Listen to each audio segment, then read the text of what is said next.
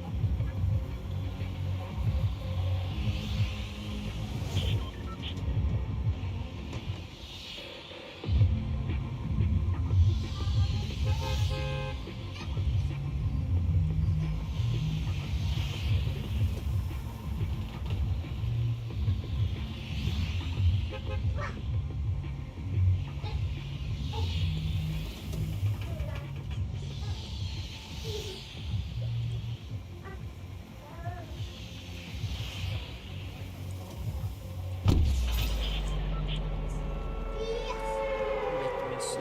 Everything is good, right?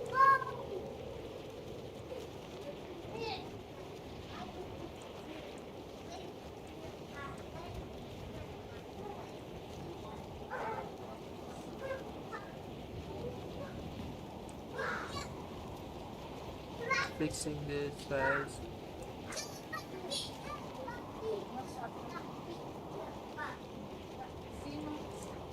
Now it's good, right?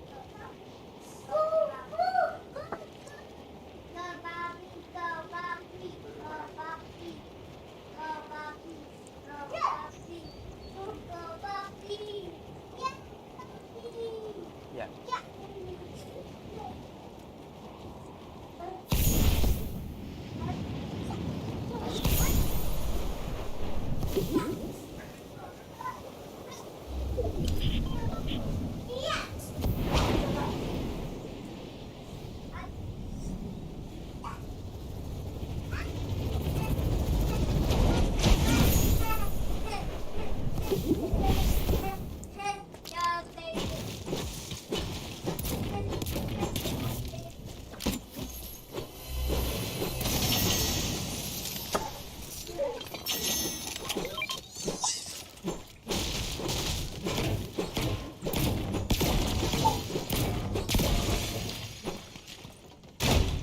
What the heck is that?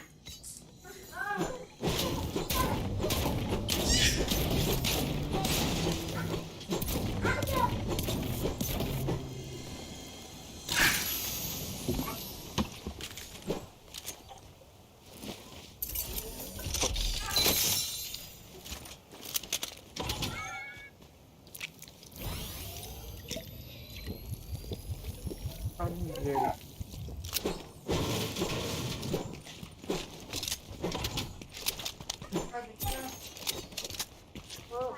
What?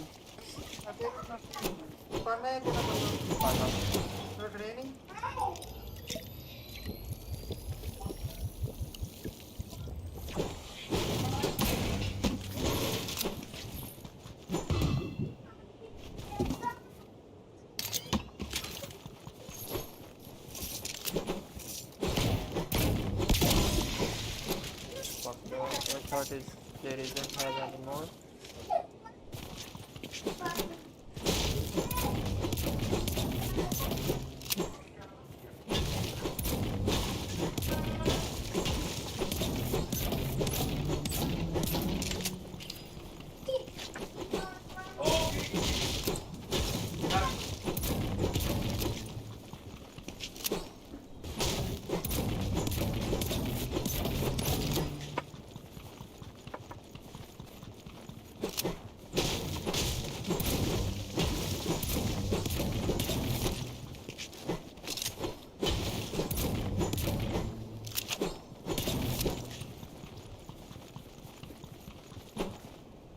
There is a player.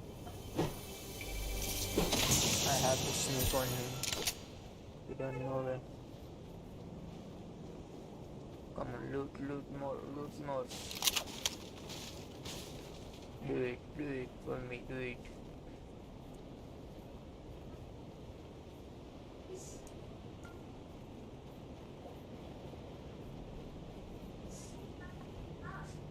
Oh, where is he?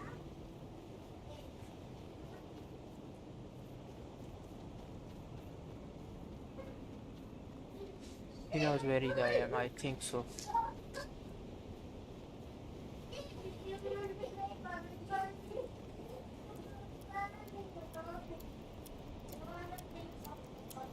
He knows where I am. He definitely know. You see that? There.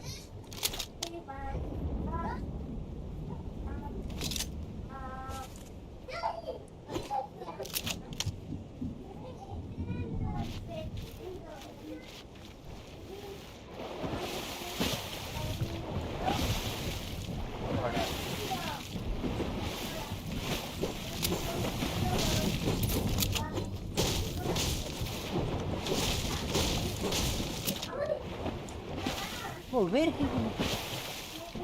Wait, what? What just happened? Where he goes? You guys know?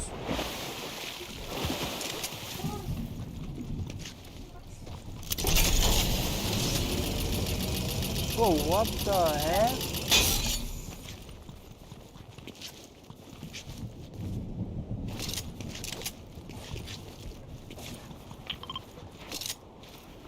Oh, there is no way he...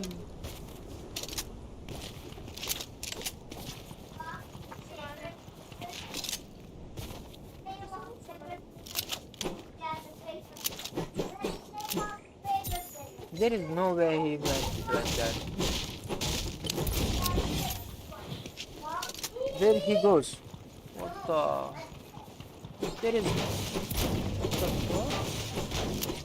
How is this possible?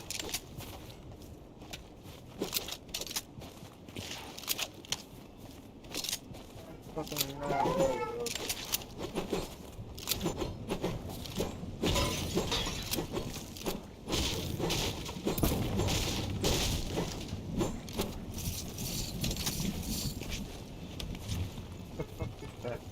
How is this possible?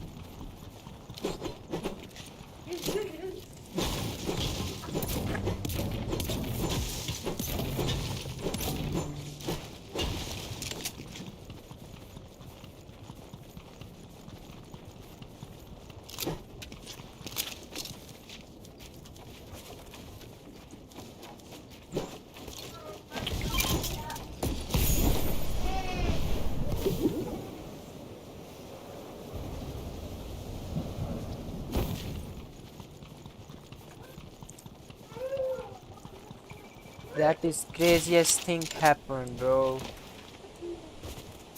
He, like, how?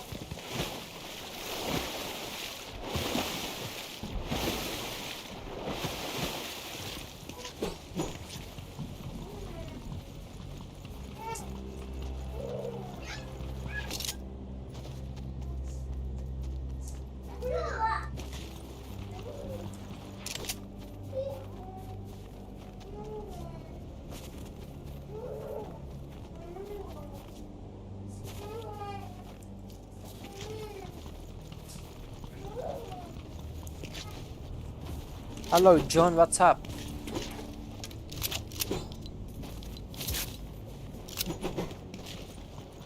Bro, there is no way he was like that. No way, bro. I'm still confused how he went through there.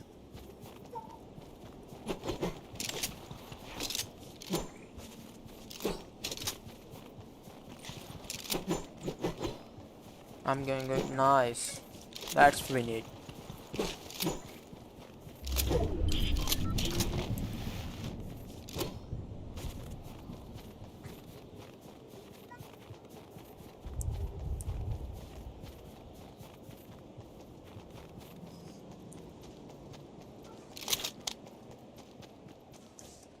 Why? Why you are going to reset?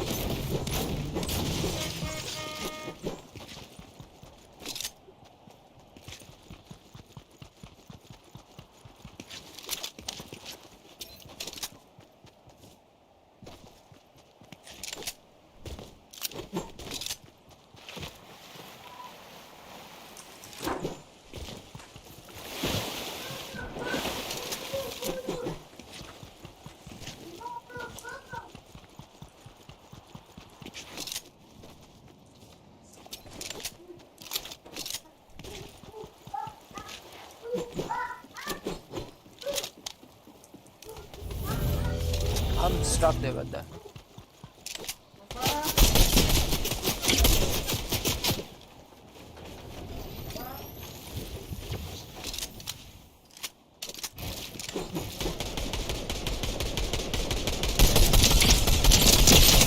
Now you are not gonna doing that, bro.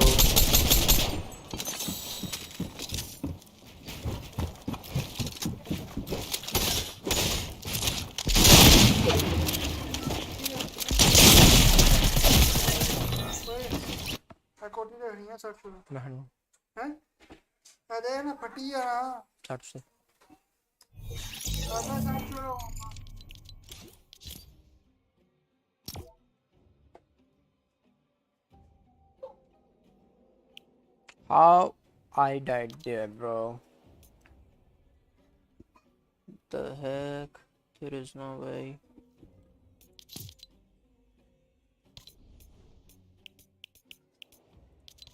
What is this? Let me see. Let me see this, bro.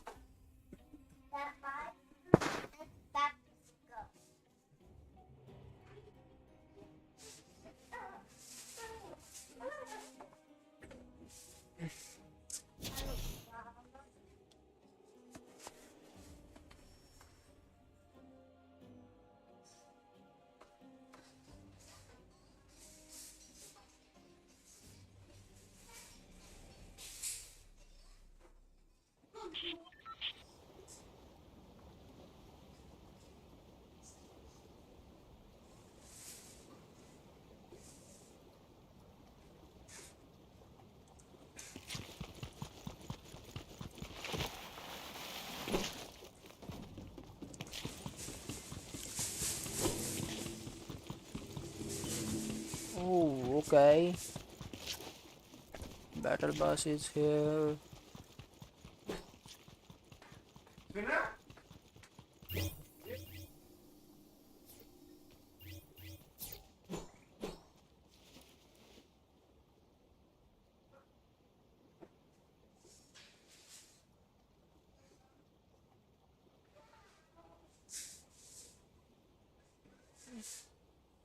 Bro, this is too hard to open that. Open store.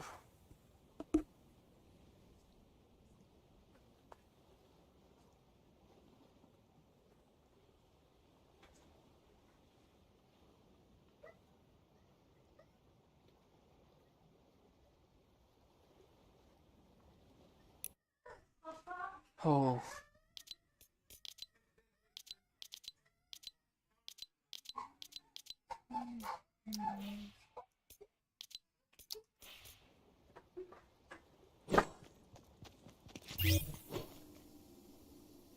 I thought that is for to get like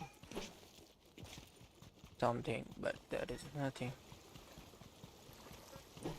Burger King is here. Minis, okay. Nice. And are you reading chat? Yeah. Why I'm not gonna I have to read. Okay, and what is new here? Let me see.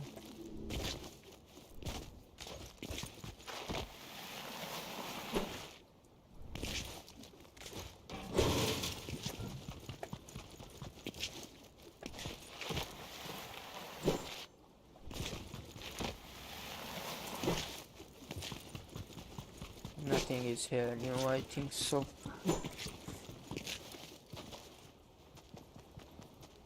This just got. This looks cool, bro.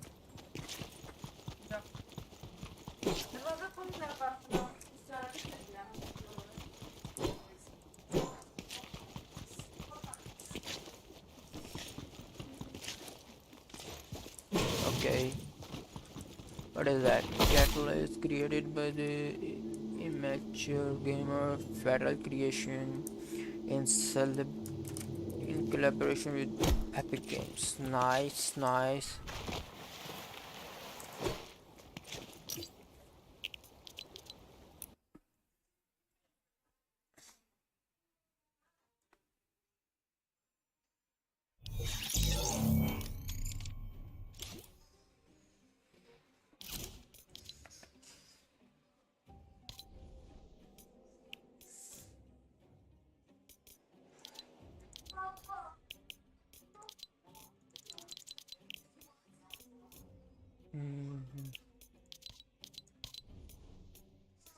Where is the battle royale, bro? Here we go.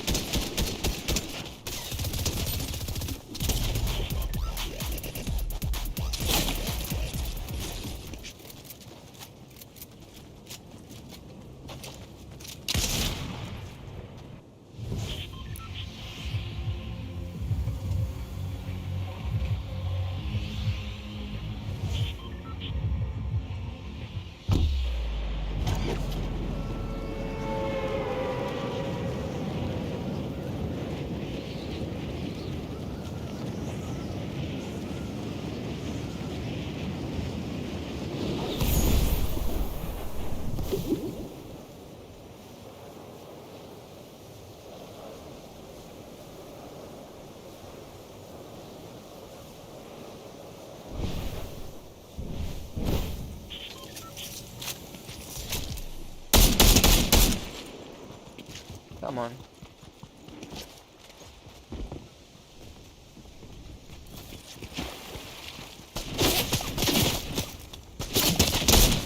Bro! That was a good player, bro.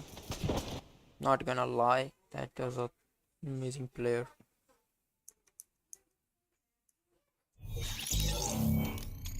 I just got destroyed by him.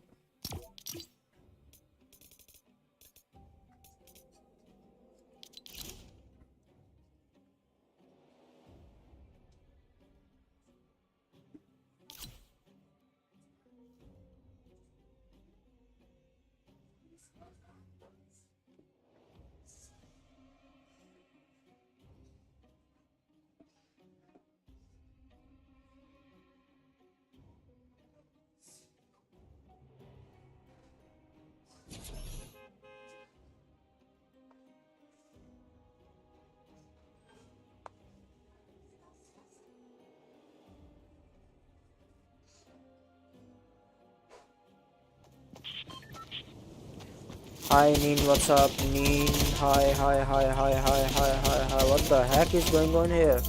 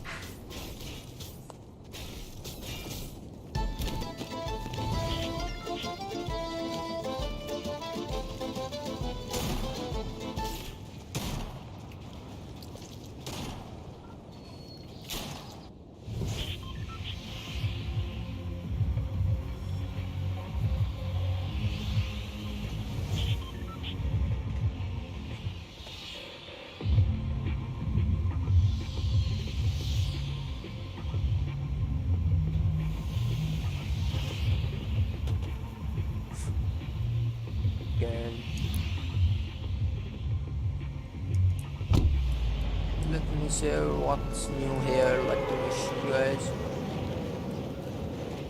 What's new coming in Fortnite? Let's see.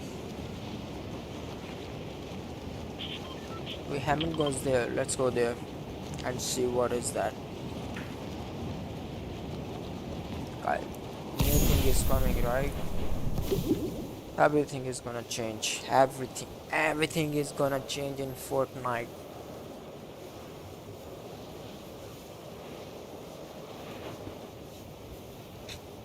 Like new things makes better Fortnite. I think so, because there is a lot of things coming. Maybe Colombo is coming back for like forever. You can fun with him. Then after he's gonna make a family like that.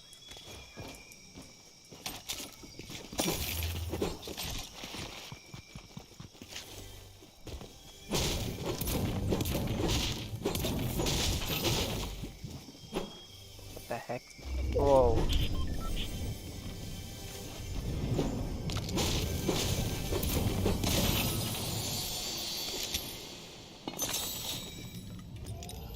And the shotgun is coming back. The which one? Pump shotgun. Pump shotgun is coming back, but with the new difference. Some new difference on the pump shotgun, guys.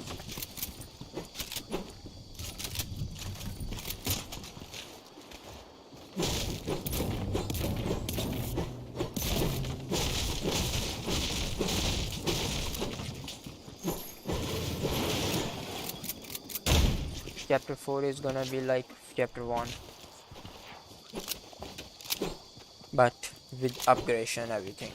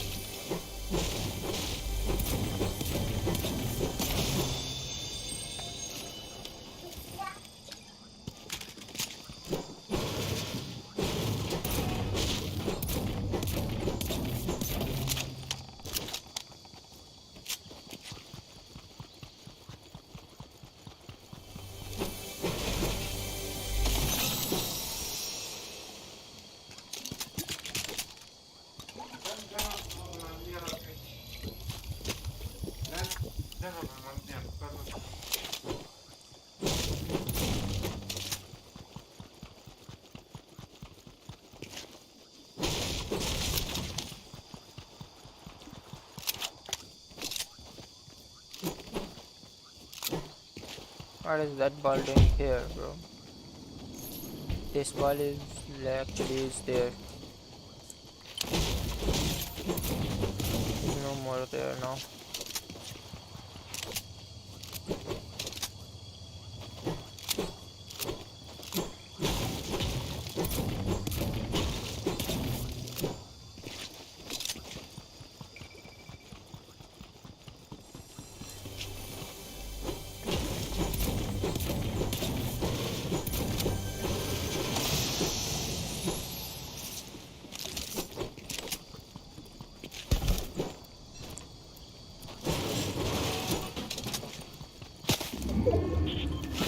Chill, bro. I'm coming.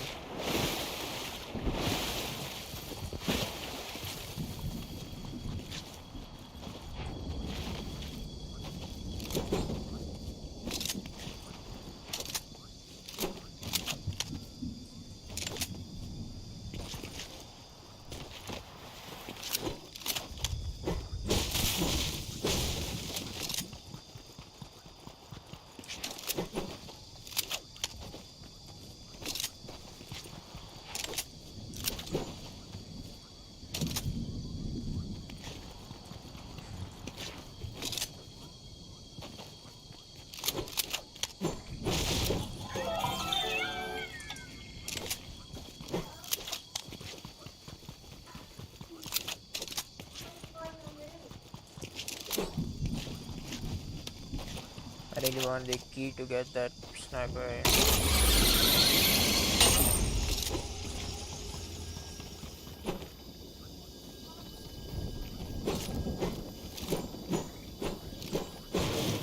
I have to go down. Let's go, boys. Let's get that. Let's get that shot sniper. Which one is my favorite? मामा को पूछ मेरी मम्मा को पापा को पूछ लेना पता है मैं पापा को पूछ पापा को पता ही पता है पर पापा को पता है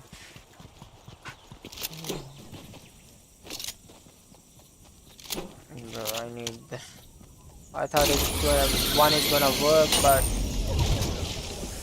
unlucky.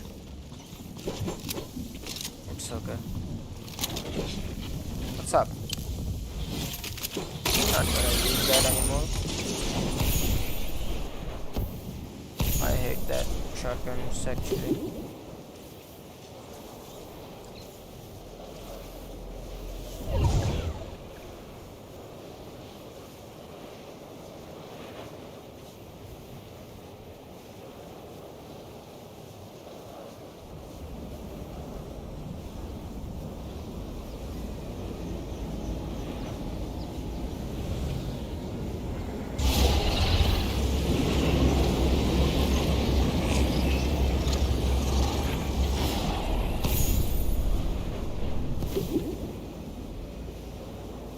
No, she isn't dead yet. Let's kill this.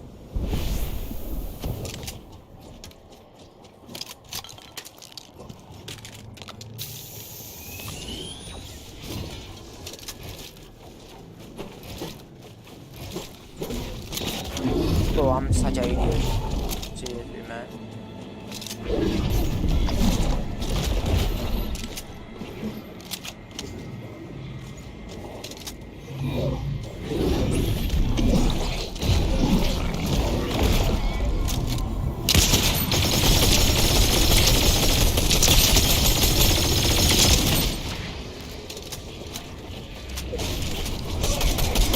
I hate these things, bro.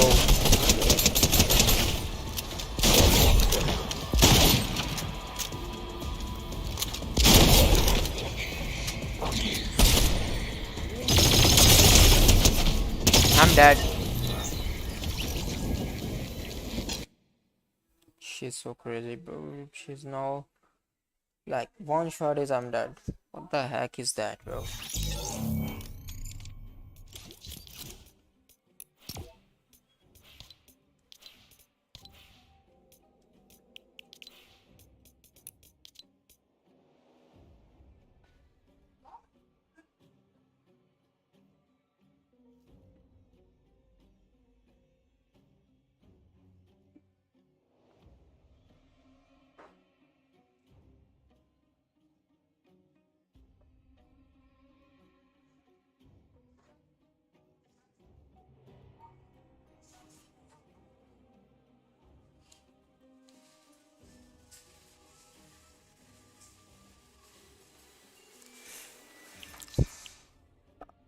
Hey James, what's up?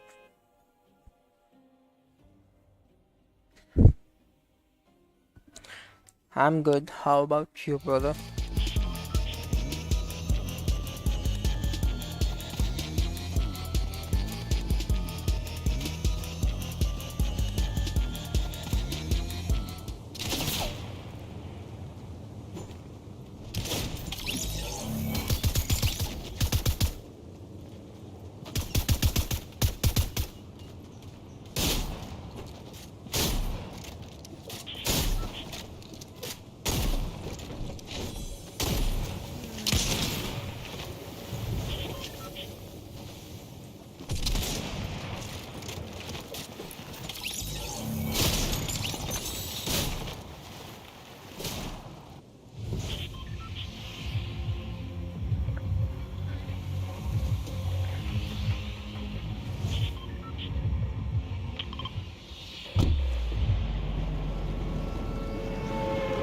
Nice.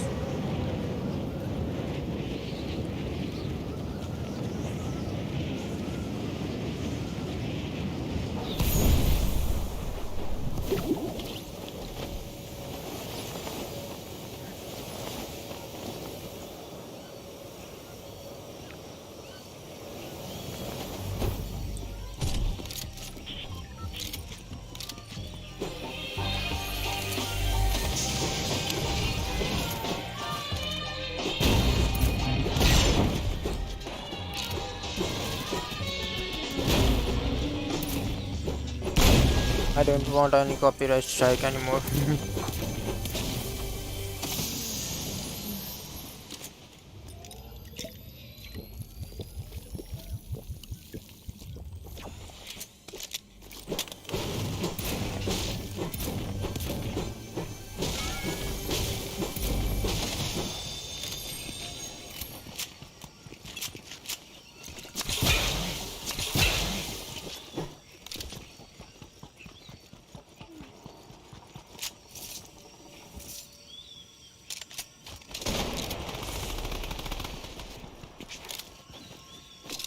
He killed him.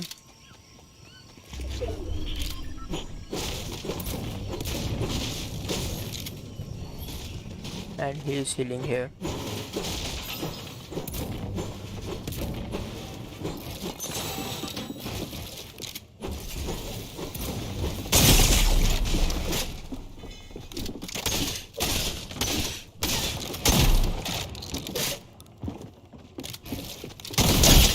Whoa, what the?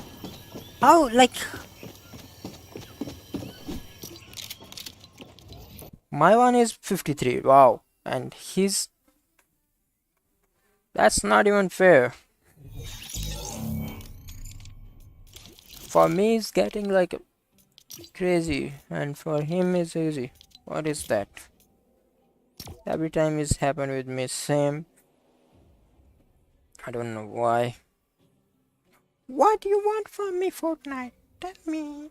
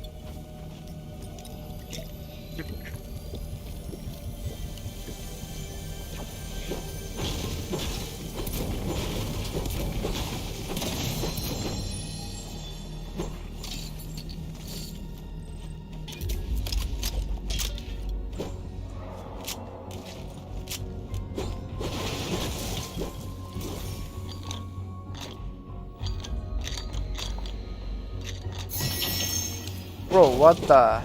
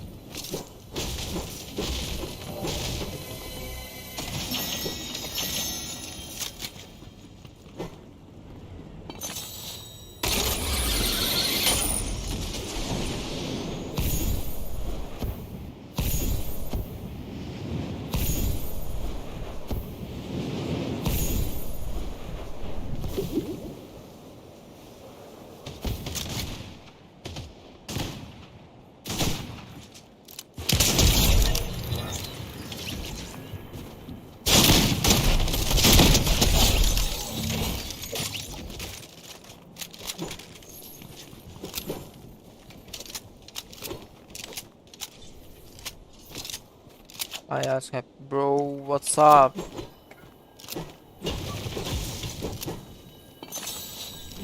My guy Strange, how's it going, brother?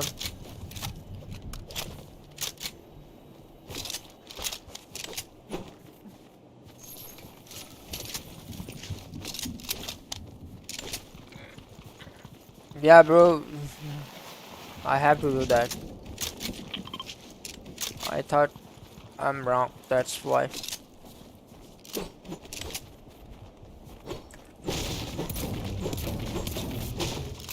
Sometimes, the decision makes you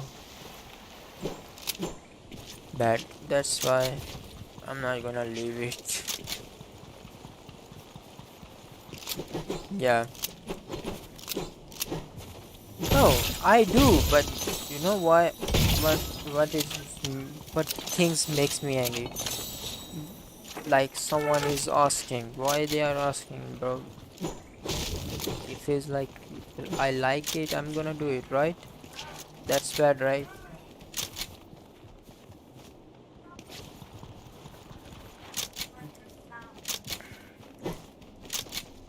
I do when I like, when I want to. Like someone decision never makes me like, right? Come on, bro.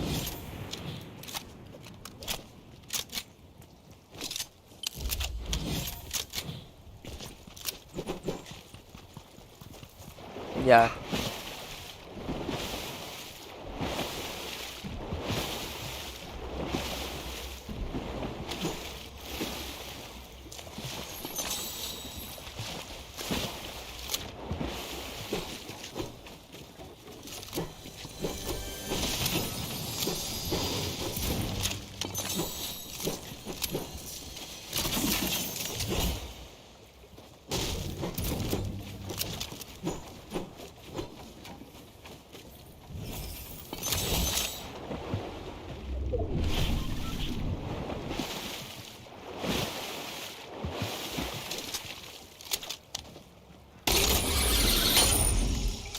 Bro, I just bought the face cam, but you know what? My family is there. Is at this time it's hard to manage because my house is not bigger. If I have my own room, I'm gonna do that. Face cam quality is amazing, bro.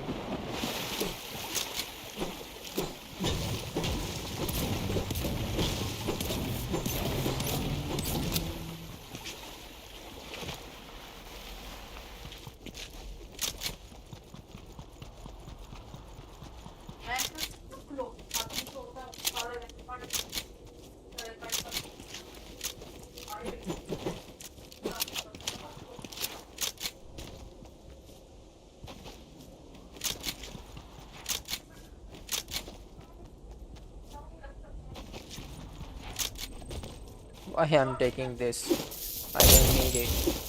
Maybe this work for this. Any challenge? Maybe. What the? How? Like what? Wait, what?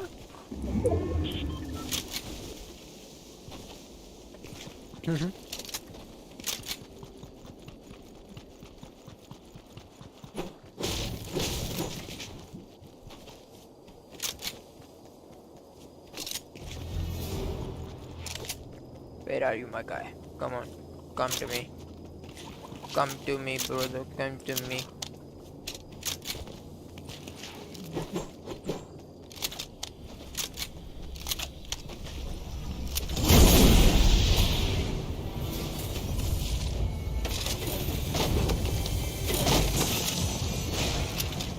He was here.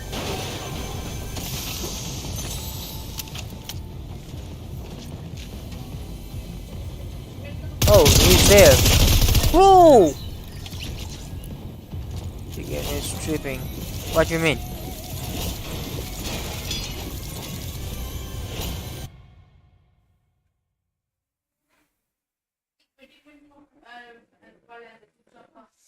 That's not fair, bro. The tree? Hmm. Yeah.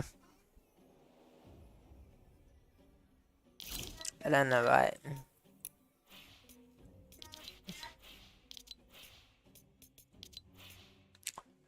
This one is a good one, or let's take this one.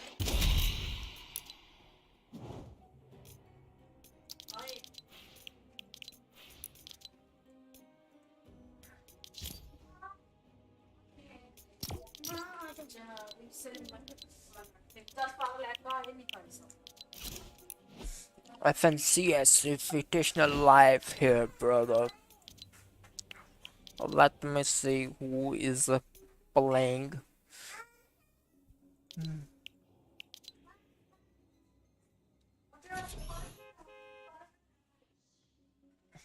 Bro, how I can watch? I wanna watch it. I want to watch it, bro. FNCS. Bro, there is no way. Bro, how to watch the FNCS? I want to do the watch party.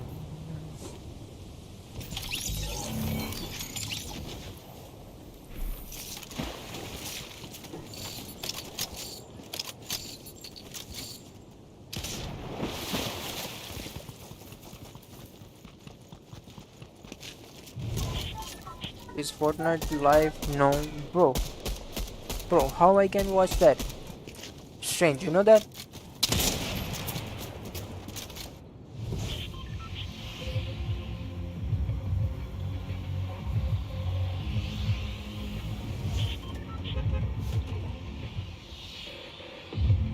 How I can watch this FNCS, bro? Tell me. I don't know, but I think going to be very fun. Yeah, but bro, there is no stream I can watch because that is started, right? Let me see if it's possible to watch there from that. Leave it. Let me see. Let me see, boy.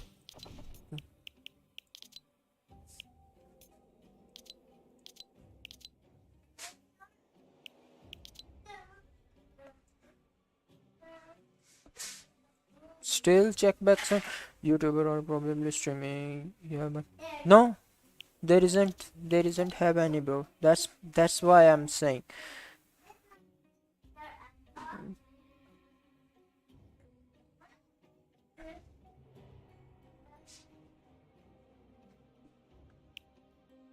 Let me read it.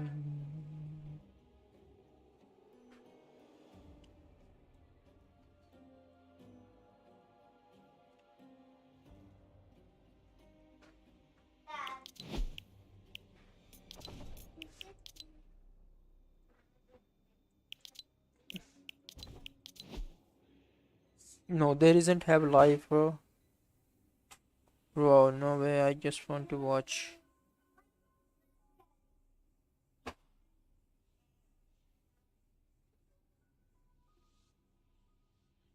There isn't have any single player who is like playing in FNCS and live streaming.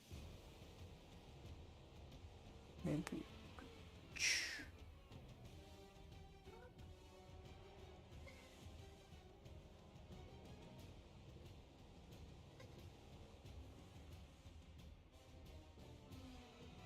Let me see. Fortnite channel. Fortnite is also not streaming.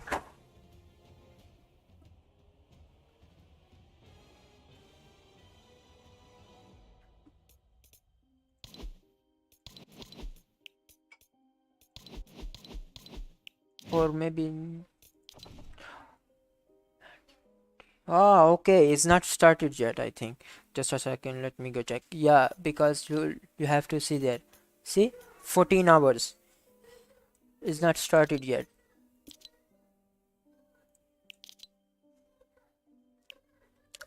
See, everyone is zero, zero, zero, zero, zero, zero. Senbuga is playing with Digmero. Let me see who is more here. Cold. NRG Clicks is playing with Duke. Nice. Jeffen. Let me change my title to stream. Wait a wait a second, guys. Fortnite FNCS.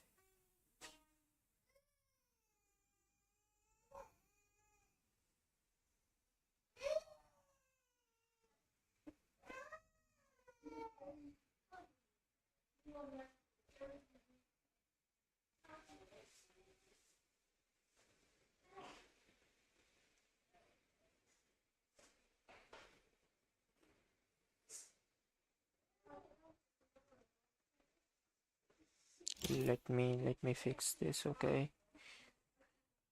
Wait a second, let me change my title, guys.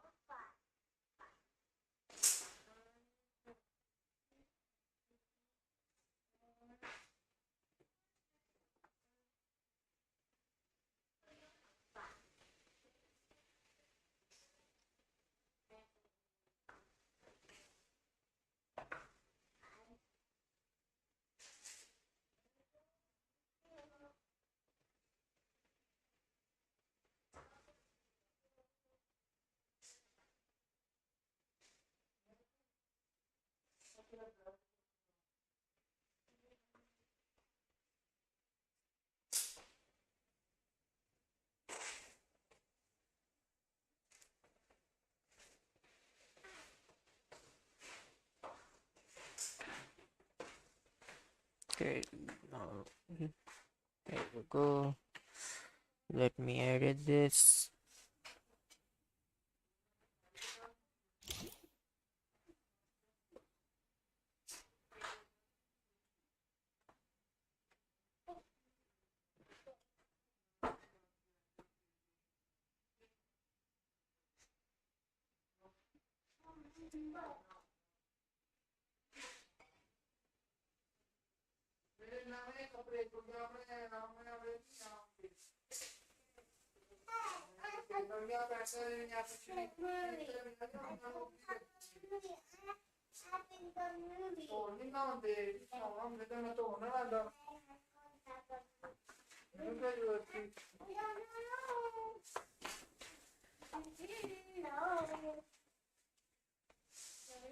Here we go.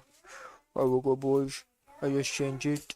Let me see my title, everything. Here we go. And Vox is here. Energetic Leaks is here.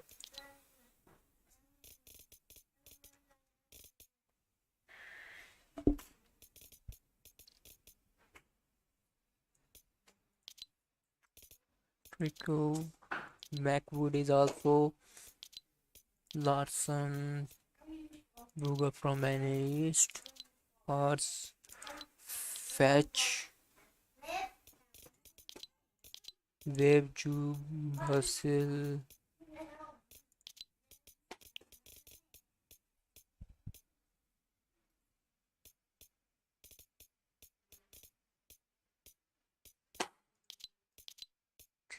Scented is playing with Cold.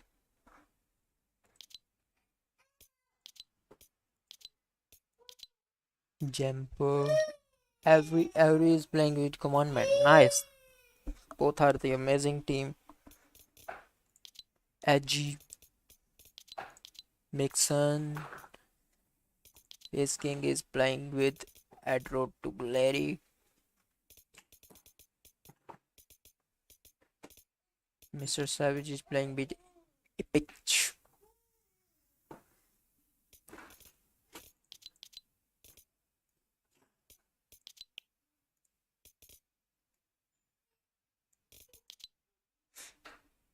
Okay, guys, let me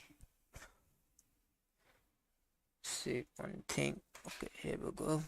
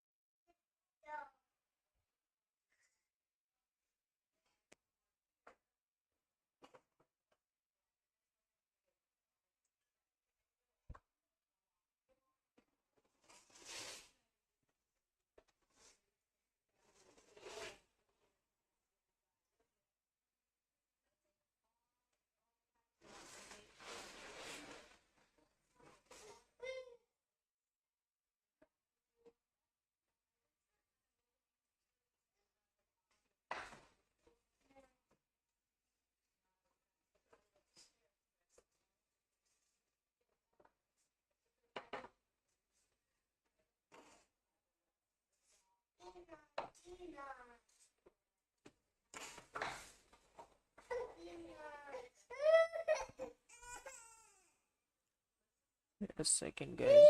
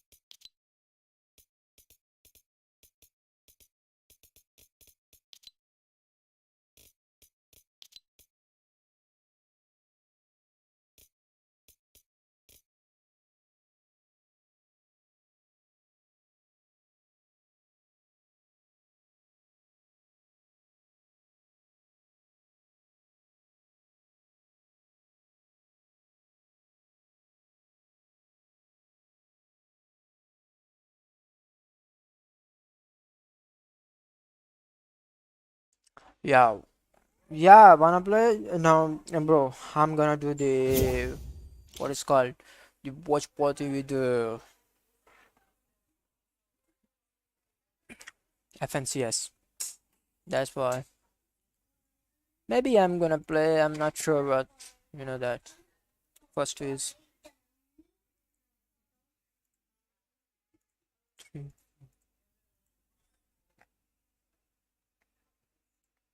is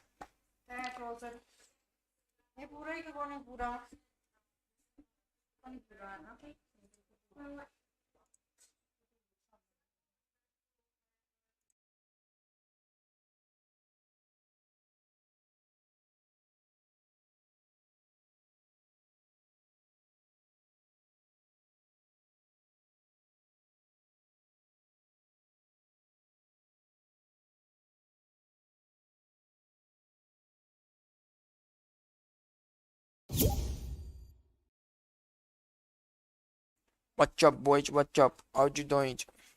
Everything good or not?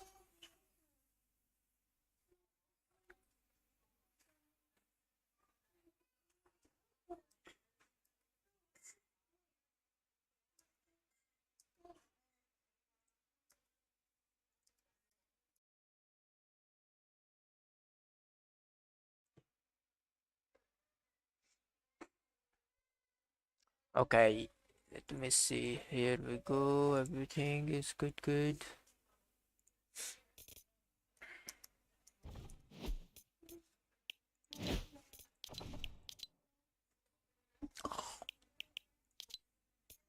Where is this?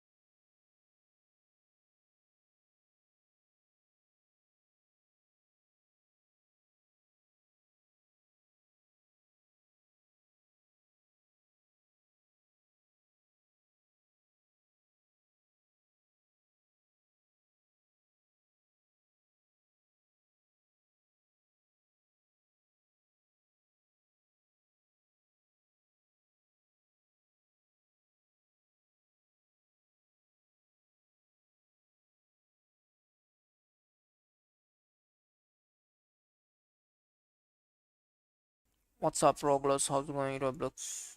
I don't know the name.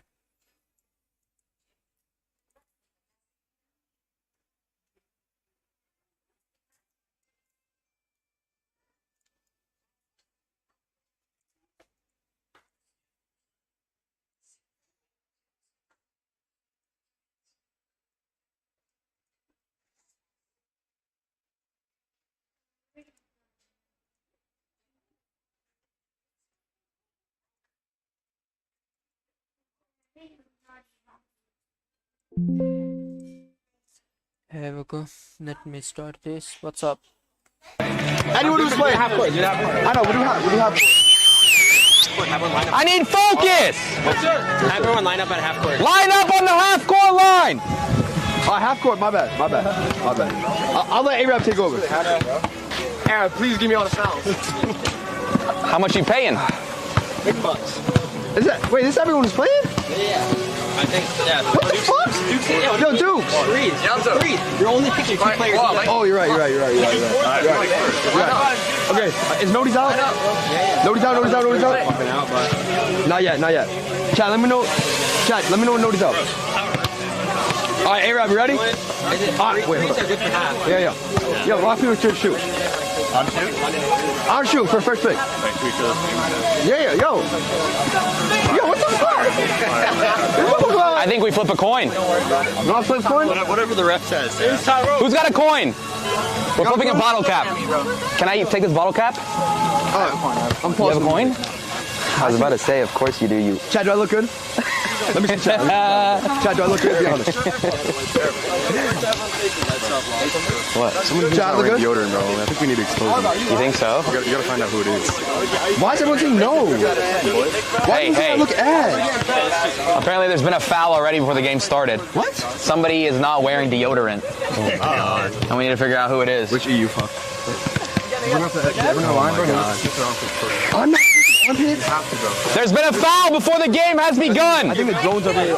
Chat, are the drones? We're getting reports that somebody here is not wearing deodorant. You can smell me, bro. I'm good. Now either you're gonna come forward or we're gonna find out the hard way. Dude, say hi. Who is it?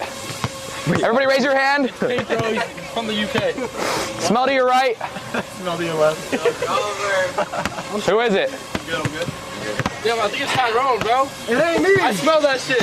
It ain't me. I got deodorant on. Yo, no way it's you, bro. My is white. I got deodorant. Yo! He smells fine. He smells fine. Don't try to catch me lacking. I'm Tyrone. All right, we're ready to flip a coin. We're good? Yeah. All right, we're flipping coin. Who goes first? You want this side? That's him. You want this side or you want the other side? I got that side. You want this side. So if it lands like this, you... For first pick. Yeah.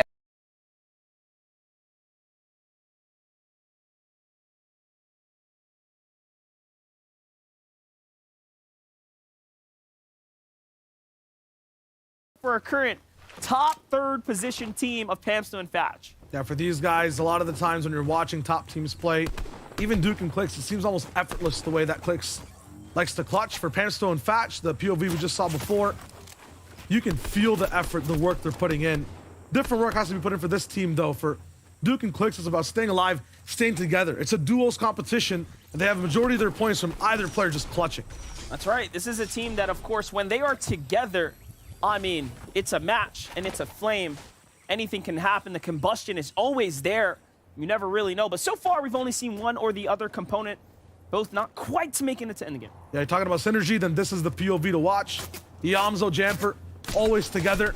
And they're playing like they want to win this FNCS. A lot of the times, Yamzo's playing like he wants to win every game, and that puts him way up in the top 5, but they've been looking at consistency more than anything else. They have a tough decision to make, a far rotate. They don't risk as much anymore. They stick together, stay low, keep their heads down, and wait for the right time to strike.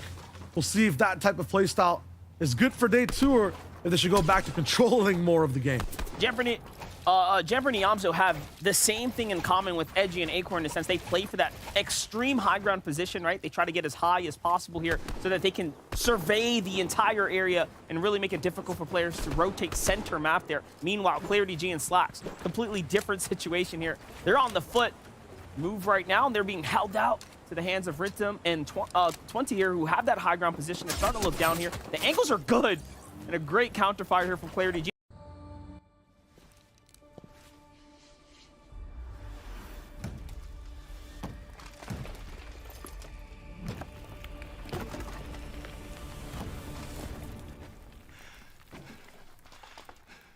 Então, já está a dar?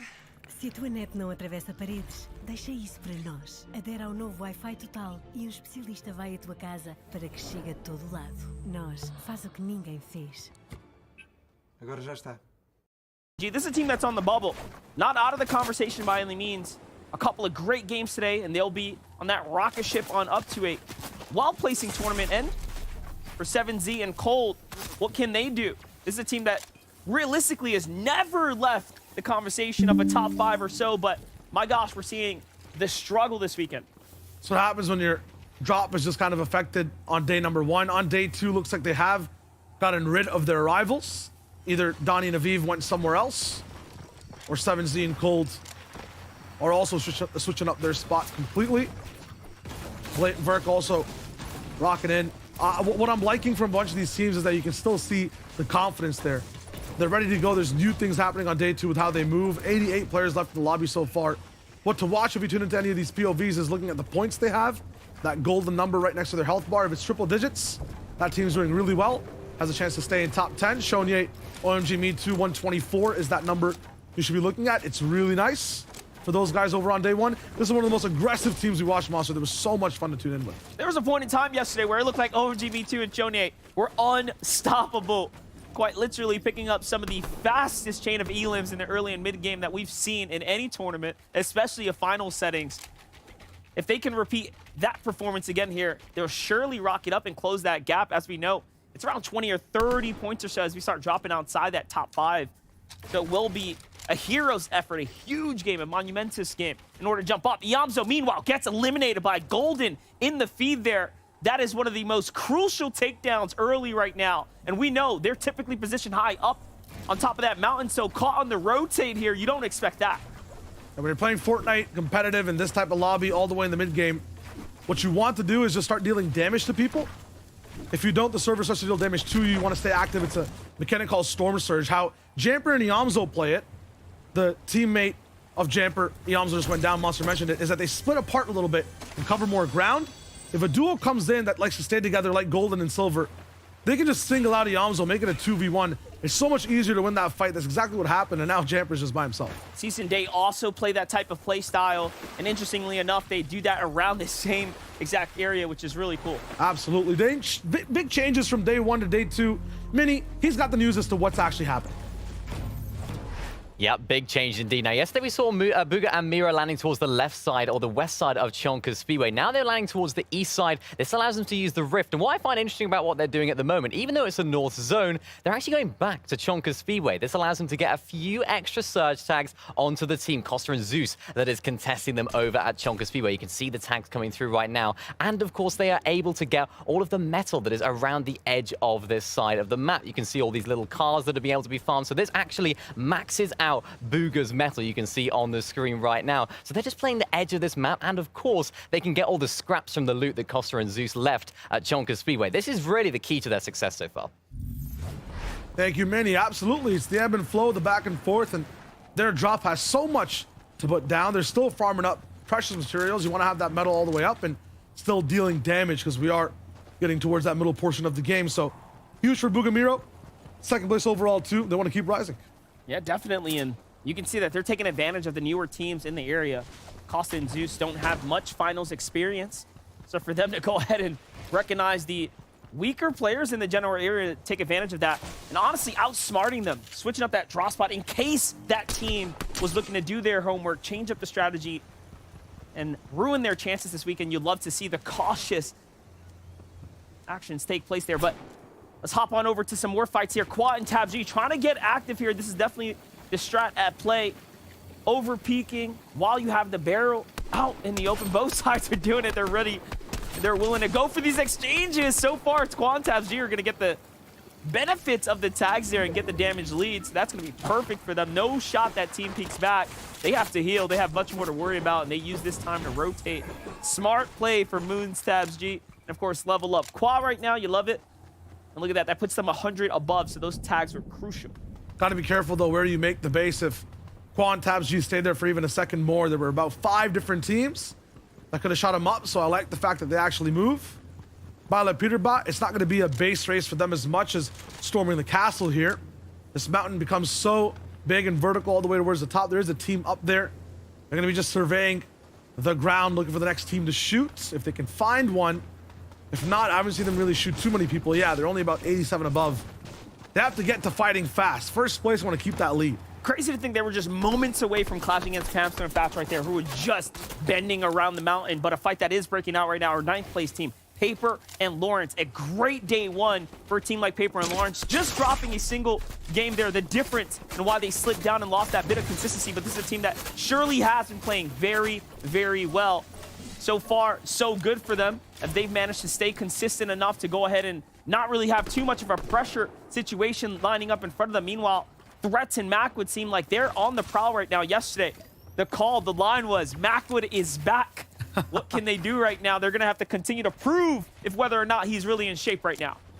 Need a lot of damage, 100 below, so either Macwood or Threats on screen right now needs to land about 3 or 4 shots on someone.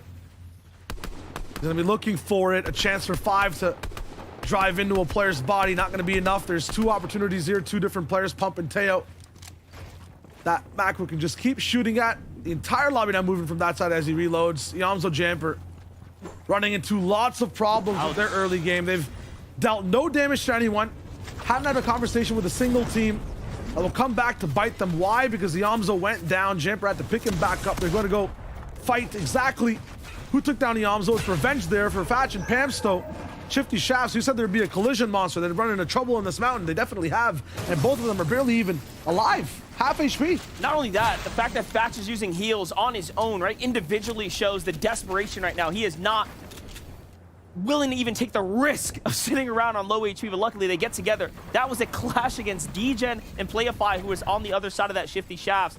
Looks like a little ambush was set up. Peterbot and Vila also was looking like they were about to get eliminated for a moment there, as Macwood have them in their sights. They're just in that general area. Threats and Macwood now push in because they got those opening tags before we slid away. Threats is hurt here to the Storm Surge. Seems like it's active. Peterbot wants nothing to do with that. He's on the run right now. This is a tournament running opportunity right here on the line. All he has to do is survive essentially at this moment. Storm Surge striking Threats right now.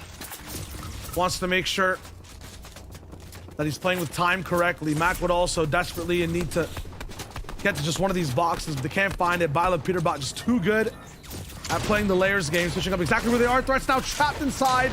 Huge damage from the cone too. The fact that Violet took no damage from that, absolutely perfect. Saved the resources, and they pick up an easy 2 eliminations on both Macwood and Threats. You know what? You take that clip, you put it in slow motion. Look at how quick they were able to react there. But hold up, 3rd place on the walls of our 1st place team. Facts with the opener for Peterbot to trade, and Pamsto clutches up. What did we just watch? The craziest of exchanges. Peterbot and Bila left their guard down for a brief moment, and that is what the best of the best will do. You'll lose your tournament run. Meanwhile, 4th place also in a world of trouble. The whole entire script has been flipped on its head. The top of the table. The high council's kind of fallen. Every single top team struggling, except for Bugamiro, except for 3rd place, Thatch and Pamsto. What a way the Storm Runners to come in from the darkness, just strike inside that box. have a trade there too. The fact that Fatch trusts Pamsto enough to be able to finish that, put his body on the line for it. That was just such a good display, and they needed that too. They needed the damage or they would have been taken out.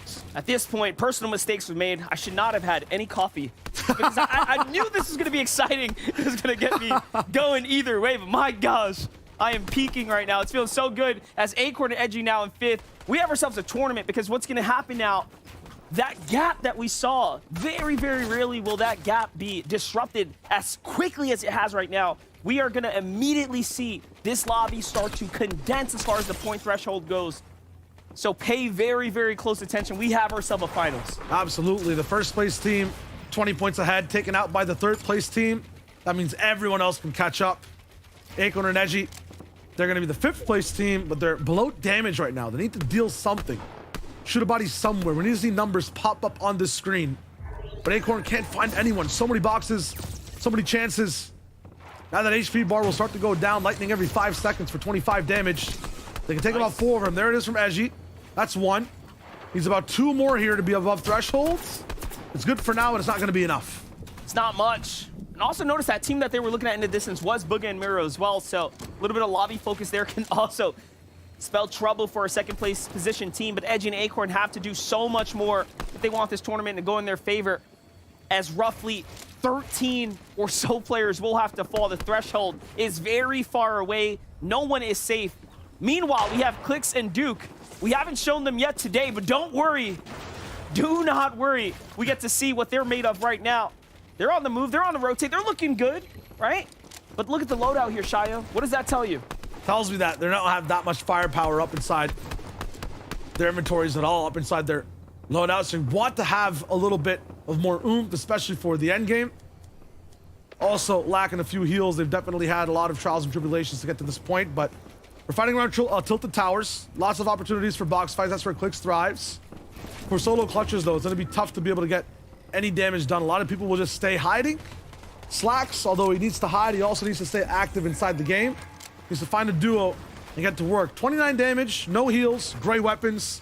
Anyone can just see that this is super down bad. I was going to say that. Yeah. The word I'm looking for is down and bad. This is a rough position to be in for any professional player. Game 7, 29 HP. You really have to think about it. It's almost impossible to ask him to come back now. OMG Me Too might just be served up a free opportunity here if they pounce on it. Let's take a look. Shonye, OMG Me Too, 7th place after the first day. Right now, just barely above the surge, so they're going to have to pick and choose their poison. It's go right or it's go left. Right now, they're looking at the team on the right. Little do they know there is that solo there, opposite of the angle, but they will have to get active. Meanwhile, 7Z and Cold are on the rotate right now, outside the zone, just in the what is this, the congested area here. Such a tough spot to rotate through. And the mix of things, and it's tough. Many players also not being able to get on the train and get to the next portion of this game. Donnie going down, Hoofishy taking him out. A lot of the people on the right side coming in from Tilted Towers. Not gonna have the most pleasant ride, the most scenic route into the end game where a lot of points are handed out for placement. 7Z inside the box will deny Tabney a chance at getting eliminations, but it'll cost him all his shields. He'll have to heal up here. Loadouts will have to basically get chopped in half. Definitely a tough spot to be in here. If even Donnie versus Cold and 7Z there. Might be a little heated battle, but let's see it.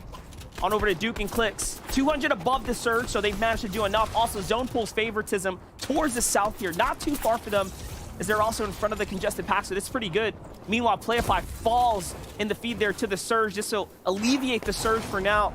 This will basically stop the damage from going to the rest of the lobby. Everyone gets to have a moment to breathe here, but it's only going to last 55 seconds. Meanwhile, Thatch finds Hoofishy. Another set of eliminations. The gap continues to close here.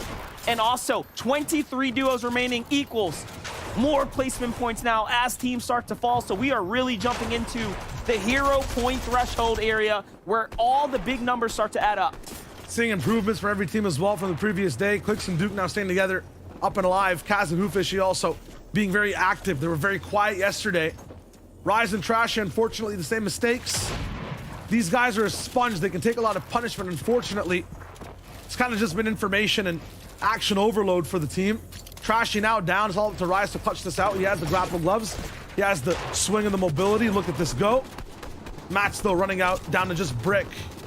Use it up, has about 10 more boxes to make. If he's kind of frugal with them. With the zone changing now, it'll start to move everywhere across the map. He'll be pressured down. Fatch and Pamsto are on fire. 5 eliminations. I talked about you can feel the work when these guys are playing.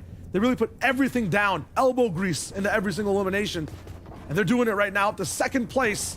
And taking over 3rd, and we know that 1st is down. They can really take the lead. We don't want to speak too soon, though. There are still new teams looking to make headlines today. Jackson and Chubbs being that, setting the example right now as they have high ground. They have an opportunity to take home a victory royale should they hold this out correctly. Commandment and Avery, we've seen several times poised up for high ground as well. You know, really eyeing us saying, hey, man, can we really do this? We know Commandment is known for the low ground, so more often than not, you see there, they opt to jump down low. Meanwhile, Booga is hurt. No shields, no HP for him. Miro alongside, same situation. No mats for Miro either, so that team is absolutely running on fumes. Clix and Duke, though, waiting on the backside. They love rolling the zone late, so let's see if they can survive. Donnie just revived. Has minimal mats to work with and is out way in the open. Not a single shot even coming at him. Trees blocking him all around the way, down to just 6 mats. They have to jump into a box now. Maybe Aviv has some materials, but he's running out of health completely. Agers denied high ground. Chubbs and Jackson just too strong on the defense from the top rope. Miro takes out Clix there with a huge shot, though. Swings around the wall and gets everything he needs. A little bit of mats, more time, but he loses Booga in the process. Miro once again now by himself in the end game here, and it's only going to continue to add up. Take a look here. He has to double back into the storm line. Reads a player. Big shot there, but no. Taken out and down he goes. Edgy and Acorn on the other side in 5th place now. Starting to get active. Pamster and Fat looking great up above. And we have ourselves quite the game now. The lobby's so close to each other from top down, but the ground actually gives out. We're moving off a mountain straight down to the dirt. This lobby will just get so vertical, so fast. Donnie wants to live here and stay on this layer, but he does not have the mass to be able to just stay on this ride. Towards the right side, Costa up inside a few boxes. If he had its back, Donnie's gone. Kanata by himself. Agers tried to take to the skies, but his wings were clipped, so now it's up to Kanata to float. Kaz lost 2 fishy down in the depths of the water, but he can move throughout the storm. It's raining, it's pouring. Kaz, though, he's looking for glory.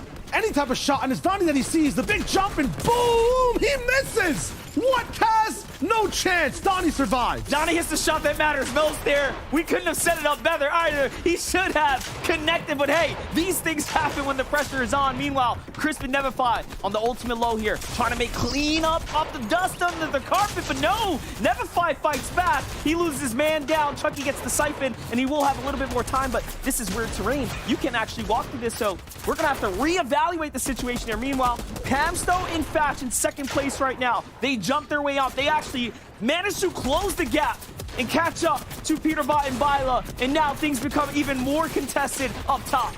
Commandment, star player, up inside his natural habitat, looking at every single build, looking at a clutch situation. It's Wood here. He can jump in at any moment, but he's waiting his time. Fatch, the protagonist, Pamsto, the hero. In this game, they can definitely take over. Finds another one. Nevify now swinging his way all the way outside. Will this be another one served up for Pamsto and Fatch? We know they're on this side of the zone. They're dangerous and they're on fire here, so you do have to be careful. Meanwhile, Nevify gets caught up in a web's trap there. Costa is the one who gets it, but you know what? Pamster and Fatch are fighting back on the same exact team here and already putting down big pressure. Acorn and Edgy on the other side, just completely quiet as they just branch their way into the safety of this zone. But everyone is starting to fall now. Jackson and Chubbs are on top, racking up eliminations. They also have been extremely active here.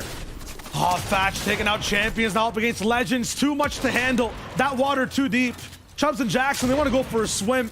It's vacation time. They've got so many mats. This is a victory lap. Nawson, the last person left. He's got a pistol in the inventory. Chubbs, what type of loadout is this? Swagging on him. Nawson now down below in a 1v2. It's possible. There is a chance if he has the mats that there's a clutch coming out from this man down below.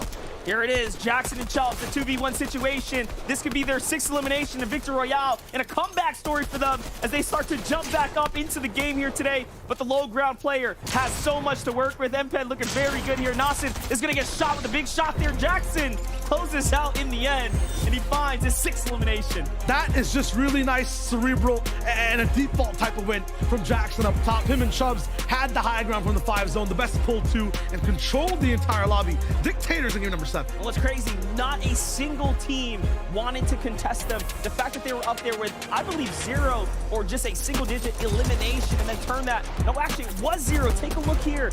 Not a single elimination. They find 6 in the end the moment they take high ground. And that's the riskiest thing you can do as a duo, is commit your materials from height that early and say you're going to take it all the way to the end. Take a look at that. Yeah, they started this entire game way outside of the 20th place range on the leaderboard. They're going to shoot all the way up to 18th and even higher after that. Big shout outs to Chubbs and Jackson. The rest of the story, though, for the top 5, you know, Peterbot Byla going down, Fashion Pamsto, a phenomenal game from them. Absolutely impressive. I want to see what changes that makes. Hey, everything is going to change here, but congrats to Chubbs and Jackson, of course, taking that win. Game 7 is off to a bang. This is the NAE's finals. We're starting it up. Let's send it over to Kelly. Congratulations to Jackson there. Of course, though, we have to talk about some of the top teams going down a little early, like Peterbot and Byla going down in the mid game there. Of course, we also saw oh my gosh, Bugha and Miro having a little bit of a struggle as well, and having Pamsto and Fatch taking over that 2nd place spot. Absolutely, yes. Going down early means that some of these teams that were on the chase have the opportunity of a lifetime. Make a statement. Game number 1 of day 2, ultimately game number 7, and Pamsto and Fatch did just that. They made it into the end game, and honestly, it looked like for 1 second right there that they were actually going to win it because they were playing so well on the low ground. Yeah, bringing that momentum from day 1, channeling it over into day number 2 here. They already have the blueprint. They already have the recipe. They just need to be able to execute on it, and if today is anything, they've already got things going. It's such a forward progression. You can see teamwork really making the dream work, because while Pamsto backs out, Fatch is just going ahead and continuing that pressure to give him time to heal. Yeah, I love this right here. The last second, right, they realize they have no builds, and the cohesive dive down into the water, like synchronized swimmers, both going for the shots, making sure that they get as many points as they possibly can. And ultimately, look, that effort is going to put them in 1st place with 194 points. I thought they just stole 2nd, but stealing 1st place. But there is only just a 2-point difference from Peterbot and Byla, and that's due to the fact that Peterbot and Byla, although going down early, were able to grab just a few amount of eliminations. And the storyline is set up here perfectly, right? Because guess who they went down to, Jacob? They went down to Pamsto and Fatch coming out of the storm, who looked like they were so shambles. They needed Storm Surge, but a little bit of a mistake from Peterbot and Byla, leaving their top open. Pamsto and Fatch took full advantage. That instant 1 pump that comes out, they get the knock, the cleanup is there, and now they are in contention for winning this whole thing. Yeah, I said it yesterday about Clicks and Duke, but the Cinderella story might be Pamsto and Fatch, because they were almost not here at all, not even a chance, but they got it served up to them, and they're taking that serving and really putting it to work. I feel like there's so many stories going on right now on our leaderboard. So many big names, the top names of NA East. And then, of course, we still have the newer teams as well, like Shoney and OMGB2. But speaking of new teams, we have to talk about Chubbs and Jackson. First of all, somebody has to have a conversation with Chubbs. If he has a coach, got to make sure that he knows that pistol is not ideal in an endgame loadout. But look at him. He is making it work. Maybe it is. The big damage numbers coming out. We can see him right there picking up the elimination. And then I also saw later on that he actually finds Ager with it as well. You can deal big damage with it, but I mean, like, listen, this was just free for these guys. I don't think anybody even realized that there was a high ground team. They were all just like, oh yeah, that's fine, just leave them up there. And as a result, they have so many materials. I mean, 60 builds right now going into the 9th zone. How in the world do you do that? Yeah, and I think it kind of played a part of where the zones actually went. It was pretty center for the most part, getting pulled over, tilted, and just the amount of work. And that's got to give Chubbs and Jackson a ton of confidence continuing on the rest of the day, because it's not always how you start, it's how you finish that is just as important. I mean, you're hating on the pistol, but I saw eliminations coming out of there. Although they didn't make it into our top 10, a team that did, Nevify and Crisp, who had almost double-digit eliminations in that game. Yeah, they bumped up 11 places, put themselves in the top 10. Agers and Kanata also now, they were 12th place coming into day number 2. Now they're 9th, so the rise is there. But somebody that I loved to see right there, Acorn and Edgy, knowing full well that coming into the day that they were on the chase, but then they realized Bugha and Miro went down a little bit early in that end game, as did Peterbot and Byla, and they took full advantage of it as well. We can see them right here in the end game, playing their game perfectly. They find themselves in a position on the low ground to where they can show off their mechanics, show off their teamwork, and it worked so well. And now believe we can see them in the 4th place position on day number 2. Yeah, and we kept talking about all these north pulling zones and what some of these top teams were able to do while the zones were continually pulling north. But once you get that zone that favors you, that's almost a must-win situation for Acorn and Edgy. Even though they didn't necessarily win it, they won in the sense of they just bumped up a lot of points, giving themselves more of a cushion to work with. A team that went down just a little bit, though, was Bugha and Miro. And although they did kind of have a struggle towards the mid to late game there, I think Bugha was down at half health for 3 zones right there. They were actually able to last a lot longer than I thought they were. I mean, that's the name of the game for this duo. They will never go down without getting, it seems like, at least 20 points. I mean, this is actually phenomenal. I have no idea how they do so good in the Storm Surge category because Mini broke it down in the middle of that game. They use that rift down there and they land even like further south than you would think, right? With a northern pulling zone coming up to the center of the map, they don't even decide to go for it. They're like, no, listen, this is what we're used to. We're going to still stay all the way down here to the south. But still, I think when the first Storm Surge warning popped, they were like 300 above. I'm just like, where did you get all that damage from? And then again, coming into the end game, they had 0 eliminations. And honestly, a lot of people in the community might be thinking, like, what happened to Bugha and Miro? Why are they moving their drop spot? I think that is just a calculated play coming out of them. They're giving up most of Chonkers, going south, like you said, using the rifts, coming right back. So they didn't really change up their drop spot too much. All they really changed was their plan. And one thing that changed in that game that we didn't get to see yesterday is a more southern zone, but I say southern because it was in the middle of the pack. And one of the teams was kind of complaining about it was Kanata and Agers, and we did see they had a better performance in that game. Yeah, just a little bit better. We saw Agers going down to that pistol that you talked about before. Kanata still showing that he has the gusto to kind of pull up those points as a solo. But I will say this is Duo FNCS Finals day number 2. Those solo plays are great, very, very entertaining, but enough is enough. It's time for them to outlast everybody else as a team. 5 games left. I believe the gap between 1st and 10th was about 60 points, and that can close very quickly, so we'll have to see what happens. Yeah, and you know, we had a lot of northern zones. We also had a mid zone, but now I'm asking for a southern zone right now. Game 8, let's do it. Game 8.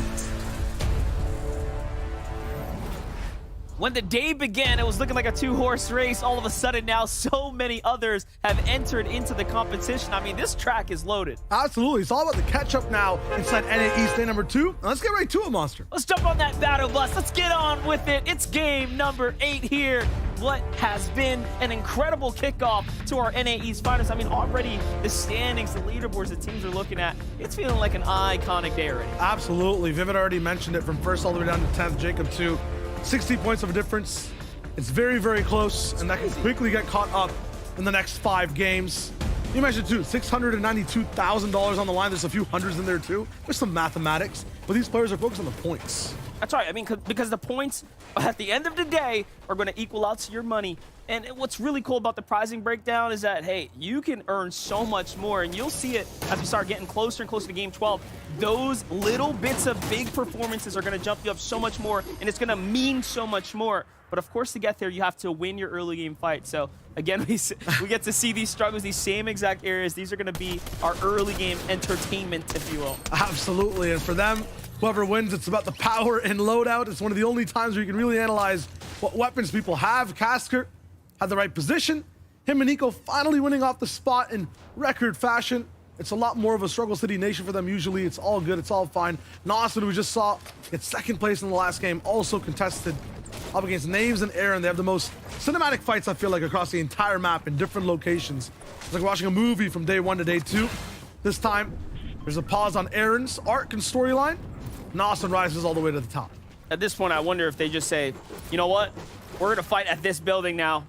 Yesterday it was on the coast or the side of the mountain. Now it's just here at this exact area in this building. So it's very interesting how this team continues to clash into one another regardless of what strategies they decide to employ. That's what happens, though, because as you start to realize their draw spot, I mean, there's not a lot of loot here for multiple teams to split up and break apart. This is one of those situations where you quite literally have to beat the team to get access and gain access to the rest of the loot path. Yeah, there's not even a trap you can put down to gain that access against the other team. It's a very adaptive type of fight. Sometimes builds get railed up all across the top of this house like they are in this game. Other times it's a low ground fight. So mix of both on this one. Aaron just trying to survive. You're wondering why he's clapping back. He has no builds to be able to actually play any defense here. He has a sword, but does not have a shield. Bryce has a mix of both for the moment, going on the chase down, but doesn't want to commit too far, too hard because, yeah, he's winning against Aaron. It's a different conversation if Naves gets involved and it's a 2v1. No matter how many builds he has, he's not going to be able to handle that pressure. Austin gets hurt there. He has to back up, use the 1 mini that he had left in the inventory. Will he double back to Bryce here? Looks like it. Bryce is going to go ahead and play support to his teammate as he swings around the outside. But once again, it just brings up that conversation. This team kind of have to end the battle because if they don't have access to that extra loot. There it is.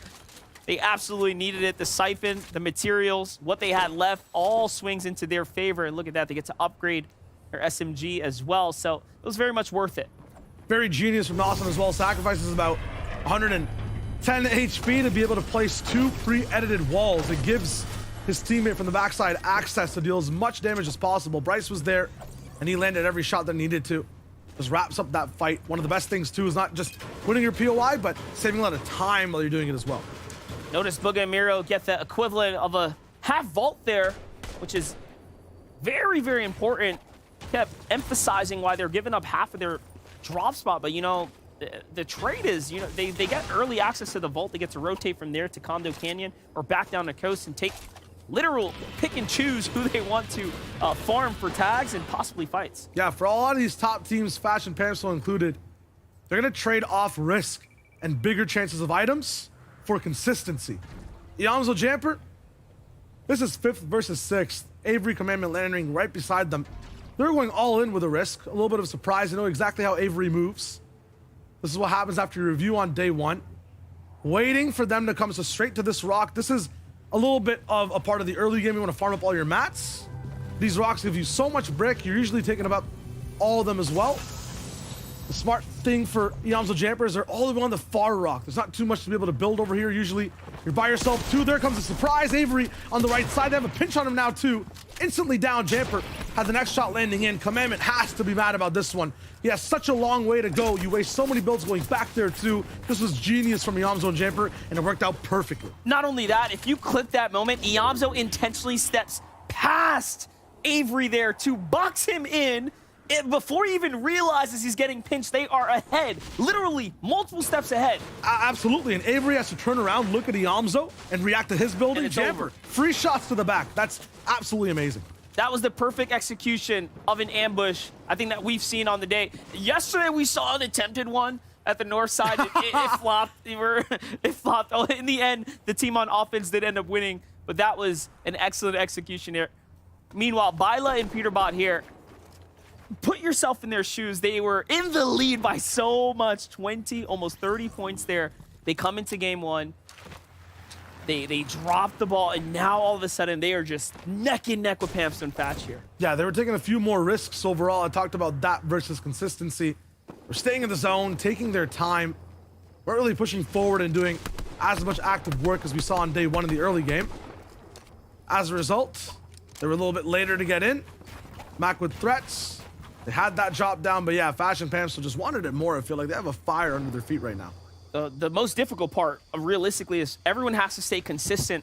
As we all know, it is very, very hard to do with the ever-evolving nature of Fortnite. The zones, the players, the loot, the loadout, right? Like, how can you continue to stay consistent? That's the hard part. That's the most difficult question to answer day in and day out.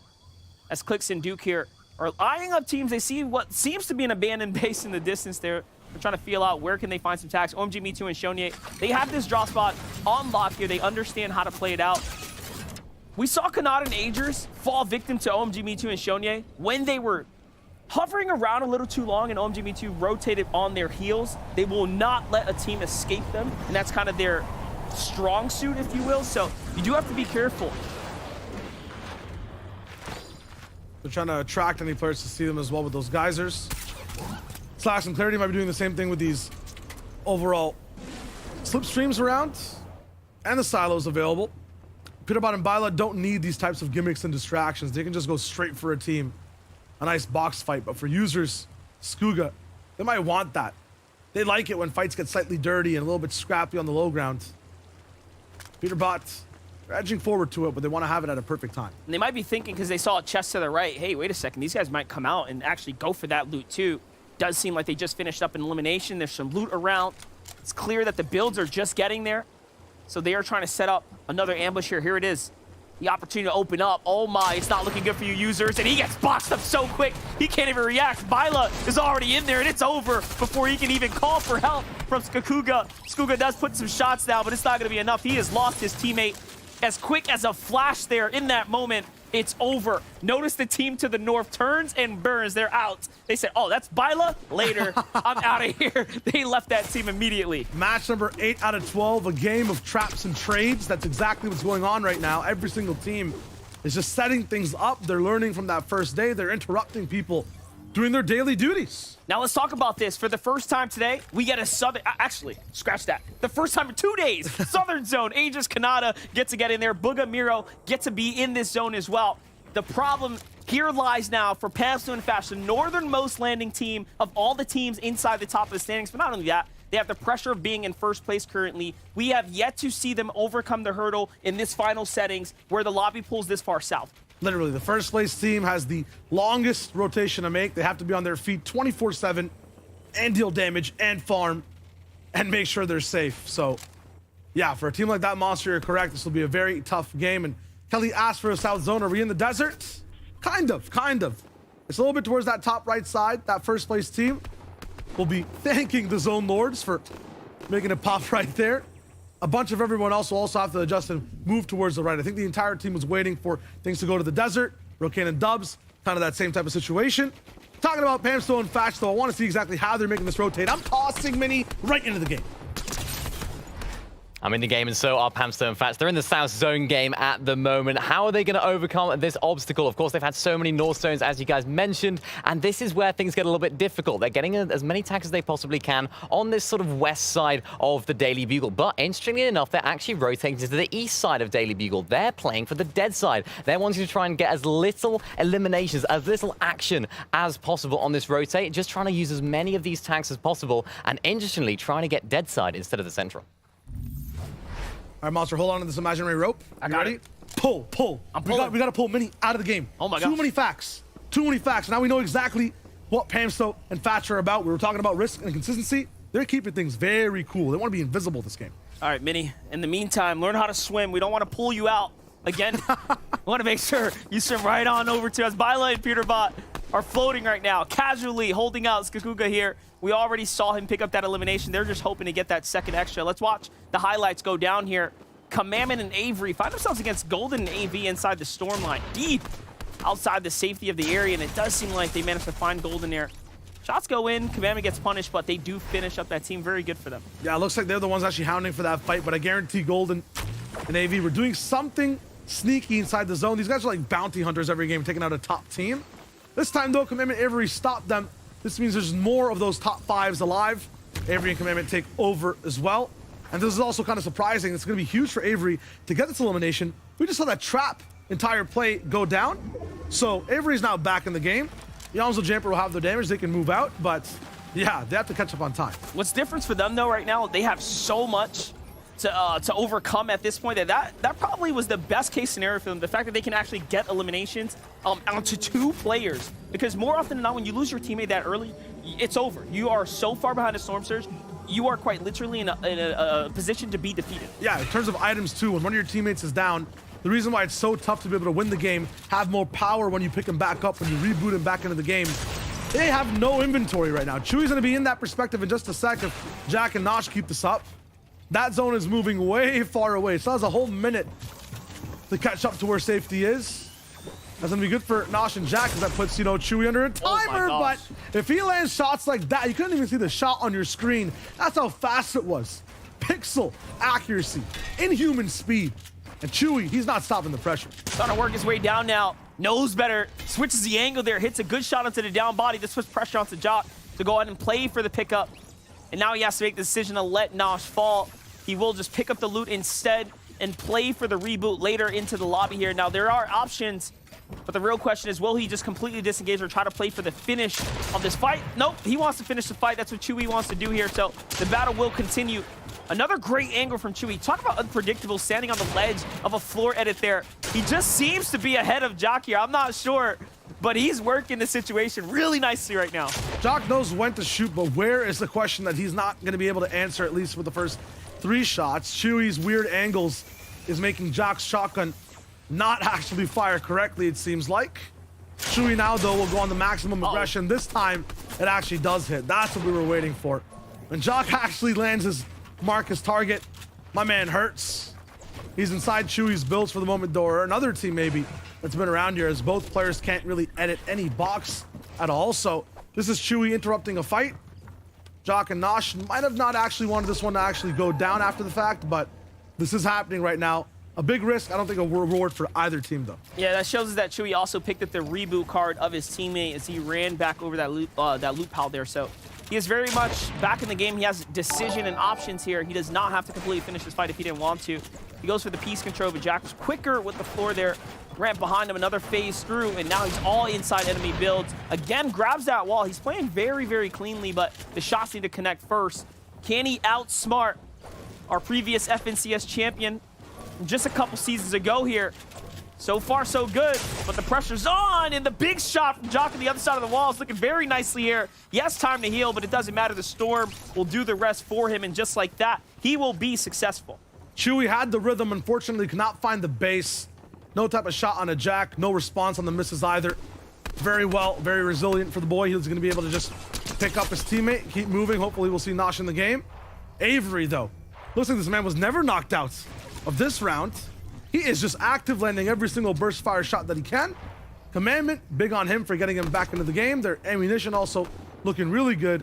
Kanata and Adrian's going to be in their sightlines next. Impressive elimination from Byla in the feed there again as well. They are making up for lost time, showing us that they're completely not okay with falling in that last game. Yeah, I talked about a catch-up for the rest of the lobby in this game. Everyone kind of has inspiration to get towards top 5. The top 5 teams as well, they have been struggling a little bit. I feel like outside of just Fatch and Pamster, who are looking like stars today, they also have a chance to get back into the groove right here. 17 and Cold used to being there, at least by this point on day 2. They'll look to catch up. His zone also, I just want to say, works very, very well for players like Clix and Duke, whom, by the way, land just to the east of this general area here. So they should be A-okay as far as their overall position goes. Meanwhile, teams that have to rotate in a little later, much worse position to be in, like Edgy and Acorn here. Yeah, Edgy and Acorn kind of tough. Must play a foul also going down. Some updates on that previous fight. Jack could not make that huge storm rotate either. So you're right, Monster. A lot of these further out teams who want to play towards that edge side, they're going to be running into a lot of traffic from a lot of boxes. Fashion Pamsto, though, I'm not sure which highway they took. Lanes are free. Everything looks like it's that diamond lane. I'm not sure if they have that in the US where you have like 2 people and you can ride faster. We got 6 lanes in Texas, brother. Okay, we're our own country. It's nuts. Take a look at this, though. Pamster and Fatch, I mean, you talk about lanes and vehicles that play. No, they took the boat. They're still on the beach over here. Chubbs and Jackson, though, in the struggle of a situation here. Teammate down. Jackson gets finished. After the big last game, they will fall here a bit earlier than they would have liked, but they have jumped themselves so far up. They really have a chance here to play for top 10 as the day continues on. Talk about a surge of confidence as well. If you take home a victory royale, it's definitely something not to overlook, especially on a day 2 performance. So here we have it, though. Pamps and Fatch have to make the move. This is just really interesting and a definite cost right now. We were just mentioning highways and how there was, a little bit faster and free. The big thing about them, though, if you look at their loadout in just here in a sec, get the replay real quick. Spade and Chimp popping off. Unfortunately, not going to be that good for them, even if, though, they're getting that first elimination for the moment. Shadow's going to be just too much to handle inside the storm. That puts them in top 10. That's a very big set of eliminations there. They were in the storm that entire time, so the Siphon's going to keep at least Shadow alive for now, but no Walkers here. Walkers was asking me on social media earlier, hey, hype me up. You guys are doing good. You're going to have to continue to step up here. This will ultimately come down to Shadow if he can clutch up at this point to keep them inside the top 10. It's really tough to do it from the force zone. Kind of ages, you talk about catch up, they definitely need to now get all the way up towards that 200-point threshold. Top team started at 190 right now. They're about 50 almost points behind. But we know about these guys. It's big swings. It's 2 crucial games each and every day. To win the FNCS, they're going to need at least 4 today. That is right. 4 big games as well, or 2 monstrous games like Kanata and Adria to just keep you somehow in the conversation. So anything can surely happen, especially after you see Game 7's early upset of Peterbot and Bali falling, giving us much more of a conversational point to work with here, because now this tournament is really wide open here for the taking. Anyone inside this top 6, top 7 position can surely be in that conversation to take this entire weekend home. The biggest cut from the $692,000 prizing is still available. We're just moments away as we work our way through these games here. Game 8. My gosh, we've had so much Fortnite here. Miro and Booga, take a look at this. Above the surge threshold, they don't care. They want to continue to fight. Miro looking for the side angle. There's a reason he led on eliminations, not only yesterday, but season after season. They work together. They execute well. They find themselves a refresh there, and they're happy about that. Timing crucial, too. The zone just coming in. They don't even take a lot of damage. Straight back to their bases. Miro looking for more friendly players that are running around, but doesn't find much. Everyone evenly spread out in the zone as well. I was talking about Fatch and Pamsto earlier. We'll tune right back in with them. There's been a cost for them to get to this spot, a toll on that highway, so to speak. Their loot not looking the best. Their ammunition not as high either. They haven't seen many teams, but it'll be Quad and Tabs G that might give them a little bit of that treasure they're after. The damage, it's enough to keep them above that threshold for now. They're still gonna be taking a lot of punishment though. Tabs G and Quad backed up against the walls. Pamsto and Fatch looking free for the moment. It's 3 teams side by side. If one makes a mistake, all go down. What's crazy about this, they were happy with just a single tag and then he back up. They're like, all right, let's rotate. Let's focus on positioning now. We're not going to get hit for the surge for now, but we got to get in a key position to win this game. So close, they almost even took over this entire base. Macwood and Threats so low up top. Yeah, they find more mats, huge mats as well. 300, 400 brick for Fatch. I'm not sure if that's a robbery from Macwood's base, but Bila's right beside them too. Both teams neck and neck. They're pushing way back into the lead as well. Getting eliminations. Pamsto Fatch haven't been able to do that this game. Getting punished by Surge, it looks like, or some team in the lobby around them. What about Bila, though? Right back, and now both teams tied. One of the worst positions to be in for sightlines, though. Bila's on this low level. They can see a slight exit to the right, but otherwise they'll have to take a box fight if they want to really find something here. And look, the options are in front of them. Duke, Clicks, Paper, Lawrence, 2 top 10 teams. That's no easy pick right now, especially if you're in first place. First and second place for the moment, both the same cost to be here. Bad loot, no damage. They're moving from way far away to get to the spot at Shuffled Shrines. It's cost them their bread and butter.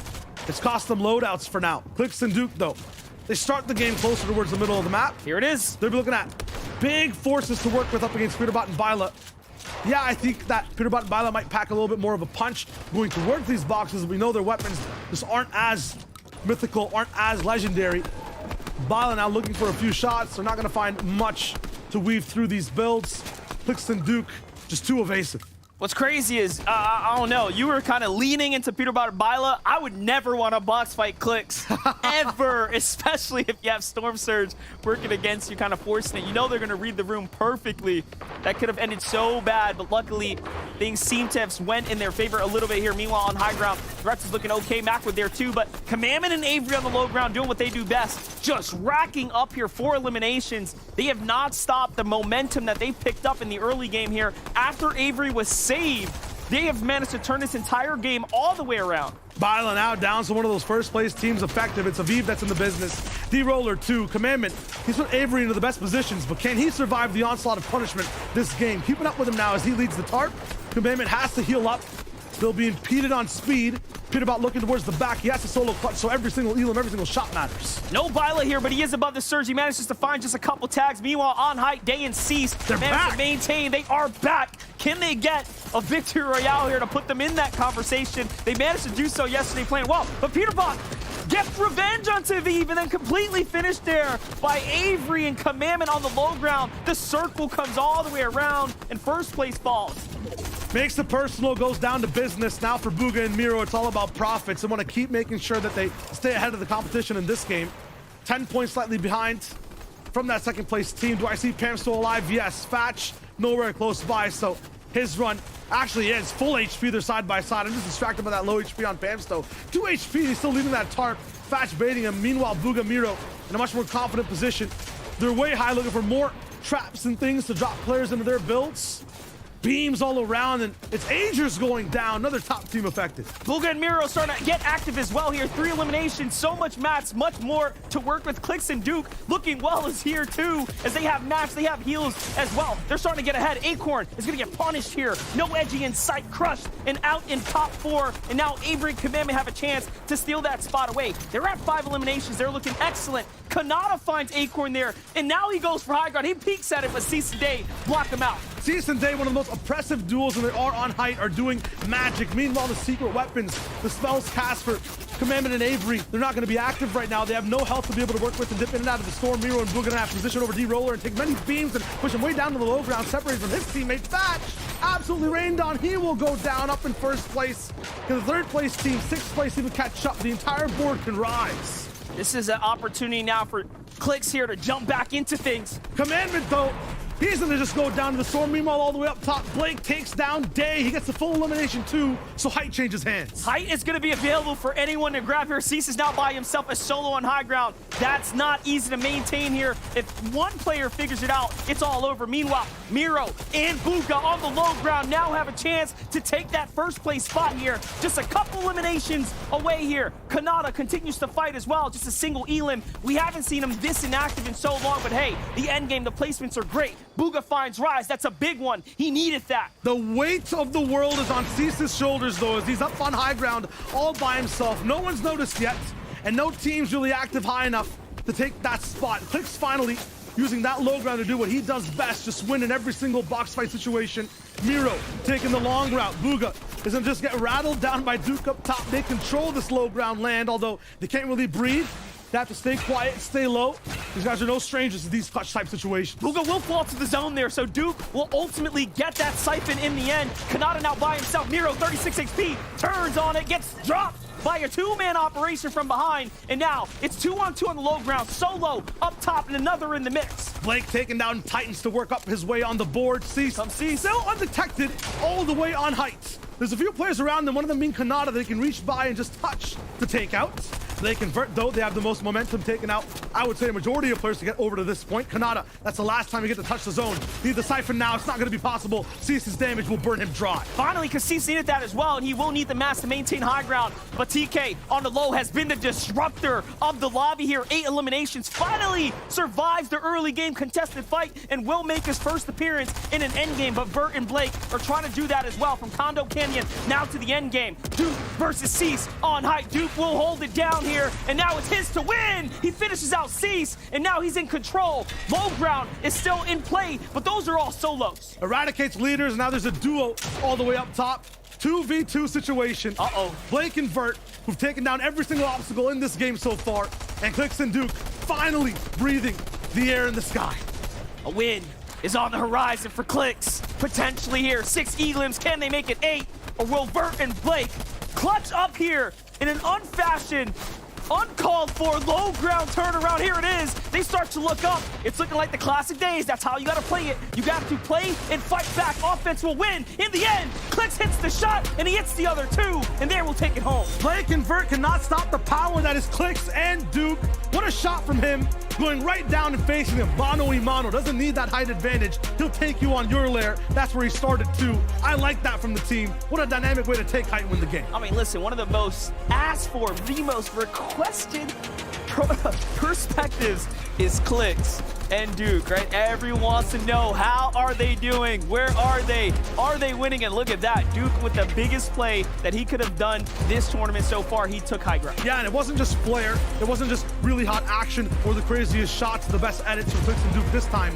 It's what they've been building for 8 games so far that finally works. Patience. There's something about when that Victory Royale music plays, it gets exciting here. Clix and Duke will take game number 1 or number 8 here, and they jump their way on up with the Victory Royale here inside, well inside that top 5 now, solidifying themselves a great spot. A beautiful way to win and a new one from Clix and Duke. It's never that slow, it's never that methodical, usually so much more emotion packed into a performance like that, but that's what you like to see on NA East Evolution.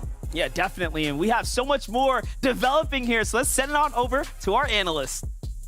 Congratulations to Clicks and Duke. You know that chat is popping off right now, but also Blake and Vert on the low ground run and Cease's solo high ground. Just so much happened in the in-game there. Oh, he tried so hard. I was excited to see Cease and Day on the high ground, right? We saw the victory route out of them yesterday, and after that, they didn't get much points. So I was like, oh, yes, they're going to start playing for this high ground more, and we're going to see them rise up the leaderboard. But unfortunately, he does go down a little bit early there. And finally, though, Jacob, look at that. We saw a South Zone, Booga and Miro. You know, they're finally happy. But another team that is happy, it's got to be Clicks and Duke. This was right outside of the Jonases, a home field advantage. And listen, we got to say it. Clicks fans rise, of course, because I feel like this is the first time we've seen them as a duo in the end game, and they show us why. If they get there as a duo, you have to look out. Yeah, you were saying Clicks and Duke got to be happy. Probably the thousands and thousands of people cheering them on as well, because they have to be the fan favorite. But that momentum I was talking about from the qualifiers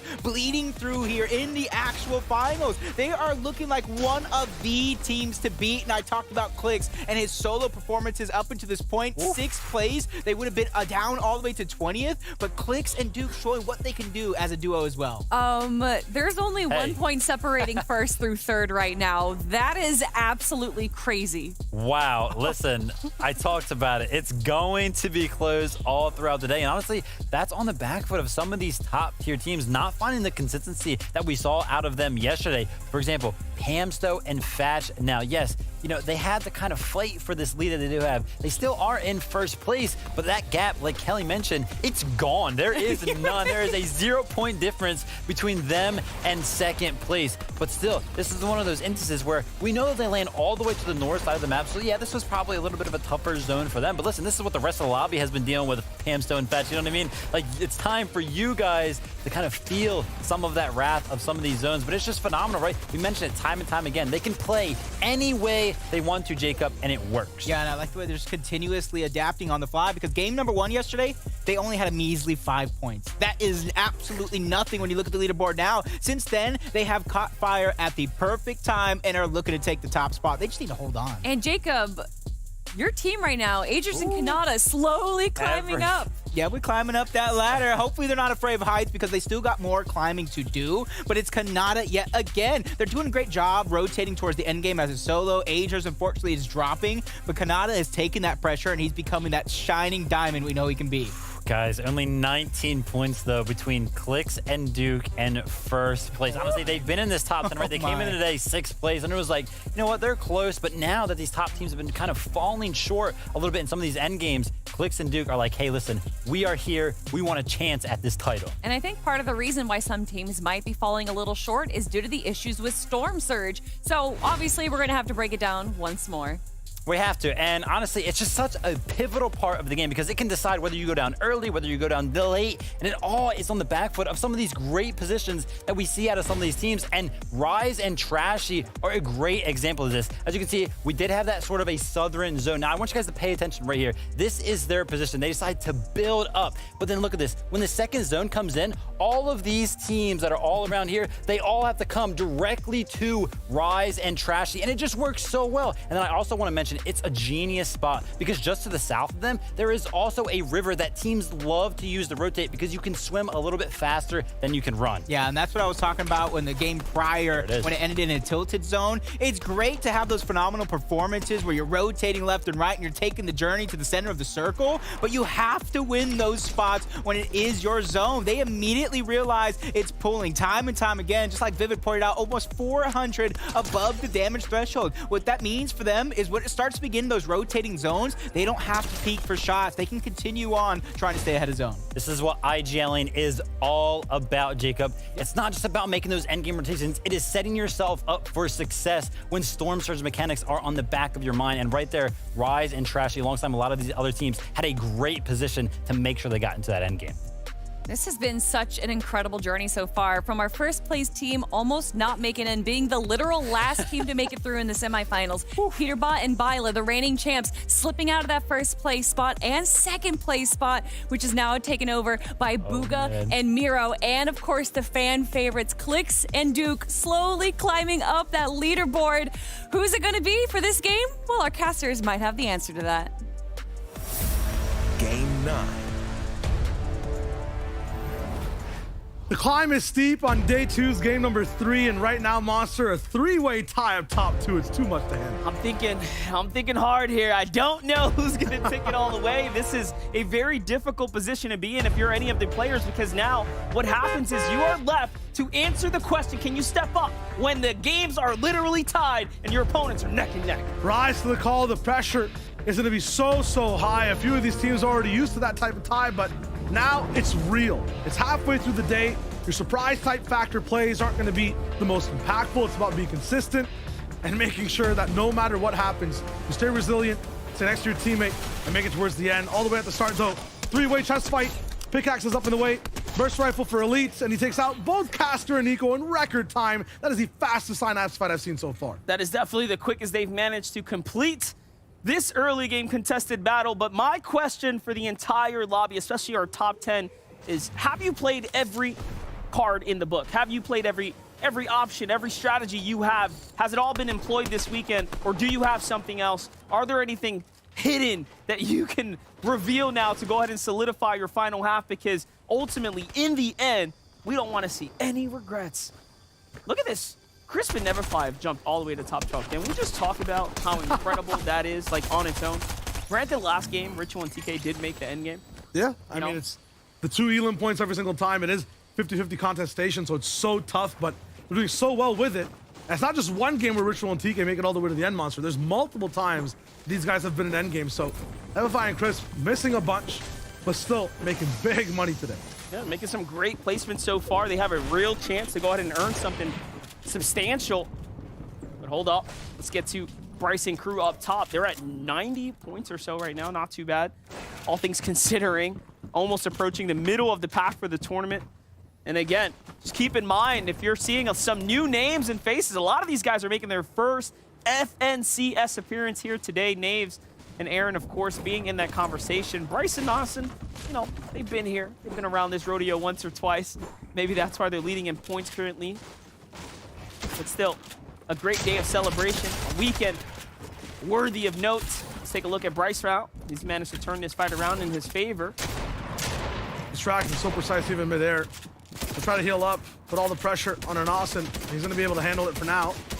Naves and Aaron want to get right back into this house, find a little bit of a space of defense. Ooh. But look at Austin with the pull as well. You cannot run, you can't hide when this duo has you in their sights. This is what you show up for. Pick up your highlights, pack them up, and take them in the luggage to go. Nasen will be able to do just that. Nicely done and executed there. I'm sure he'll be happy to watch that one back later. Users Eskakuga managed to stretch out their early game contested fight against Tahi on the other side of the wall alongside Bank there. And this has kind of been the story of day 2. They've really slowed down the action here at the Loot Lake. So with that, let's jump over to Tragics and Dom, a team that has also been fighting in the early game, but this time here on the western side. You can see it was a huge shot.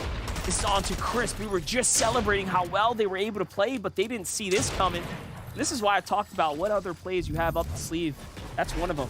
Yeah, the big thing about these early game fights is that, I get it, you know, you can win them and get used to them, and they do give you points. They also make a lot of noise, and other teams can rock in who are struggling on the boards and pick you up right after the fact. So you have to be fast on time, move out, also win the fight. It's almost impossible every time you're contested.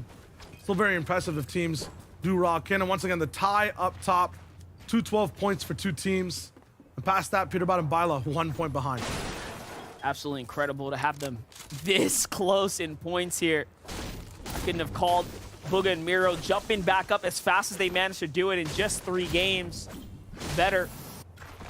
But look at that. That is the story here. And then you have, again, Clix and Duke, who have managed to jump up there as well. Just somehow, some way, 193, the huge win last game, puts them way inside this chance here to do something huge. But let's take a look at the leaderboard for average placement. Not only have they managed to find elims, these teams have been so consistent. All of our top 5. Peterbot and Byla having the worst average placement, but somehow maintaining much of a better score off of just elims alone. So I don't know which way it's going to swing today. Yeah, it's their day 1 setup, so we're just having so much success in hunting down people mid-game, having enough elims and refreshes to start their end games hot. And at the end, if you're picking up elims, it's going to be huge to keep boosting up your placement. It's just a very risky strategy, so you might lose out on a few games. The start of today, Peterbot and Byla just haven't made it too deep and towards the end game, so Got to make sure you're there every single time. Mem and Avery, a nice try for a comeback last time. It bumps them up and keeps them in 5th. It might feel like they haven't moved anywhere, but to hold your spot, you have to have impressive games back to back to back as well. Well, actually climbed up just a little bit. Remember, Jamper and Hamzo were above them, and last game should have been the end of Avery. He was taken out early with the, of course, that ambush plan. They turned that into an end game. I don't know how they did it. We're gonna have to go back into the footage there and review that one, because just talk about an incredible comeback. Talk about being resilient and playing extremely smart and executing when it matters. Miro and Bugha playing the ocean side right now. This seems to be a really tough spot that they're in. Not only were Costa and Zeus somewhat ready for their strategy, I think they've adjusted after the last 3 games here. A lot of the times, Costa and Zeus, the people who are fighting and shooting Miro and Bugha right now, will choose to stay very, very north in this desert, look to go towards the next zone. When the desert pulls a zone, when it's towards the south side, they can explore more, come down to Bugha and Miro's home and take the fight to them. So that's exactly what they do. The game plan for Bugha and Miro will have to switch, allow to move down, right, and try a different way to play Fortnite this time. The Yamzo Jamper also can't really surprise much people at the Rave Cave. They'll be moving way past them a lot faster too. Every time there's a south zone on the map, the majority of POIs will be changing and moving faster. A lot of them are a bit more mid-map and higher inside the map. So here it is, down and right puts Bugha and Miro up against Blake and Vert. They do manage to take them out and put down pressure. That'll slow down the whole lobby. This game is looking like the revenge of the teams that Miro and Bugha have been farming for surge tags as they've all collapsed inwards towards this general area of Chonker Speedway. Look, and the zone is here, so there's no reason for Zeus or Costa to go, but Miro makes a mistake, hits the tire there, loses all his shield, and now forced into his metal. He tries to get to the build to survive himself as Ghost Blake and Vert also sweep around the side. That's going to turn into something very, very interesting here shortly. Sometimes it's good to have a home zone, but if you can't leave home and you're just trapped, seeing the same things every day, you can't even go outside, can't do much in terms of living your life, it's going to be tough for Bugha and Miro to move out of Chonkers and stay safe. Edging Acorn farming tags onto Cold, but let's get back to the action that matters here. Our first place team of Bugha and Miro. Now, defensively positioned here inside the building. Also notice how much they had to heal. They are in the worst position we've seen them since game 1 of yesterday's kickoff. Bert's gonna find a couple tags. Not enough to really initiate anything here. He doubles back to the side in another angle, and it's like Miro's just letting his guard down and being outsmarted right now. This is, again, the first time they've had any kind of resistance like this. I like that follow-up with the tire too. This is so different for Bugha and Miro though. I just don't think, with how most of these games are going, pulling up north that first day, as you mentioned, Monster, the patterns they were used to. They're not expecting this much of so many teams moving right to them and taking revenge, as you said. Trashy and Rise, though, now in their natural habitat. Is this their final comeback game? True that. There's an opportunity here for them to jump back into this. You only have 3 big games. They were a second-place team, Monster, on day 1 at one point. They were definitely playing consistent. Today's been somewhat of a struggle for them. Falling a bit early is again, that momentum that you lose out on can change your mentality. And, you know, a lot of these fights may feel insignificant because players can heal back up, but think about how much time you lose, that you have to rebuild your material counts, get a little lucky and find more shields and health to take into the later games as well. It's not that simple. As you start to slip behind, it really becomes more and more difficult as that clock rages on in that bottom right corner. Hamster and Fatch, you see, also positioned in first place because, again, they are completely tied here coming into game 9. This has been a 2-day tournament. I want to encourage you all as well. Just check out the past games. Yesterday's first 6 were incredible. Absolutely. It's where some of these teams built up their base onto how they are today.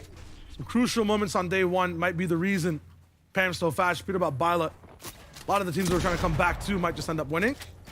Lawrence and Paper were very good in the first half of the first day's games and denying pressure, picking up a few mid-game elims. And right now, when there are box fights available, they're some of the stickiest players that deal the most damage. So hard to take out. Seems like they have more HP than everyone else. They take so much punishment and just don't go down. Paper and Lawrence have really been reaching for the stars here.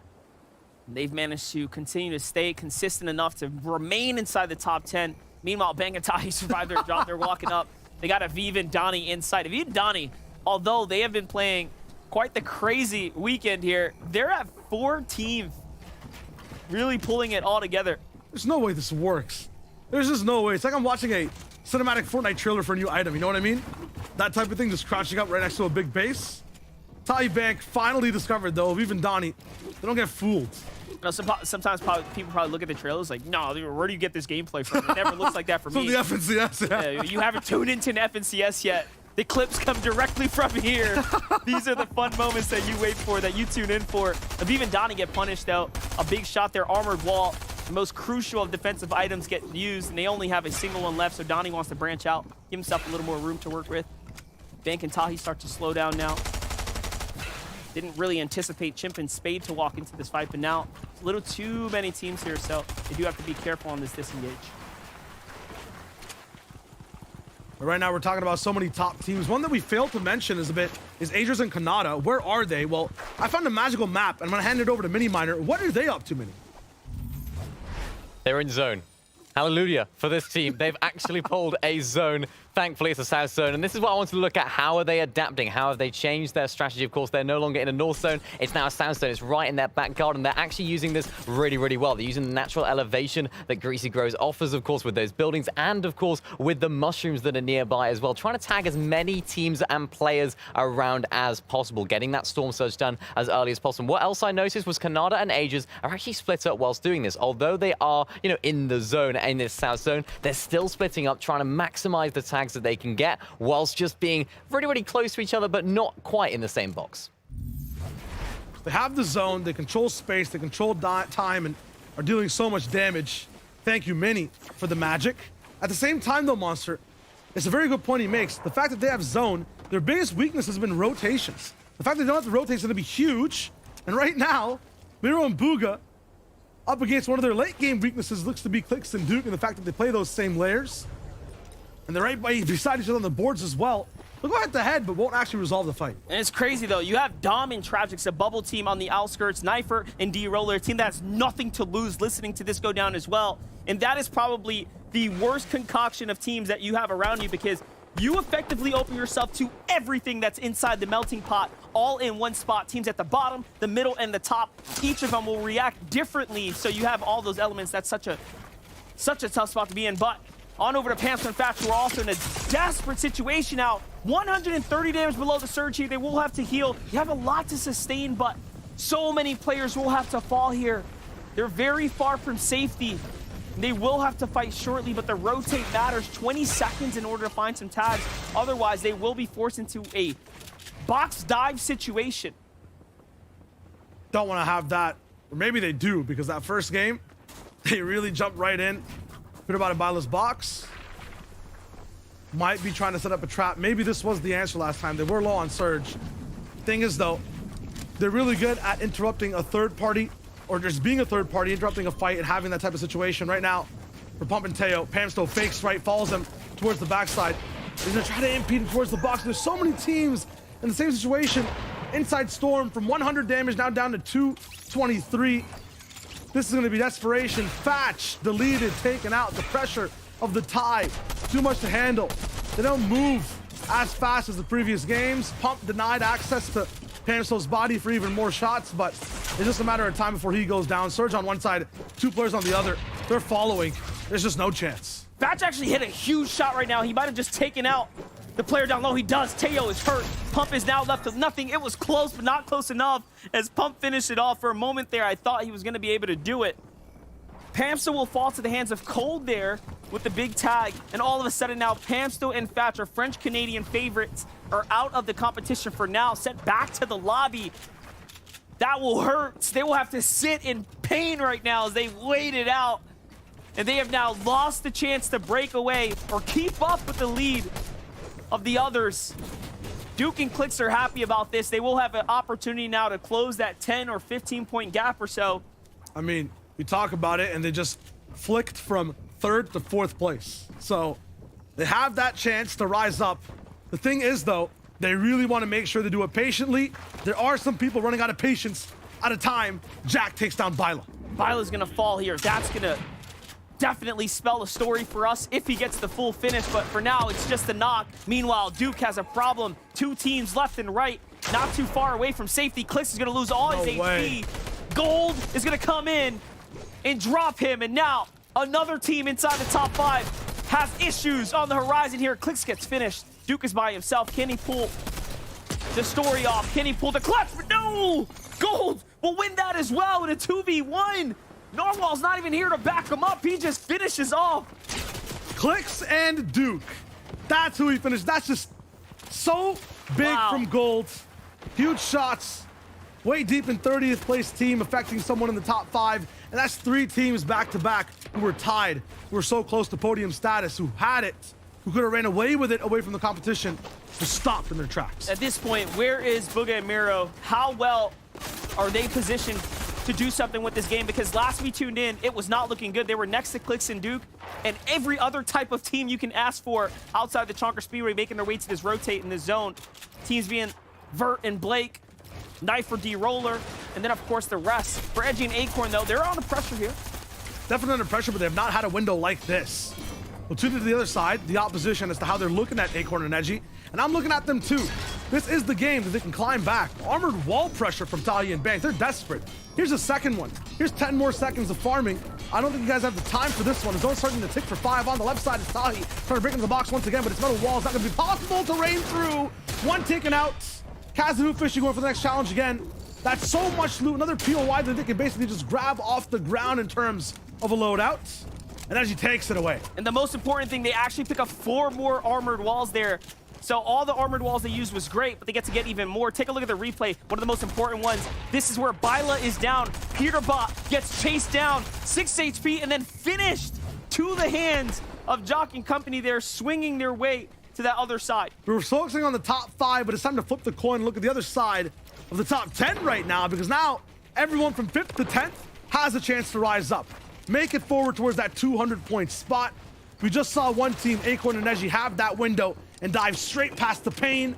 Commandment and Avery, they've taken lots of bludgeoning, punishment. Now they can also rise. Bugha, Miro, Commandment, Avery, Acorn, Edgy are all the teams in the run right now to continue to rise here. Meanwhile, Ghost, Blake, and Vert survive that early game rotate. Vert's extremely hurt here. They're trying to actually see what they can muster up as far as the loot goes. There's not much, though.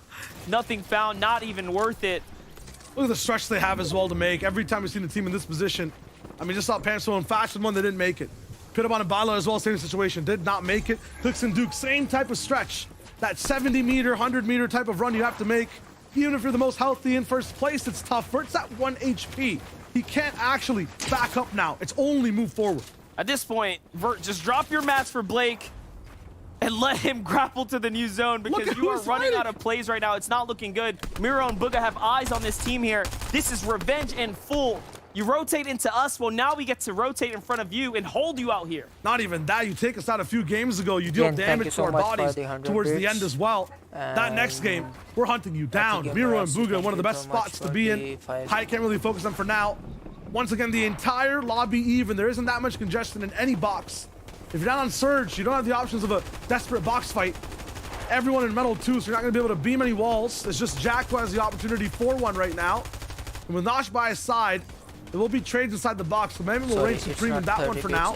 It's the only fight really happening. Acorn and Edgy also part of the business, so 6th and 4th, 2 teams that really want to just stay away from each other and rise together are forced to clash. Commandment will find another elimination as well in the meanwhile.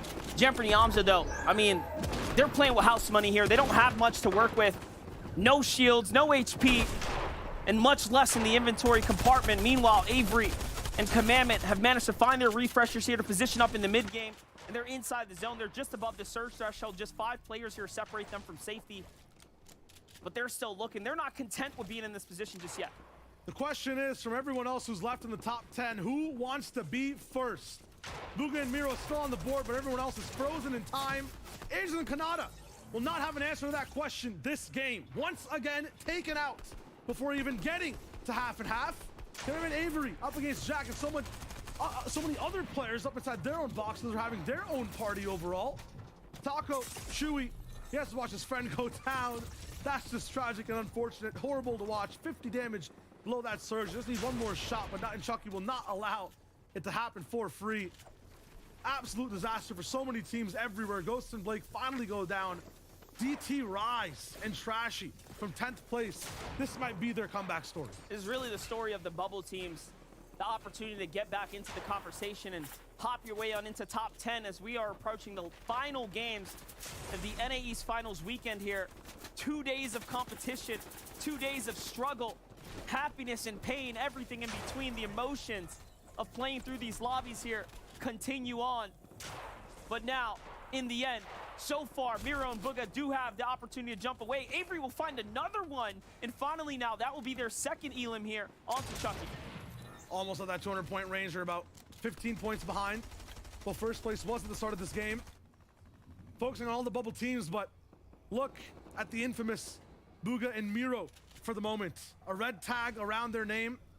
If you get another flyby, Rhythm and 20 will be up top looking to control the game for now, but Bugha and Miro are one of the only teams who are inside that top 3, that tie, that actually survived. They can push this lead so far, have not had an opportunity to do so this entire FNCS.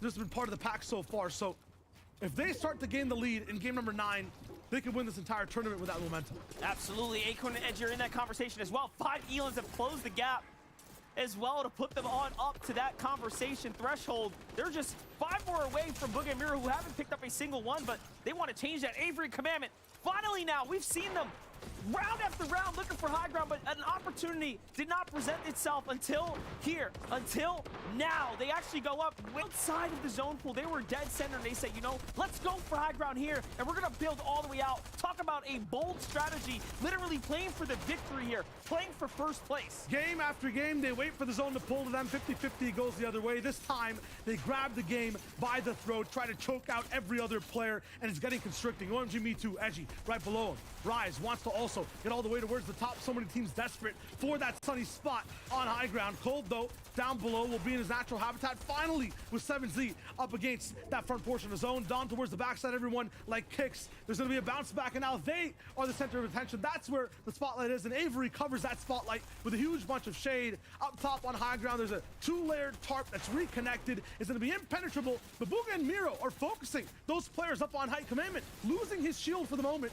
They're looking for an opportunity to get some control of this game. DT Rise pulling towards the skies. Trashy also coming in from the backside. It's a high ground retake, and it's a disaster for Avery and Commandment. They're trying their best. They're using so many mats right now, but keep in mind they actually had to use half their builds to get to this spot. Bugha and Miro will for a chop potential possibly. They take down Rise from the bottom. It's a third-party situation that's spanning 15 layers from bottom straight towards the top in the clouds. Trashy now left alone. What can he do? He has to play this one out, and that was the worst-case scenario of all games, of all teams to go for height. A great one attempts it, and it does not work out, and now everyone is left to pick up the pieces on the low ground. Champer continues to fight on. This is the third elimination as a solo Jamper's managed to pick up here. He has continued to earn himself points, and he is working his way to the top 5 spot. But hold up, there is so much more at play on the high ground as Bugha and Miro there too. Trashy still lurking within the build and now completely out. Acorn will find Jamper. That story's gonna end here, and Acorn and Edgy are continuing to fight through from 5th on up to 2nd, and now they fight for 1st. Miro is hurt, no heals on the other side. The peanut butter edit was great. Acorn fakes him out, and down he goes, but the body picked up to height, so someone else is taking home the loot. It's not gonna be for free. Bugha and Miro now set the same box side by side. They've had some very big premium battles, and now it's up to them to pick up the scraps. Avery and Commandment have held on, but how much fuel do they have left to keep this domination on the lobby? Bugha's just cut off their oxygen. He's picking up every single elimination. Pickaxes from the right side. Desperation from the side of 7Z and Cold. They take apart opposition on the low ground. They's not going to be able to survive. Edgy also now down. Miro and Bugha have a blockade, stopping height from having any conversation towards any teams down in the dirt. 6 elims for them. Who Fishy and Cassie are in the conversation. Avery's down. Commandment's by himself here. We've seen Commandment clutch up before. He takes out Miro. Bugha's now a solo too. They swap places. A huge U-turn. Bugha now has to maybe put down that Only pressure. 4 builds. Commandment has run out of mats completely. So many teammates and players in front of him. Can he find any type of pressure for the moment right now? Cold on one of the best sides to be in. Solos. All in. He's got no mats either. Look at every single team. Bugha in the best spot to be in. Cease alive this far. Cease in the driver's seat, but his car crashes. Cold picks him up. 5 elims for the boy, and he's in his natural habitat. Another big shot. 107 to the dome. Bye-bye, Kaz. Hello, says Bugha, though, as he goes for the next shot. No builds. Has to mantle. Has to use movement. Treating the way 2 mats might make him a champion in this game. You couldn't ask for better. Solos in the cold continues to earn his stripes. Down goes Commandment. Cold versus Booga. The cold comes in. Booga will get crushed. No way! But he follows up and wins in the end.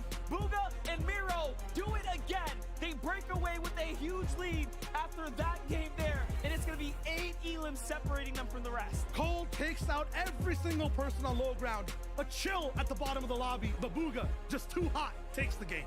The icy winds of Cold from the low ground will come through and sweep things up. If you didn't have your coat on, the fireplace wasn't ready. If you weren't cozy enough, we saw what happened there. Cold will eventually overtake it.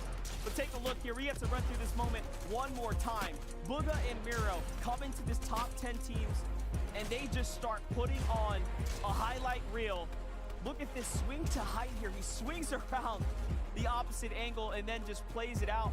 And ultimately, honestly, right there, if Booga would have tried to exit, it would have been over, but he fights back. Finds a tree, that one crucial mat, just gives him that ramp, gives him a pedestal, and makes him shoot towards the stars.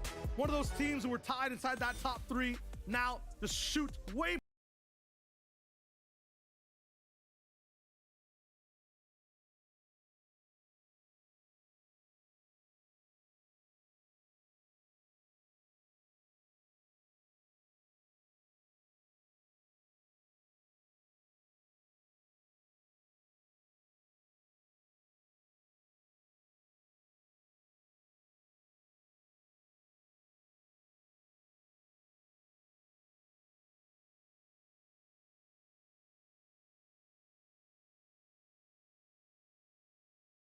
Okay guys, let's play some games. After gameplay we can gonna watch again the live stream starting in like 1 hour. Okay, the new one, the invitational cup. And how's it going, guys? Is everything good? Let me see.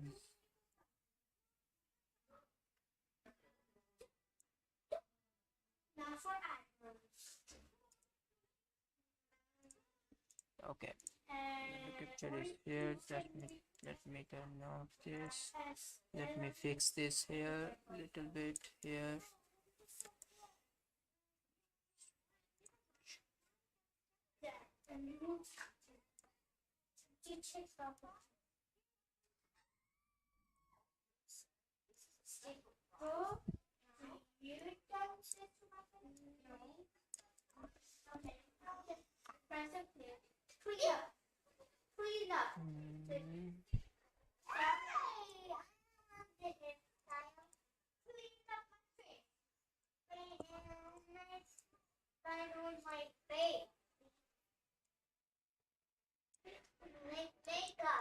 Okay, there we go. Let's start the game. Let's start. After that we are going to play some.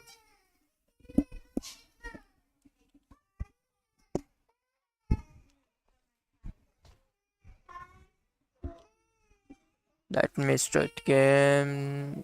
Okay.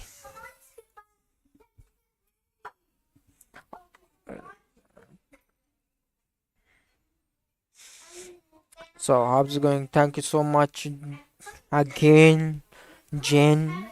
Thank you so much. And at GamerXT, thank you so much for the $5. Appreciate that, boy.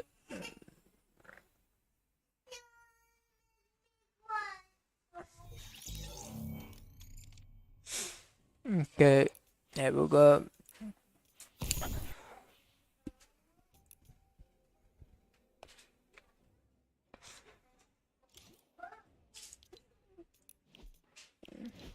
It starts in like 1 hour, maybe.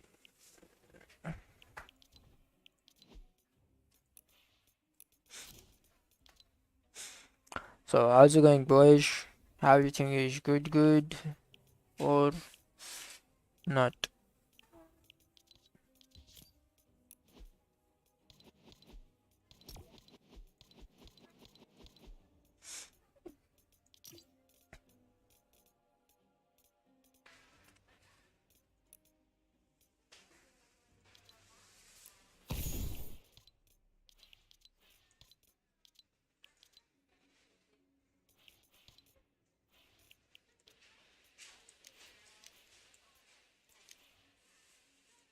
This one looks more nice than the other one, right? Let's check this one.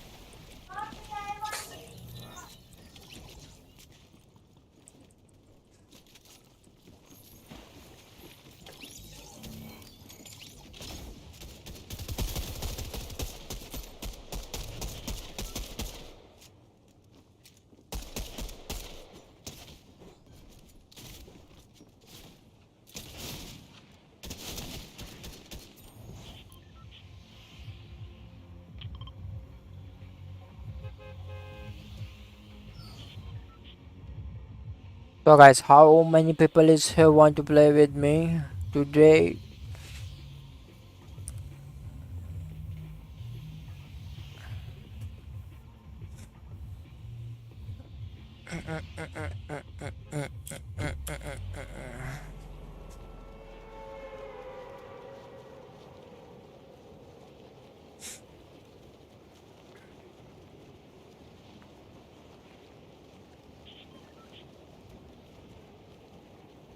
Bro, everyone is here like for the FNCS.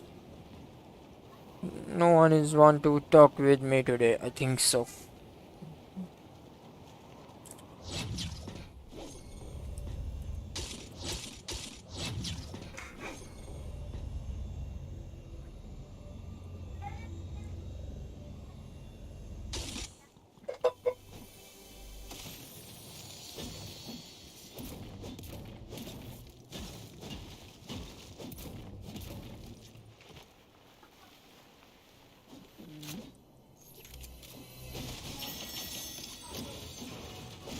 My favorite gun is here, let's go.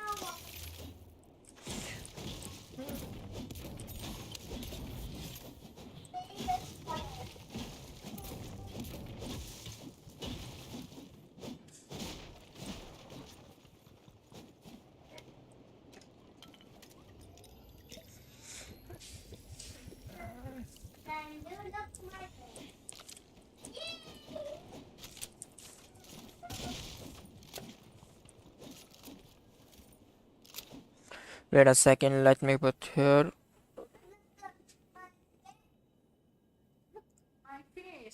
Where is this?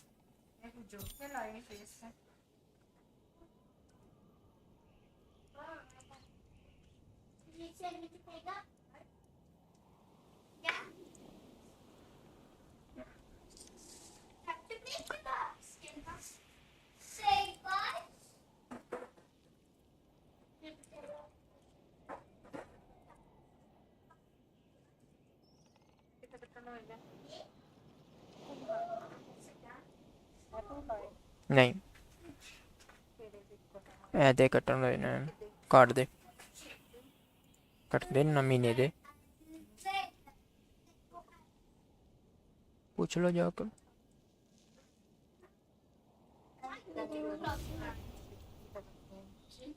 Wait स्कोरो केड़े pharmacy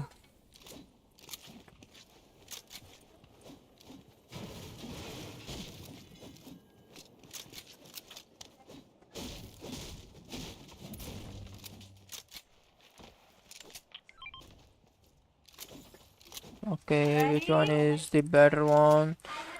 No, not that one. This one, please.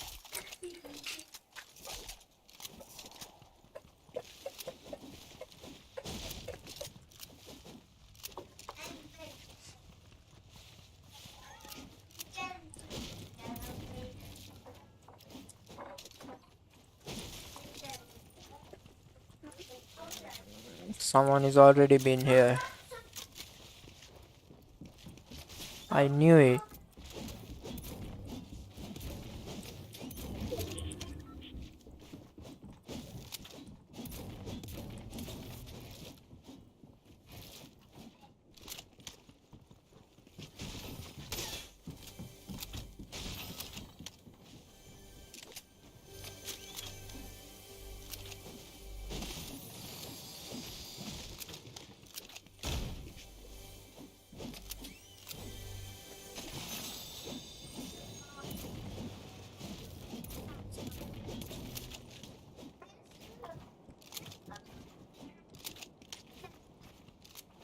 Where is he, boss?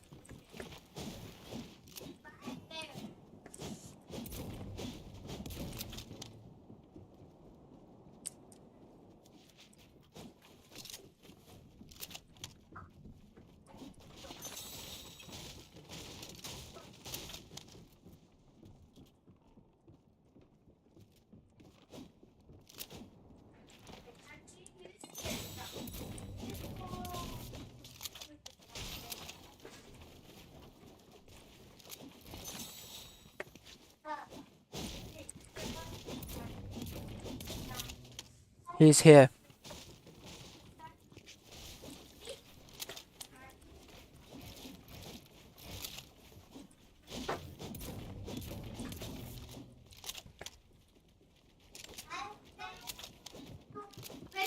Bro, where is he?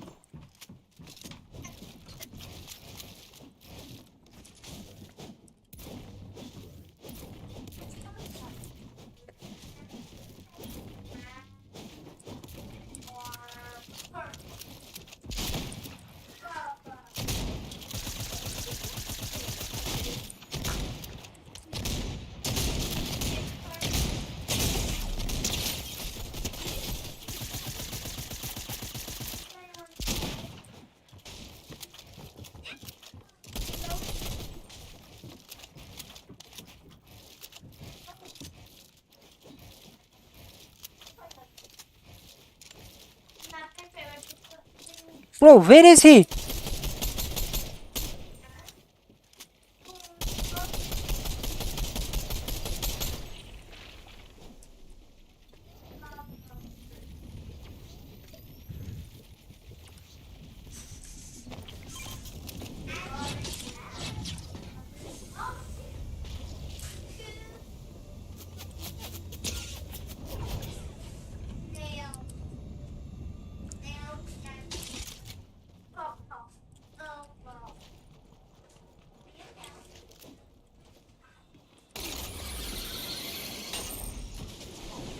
Bro, he lasered me, man. There is no way he just lasered me like that.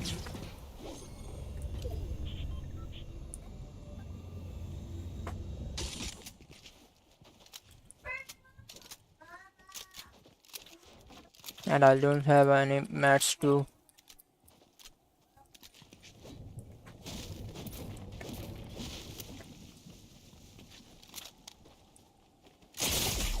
What the?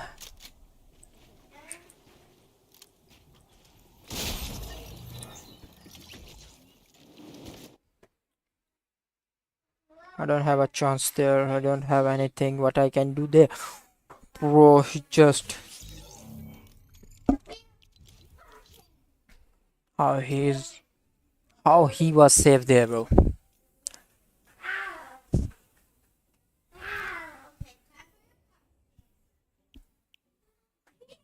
What unlucky I am. I'm the unluckiest person ever, bro.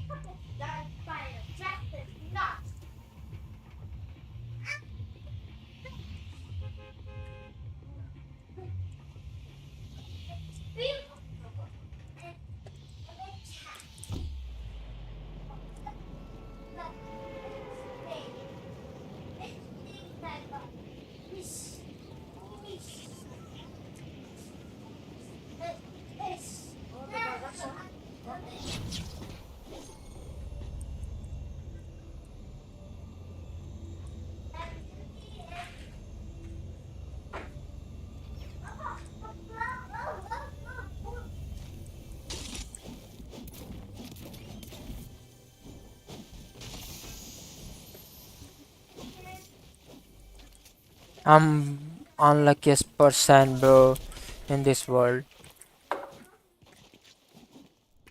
Biggest unluckiest person in this world.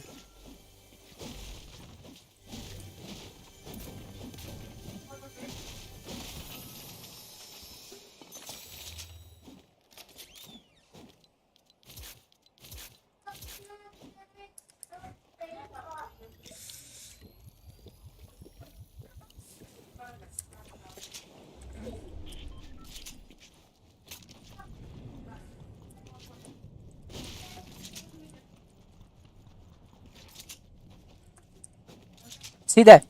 How much unlucky I am.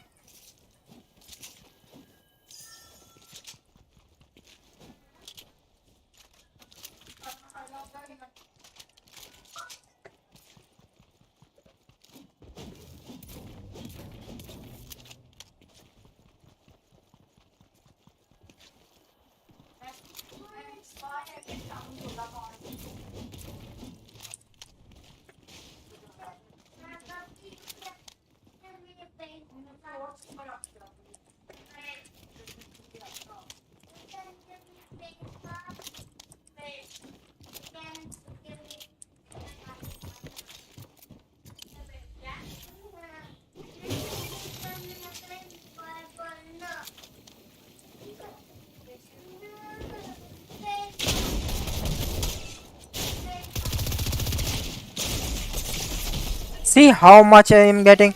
When does the FNCS start? FNCS starts in like 1 hour maybe.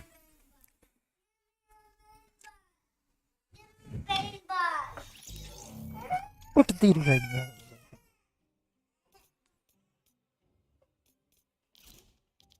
FNCS starts in 1 hour, bro.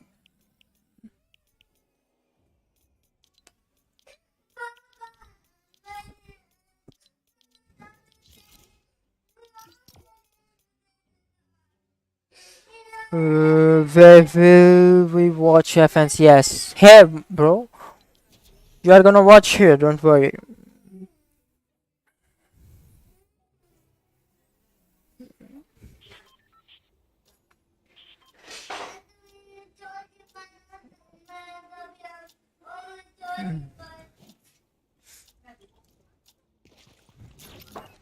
Don't worry, you are gonna watch here. Nah, I will watch somewhere else. Okay, no problem. It's your choice, bro. I'm not gonna force you, you know that. Here is I'm gonna do the watch party. If you like it, you can watch.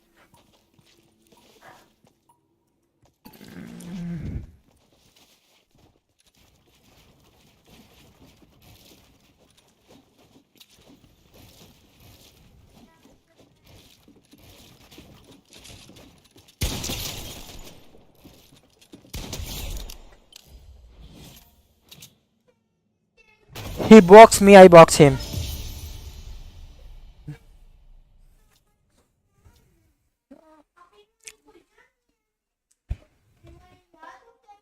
And he leaves. Wow.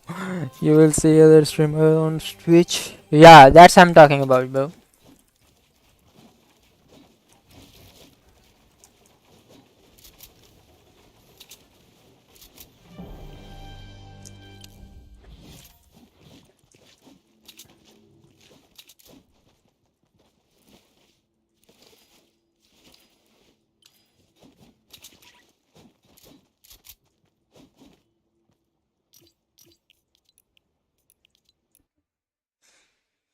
What's your ping? My ping is 30.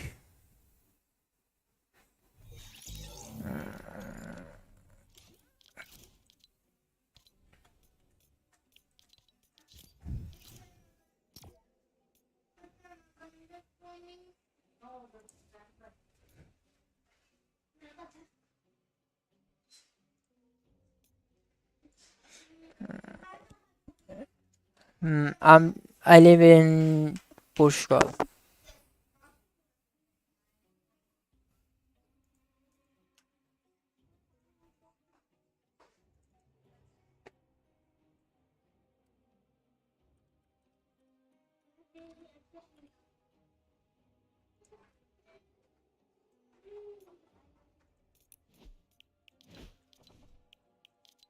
It didn't start yet. You see that? Only the players showing here, but it didn't start yet. Maybe it starts in like 1 hour. No, I'm not.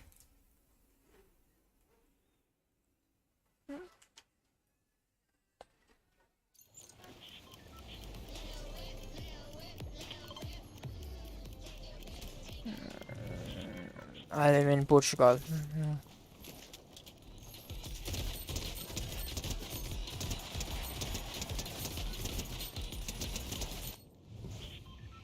Cause of viewers. Yeah.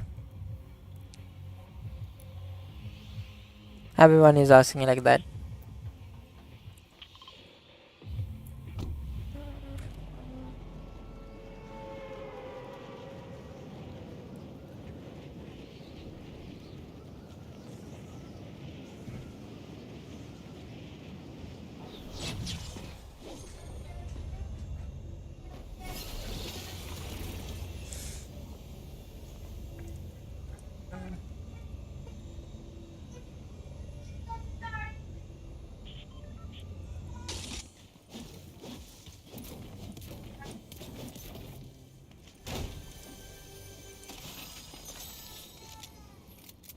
Bro, what? I just got the epic collar drop. Let's go. I will come when FNCS start. Okay.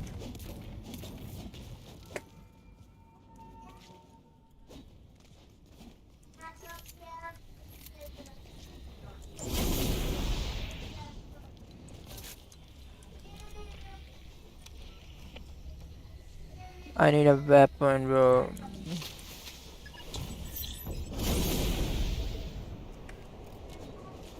I will come back until this drop coming.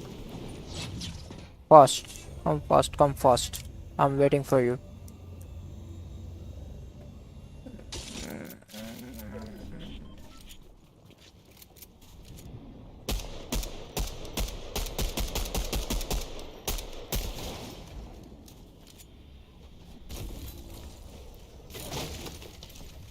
Bro, let's go. What? Bye bye. I'm running. Bye bye.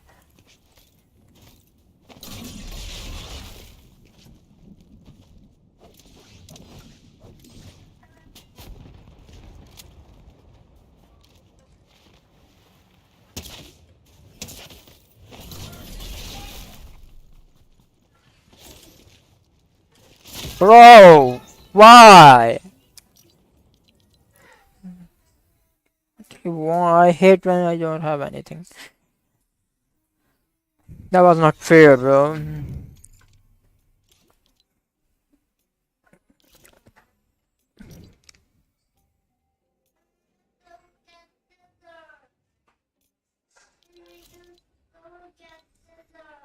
That was not fair.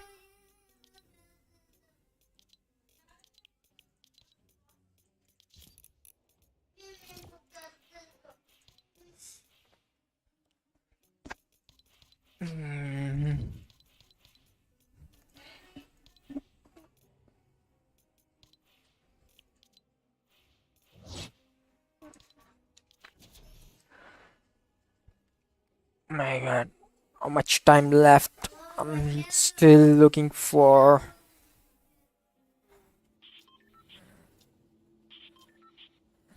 Come on, still.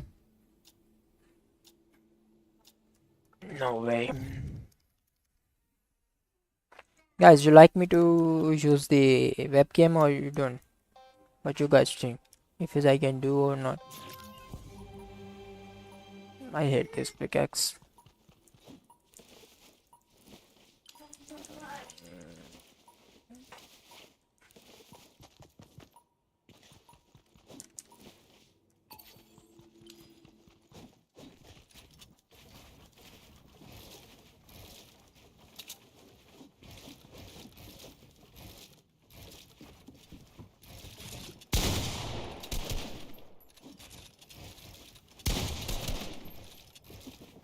Bro, I just boxed him.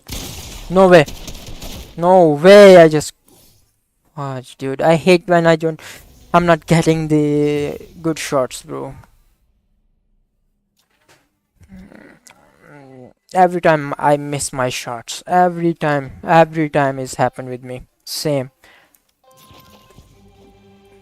I'm good at, like, boxing someone, but I'm not good at the aim, bro.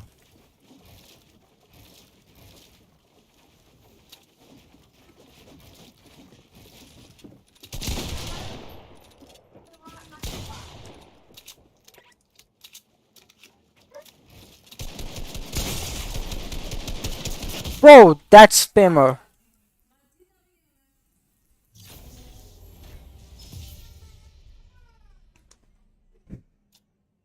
Why? Oh, man.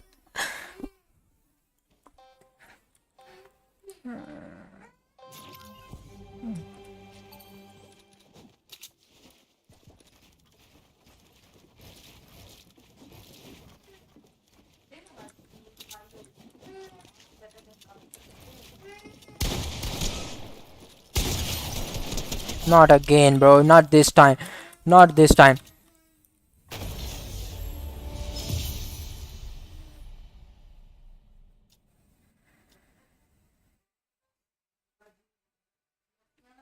I hate when I am missing my shots only, bro. That's...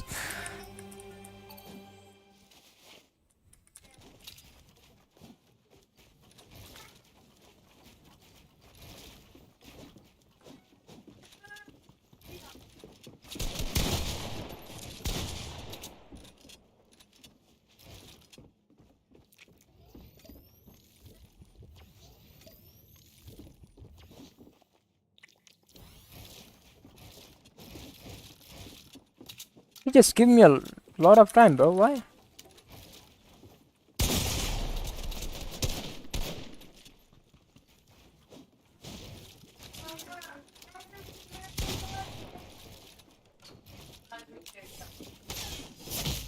I knew it. I knew that, bro.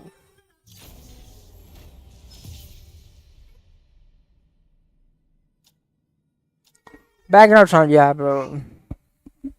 It's happened.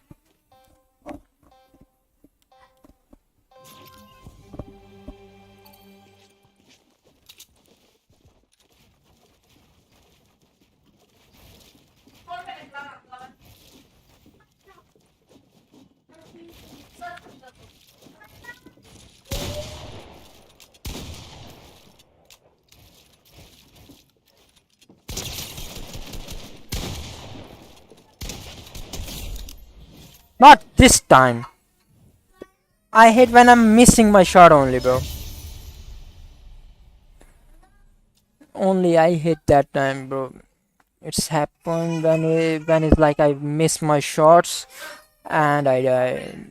Every time is my shot is not getting like 200 every time. I'm not getting any time the guys. Sorry for the noise.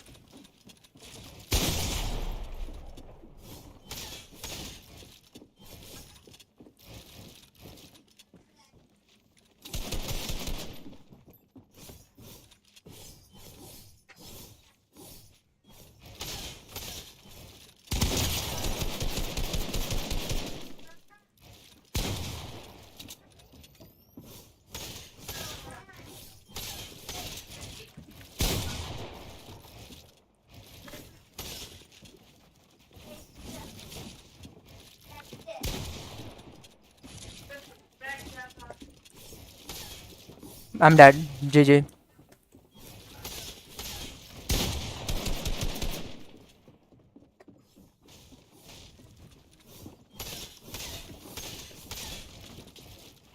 Bro, no way.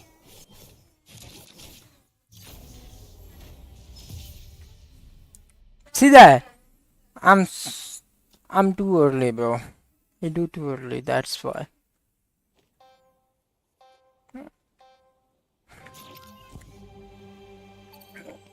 What is the reason is I'm like getting this type of shots, bro? What thing is missing? Oh!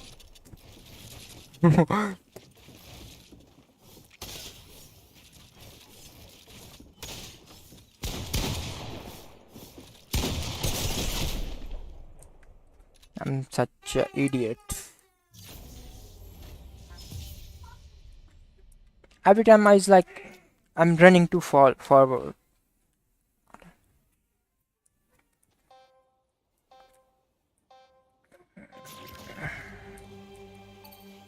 My movement is very bad.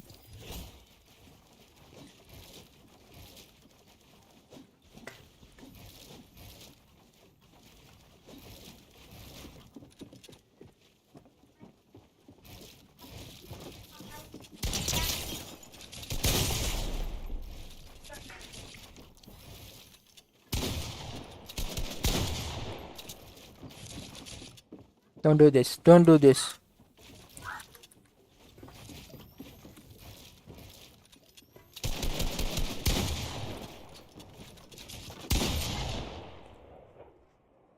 What, man? Why I'm going inside?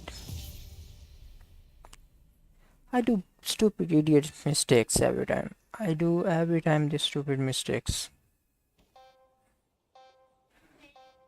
And I die.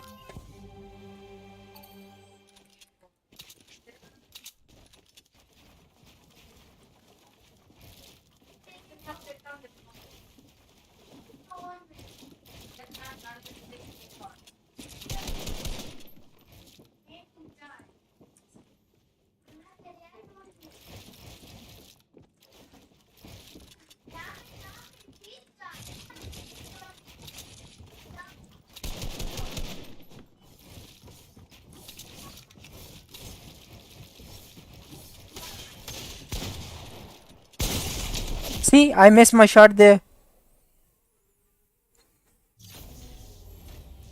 And I died. That's my mistakes every time. Because of my aim. My aim is not good. My aim is shittiest idiot every time.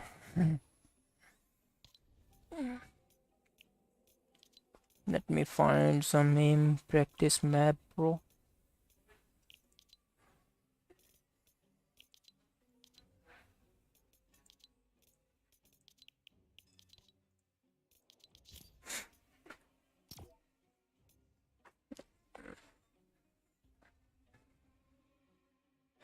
I need aim practice, bro.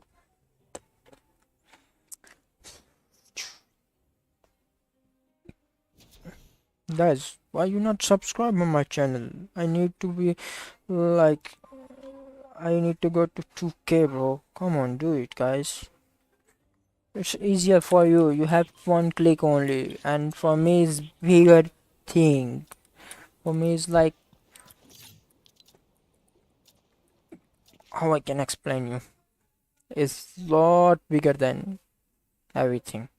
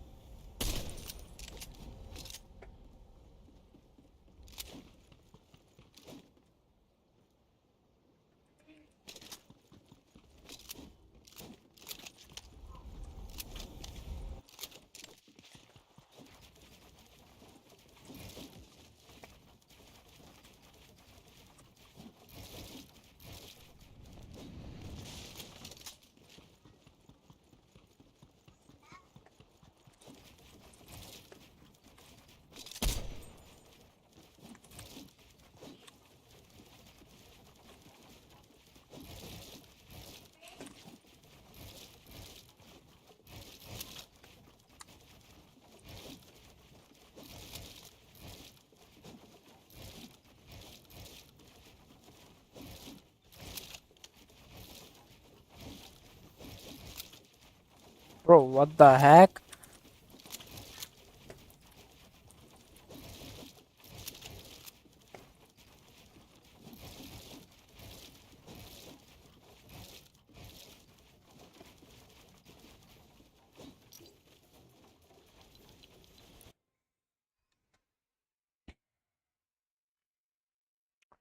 Guys, subscribe my YouTube channel, don't forget. Come on, do it, guys.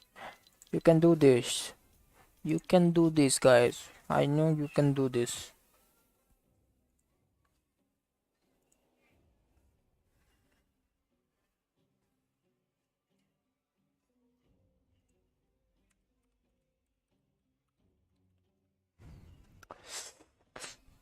Hmm.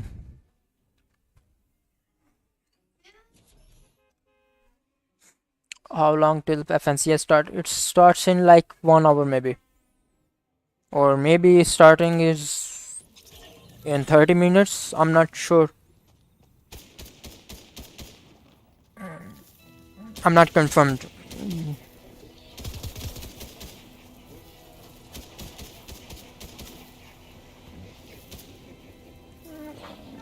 Evening, right? Wow.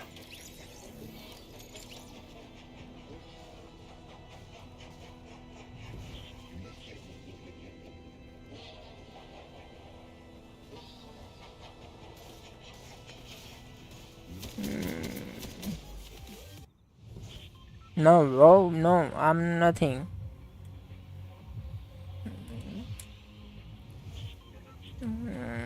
I was just like the viewer. I'm doing the watch party, bro. I'm not in.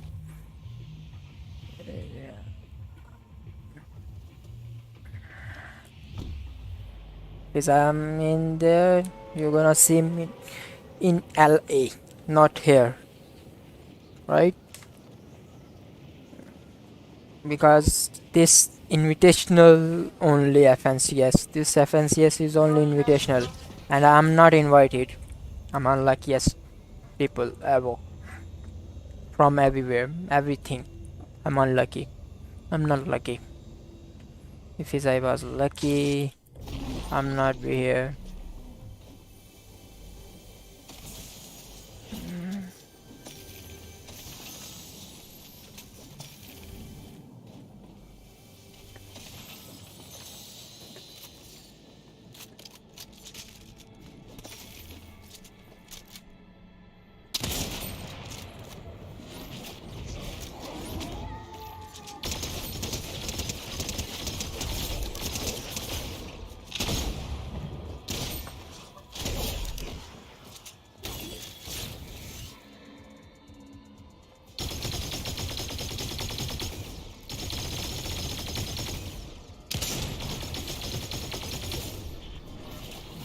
Bro, no! Not this again.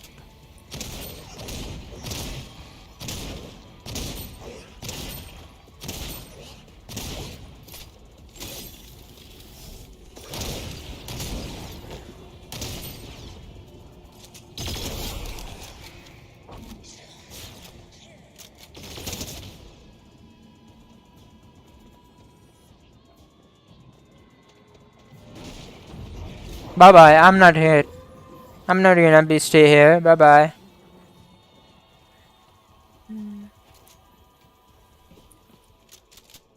She lasered me, bro.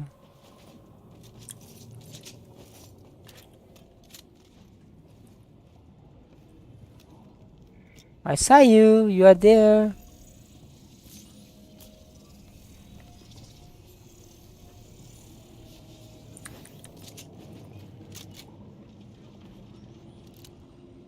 Bro, stay there, bro. Please stay there. See that how much unlucky I am. When was I shot him and I don't have ammo there. Wow. That type of lucky I am, bro.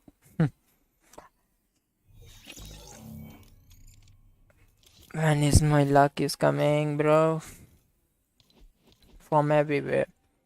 Like on YouTube, I'm not getting viewers. I'm not getting my subscriber complete. In Fortnite, I'm not getting invite from anyone. I'm unlucky.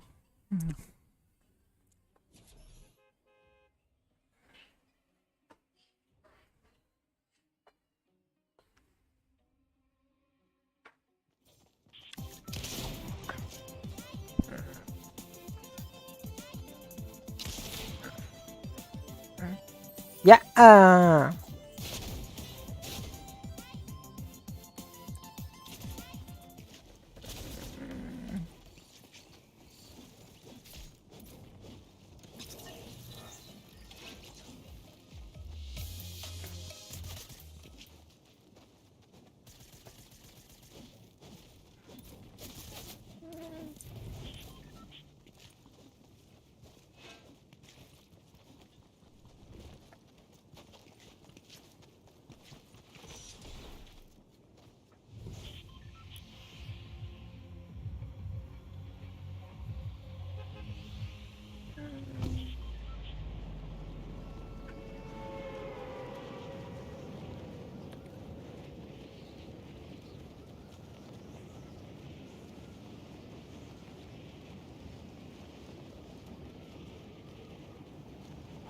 Oh man.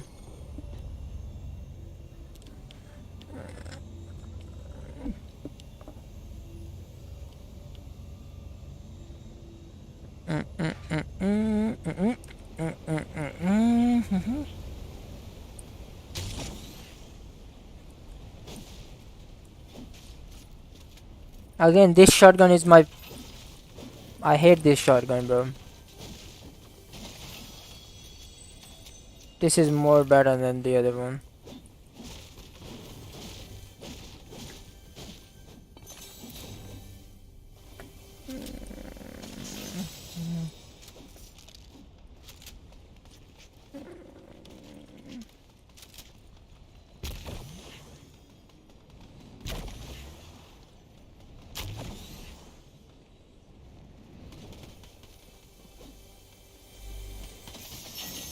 Please.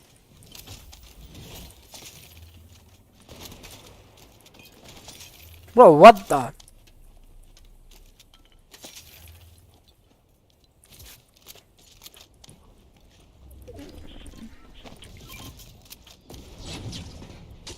Hello. Hello, sir. How are you? Can I kill you, please? Can I kill you, please, sir?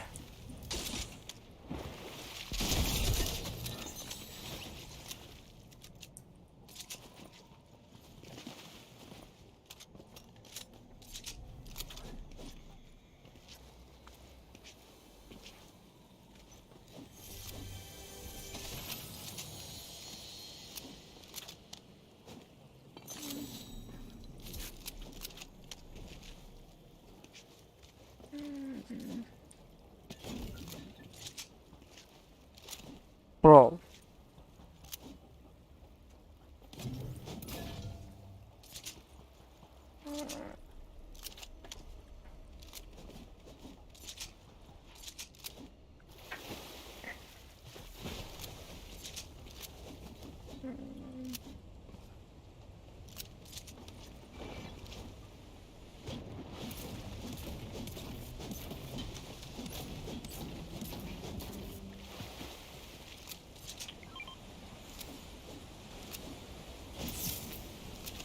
Nothing. Let's check this. Maybe this one is help me.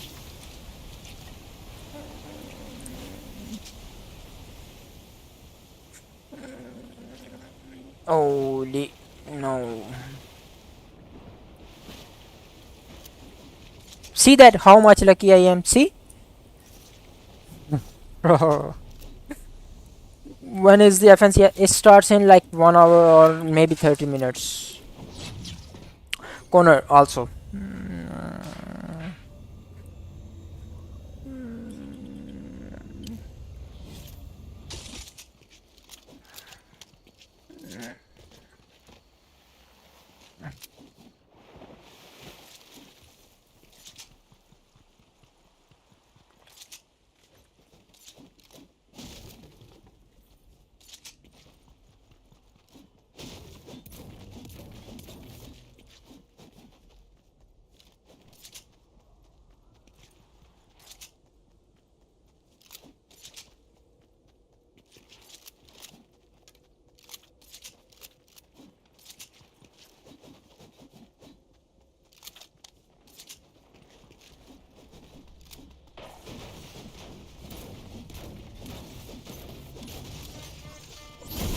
I'm coming, my boy.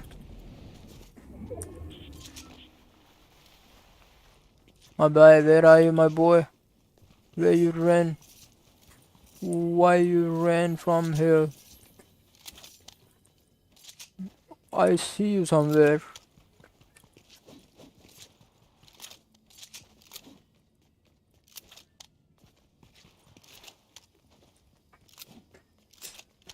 Where he goes?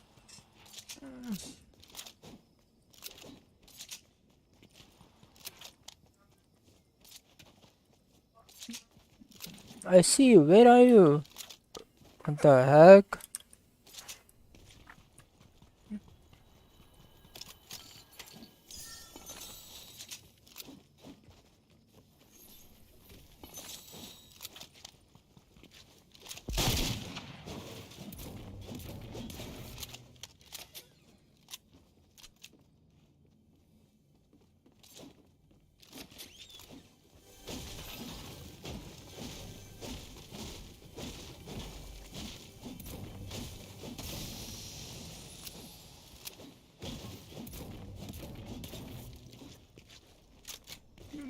Bro!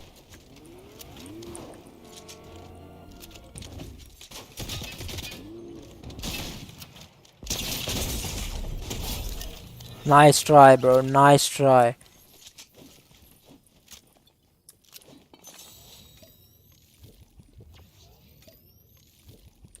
Battle Royale is sweating me right now. These days.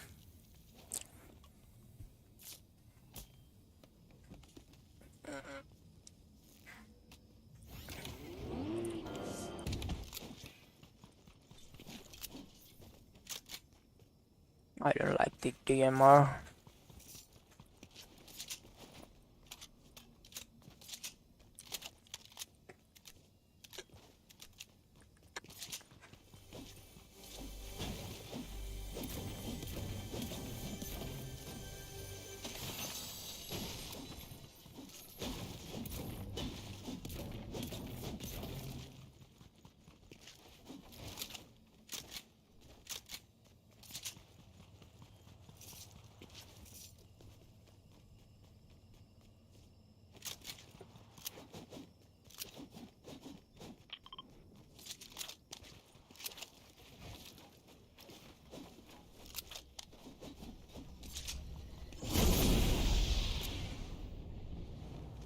I'm dead. Whoa.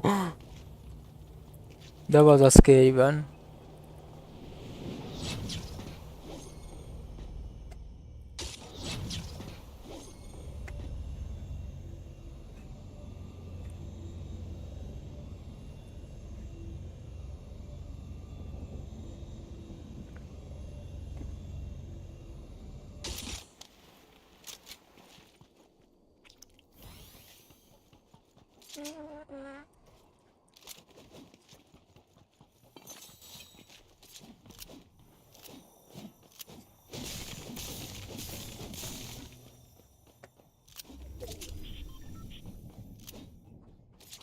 I think I'm gonna take this.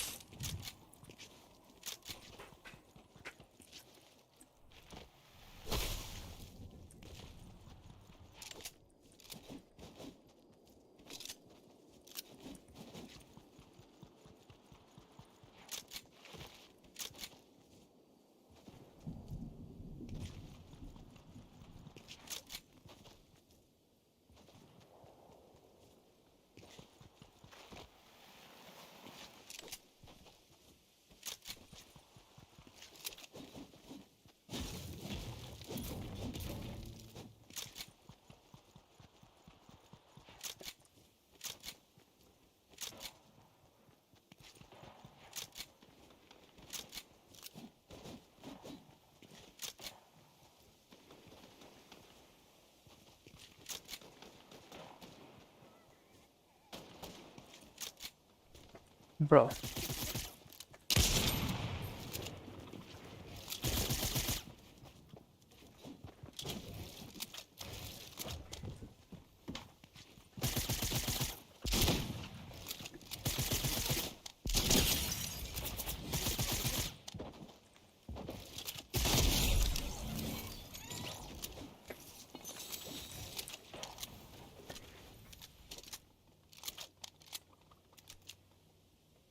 My aim is shit, bro.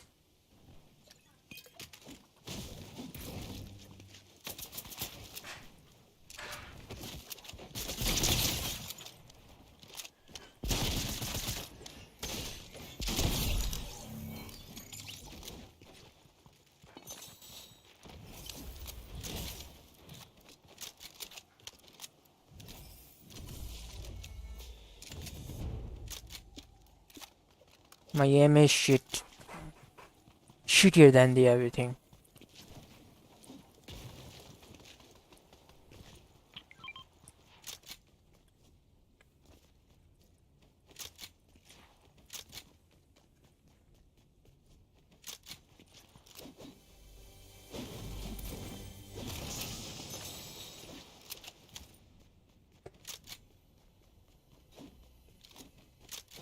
Whatever.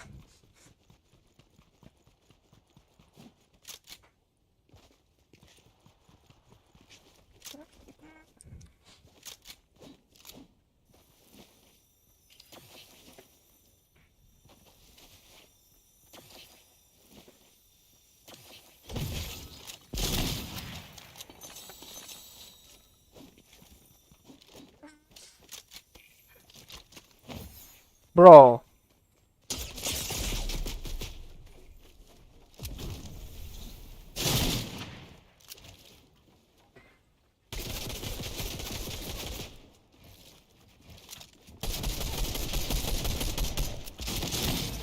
See that? I don't know why I'm playing very bad, bro. I just want to chill. Why is everyone is like fighting like a arena players, boys?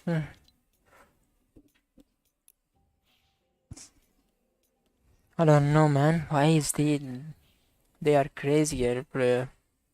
Everyone is like crazy right now.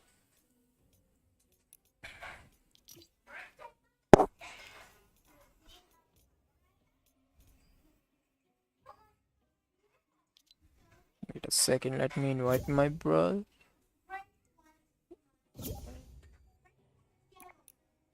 Hey, hello, man. When will this FNCS starts in like 30 minutes or 1 hour, bro? Hello. What's up? How's it going, brother? Can we play duos? Okay. You wanna play the box fight? Yeah. There ones. Okay.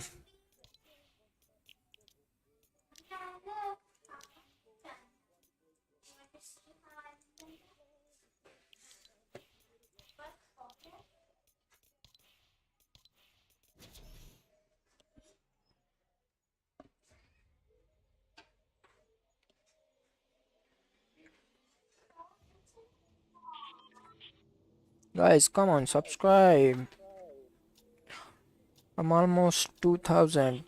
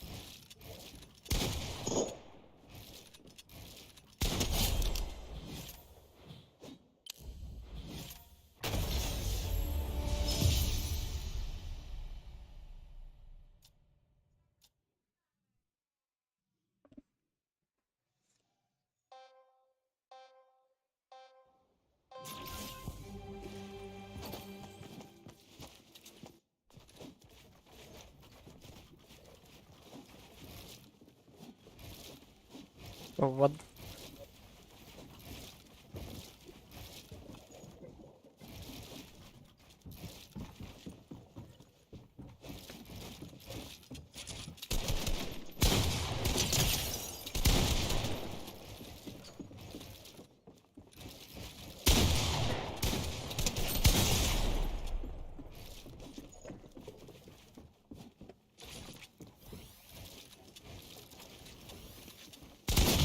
Wow.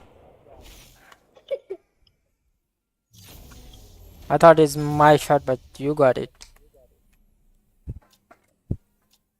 My was delay, bro.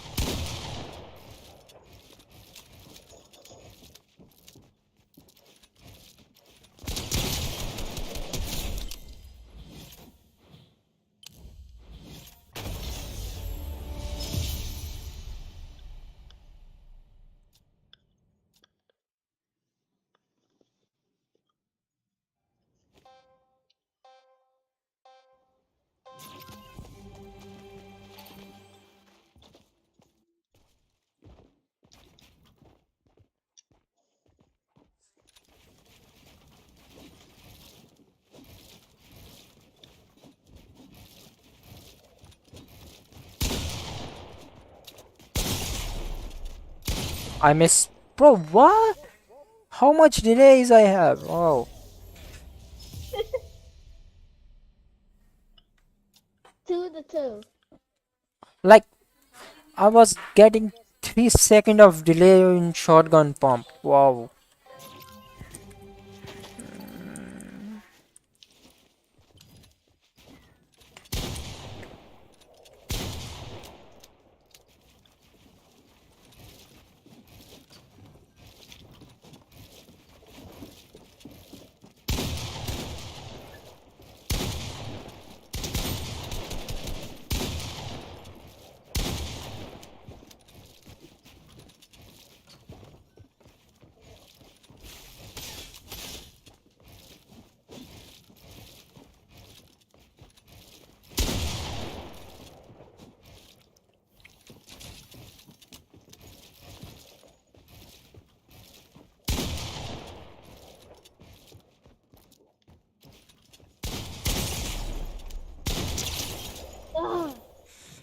FNCS 8 p.m. Wednesday. FNCS, bro. Yeah, bro, 8 p.m. That's true. It's true. But Eastern Standard Time.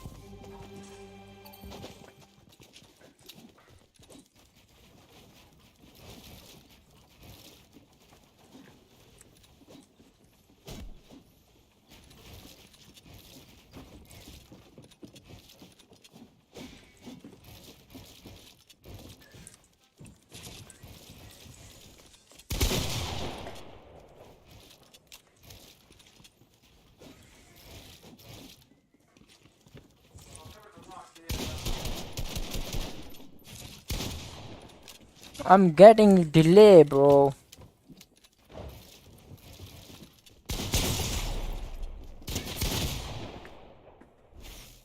I hate this delay. I don't know why my pump is delay. My pump is lot of delay, bro.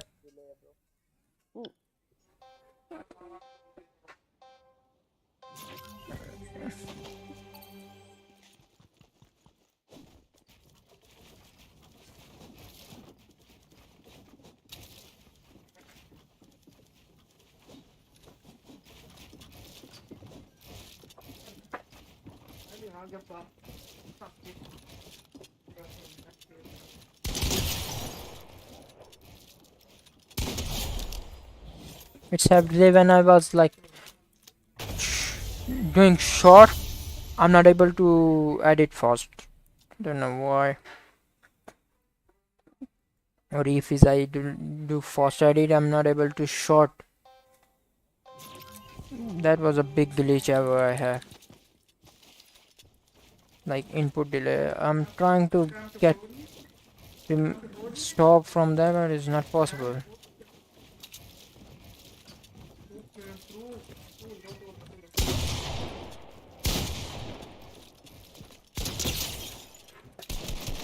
I want like this, bro. You see that? This is no delay.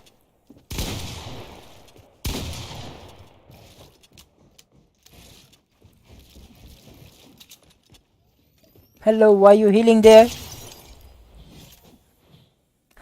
See, here isn't have delay, but when I was like fast editing or something like that, I have a lot of delay there. In normal game is that's why I hate that.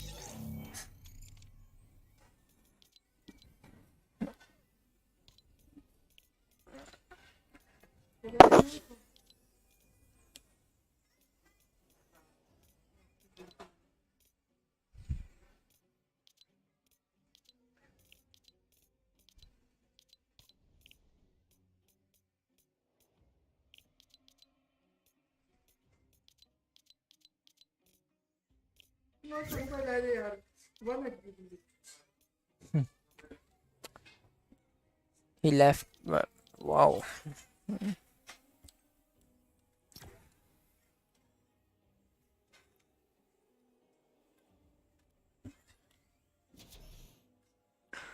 Drop.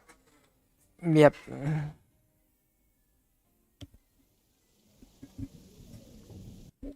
Drop is only enabled for the Twitch.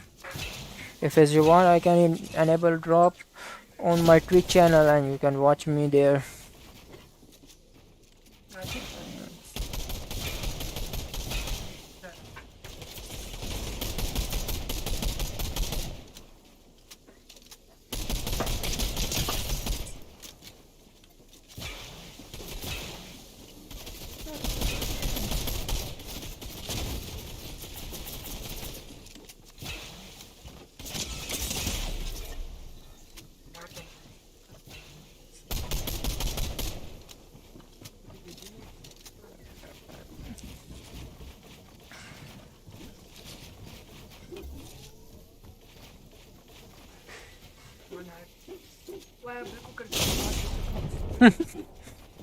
He just got shot from the upside.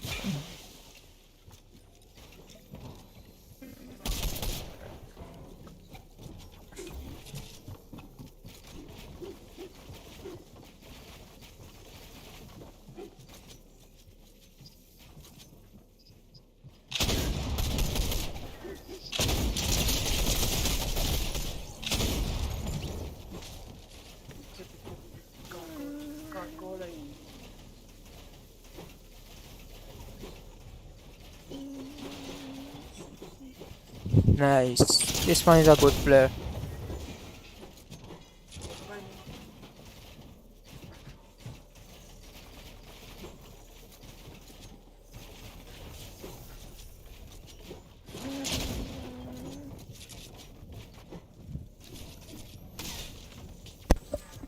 Guys, how I can get the 0 ping, man? I really want the 0 ping, guys.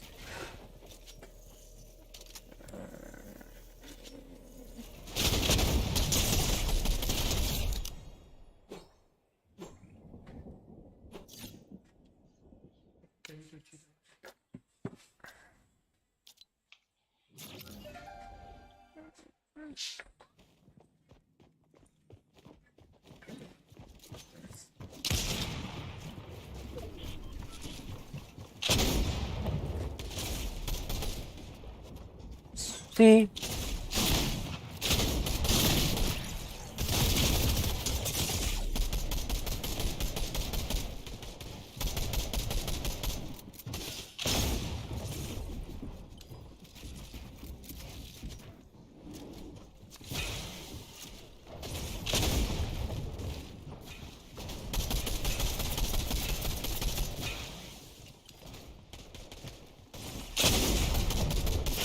Bro, what?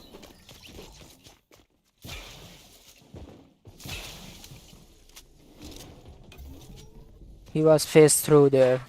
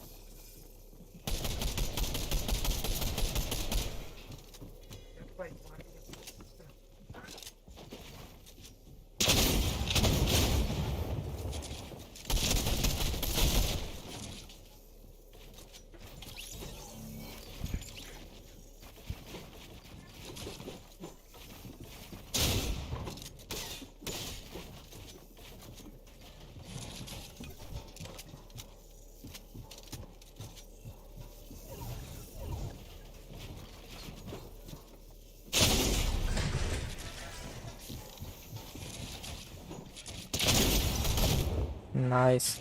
FNCI starts in like 1 hour.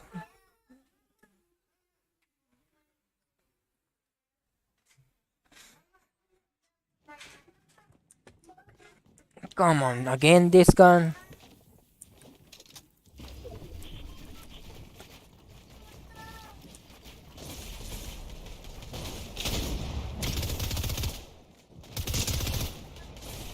Bro.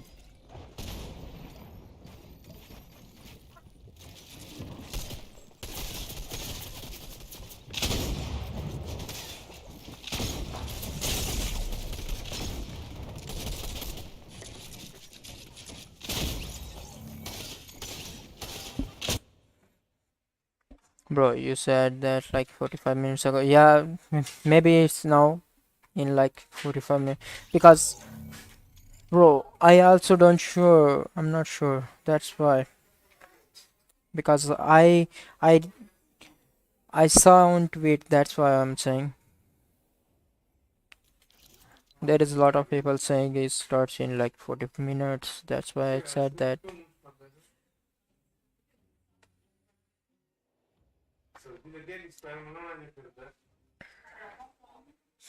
Let me see.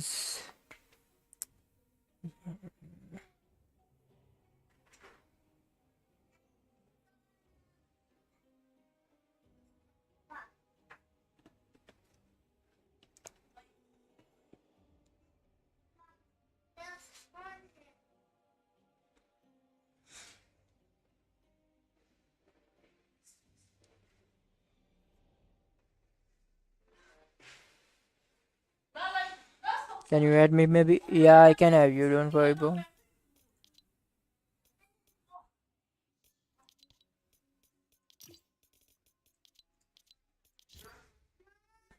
I can add you. Don't worry. If it's you want, I can add you.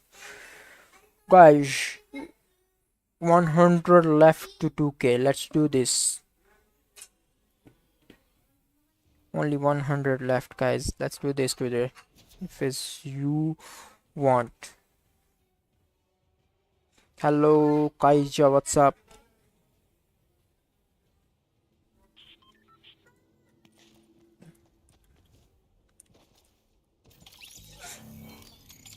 My epic is boxed by Journey. Yeah, you can join. You can send me a friend request.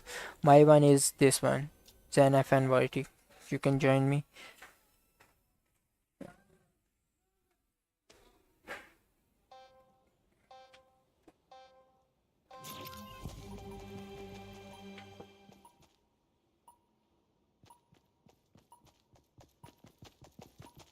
I'm gonna send you a friend. Okay, you can send me.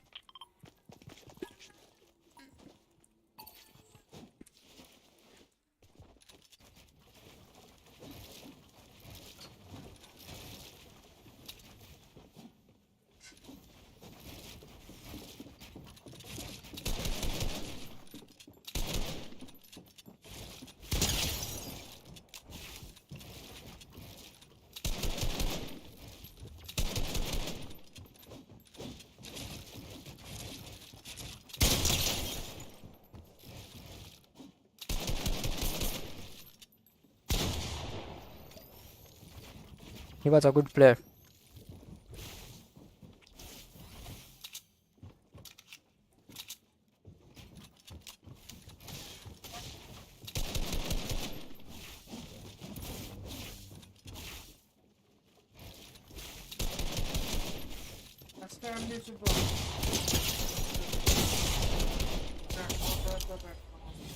I added you. Okay, let me see if I got your friend request or I didn't. If you added me, I can accept your friend. Yeah, I got you. Merrick. Merrick's 82.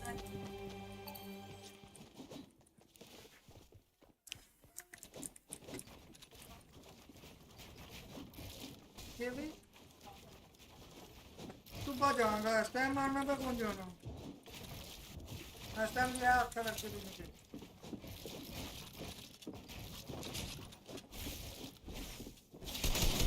सुबह लड़कियां ना काम करना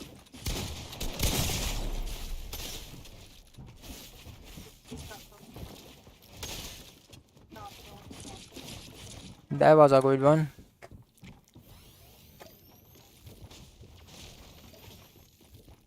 No, you didn't.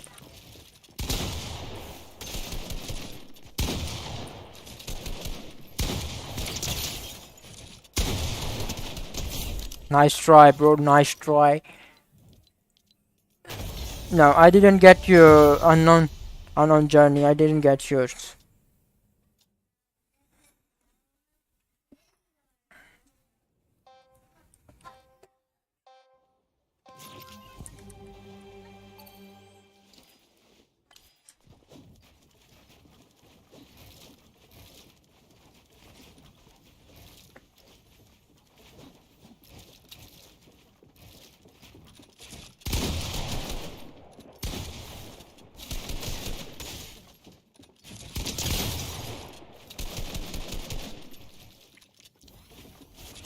Bro.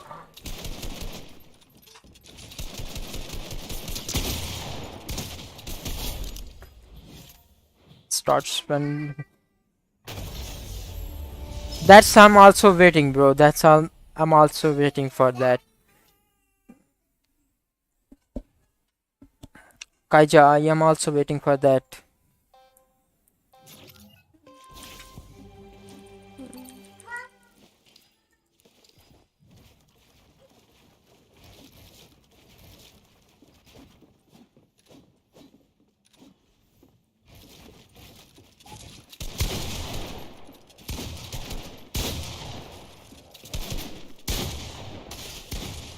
Bro, I miss every single shot there.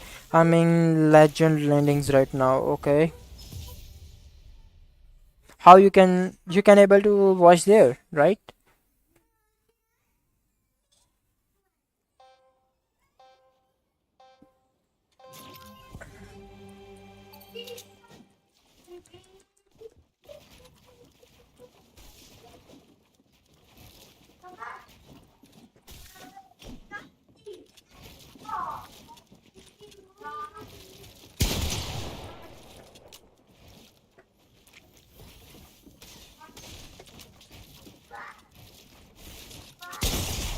Bro.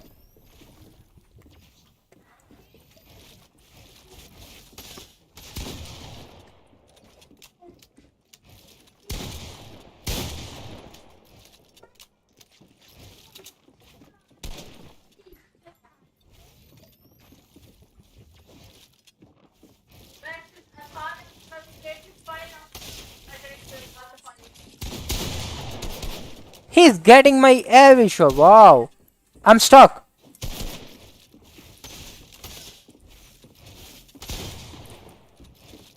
I'm stuck again. Wow.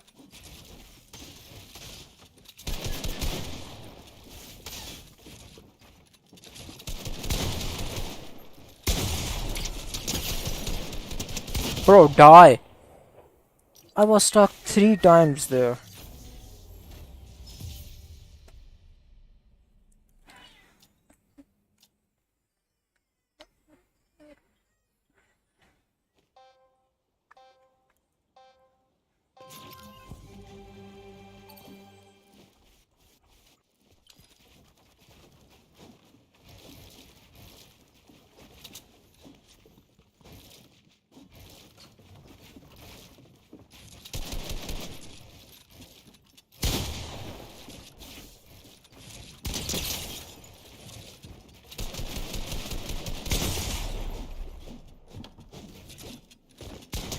That was a karma, bro.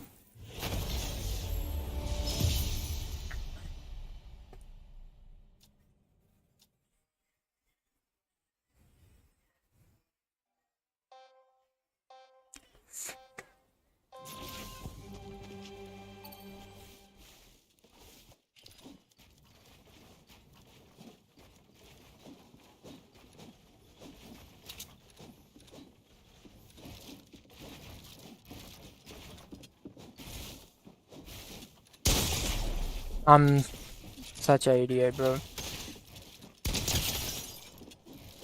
Now run. Run!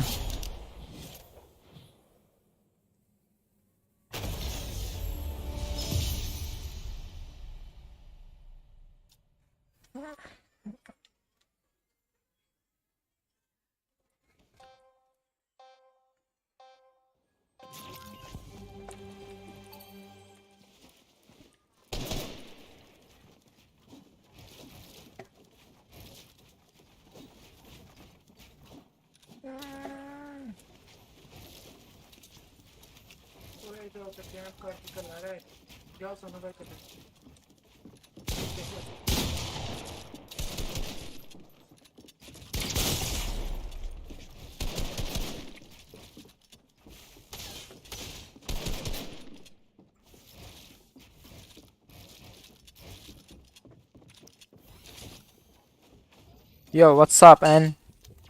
What the heck? What is this name?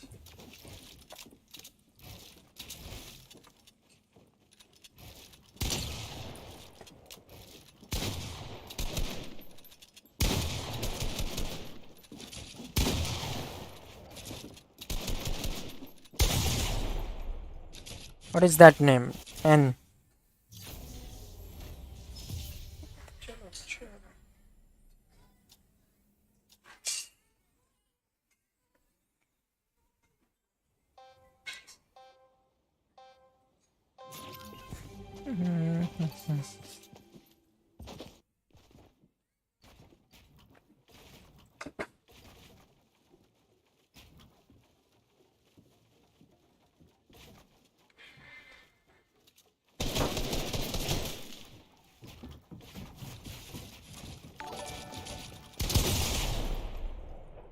Bro, German, thank you so much.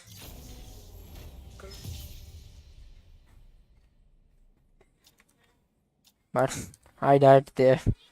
Which time you send me?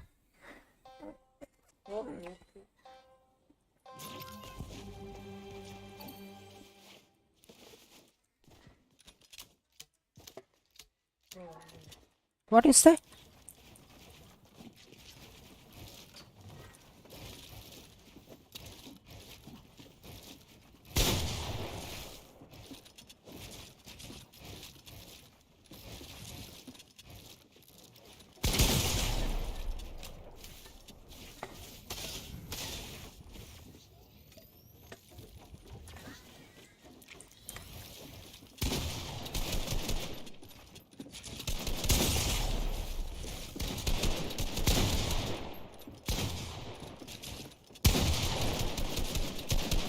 Bro, what is that? Lag. I'm trying to get my shotgun, but it's not.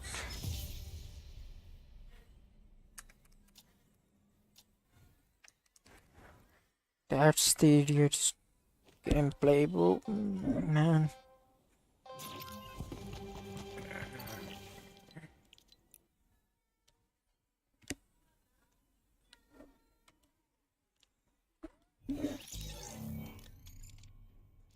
A second.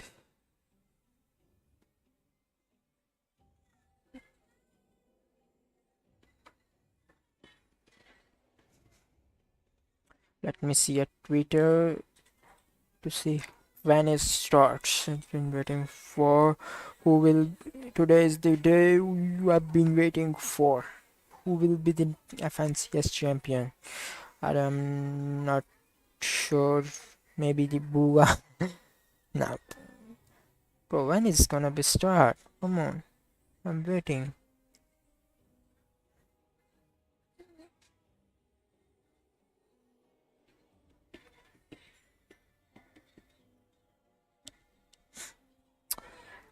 I'm still waiting. Wait a second, guys. Let me see if it's...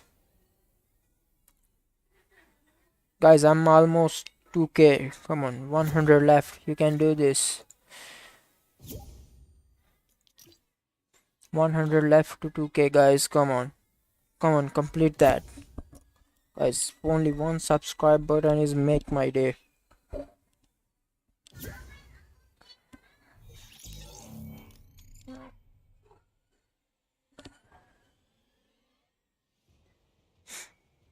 Okay. Second. What's up, Lime?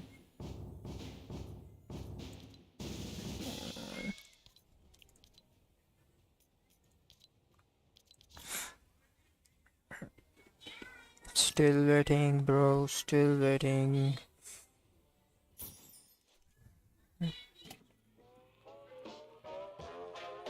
What the heck?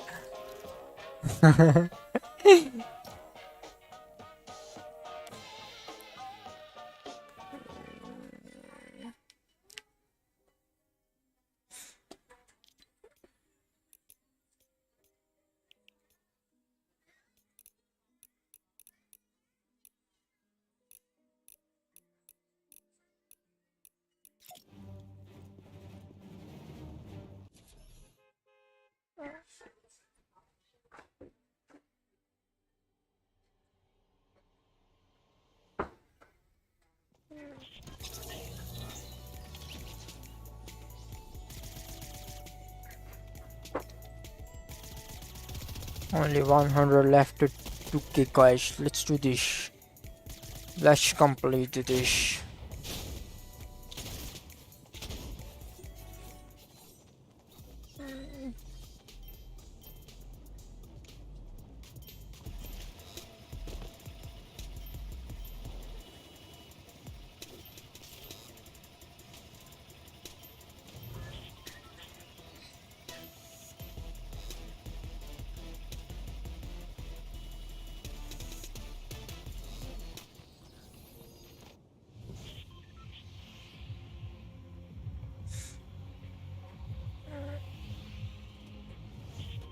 Lime, where you want to go? Let's go here, Lime. Where?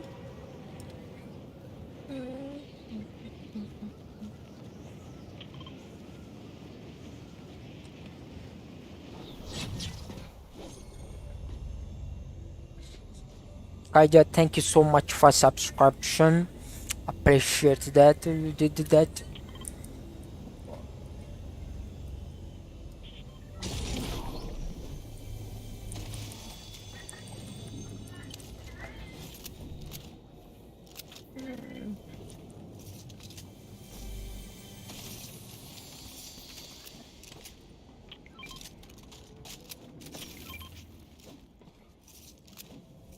What is that?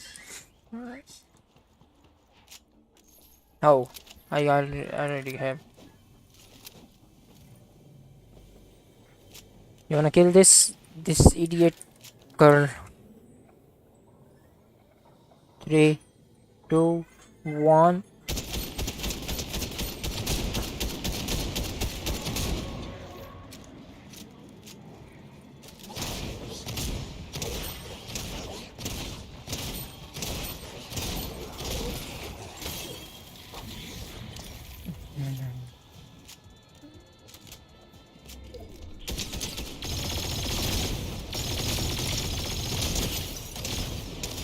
Bro,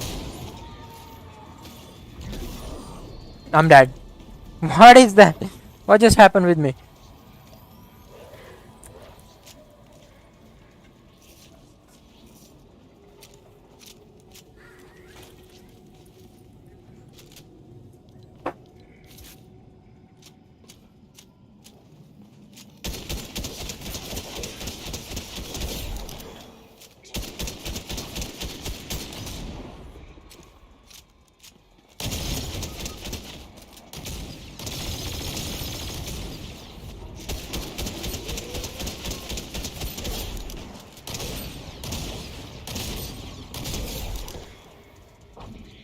He's almost dead, bro. Let's go. Wait a second. If someone is coming, I'm gonna kill that bastards.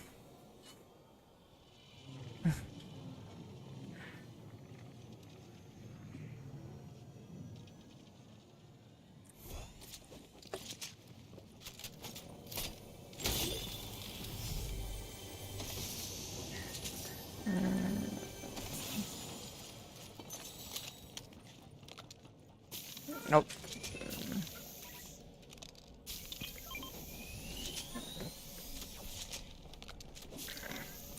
Nice. Not gonna take that anymore.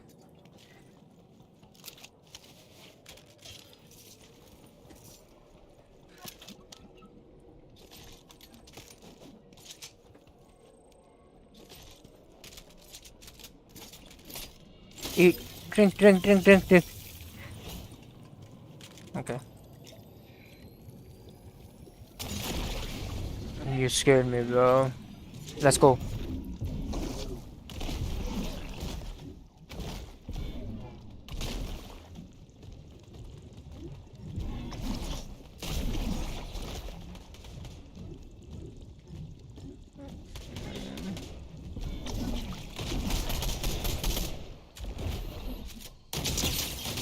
Hello.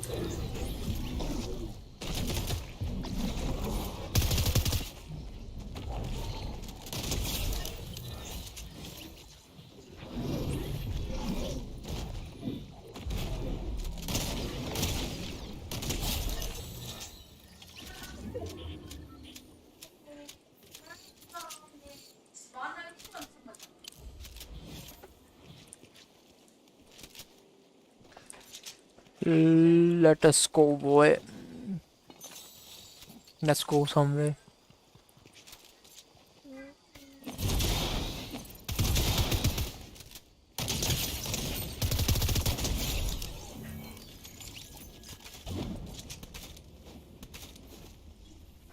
Take it if you want.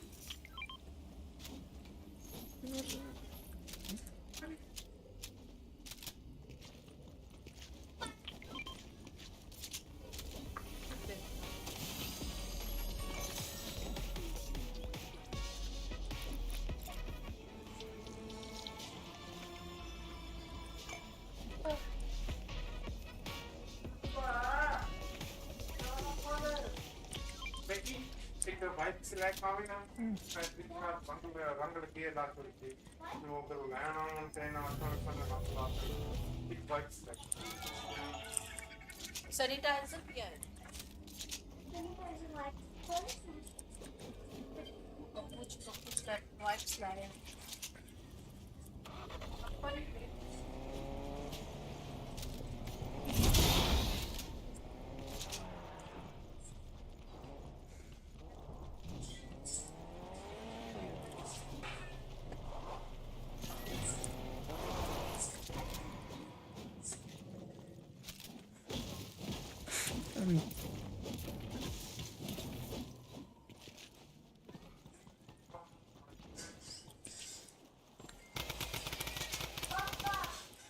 What is that?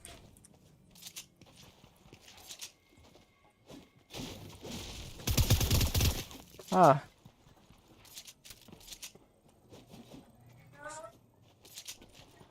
Let's go for that. Let's go. No.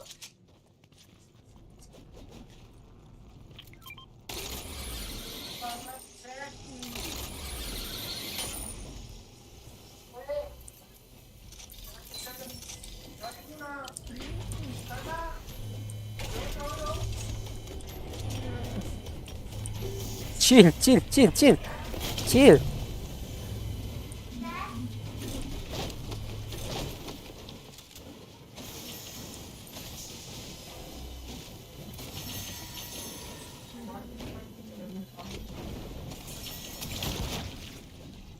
This is going to make you more shield everything, right? Let me take this or this one.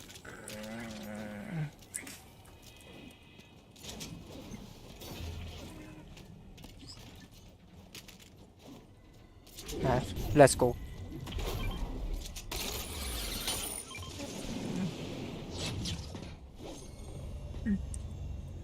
Let's go kill someone.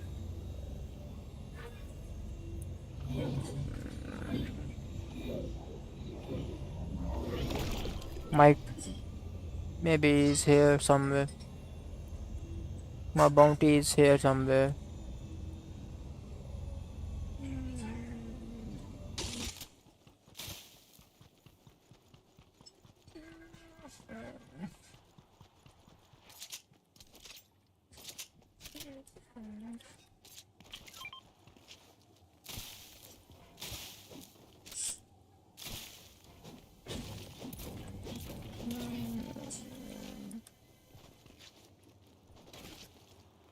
Where is he, bro? What the heck?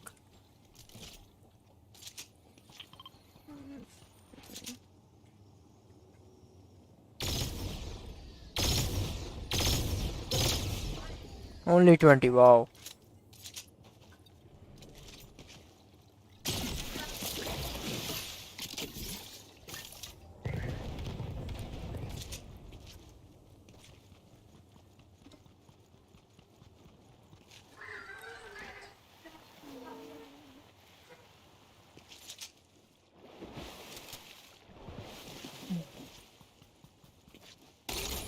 Come with me.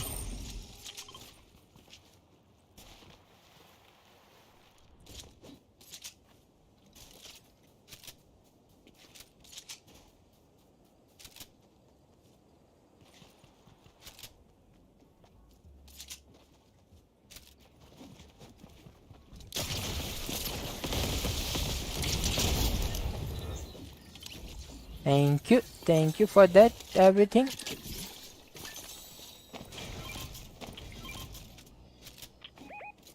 I'm not gonna use that, I'm gonna use this here and here. And I'm ready.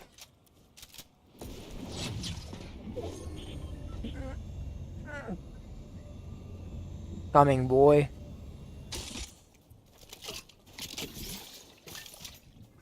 Where? Mark.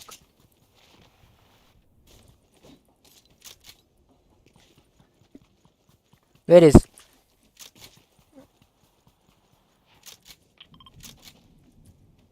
Then why you are waiting? Where? What? Okay, yeah. Use it. Come on, fast, come on.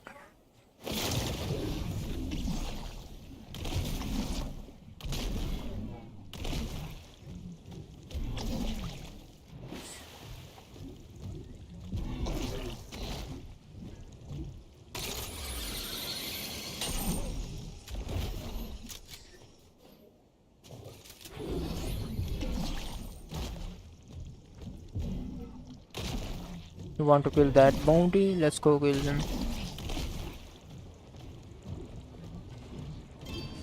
No, bro.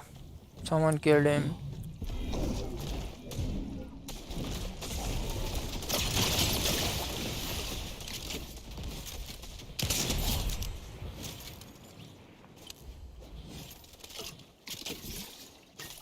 They don't know I am here. Whoa!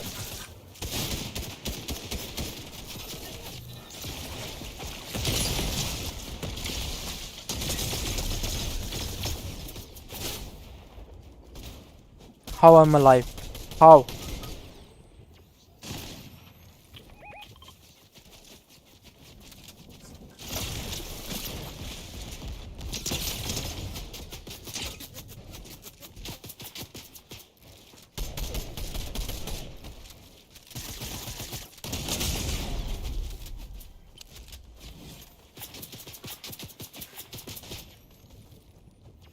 I'm not sure, bro, when it starts, but I think it starts at 8 p.m.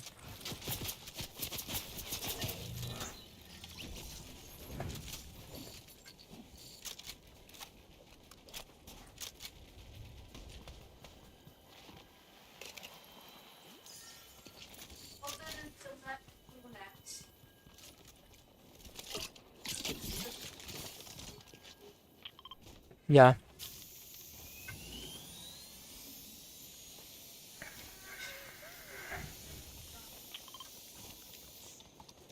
Bro, how am I alive?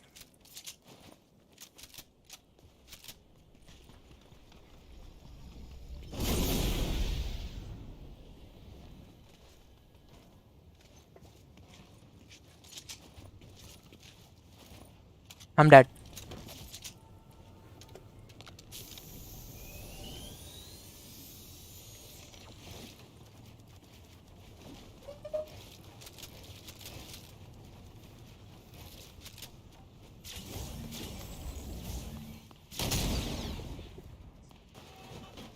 Come on.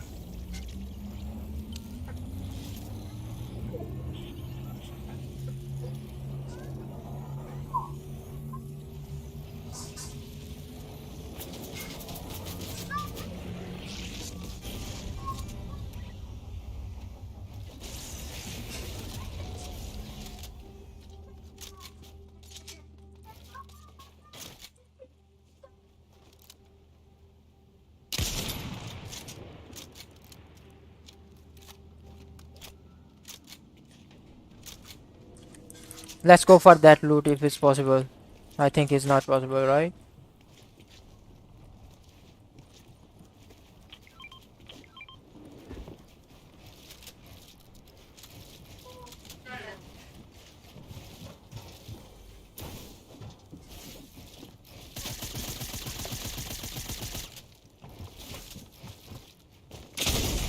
I'm dead.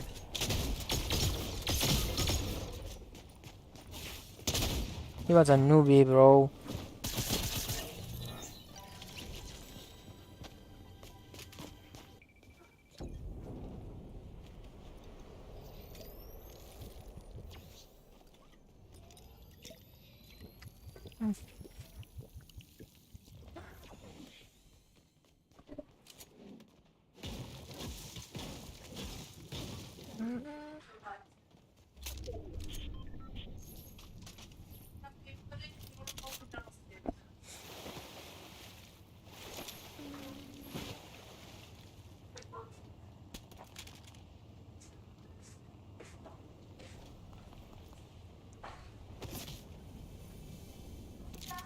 You can revive me easily. You can revive me. Go there. Go there. Fast if it's possible. You can take my card and revive me, okay? Do it. You can do this. You have 50 seconds. You have to fast. Have to be fast. Okay? Go, go, go fast. You can do this. Build. Oh, you can build.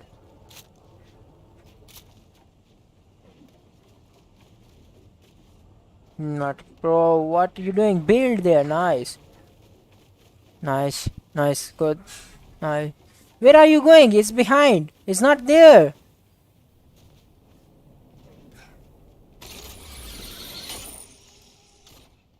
Oh. You just wasted 50 seconds, bro. How you can revive me now? Revive me fast. Don't leave, okay? Just revive me. You can do this. We have to win this. It's easy. Only 2 people's left, okay?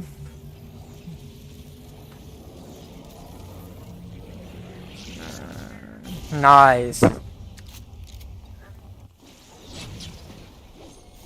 I got the shot. You can take with him. You can take with you.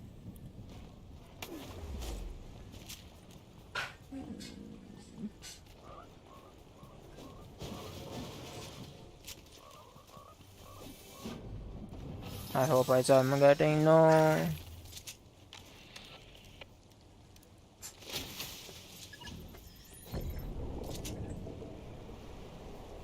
Come on, come on, come on, come on. Give me some mats if you want. Nice.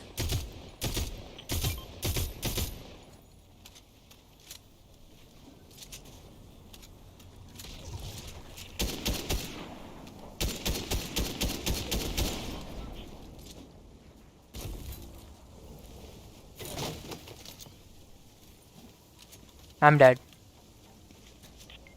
No, no, no, stay there, stay there, just stay there. You can do this. Revive me, revive me. Nice. Just revive me, don't leave, okay? I have a launch pad. I can put that in, okay? Don't worry. No.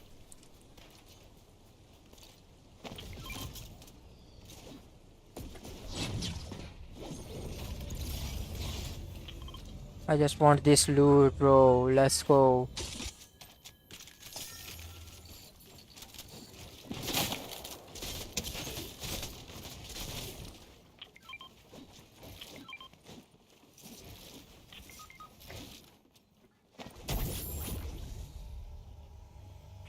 Bro, I have been sitting so long with Legend FP. Same place. Wow. Like same player.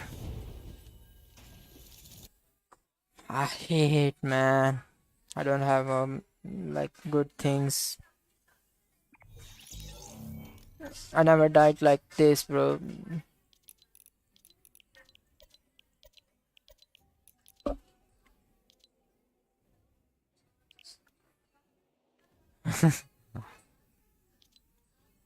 Bro, why are you sitting there? Play your game. You can watch, like, stay there if there is something, okay? There is nothing. Why you are staying there? Why you are sitting there? If there is nothing, right?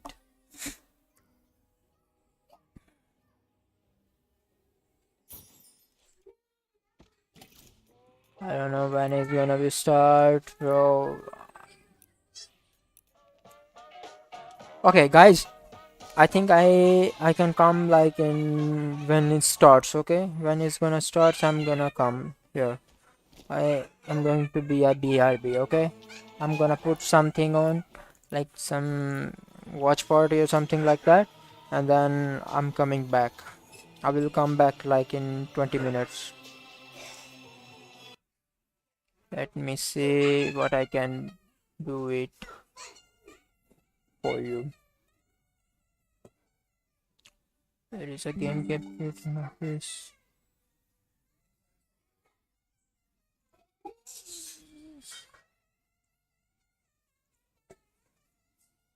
Where is 7CS? Oops.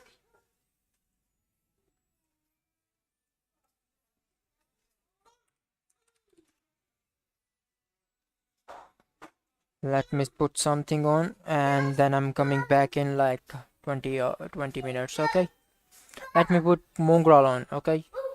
I'm gonna put mongrel in and I'm coming in like 20 minutes, okay? Not 20 minutes, like when it starts, okay guys? Or maybe I'm gonna put the old Fortnite. What is that? Oh, okay, mongrel is good.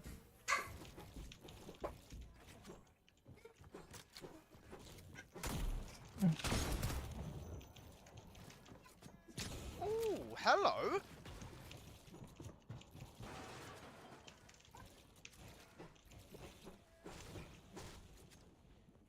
Bro, what the heck?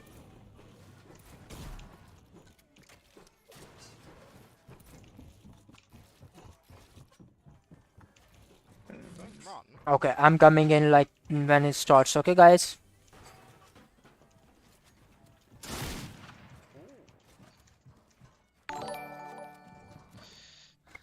Yes, thank you so much. Subscribing. Thank you so much. Appreciate that, brother. Let me fix this screen, bro. Why is okay? Really? Are you serious right now? Okay, I'm coming in like when it starts. Okay, guys, see you. I'm coming in when it starts. Bye bye.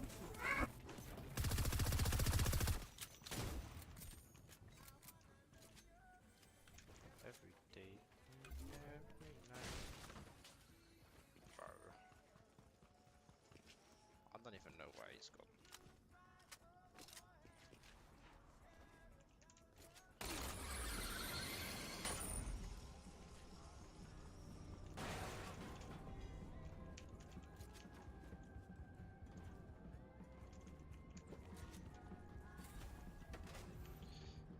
this love? Is this love? Is this love? Is this love that I'm feeling?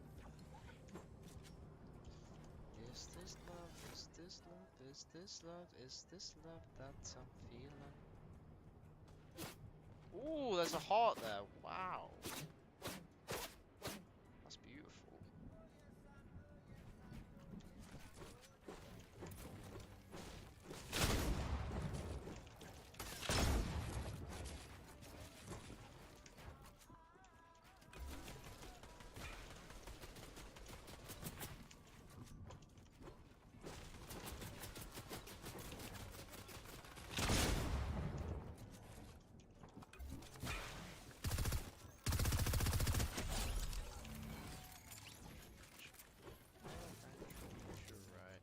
Yeah, bro, I have a code. I have code. It's called code Z1 in the item shop.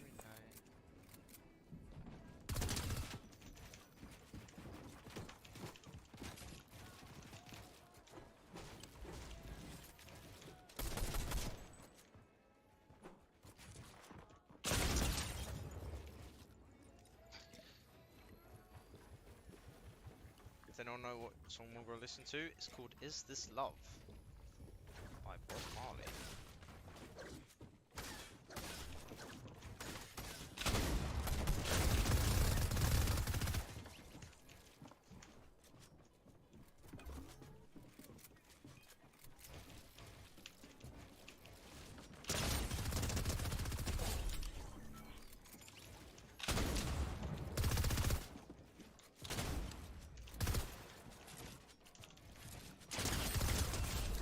Come on now.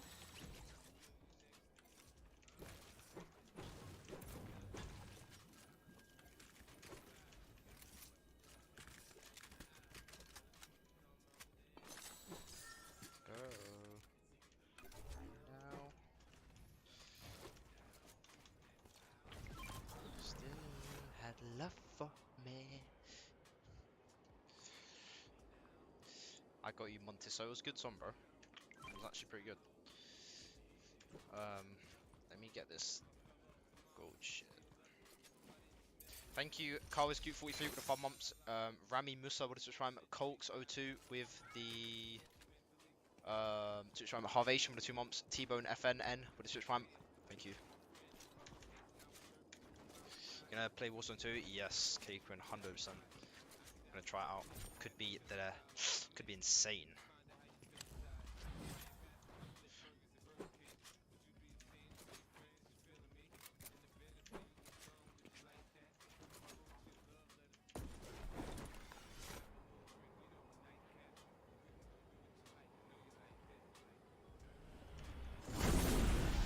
Oh wow.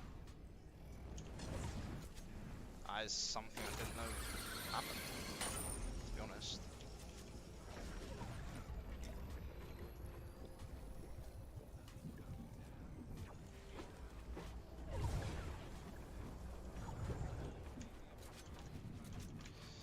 Are you gonna play MWCs to get camos and level up guns for Warzone 2? I already have 20 gold camos, bro. I would have Dark Matter if I didn't go Amsterdam for 5 days. It just killed the grind. I had literally 20 gold camos in the first 2 days.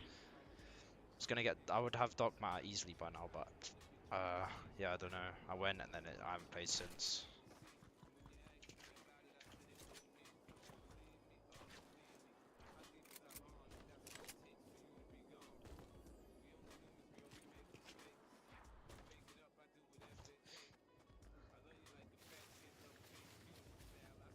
On the new YouTube video, tonight or tomorrow. I hate the attachment grind. I don't even find it that bad, to be honest. Like the only thing is dead is the fucking skill-based matchmaking mainly. Thank you, Pafel FM with a tier 1. Cholbass 69 with 30 months. Let's go. Got level like 3 guns for red dot. Yeah, true. 20 bomb now. This is probably like a 50% chance of a 20 bomb. Nah, like 65 actually. Because people normally don't die here, but it's definitely possible. Pretty sure I saw a fight right there. But actually, that was just that tree. So, I thought that was builds being placed. Oh, wait, what's happening there? Oh, wow. He's got a sniper up there. 100%. Yes, I am watching the FNCS tournament. Haaland.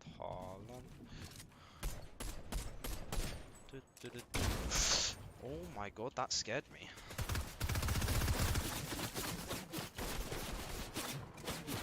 Oh my goodness.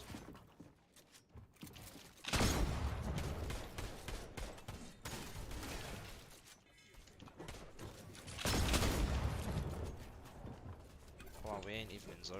Didn't actually know that.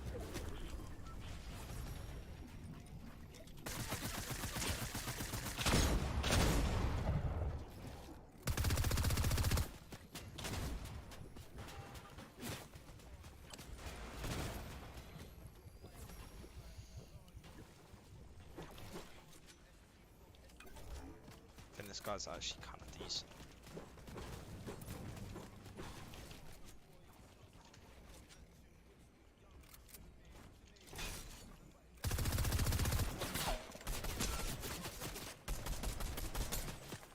Did he shoot the pad out? Oh my god. I actually need this loot. Where is it?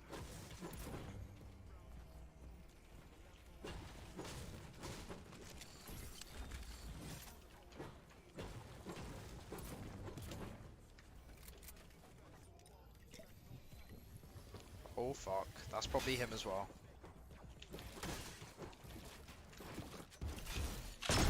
Oh fuck. Oh fuck! Yep, we're in a problem here. No, we are not. Oh, I'm getting a call from mother. Sorry, mum. I'm in an arena game. Oh fuck. Oh. Yep. Okay. Yep. Yep.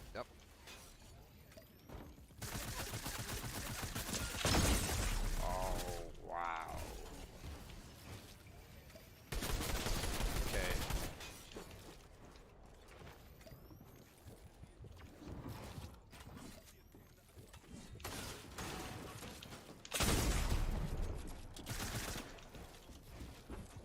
Yeah, this could definitely be the end of us here. 100%. It's very likely, actually.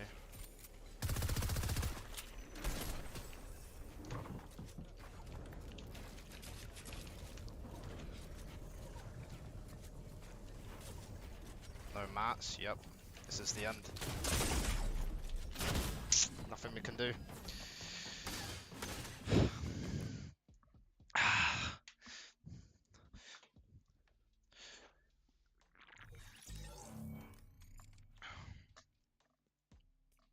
Bro, you know what's annoying about the prime shotgun? Is that the first bullet does more damage, so you have to keep reloading for the first bullet. It low-key slows you down so much. Thank you, Noth Chris for the Twitch Prime, JSM Audio with a tier 1, Valve Tex for the Twitch Prime, Cliptio with the Twitch Prime, 1 Jame with the Twitch Prime, Pofo 58, or not, 88 with the Twitch Prime, the Many Gamer with the Twitch Prime. Thank you.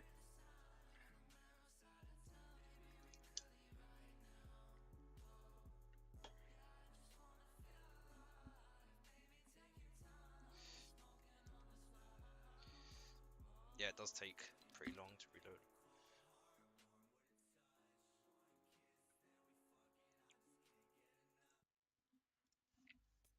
Should play with Nick A30 for a video and try not to curse. Nick A30, I'm down. Let's play Fortnite. Let's play Nick A30. Let's play Fortnite on Monday. Yeah, you ready? Let's run up some games.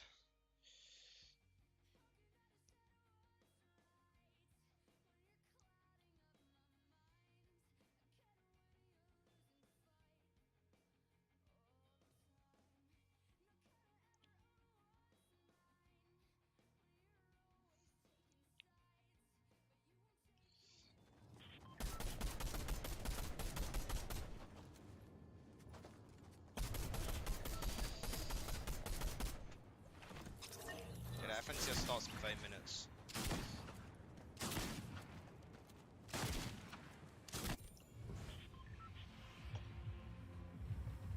got shit on Chronicle, man.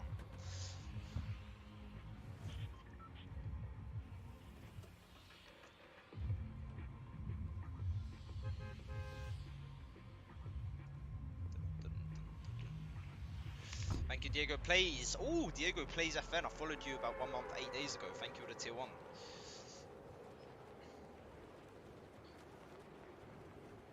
Are you gonna watch it? Yes, I'm gonna watch it. It starts in 30 minutes. I think I'm watching it with Ops. I don't know what he's doing though. Oh, he replied to me. Demon emoji. Yeah, he ready. He definitely ready. When does everything start? I think like the kind of like the game doesn't start in 30 minutes, but like the stream does, I think. So I'm gonna watch it from there for sure.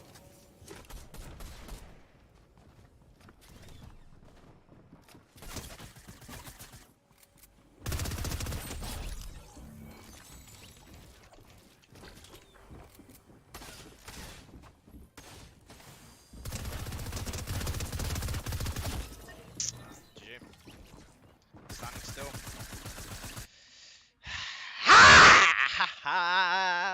Okay. Recently, do you feel the game is much easier, the same, or much harder? I'm gonna say 4. I'm getting killed by Russian players, so.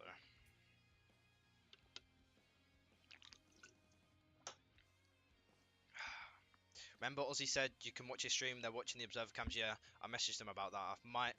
I might do that. Oh, yes, sir. Looks good. That looks very good.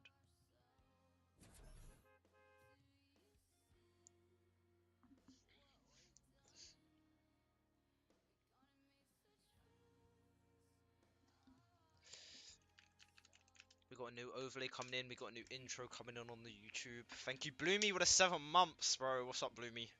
How you doing? Green Demon Alex with a tier 1. Bro, you know the funniest clip of when I was like in, I don't know, like in your Discord, like when we was chilling. The clip when like, who was it that said it? Joe was like, or was it Shadow? I don't know. Joe was like, Shadow's on page 1. I'm on page 100. Mongrel's on page 230. Some shit like that. It was actually a funny clip.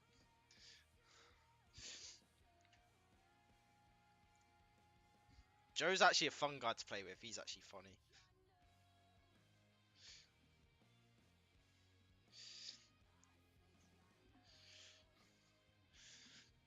Thank you, X Albedo, for the 30 months. Thank you. Yeah, you aren't even in the same book. Yeah, that was funny. That was funny.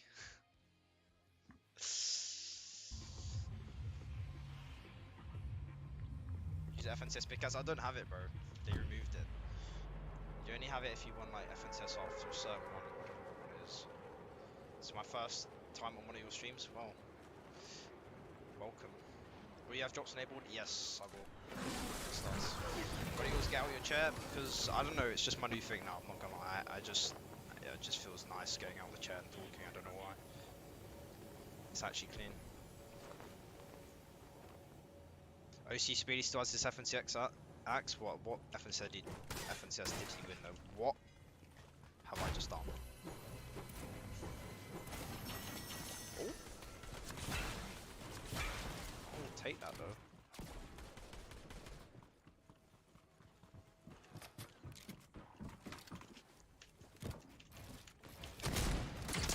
Oh, that was actually like that felt nice. That felt like it wasn't too crazy, but it just felt kind of clean. Nice execution done. But where he must have dropped. Where did he go? The execution just felt clean there. Where is this guy? Bro, what? Oh, and now he dropped.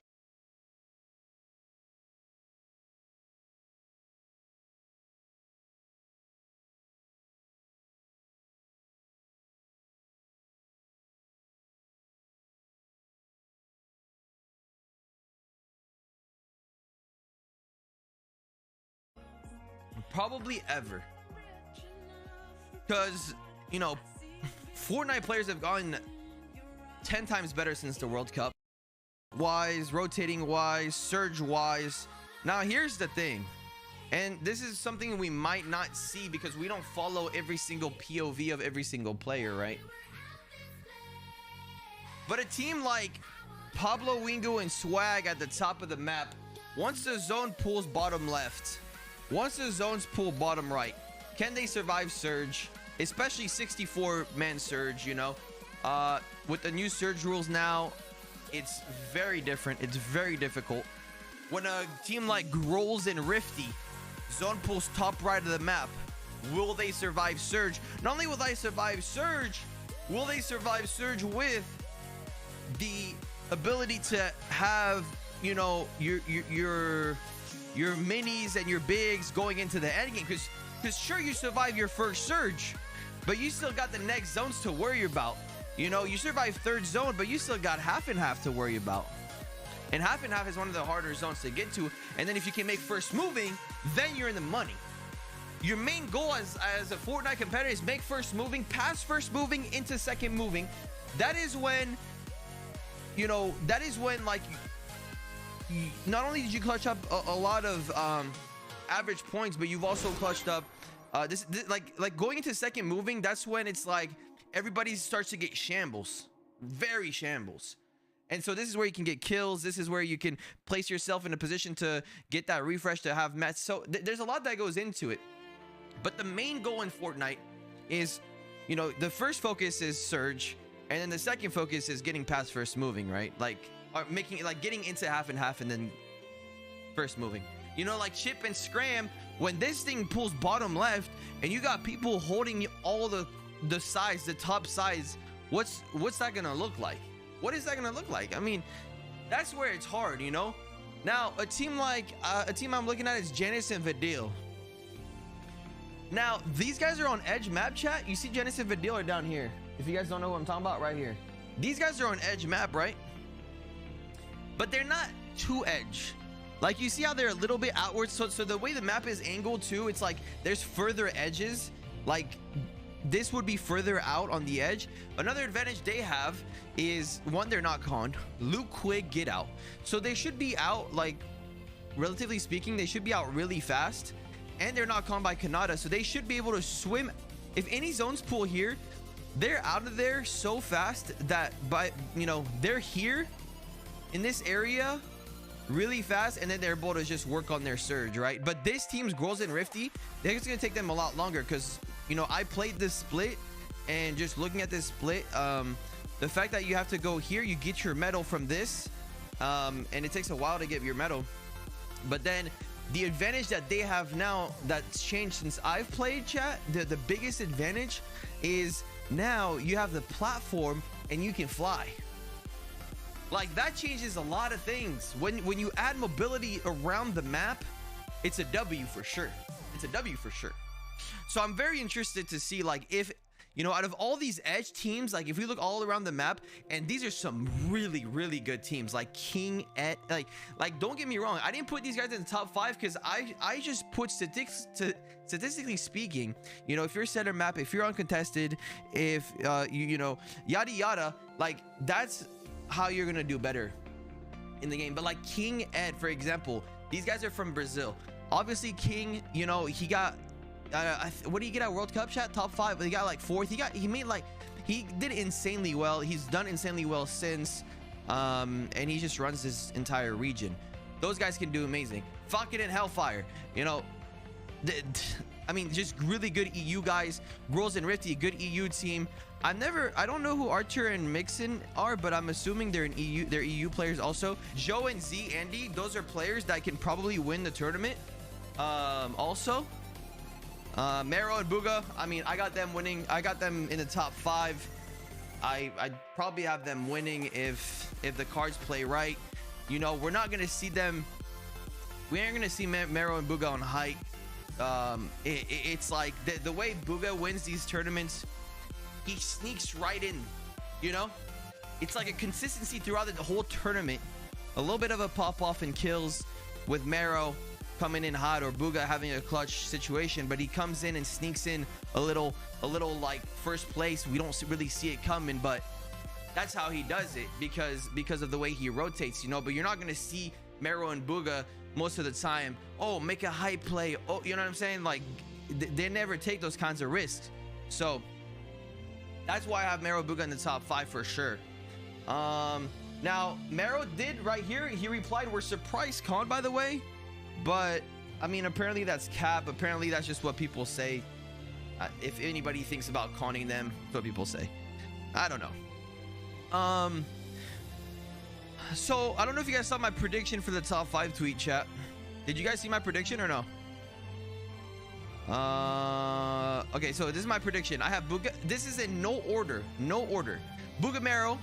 I talked about Kemi and Seti. All right, let's look at Kemi and Seti. I mean, Kemi and Seti, they've been dropping in this mid-map the entire year. They know the zone. They should not die to Surge. These guys should not die to Surge. They shouldn't. Like, if they, because the reason I'm saying this is because the way they understand where to find Surge from this certain spot, and they've mastered it. Like, they've VOD reviewed so much to the point where every rotation, no matter where the circle goes, they've played that situation, and in, you know, return they should be able to, you know, get a top 5, survive Surge. If these guys survive Surge, they'll be chilling in every endgame. Epic, Well, and Reed. Now this is it's a toss-up. I mean, it's an oddball. Look, I want NA to do good. I don't want to just put EU teams in there, okay? But I do want NA to do good, especially seeing a team from NA West do good would be lit. I think Epic, well, not only is he a good dude, but I think he's insanely good at the game. He's very smart, you know, how he approaches the game. And Reed's just, he's just like a demon, you know what I'm saying? And they have a really good coach, Sven. They're unconned. They're center map. They've been landing there for every single tournament. They didn't do as good last FNCS. I think they got 13th, but it was really due to a lack of, like, I mean, honestly, practice on their hand in terms of how to rotate and stack, like in a more stacked lobby with the new Surge. But now I think they're ready, and so it could be different. I throw them in the top 5. I think they can do good. I don't know what you guys think about that. It could be a toss-up, but hey, we'll see. Now, I put Queasy and Vino. Obviously, I mean, it's Queasy and Vino. I mean, like, these guys are insane, right? Notably insane. Queasy, you know, top tier IGL. Vino, just all-around player. If the zones aren't too harsh on them, I think they will do amazing. Because they have the mobility of all these balloons, they can still make a really big comeback. So even if zone pools, they can still have really good games. It all depends how crazy it gets with the Surge. It's all it is. I mean, you know, this game would be a lot different if Surge wasn't a thing. It would be very different. It'd be even more chaotic in the end game, but it'd be a lot different. But Surge will determine how all the edge teams do, because when you have such a big amount of teams in the center, what happens is that everybody gets forced out, and when you have people that are unconned, they can rush to spots faster, right? That just makes sense. So it all depends how they do on the far zones. I know they'll probably win the game on the zones they get. They'll probably win the game. So that's what it is. That's what it is. Now I also have Peterbot and Jumper. I mean, this is also a toss-up. I think that Peterbot is like one of the best players in the game in terms of or was one of the best of the game, but now their edge, and they, you know, we might see them go and clean up Clicks, Dukes, and Pika Nas, or we might see them clean up Aqua, Mustache Malibuka, or Taste and Jab. We might see a cleanup there. I think Peterbot's one of the best fighters in the game. Jumper's a good IGL, I think, or, you know, just a good support player, support role if Peterbot's IGLing. Now, if zones go, you know, up over here, they might have a rotation down here that can be good, but to the top side, I mean, if you look at this top side, if they ever try to go top side rotate, I mean, it's gonna be insanely hard. So I threw Peterbot and Jumper in that top 5 spot because one, I don't want it to be all EU. I want to cheer on for my NA boys, and I do think that Peterbot and Jumper are some of the best players in NA, for sure. Now, a lot of people are like probably thinking like, hey, why aren't you putting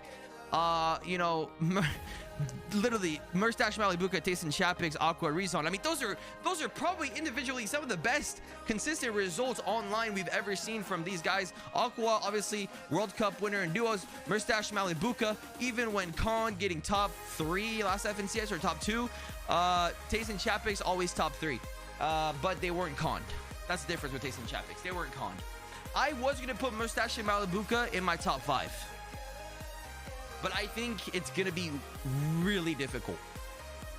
I was going to put them in top 5 though, because I think Mustache and Malibuka is the one team that, even though they might only play 2 out of 6 games today, those 2 games, they're going to maximize the points. You know what I'm saying? They're going to maximize those points. Like, there's no teams that can do what they do, what those guys do. In Malibuka, Mustache could drop a 15 to 20 kill win, no hesitation, in this lobby. I believe it for sure. I hope they do, because I would love to see a contested team, edge team, do good. It would be insane to watch, insane to see. But I don't know if they will. Vadil, Janice, I mean, you guys, I already talked about them. They should get top 5. I think Janice and Vadil could win the tournament also. Thomas, HG, and Tripper.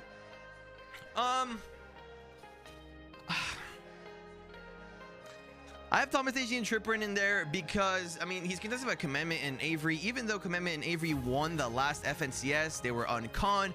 When Commandment and Avery were conned, they got full slammed by Thomas, HG, and Tripper. So now, here's the thing. If Commandment and Avery don't go south side Grotto and they try to go on the north side where Thomas and Tripper are going, they're losing. They're dead.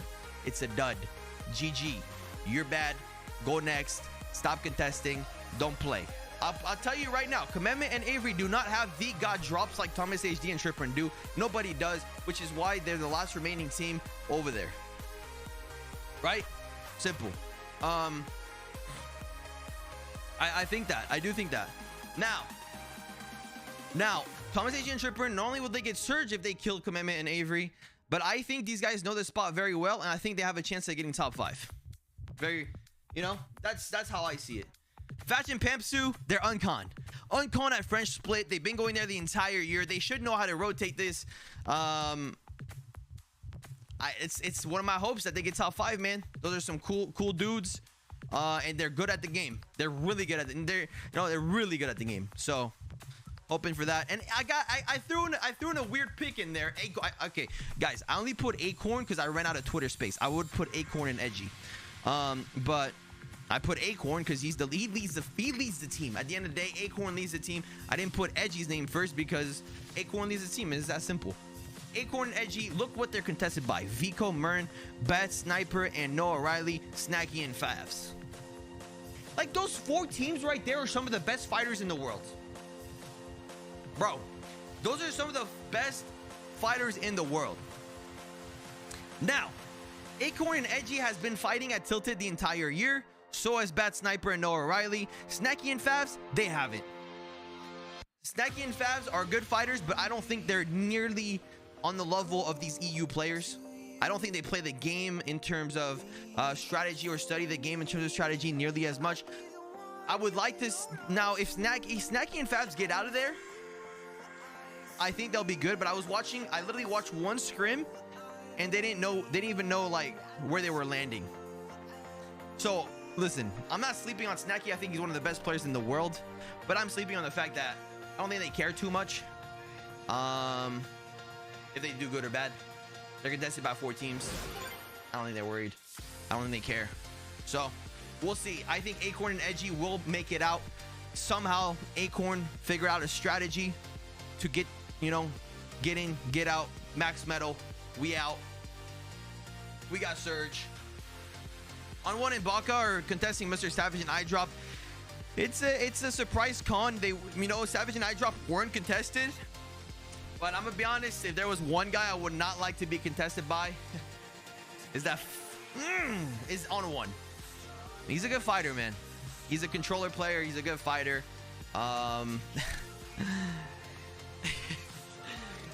guy ruined that guy and when he was playing with the other control player, I forgot his name. Yeah, they ruined a lot of my and Landjock's tournaments. A lot. FNCS. I mean, if they weren't there, you know, in some FNCS, we could have got top 3. But they love to fight. They're not scared to fight. So I hope Savage and iDrop are ready for this. I hope they're ready. Don't take these guys lightly. I think Savage is one of the coolest dudes in the community. So, and I think he's one of the hardest worker in the community also in terms of the game. So we'll see. Obviously, let's talk about Clicks, Dukes, Pink, and Nas. I love all those players. They're all great guys. I've met Pink. You know, I've played with Clicks and Duke. Listen, dude. It's just a BS situation. You know, I just hate to see really good players get contested, and there's nothing they can do about it. At the end of the day, chat, when you're contested, your chances of doing good, they drop. You know, your chances of getting top 10 drops immensely. So, I mean, will we see Clicks and Dukes in the top 10 versus Pink and Anas? I think we would be more likely to see Pink and Anas in the top 10 than we would see Clicks and Dukes, but I'm not too sure. The only reason I say this is because, you know, EU players might have the advantage off spawn, and in a stacker, EU players might play better. But now, with that said, Clicks and Dukes can have a huge pop-off game because, you know, it's Clicks. So I'm very interesting to see. Let's keep in mind, chat, one thing before we... I don't know if the Fortnite broadcast is on yet, guys.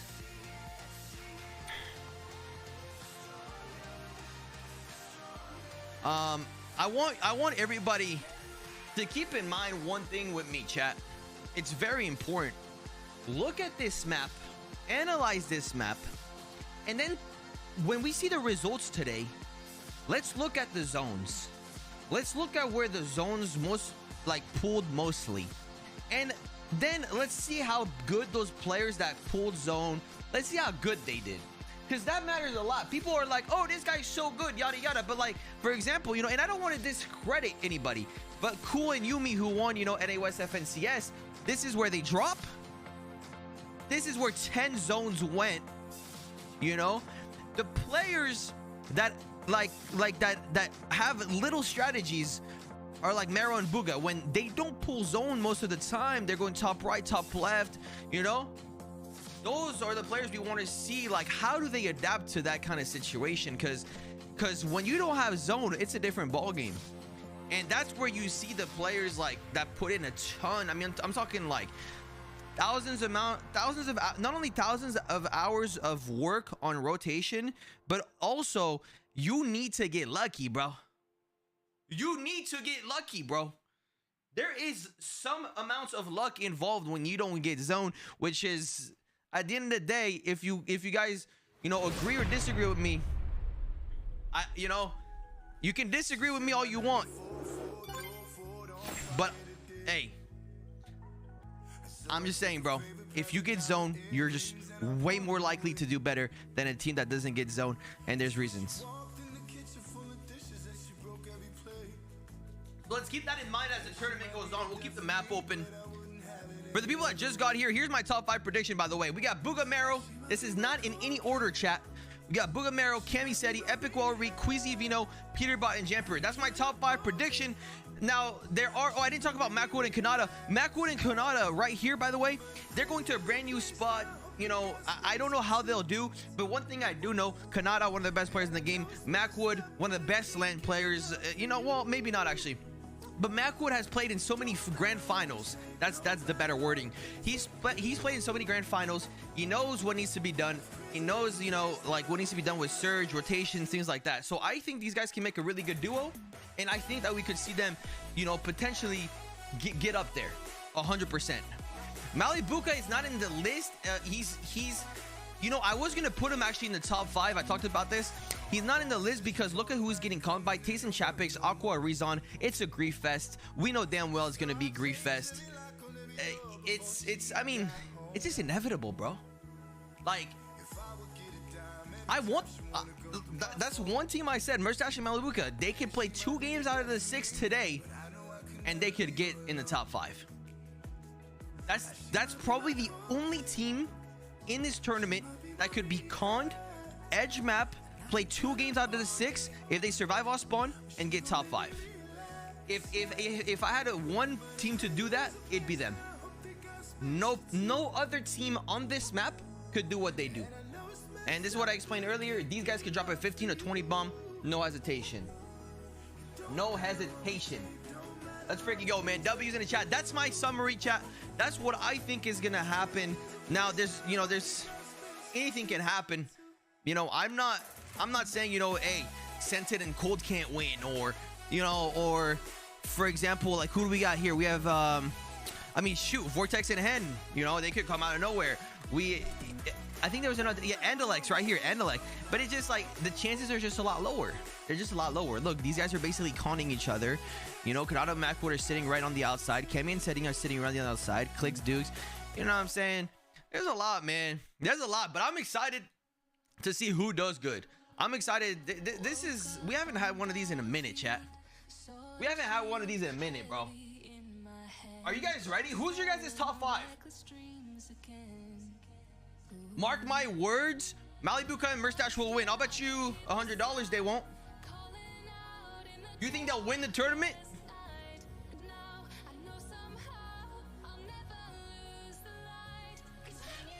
Yo, Redbird Russ.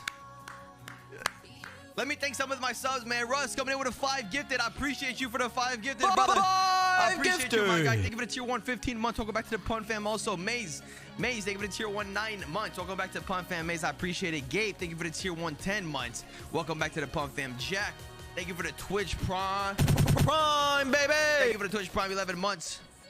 He said, Pun, are you not playing? Are you serious right now, bro? Slaves, thank you for the tier 1 23 months. Welcome back to the Pun Fam. Appreciate it. And 4 hours ago, Orphans donated 100 bits. That was off stream.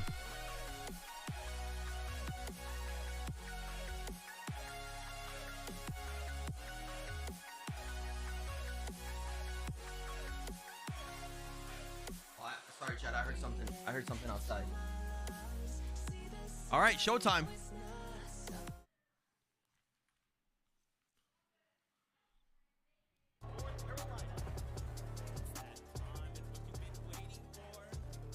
Anybody can win at the end of the day. Anybody.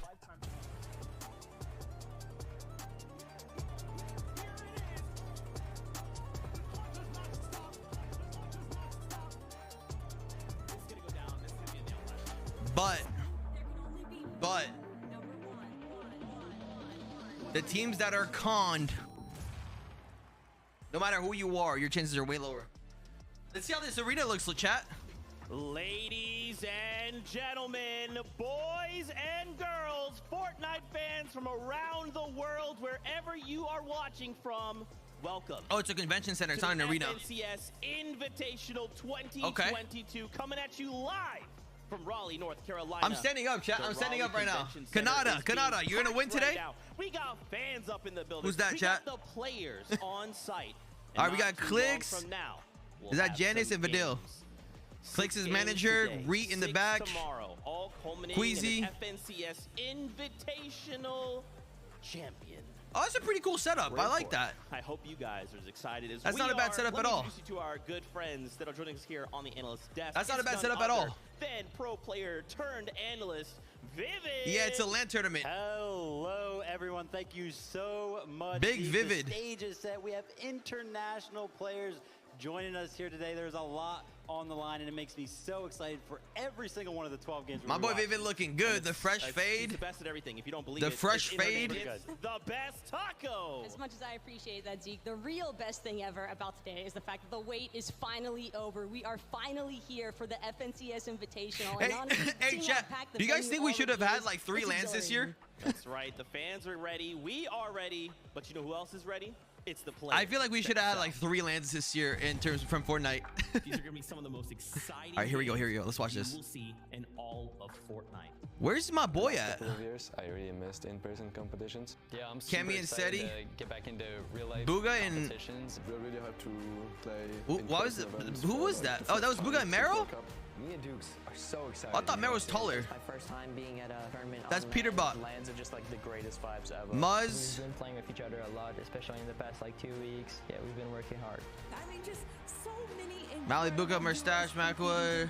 It's Tayson, Chat Picks. We're gonna prove to the world why we are the best. I think NA's just always been on top. Edgy, Acorn. E eu acho que em questão de fight, o Brasil é o melhor servidor. There's nothing to prove because everyone knows. I feel like this should have came out a couple days ago, not today. Invitational proves we're the best in the world because every region is here. Like or a preview. From playing in-person events, honestly, is the crowd. I'm really hyped, to be honest. It feels more real playing on stage than at home. The best thing about in-person events is that you sit right next to your duo partner. Everybody's watching you, and everybody's screaming and stuff. That's when you get like really nervous. Winning and just having like stuff like fireworks or something, it's just like crazy. Winning would prove to myself that I'm one of the best in the world. Winning the Invitational would really be an emotional moment for us. It is officially here, FNCS, an incredible. Hey, can you guys hear better now? Of Fortnite action. We're definitely here to go for the back-to-back title. I'm confident fighting almost anyone in the lobby. He's pretty cracked. If someone contests us on high ground, they definitely get eliminated. 100% He's pretty cracked. Anybody who's ever contested us, they're just playing for bottom 40. If you're thinking about contesting us, go for it. See what happens. Guys, come contest us. You're gonna win. Thank you for the 3 points. That was scripted, huh? Was that scripted? We got this. We got this. Oh, yeah. Fuse, put drops in the title, please, bro, please. It doesn't get more hype than that. I'm doing my best to contain my excitement right now, and I'm having a real difficult time. No, that's just a handful of Dallas, players Saudi, that we'll Sweden. be No, but I'm talking about from Fortnite, and from just Fortnite hosting it, not I'd love Dallas, for you not to give a big DreamHacks. warm Like those welcome are. to our main man. It's Adam Savage. Like you see, this is different. Thank you very much, Zeke. We're feeling good here on the show floor. Audience, there's a lot of young people. people. Carolina, let the world hear you scream. You guys are beautiful. Right now, joining me here is Takata. What a weekend of Fortnite action we are in for, my friend. It's incredible. Spicy, I don't know. You think of the tier 1. It's been years since we've had Wait, an why does your name look international familiar? event of this caliber. Thank you, bro. 7 Welcome to Pun Fan, baby. regions, 27 different countries, 50 of some of the best duos in the world are competing here today. I'm excited, bro. A total prize pool of $1 million. I mean, words cannot even describe how excited I am. We are so excited. One more time, North Carolina, let them hear you! Yes! And let's head back to Zeke, and we're excited here, buddy. Just having this incredible player audience here, just roaring as we watch things. Do you have any nerves at World Cup, or do you feel quite chill? Happen, right? Players no, it walk was out pretty on the chill. stages. I mean, I didn't get to. We didn't get to play that much. We didn't have a drop spot. Our drop spot got destroyed. So we changed our drop spot during the game like 5 different times. Now, for you fans that have followed us along our drop spot got destroyed. This is pretty familiar, right, Vivid? On the way to the World Cup. Playing for placement as well as elimination. It got destroyed on the way to the World Cup. Chunk, 32 points, cascading all the way down to the 30. What can you do? Where you only get 4 points, but make sure yourself you get into that threshold there, because outside of that, Drunken Amish, thank you for the tier 1 9 months, bro. Welcome back to the Pun Fam. Appreciate you, homie. Thank you. Oh, so important. We see it make. Did I watch the CS:GO major yesterday? I was streaming during the major. For each of those. But I know Navi lost. Because each of these players is fighting for their portion of the lion's share. And I'm not really interested. prize pool. and First watching the place rest. Going to be bringing home Look at the prize pool, chat. $200,000 to start. 200,000 for first, 140,000 for. Just the little So this is per team, for these duos. That's right. For the first time, take a look at That's a this beautiful trophy, though. Absolutely That is a stunning beautiful trophy. Swarovski trophy. That's right. Your duo that walks Yeah, that's a away beautiful as trophy. FNCS Invitational champions will be forever have a little nice little trophy they can sit in their room and say, yeah, that happened. That was, in fact, us. Vivid, I'm trying to contain myself, man. Are you excited? Are you as excited as I am right now? It's hard to not bounce around. It's really hard right now. I'm saying, you know, they stand still, Vivid. Yeah, Mentis, Listen, I mean, the it was crowd is going crazy. The competition hasn't How even do you started destroy yet, and the yes, that map trophy like is oh so a couple important. days before the World Cup is people crazy? raise these things up before, and those moments, they're still being replayed. I mean, I've been to this pretty day, which unlucky makes in terms these of drop players spot in wanna my oh so more. in my career, It's but honestly just so exciting to think about the fact that by the end of this weekend, we are only going to get to see one duo lift up that beautiful Swarovski trophy. So absolutely insane. You got a little taste of some of the players you got in the little introduction, but let me introduce you to a few more. All right, so we're both always consistent, always placing in the top 10. they have We're two. just The gonna play duos same get. game that we always play. Honestly, like we're not really scared because we're the best players to touch the game. I think we're due for a win. I think this is trolling in this interview.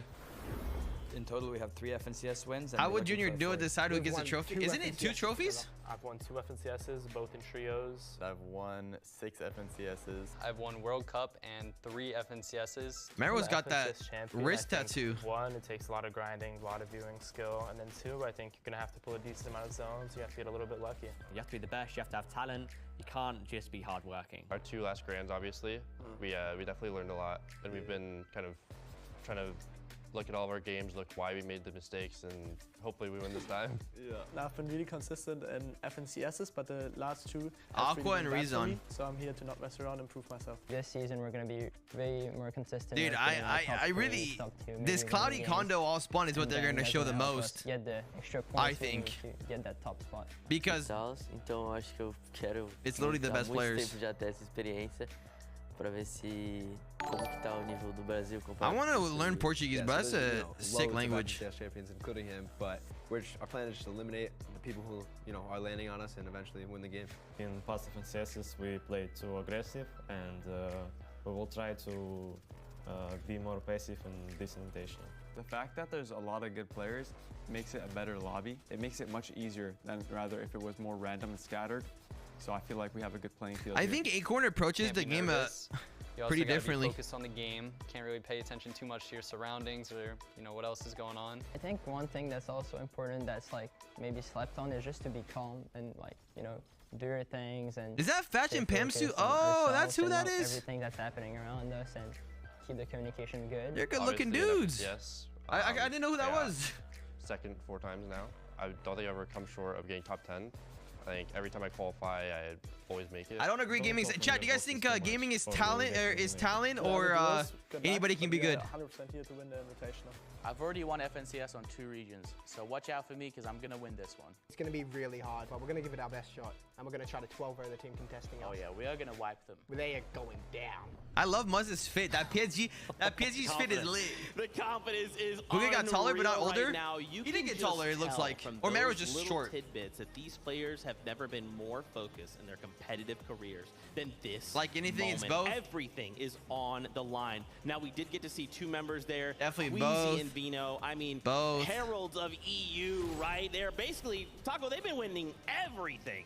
Queasy and Vino are entering this FNCS Invitational as an established thread, despite the fact that Looking they've sharp. both Appreciate you, already LG. FNCS championship titles in Chat, Chapter thanks. 3. Hey, Their chat. recent I brought the successes suit with out the today, League man. Cup Weekly finals in Europe and North America East is a primary example of their unwavering work ethic. These guys are absolute grinders, and not only that, but they had a first place finish in week 4. First place finish in week 6, and remind you, that Chat. was the NA East and European Do I weekly look finals different that they from- managed to bring home for themselves. So the results speak for themselves here. When you Do are I able to look have different such from here to dominating here? performances This is last year. so closely synced together Do I to look an event bigger? like this, it's no wonder that they are a clear fan favorite to bring it all home, because this is a world championship caliber duo, and I'm excited to see what they do this weekend. Yeah, let's go ahead and readdress that fact that you said. Winning Who do you guys both have winning? OE Cups on the same exact day on NA East and EU. right now, this lobby is 75% EU plus NAEs, which means that they have proven already that they can pretty much beat 75% of this lobby. The confidence has Wait, to be 75% of the lobby's EU and NAEs? No, Oh my I feel, god. We can't not mention them, Vivid. A duo that I think many people are very excited to see compete here in person. It's Booga and it's Miro. Appreciate it, Jeff. Representing the home region here, NA East, representing Sentinels. Do I miss Vivid in the competitive scene? I didn't really talk to him in the competitive scene. In my opinion, the most titled duo here at the event. Let's talk about it. Booga, solo World Cup champion. It's what he is known for. But because that is such a huge accomplishment, it almost always gets pushed on the rug that right now, in the past 5 FNCSs, he's gotten top 3 in every single one of them, with 3 of them being We ordered wins. some egg rolls That's not from all. our Those 3 neighbor, wins, back I think. to back to back. It's an absolutely disgusting stat line Hi, when Lily. you really think about it. And he's not the only one. You have to keep in mind his duo partner, Miro. He has also been the Why does it say Phison, Booga, and FL Dig Mero? 3 out of the last 6 FNCS Wait, what is finals. That Phison? statistic alone showcases the fact that When did I he think change this his name to NAE that? duo is certainly going to pack a pretty vicious punch for the rest of these regions. That's right. Muncie, And, what's we have up, a very baby? special treat for you fans here, and of course viewers at home. Guess what? Kelly Link is standing by. Yeah, Maddie told with us Booga about and it. Miro. Thank you so much, Zeke. Joining me right here, I got Miro and Booga for a nice. quick Live interview. Booga, it's been 3 long years since your iconic World Cup win. What is it like to finally be back on stage in front of all of these people bro. playing? I'm super There we go. excited. I mean, it's super cool to be back in-person events, and hope they bring more in the future, of course. But yeah, just hoping for the best, honestly. Yeah, of course. And Miro, talking about the game, of course, you guys are not only uncontested, but it also seems like there's not too many teams around you on the south side. What are your plans to handle Storm Surge? I don't know, Schmeck. I mean, as of right now, we're uncontested. We'll see what happens. We're going to try not to leak too many strats, but I think Fair. we'll be okay. I love it. The confidence coming in from these two guys right here. Make some noise for Booga and Miro, and let's head on back to the desk. That's right. Yeah. Fans, W. you guys can make some noise. That's okay. You want to be cheering on this duo, right? They got me. They got me. They're still waking up. It's all good. Now, we have to talk about more of the duos we're going to be seeing compete today. Is there another maybe duo that you have eyes on right now? Well, that's the beautiful part about the FNCS Invitational is that we do have What that percent of the field do you think will choke under pressure at representation, their and first Alex land? and Bailey are a must I don't think they will. mention from Oceania because they have had an absolutely phenomenal Chapter 3 performance so far. They've only been getting better with each season of Chapter 3. They This started game's a out little with third different place in terms of, in like- Season 1, then second place Season 2. So guess what? Choking Season under 1 was. pressure in That's Fortnite right. is a little bit They different. were the FNCS champions of the most recent season coming into this FNCS Invitational, and their dedication to the grind did not stop there either because they have been absolutely dominating in Cash Cup performances as well. What's an egg roll? Alex even, I I need believe, napkins. tweeting at one point, 10 first place finishes in those Cash Cups alone. So the consistency is definitely there for this duo. The thing that I love is the Damn! confidence, right here alone. Bailey's name getting in napkins. game. Bailey on height. Man, I wonder how he's going to be playing today, going for the higher gun. Honestly, listen, the great thing about being here in person is that I am actually able to go into the practice room, kind of stand behind some of these players, and last night I did just that with Alex and Bailey, and they won the scrim game that I was watching, and they just look so good. Alex's aim, holy moly. We have to talk about another threat here in the competition.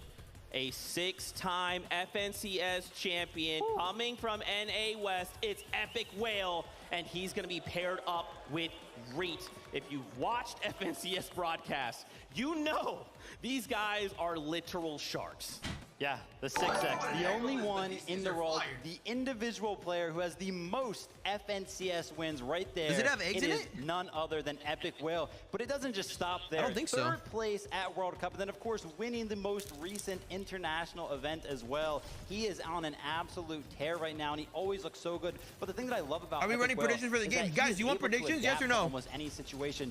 So much so that one season he even transitioned to controller. Of course, now he is back on that keyboard and mouse, but showing that he is so versatile is what is important to me. My favorite part about this duo as well is that collectively they have 8 FNCS championship titles to their name, which actually ties them for first place with Booga and Miro of all duos. So this could be an excellent opportunity here for Epic Whale and Reed to establish once and for all who really has we start the a most prediction championship right now? titles to their name. You love to see it. Now, listen, fans in the audience, I need you guys to make some noise because Kelly is standing by right now with Epic Whale. What should we do for the first prediction? Thank you once again, Zeke, and you are right. I have Epic Whale and Reet joining me for another quick interview. Epic Whale, everyone knows that the 6X in your name stands for how many FNCS titles you currently hold. What has the preparation been like so that you turn that into 7X? Yeah, just a lot of VOD reviewing with our coach and like watching our own games back, watching other players from other regions, and just always improving like from the Elite Cups and stuff. Right, I love it. And Reet, you're known to be aggressive from time to time. Are we going to be seeing that classic Reet aggression today? Yeah, we're going for 20 bombs every game. Love it. That's what I want to see. I'm going to hold you to that 20 bomb, everyone. Let's head on back to the desk. I made a top 5 prediction on Twitter. Saying that, man. You I'm see looking it? for a 20 bomb. We'll see how that all unfolds. Well, that's just a sneak peek at some of the competitors. Let's see how others feel In the about top 5 in no order, I have Nero Booga, Epic Whale, and Reet. Tight matchup. They're both really good teams. A lot of people think they're one of NA's best teams. I think they're pretty down here, actually. We're going to get out there and go on and clean it up every game. This is going to be crazy. Here's my top 5. Booga, Mero, Kemi Seti, Epic Whale, Reet, Quizzy Vino, Peter Bot, and Jemper. We have Mustache, Malabuka, and then we have Tayson and Chapix. So obviously those 3 teams are like a lot of people's favorites to win it. Daddy Condos is pretty highly contested. I mean, it's edge map, you know, easy dead side rotates. The loot's pretty strong. Definitely Aqua or Reason are going to take at least one game, you know. They're high ground kings. It really depends on like who is gonna like land on the one Here's side the thing, alone, Jap. and third way the other team. I don't know how Ospawn's going to look like with Aqua, Reason, and all those guys. We don't know if it's true, but if it is, we're ready. Just come.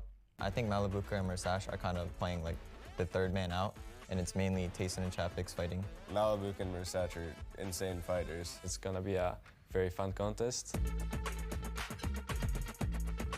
At Genesis, we have Pink and Anas versus Clicks and Dukes. I think there's not enough loot for 2 teams. So Yeah, I got Vidal and Genis, but I think Pink and Anas will come out on top. I think Vidal and Genis can do really good. I have them as a sleeper pick, I believe. They both have loot. No, I think Clicks and because obviously Clicks and Dukes, they're definitely better good fighters. fighters. They're way better fighters than Pink. I don't know about way better.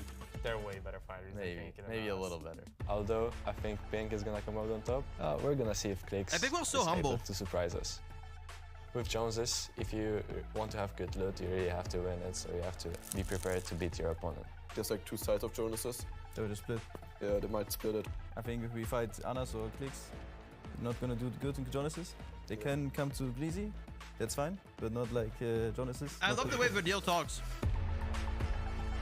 I love it. Then over at Groom Gables, we have Muzz and Looter conning Smite and Larson. And this fight's interesting. I think obviously since there's the hill and then there's also just down below, I don't think there's any world where these 2 teams fight unless it's like in the last game as both of them trying to needing points, you know? I don't know if the hill's enough loot. Yeah, I'd rather have one more than the rice. Maybe, I don't know, maybe. There's only one more left? Come out on top and do well in the tournament. Okay. I think that they have to like not take the fight, but try to gain ground because it has really good, strong points around it. I've played with Looter before, and he's crazy. I honestly think it could be a 50-50. The POI is kind of just like one house. Yeah, who knows? We'll see. Dude, I'm gonna lose my mind. We're almost there. Now, we've had a chance to kind of talk about the outside looking in. Let's actually talk about the game itself. Yeah. We have to talk about some of these POIs, man, because it's looking like it's gonna be messy. There's gonna be a lot of action going on in the early game, and here's where you can find most of them. Of course, Grim Gable is going to be contested. Tilted Towers, I don't know what's going on over there. A whole party. Looks like 5 duos are wanting to fight for that, but then Cloudy Condos, here we go. 3 Whose nails are blue? there. Taco, all of them being EU.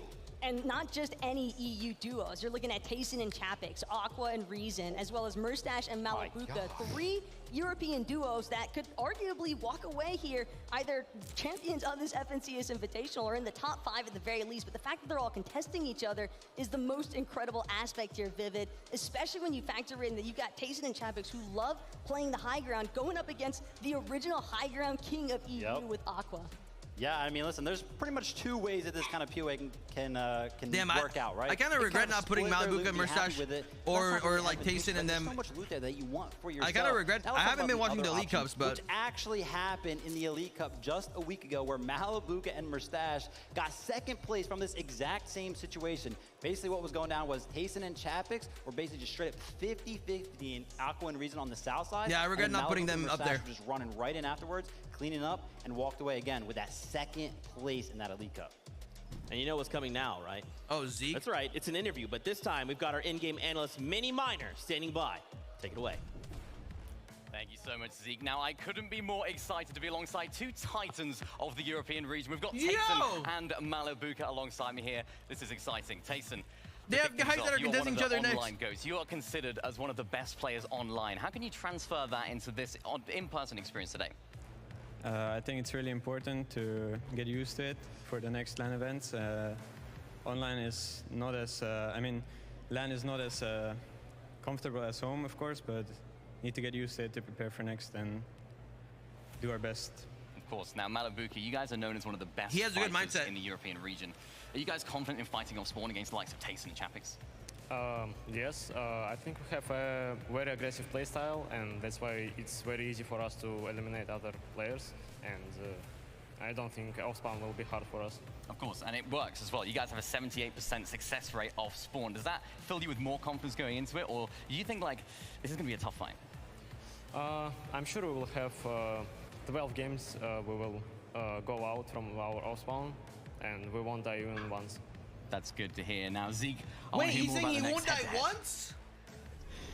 I gotta change my prediction. He's getting top 5. Stone cold eliminators, baby. I am ready for all of this action. Let's talk about another head-to-head matchup we have to break down. Has he been gone in the Elite Cups? For me, the key kind of takeaway and thing to consider is this is a. I want to change my top 5, bro. On this invitational stage, right? So he just said he's not even dying once out of the 12 games. Wait, what's their meta at home? Oh, I have to fight against that? He's getting top 5. Yeah, over at Green Gables, a little bit of a different situation than Cloudy Condos or Tilted Towers. It's just a head-to-head standoff between Smite, Larson, and Muzz with Looter, but I'm really interested to see how this every Elite Cup this season. Yeah, that's top 40. Of that international top 40 is money.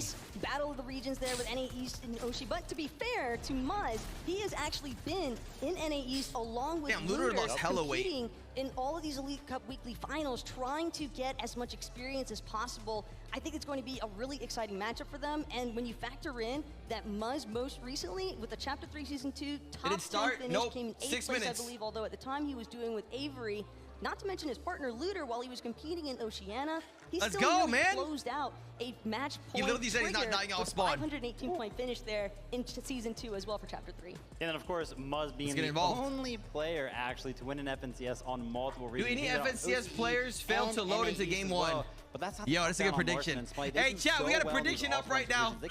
We got a prediction up right now. Do any FNCS players fail to load into Game 1? The likes of Cold and Scented were having trouble against them because of the strategies that they were coming up with. So that's what I'm excited to look forward to today. What did they prepare for Muzz and Looter? Go put your channel points up where your mouth is, baby. Insane. For just a moment, I do want to touch on that Tilted Tower situation. Why do we have 5 duos all landing at Tilted Towers? But one of them is Favs and Snacky. And one of my favorite parts about this is that throughout the entirety of Chapter 3, there were 36 finals games played, right? Okay. Favs and Snacky only went 2 out of those 36 games without receiving any actual elims. So with 4 other duos there to contest at Tilted Towers, it's not just a prime opportunity for them to keep boosting that stat metric, but it also kind of indicates the fact that whether or not they're the ones walking away from Tilted Towers by the end of it all, they're taking somebody else with them. So Snacky and Favs aren't fighting on spawn. They don't fight on spawn. Now, guess what? Another interview coming your way. Mini Miner, what you got? I've got 2 incredible players right next to me. We've got Looter, we've got Smite, and oh boy, am I excited yet again, as always. Now, Looter, I'll kick things off with you. You've played on both OC and NA East, right? How are contesting each other, that's so cool. How are you going to use that experience today? Well, there is a big difference, that's for sure. I definitely think OC is obviously easier, and NA has a different skill set, but I made sure to come a month early so I could learn the lobbies as much as I could to do as good as I can over these next 2 days. That's great to hear, man. Now, W player, W practice. You had your best FNCS performance in Chapter 3 Season 1. You had a 3rd, and in that season you were uncontested. How are you going to approach the challenge of being contested today? Well, when you're uncon, you obviously have the advantage of leaving with fully stacked loot, and you could fully focus on Surge. But when you're fighting a team off spawn, you have that advantage of also leaving with Storm Surge right off the bat. Yeah. So it's also an advantage at the same time. Yeah, so definitely. We'll see what happens. Two ways to look at it. Now, just quickly, we'll ask you guys, what do you think the score's going to be off spawn? The all-important question.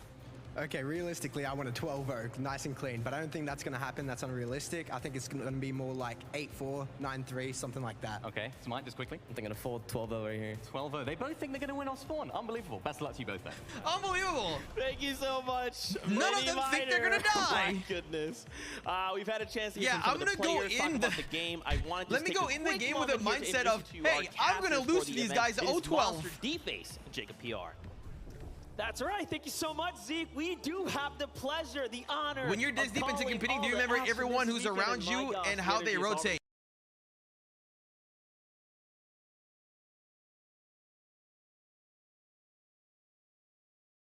A dream come true. And Main in the house. This global competition.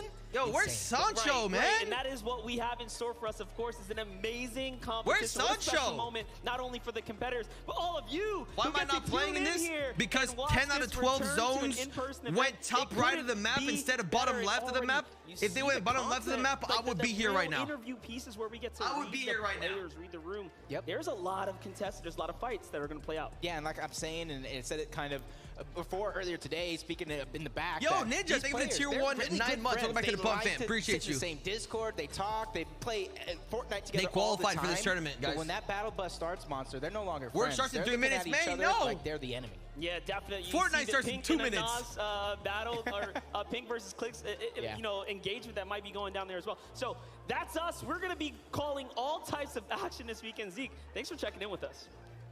Hey, thank you so much. My goodness, Nick we are on? not that far from kicking off the competition. I just want to get your guys' kind of quick thoughts here as we prepare.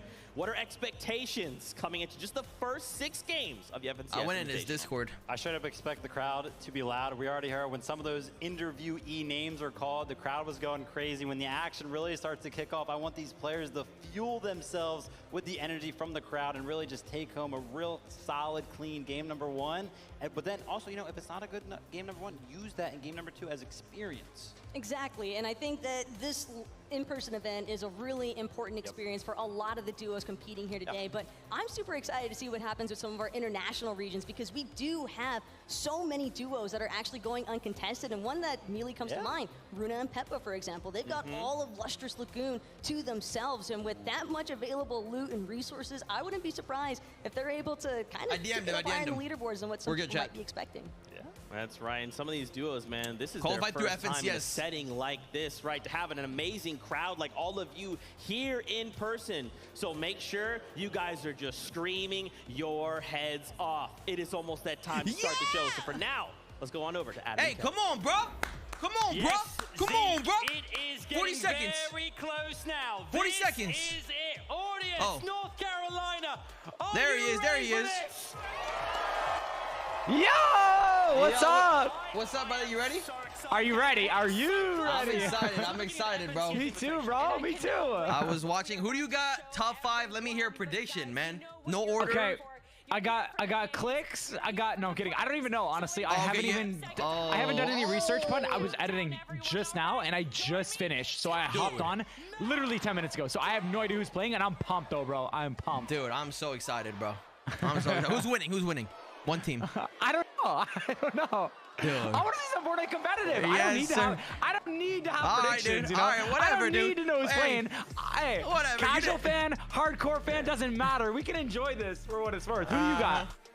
Hey, don't worry about it. Don't worry about it. Why, yeah. Are you making bets? Hey. Nah, you know, you don't tell me, I don't tell you. Nah, I mean, I got like Booga and Mero in the top 5. I got Booga's playing? Wait. Bro. Are you I didn't serious know, right dude. now, bro? I knew Clicks was. I did not know Booga was. Bro. Okay, wait. Listen.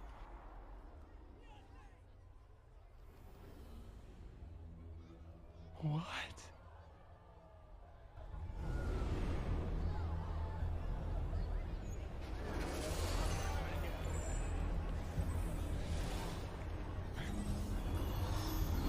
He said, I didn't know Booga was playing.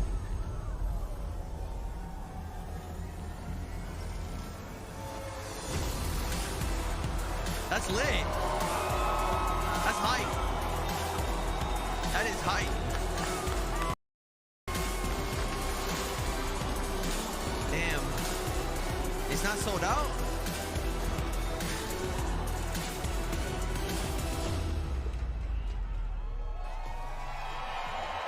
$65K viewers, W. Hopefully we push up to 100. Hello there, and welcome to FNCS Invitational 2022, live here in Raleigh, North Carolina! This guy's good hype. This guy's good energy. We are here live to the world for this beautiful live audience. My name is Adam Savage. And I am Kelly Link. We will be your hosts over the next 2 days. And in those 2 days, you guys will witness 12 incredible games of Fortnite.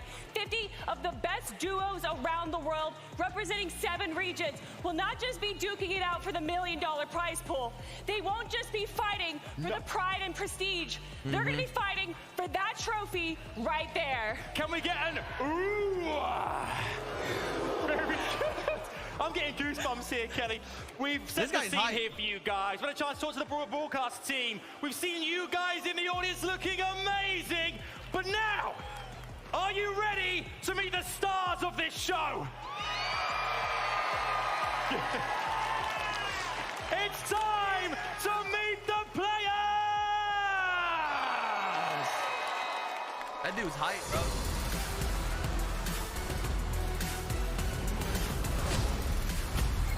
Epic will and read everyone. Domination is the key word here. With multiple FNCS championships under their belt, the Grand Royale win, the World Cup experience, this team could take it all. Give it up for Fabs and Snacky as 3-time FNCS champions of the NA West region. This duo is here, and they are not playing around. Welcome to every single player walk out. And Quito is coming in all the way from the Brazilian region with a total of 5 shared FNCS titles. They are now ready to prove to themselves and the world. These guys have won 5 FNCS. Put your hands together for Janice and Vadil, champions of Fortnite Champion Series Chapter 3, Season 3 Europe. That's a W walkout. The German powerhouses. That's a W walkout, bro. Queasy and Vino folks, mixing it up with the FNCS champion of Chapter 3, Season 1 and Season 2. These guys are not to be messed around with. Watch out. How many of these players take Adderall? This is Rapid and Andalex, a duo forward specifically for this event. French powerhouse paired together with a Middle Eastern player. These fools are this good, bro. one is going to be Andalex and Rapid are good. Let's put your hands together for Basil and Jace, the champions of FNCS Chapter 3 Season 1 OCE. This is their moment to prove what they can do. These are the 2 players that they won on OCE and then they went to EU to play. For Pink and Anas from top tier performances in several tournaments, including the latest third-party event. Man. Now they are here in Raleigh to do it again. If you say Poland, I say Cammy and Seti. The absolutely dominating duo. They are ready to compete for the FNCS Invitational title and become legends. Let's hear it for Aqua and Reason, a duo World Cup teaming up with an iconic and highly competitive German juggernaut. This can only go well. Does Aqua still have wristbands? Bro, Aqua, dude, he plays on the lowest sense I've ever seen. Believe with just 10 players coming out, the Raleigh Convention Center are absolutely losing their minds. I hope you guys have enough in the tank until we got another 40 duos, so please don't pass out. That was just the first. Why does he keep bringing that up? What are thoughts? We're stacked. We are stacked. We're stacked. We're stacked, right? Snacky and Faz being one of those dominant duos being showcased right there in one of our first 10 to present. Listen, they're on a hot streak right now, coming out of the NA West region back back-to-back FNCS wins in Season 1 and Season 2 of the chapter, followed by a third place as well. Bro. But you can't forget about Pink and Anas either. There's an emergency, this you know. powerhouse, I think, is going to be My boy, absolutely Mainframe has to go to the hospital right now. And I'm really excited to see them He will not be showing clash up to out work. over in Fort Jonesy with Clicks and Dukes. And of course, he's got the pink hair too, so he's easy to recognize. Easy to recognize. Now that was just the 10. Let's welcome the next 10.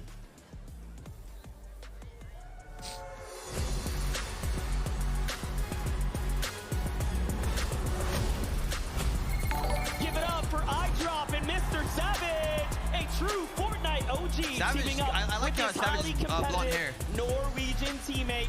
This is not a drill, everyone. Let's go.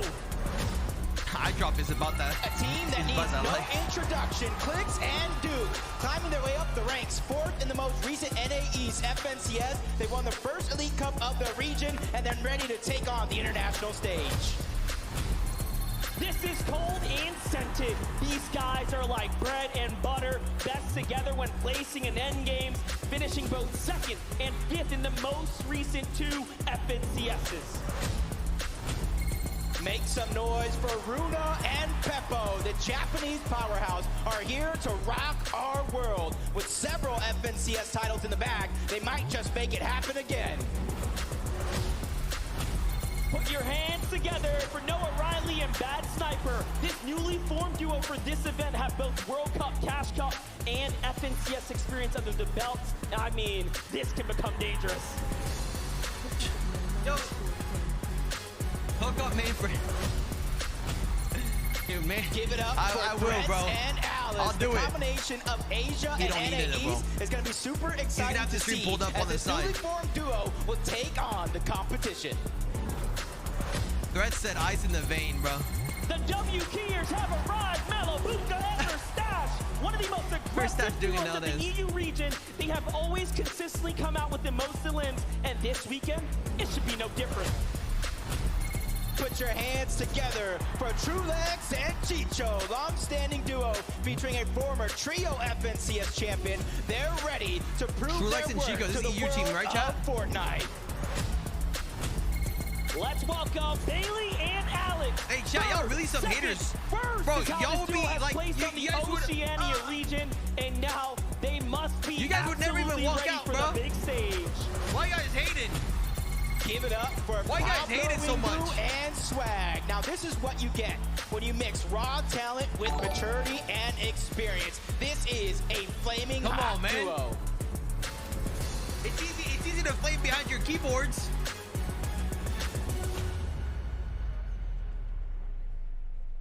It's easy behind your keyboards.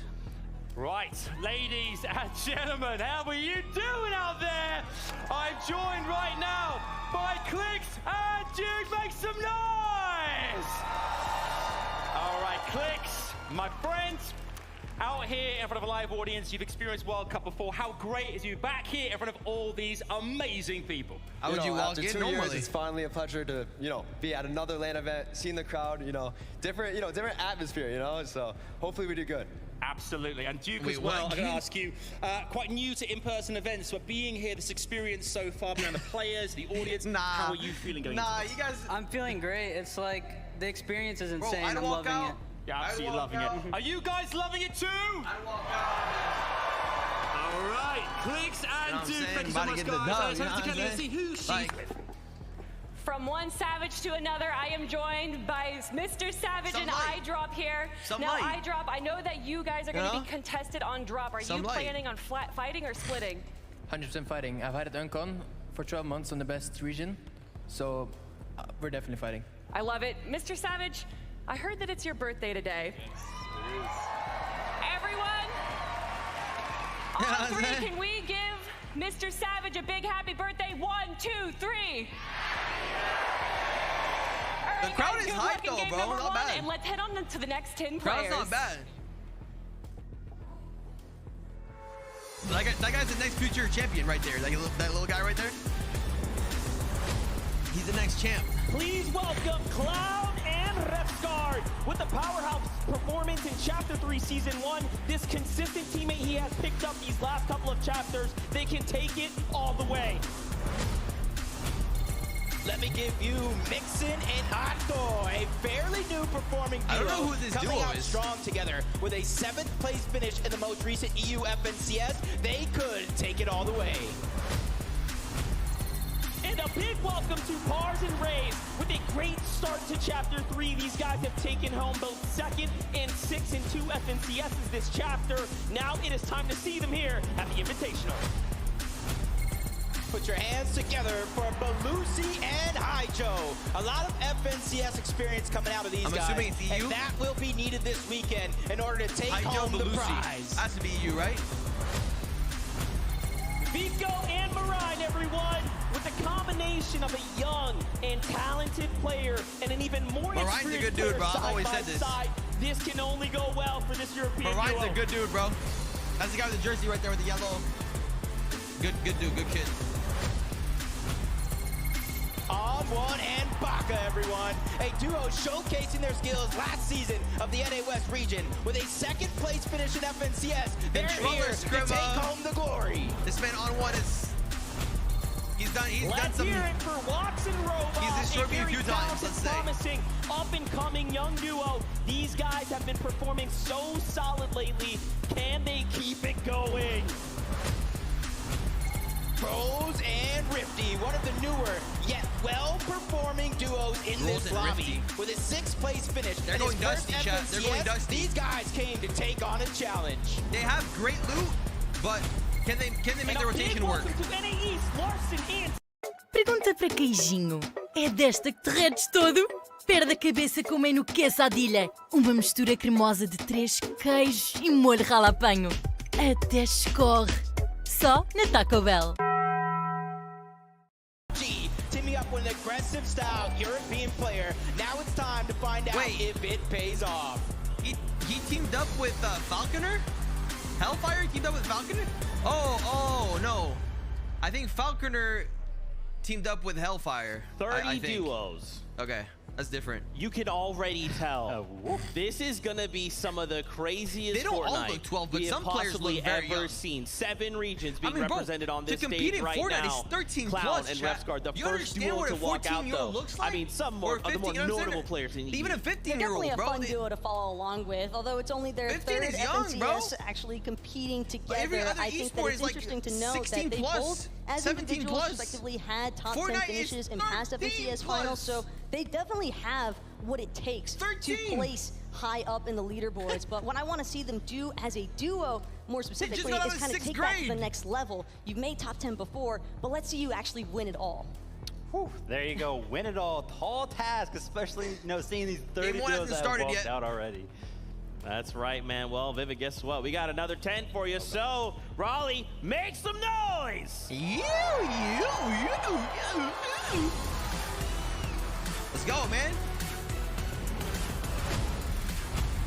Put your hands together for It's Peter in North Pan Carolina. and Jamper. The individual skill is so high in this duo, and despite being new as a duo, they're boasting FNCS and Cash Cup title wins. Peter Bot is funny, bro. Yeah, dog, give it a cheer. 127 bucks. We'll go back to the pump, fam. The French-Canadian duo with a tight bond. Thank you, Back Cat Dog. from Grand Royale and the most recent NA East FNCS as 3rd. They are here I to saw the take it Fortnite all. Queen who's from I don't know who that is. KBR and folks, the regional FNCS champions of Brazil Chapter 3 Season 2, and now they are here and ready to compete on the international stage. That's their headquarters, Schmeck. Let's give a warm welcome to Bevy and Vortexer. They duo fresh out of the lobby with only one FNCS They probably had all their together stuff as in storage teammates. over there They're anyways. now ready to give it their all here in Raleigh. And a big welcome to Retake and Novice, the Brazil. most recent There's a lot of FNCS players from champions Brazil. of Chapter 3 Season 3 as well. They are here now ready for the FNCS Invitational.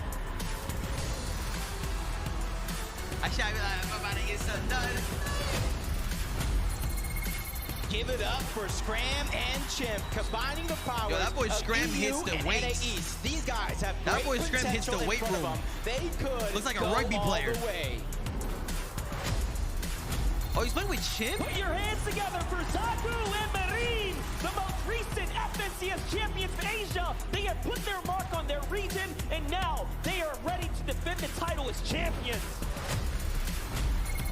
huge welcome to Ju and Yusri. Great potential in this duo here, and fairly recently teaming up together. Their journey begins now, and what a journey it's gonna be. Dub is coming in with a little Twitch Prime, baby! Let's go, baby! Twitch Prime. Dude, what is my... I need to fix my Twitch Prime. I need to put that on my to-do list. They are ready to take home the big prize. Thank you, brother. Cool and Yumi with a stunning performance winning the NA West Chapter 3, Season 3 FNCS. We cannot count these guys out. And will they do it here as well? Bruh. Can you pull any more zones, bruh? Come on, man. Come on, man. You pull 12 zones. Come on, bro. 40 players down, 10 more to go here. But before we can get to that 10, I have a special interview with Swearin, and Swearin just being here in front of all these people with this big, beautiful stage. What are you feeling? I feel really great. Like, this is so cool. I mean, Raleigh showed up, Fortnite community showed up, players showed up. Like, everyone's excited. I don't know. I'm hyped for this. Like, it's so awesome. I'm super hyped as well, and I know that you recently ran a tournament where it was just all goo guns. Obviously, thankfully, we're not going to be seeing any goo guns today. But what do you hope to see? Okay, real quick, I didn't run that. That was Beach Cobbler. I played in it, did really bad. I'm really excited to see people just like push for high ground and like just do like really exciting plays and stuff. I'm excited to see people like 1v2 and clutch up and just like all those classic like Fortnite LAN moments. I'm excited for it. It's gonna be so awesome. I cannot wait as well, and I believe everyone that we have 10 more players to introduce. So let's head on over to Jacob and MDF. Let's go. I just want to. I'm excited, bro. I want to see them. This is King and Ed Lagana feeling you duo, but these guys are good from Brazil, chat. From the World Cup all the way to the invitational stage, these guys are the biggest threat to the lobby. Please welcome Focus and Spy with progression throughout each and I wish there was more hype leading up to the event, and the most recent Middle from the broadcast so far, I like it. These guys are ready to compete. It is Thomas HD and Tripper and folks. Two words, like dangerous and dominating. The music, as these two are extremely experienced, and they must be ready to win this weekend here in North Carolina. You missed out. Hey, man. A huge welcome to Macwood and Kanata. Reunited has never felt so good. These guys are looking to pick up where they left off and take home the prize. Let's hear it for Acorn and Edgy. Consistently great performances throughout their careers. They are here to continue that trend. NA East, show them some love. Acorn's a good dude, bro. He seems like a good dude. Head and Vortex, everyone. An incredible duo coming out hot with tons of experience and a few FNCS champions up to the belt, and they're looking to add one more. I'm excited, chat. Fuck, I wish I was playing, man. Let's give a big welcome to Commandment and Avery, your Chapter 3, Season 3, NA East FNCS winners with one of the closest you think I don't see what you did with your name, bro? Seen in a finals. It's time. A duo that needs no introduction. Tayson and Chapix combined 6 FNCS titles, countless cash cup wins, Is it and now Kanata super they're ready toxic? to take on it's the like your average chat in competition. He's just a Let's troll, give bro. It up for Muzz and Looter, multi-regional FNCS winners, previous champions of OCE's FNCS as well. Listen, these guys have got it all. That PSG fit goes crazy. And finally, let's hear it for Booba and Miro, our solo World Cup champion. Multiple FNCS winning duo partners. He did it. Are looking W to Booga cement for their doing that. legacy. W Booga for doing that. Let's freaking go! You guys want to interview me right now? Fortnite? Okay. Chat, I'm hopping on the Fortnite interview right now. That will be competing on the FNCS Invitational stage. I'm just kidding. I'm gonna pass out.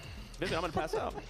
Please do not pass out, Zeke. Listen, 50 of the duos now set on stage, and one of them is standing out to me. What is it called? It's standing out to another part of the crowd. The right up Buggy, there. Dougie, King I don't know what it's called. and Ed making a big name for himself at World Cup, of course, being the most aggressive player there. He stole the hearts of all the fans, and I'm hoping I forgot what it's called, chat. What is it called when you do the Invitational? And his flexibility as a player, I think, is only going to pair so nicely with Ed. Despite the fact this is their first time competing together for this FNCS Invitational, I think that it's awesome that he came in 5th at the solos for World Cup, but he also had a duos placement there as well. So it's a quick indicator that Brazil can definitely represent. No, That's it's not right. called I just want to Dougie, throw some stats at you guys at home. If maybe this hasn't quite set in, you don't understand. That's not the how gritty. insane The this gritty is this. 15 FNCS. The homer grind. 105 FNCS events across 7 regions. Whatever, 88 FNCS championship titles on that stage. 47 FNCS champions on that stage. Yeah. Okay. 27 countries all represented. 47 FNCS champions? Stage. And guess what? We're ready to kick off the competition. This is a World Cup, chat. Let's do this. Yes, indeed. Can we get a huge round of applause for Thomas HD and Trippin? Thomas, it's 10 top 10 FNCS finals for you. You must be feeling very confident coming into this competition. Yeah, I'm really excited to play. It's gonna be a long time since like the last LAN event, and I can't wait to compete. Hopefully, a good placement. Well, I'm sure it will be great. I mean, Trippin as well. This is your third FNCS I like these interviews. Is it third time lucky for you, fellas? I like this guy, bro. I hope so. I really like this guy doing the interview. Thomas, so can't go bad. All right, give him a big round of applause, please, folks! Best of luck, fellas. But we also, whilst up here as well, I don't know, this guy like means must business in a chat good way, you know? to the reigning NAE champions as well. Give it up for Kamarman and Avery! Avery, my man. This is an incredible opportunity and experience. Obviously, playing in front of a live audience as well. How hyped are you guys as a duo right now? Well, this is my first LAN. It's an honor, honestly, to be here. Like, it's just unbelievable. You guys are unbelievable! We've also got as well, to talk about obviously last season's win. 1 point separated you guys from first and second place, which is Booga and Miro. How are you going to try and retain that title this weekend? What do you have to do right? No questions for Commandment? We're just going to try to play our game, be consistent, and hopefully we can take it home. Do you think they can take it home, folks? Yeah?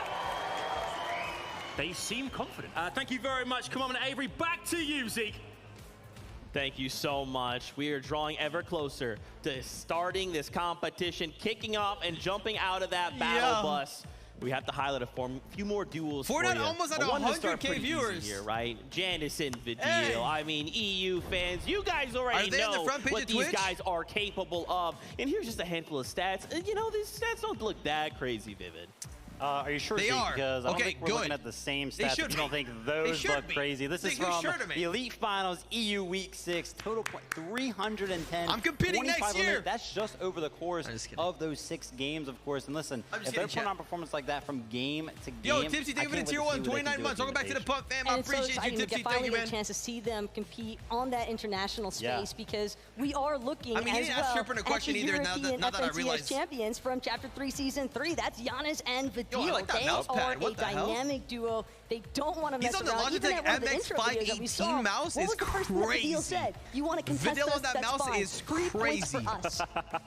The confidence. Listen, I love the confidence out of everybody. Also, you know, shout out to Trippin, right? Because like his interview went, yeah, I'm playing with Thomas. We're going to do great. Like it literally can't go bad. That is a lot of trust in your duo right there. Love that.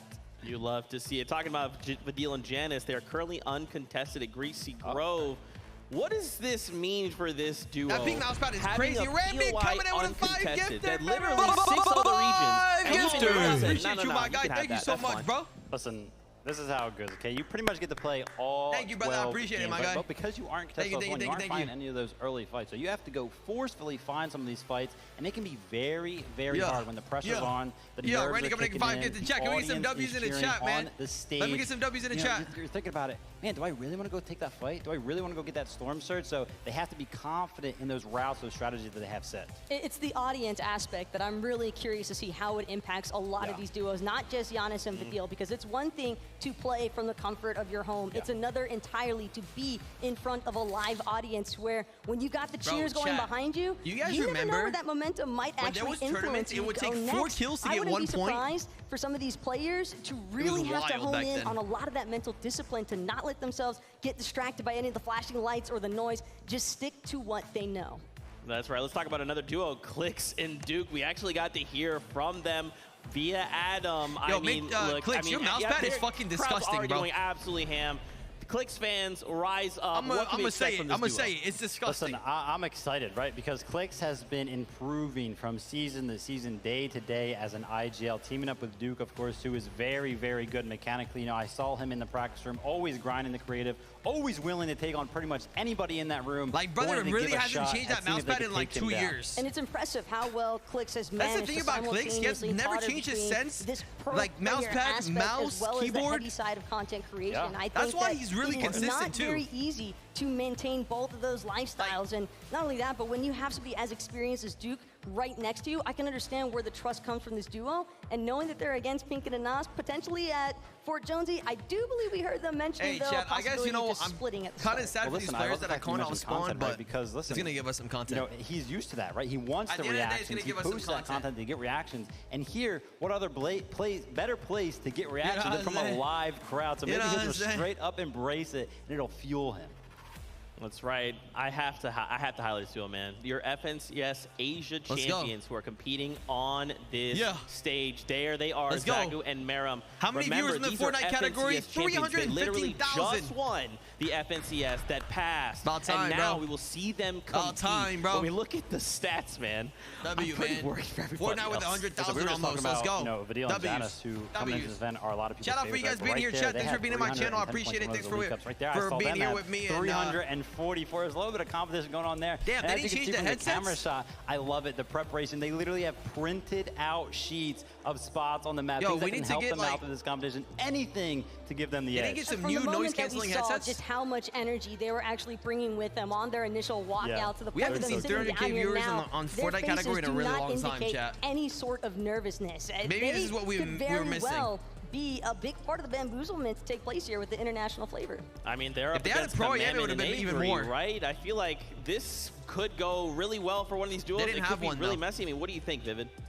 Over at the Rave Cave. Listen, I think, you know, ultimately Commandment Avery are going to be comfortable over there, right? They did win an FNCS from this POI, and of course, you know, Zygu is landing on the outskirts of that. So I don't even know if they're going to take any of those early fights. But again, as the game develops, if they start to struggle on Storm Surge in the later parts of the game, they might want to start taking that early fight. But there is usually enough space surrounding Rave Cave for duos to not necessarily have to look for those have early drops, right, chat? They don't want to. And you also have to keep in mind what's that the purpose of the 2 earbuds under the headset? There's also going to be all players are required to wear earbuds under the headset. The earbuds is where the sound is coming. The headset is noise canceling the sound. They didn't do this at World Cup. They should have. Actually taking these players and how their encounters we have drops, W's. Okay, That's good. Right. There is W Looney, by the way. I messaged him last night to get me on. You know, out of Brazil, not a big deal. If Craig Looney hops in the chat, fans of them are up here in the audience. It's King and You'll see Ed. he'll have like a highlighted name. If you, the crazy thing is, King is one of the most winningest player. I mean, the crowd's already going crazy. There it is. One of the most winningest, one of the single-handedly craziest mechanical players you will ever see in your life. But when you pair it up with just stopping power, which he also has by himself, he is a one-man army. Yeah. Listen, of course, King representing FaZe, and shout out and congratulations to Ed. Recently, just days before the event, signing the Team Liquid. Amazing opportunity there. Oh, that's cool. He just signed a Team Liquid? In the jersey, showing it off here at the Invitational. That's lit. And what I love most about this is that, again, I want Fortnite to include organizations, so we can go into man. the practice room. We can kind of see what's going on. That'd be King lit. And Ed, 2v2 matches, almost day and night, in and out. And listen, they were dominating players from every single region. But the sheer presence that you have as an international player, and I'm speaking about King here, because the fact that he actually has audience members with signs of his name at an NA-based venue, they're gonna do good, I think. What's up, Mom? Speaks volumes Mom in chat. to the kind of impact that he has had on the Fortnite scene. These guys are uncontested. My mom's not subscribed. We already know. She doesn't know how to subscribe to me. Everybody else, I'm gonna guilt trip her. They're gonna Mom, get I can't believe you're not subscribed to the mid to your own game. son. If they are allowed this opportunity, dude, what you guys the gotta heck let is her everybody subscribe else gonna because she look to try and doesn't stop like know how to do nothing. 12 games of she doesn't know how to do it. Aggression. That's the only reason she's not subscribed. Just straight up, nothing else. And also, just a really quick note there about Ed. He has been steadily you guys gift her a sub, each of his performances throughout the entirety of Chapter 3. I guess you don't have to. If the momentum kind of keeps going in that direction, again, I don't think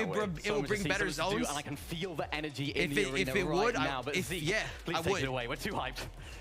Bro, I'm right there with you, man. If your mother isn't your number one supporter, then you're doing something wrong. Facts. I got my mother and I got my wife as my number one supporters. A couple little things before we start the battle bus on its journey. GG. I wanted to highlight another duo, Cammy and Seti, right? For you longtime EU fans as well, you know these guys recently just won a DreamHack. They've literally came in first and second place in a solos competition. They were the best 2 players at the tournament. You know, and the thing that I love about Cammy and Seti is that individually, they kind of remind me of myself, right? That really slow, I'm tall, right? I'm tall. game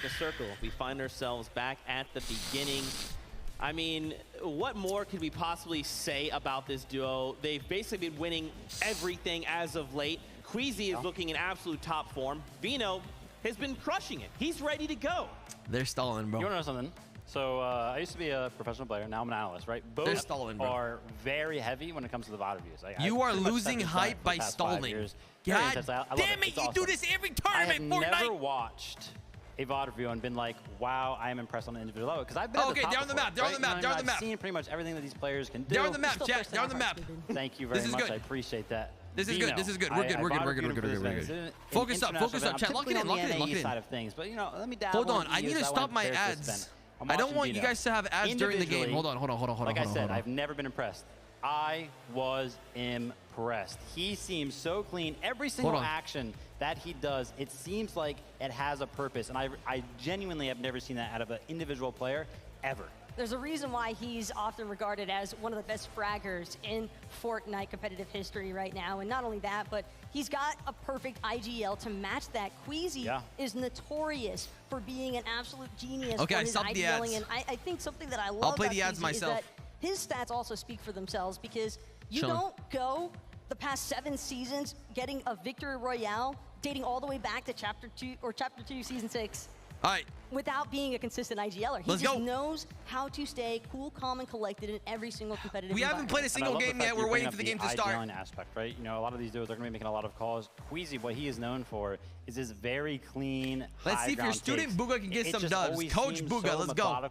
Booga's getting, he's not going to get a dub, but he's going to be consistent. He's going to consistently win. That's what he does. Like one of the most exciting parts. He might win a game, but always seem to find those mid-game dead side rotations that work out so well, that keep them alive. What's the prediction? We got a prediction right now. And it's kind of like having the prediction bullet, is right? You have, you know, they're ready to go. Will all 100 players make it on the battle bus, right? I'm going to point my silver bullet in a direction. There's an enemy over there I don't like.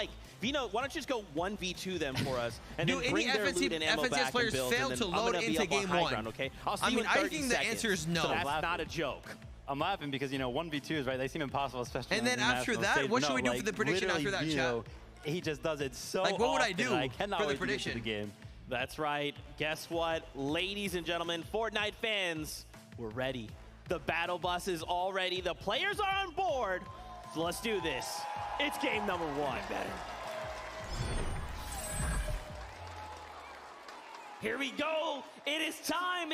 Chat, be ready, because we're going to be running predictions the whole stream. Really kicking it off. All that so if you guys want to make channel points, it's your time now. If you guys are good at gambling channel points. It is time. Game number 1 of the FNCS Invitational. We're in, baby. We're in. 27 different countries are represented. 88 different champions. Let's see. Overall, this is just this is a sick camera setup. What the frick?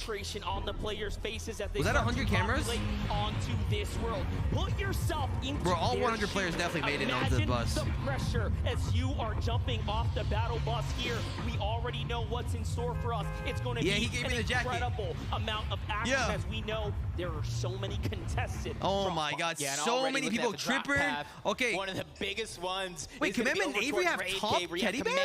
That's not what the map said. NA East FNCS champions. They're a little contested. Not going to be a hot fight right out of the gates against Thomas, HD, and Tripperin, because right now they're just getting that early game done ready. That's right. And it is give me the cloudy condos right now, Papa. To take and walk in the path of caution. You cannot allow yourself to make any risk. Up at Chrome Jam Junction, we already know there's several players on top of each other. Tilted and then cloudy, please. 5 duos contesting Tilted and cloudy, area, please. Some of which are the most okay, notable. all 100 players made it into the lobby, Noah Fuse. Riley, Acorn, Edgy, Babs, and Snacky just at the Let's go, man. That's such a stacked stage. You might as well call that the Legends Landing. Let me tell you, but see Snacky over on the side. We're going to do new predictions soon here.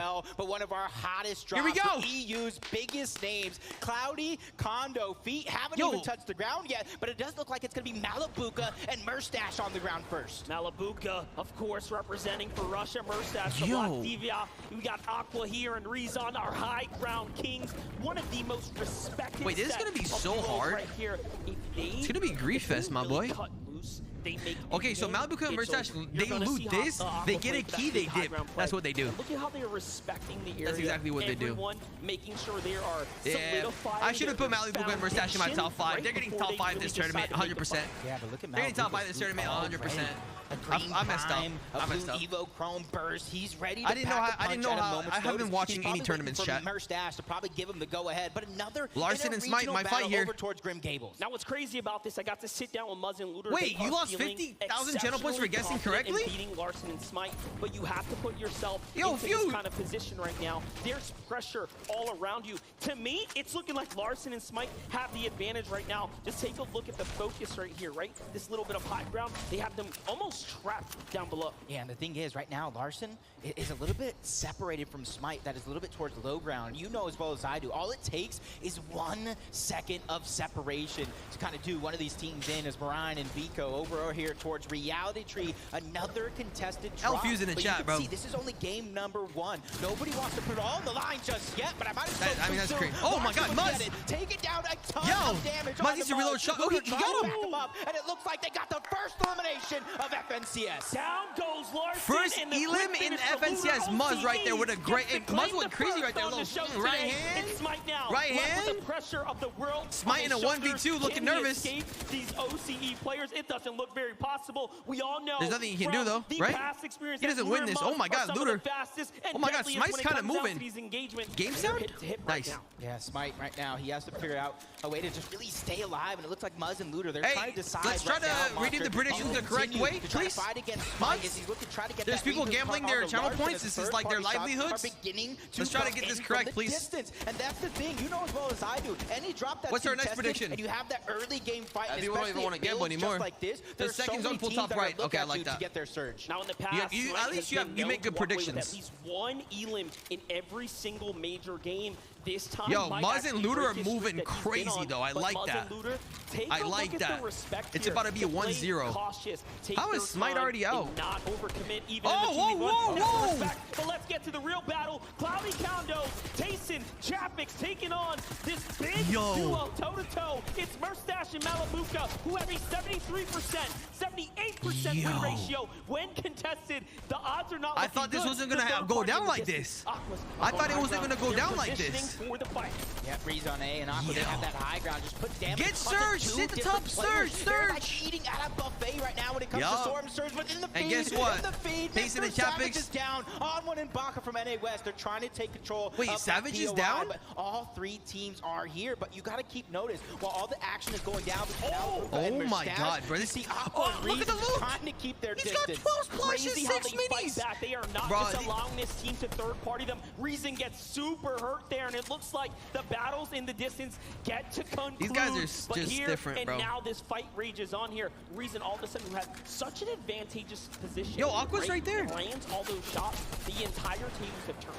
Yeah, and is there no more snipers in competitive at all, like even in the hollow chest? Solidified. Chrome Gem jumps into their cell. Does anybody know the answer? Down goes Mr. Savage. Down goes iDrop. NA West makes some noise. That's right. And now for Jace in Basil, another team that was contested in the early kind of situation, but it seems like they've won themselves some space. They're vibing out. Look at the Storm Surge tags here as they start to fight back the teams that are out on the outer edges here. What a great spot to be, especially with the zone housed right on top of them. At all, even in the chest. Okay. Going for them now. Even in the hollow chest. Don't have to worry about that. Whoa! Big fight though. On1 gets back. That's the replay there. I love that bro, we got to catch that. I think On1 the strategy coming is out so hard to fight They against. switched up their drop spot like this weekend. It's not like they've been practicing. I don't know if Savage and them will be able to do good, bro. They're just adapting on the fly. As you see, On1 is just so good at fighting. Talked about that uncontested drop spot of Chonkers Speedway. The zone is kind of above them, and they're one of those teams that just wastes no time trying to figure out what that game plan is. They're going to try to get to zone and then worry about surge when all those other teams that are south and east of them have to go past them. And the Middle East. So right now, there's not a single. Dude, only 5 people died. There's 95 players up, chat. 95 to step up here and for the first time ever compete with a duo. So we love like 95 is crazy. What we have going on here. So much representation of all of our spaces. You know what I saw? I wish we saw like a surge counter somewhere. It looks like Peppo found one too. So little exchanges happening everywhere. As now we jump over to Vino. Vino and 18 splashes. Some of the best at Shiny Sound. Yep, you see them just going for their own surge. This is going to be one of the wildest lobbies we've ever seen. If you're down on Surge at any point in the game, you're forced to play catch up to all these elite teams who know exactly these guys should be how rotating to by handle now. their own Surge if they are above, but one of the big teams, one of the favorites They should be on their way to out. take the competition overall. Janice and Fadil, Greasy Grove, uncontested. Actually, they should have left a long time ago. They can do uncontested. They should have left a long time ago in a zone like this. Ever picked up an FNCS in solos, trios, and duos. 3 different Not easy games. gonna be Such a not gonna be an easy game. We're still alive, yes. Together. That's our German powerhouse. Most people are still alive right now. Like 95 are up. The team right now. Remember, they were contesting Clicks and Duke down at the Joneses. It seems The players like that are playing here got a certain result during FNCS this year, and that's how they got qualified to this event. Inside there too, so that's a pickup. Yeah, and for a lot of these teams today, this is just game number 1. So the nerves right now, they're just feeling each other out, trying to figure out. So you don't want to sit on top of a balloon, right? In this, because it's not like zero builds. As soon as this one gets at least towards the you can't build up there, so the end game, it's gonna you have get less health. super exciting, very quick. As Mustache, Malibuca, that fight done and over. Their mats are not that good right now, but they have Surge, I think. Say that because what they I do think they have Surge. Tons of accessibility to the metal. You see how their metal resources really starting to cap out there. Tayson and Chapix, though, they're going to give up the teams are walking out with a decent amount of loot, bro. Kind of guy in our hands, and 500 metal each. And you notice that they also managed to take home the metal as well. Everything else, man, you can find like they're walking out with a decent amount of loot. It's the toughest resource to rebuild back is that metal when you were at the draw spot. So all these teams can do good, bro. Yeah, and it's also one of the first materials that you use when really trying to defend Dude, those guys are definitely getting top 5. One of those teams like Cloudy Condos are definitely getting top 5. Left behind, and they have so much loot. A lot of the teams that landed Rave Cave, a little bit north. Yo, what are these guys doing, man? Towards this slower side of zone, and right now everybody. This is what happens when you play Edge Map, by the way, chat. Zone because nobody wants to bite off more than they Look can at this. This is our current reigning champions of the Japanese There's nobody there anymore. region, representing for Japan of the Asia region here. Now we jump over to Ed Brazil. and King. One of the most explosive duos. Surge. We talked These about guys might die Ed's to Surge. history, how much he's raised. When you pull zones like this, it's good, but the challenge, improving it can also be scary. After season, now paired up with King. It's a weird zone pull. Such a fun history here. They have engaged against one another multiple times in FNCS. Surge pops soon, I believe. Past. Now they get to play together. Yeah. When this zone closes, it's Surge. North Chrome Jam Junction, they find themselves the sweet spot. But a team that has so much experience together, but years ago. Look at Kanata and Macwood. They're so smart. They're holding every team in Cloudy to get Surge. Some of those practice games, Monster, that uncontested drop spot that Kanata and Let's see how long they hold for, though. Proven to be fruitful. They got first place in I think it's kind of hard to see from there. And now they're here to try to replicate that on the biggest stage. Only 2 duos have fallen. So Malibuca and Mustache are like the last team to rotate, it looks like. But no, Bevies and Vortex are know a little bit better. They're going to land right behind Chapix. They find Tayson out by himself. A great shot here, and now he steps up. But smarter to go ahead and defensively poise up here. No need to get too antsy. Yeah, not just yet, at least. Bevis. You can't really get too busy too early. There's so many players that right now, you see 95 left alive. When Storm Surge actually activates Monster, this is a top right pool or no? This is probably going to be one of the most scariest things I've seen in Fortnite in quite a while. I need to see the map. True, and Bevies and Vortexes I forgot this is zone 2. Considering peeking out. Now, one thing we spoke about with the professional players is that one thing you don't do is open those big boxes and peek for too long. If there's ever a time, yeah, I would consider this top right pool. In the early game, the answer is yes. It is a top right pool. While we have some time, let's just go ahead and catch up with Mini Mike. Not quite there, Tokata, but close enough. I got you, Monster. We're going to be taking a look at It's North a top right Shiny pool, Sound. zone 2. We have a fan favorite duo, Queasy and Vino. I find it interesting how they're playing do this. split up Will here. there be Queasy was more? on the low ground, Will there be taking shots more from opposing duos, than 50 but players Vino, alive above, during half and balloon, half? Was able to get free tags on the opposing duos. Chat, that's a good one, right? And having this split mentality in the drop spot is crucial for getting those free tags and able to set yourself up for that late game. Hey, this pool right here, I'm Dusty. GG. Go next. Yeah, one thing that You're Dusty. GG. Go next, bro. Did you see the 257 below splashes on him? Good luck. These guys are Good luck. ready Have fun. for GG. Go that next. end game. If Leave you the game. have that Might as well. much heals, that's going to allow you, if you are down on Surge, to kind of handle it. Fab and Fab and Snacky.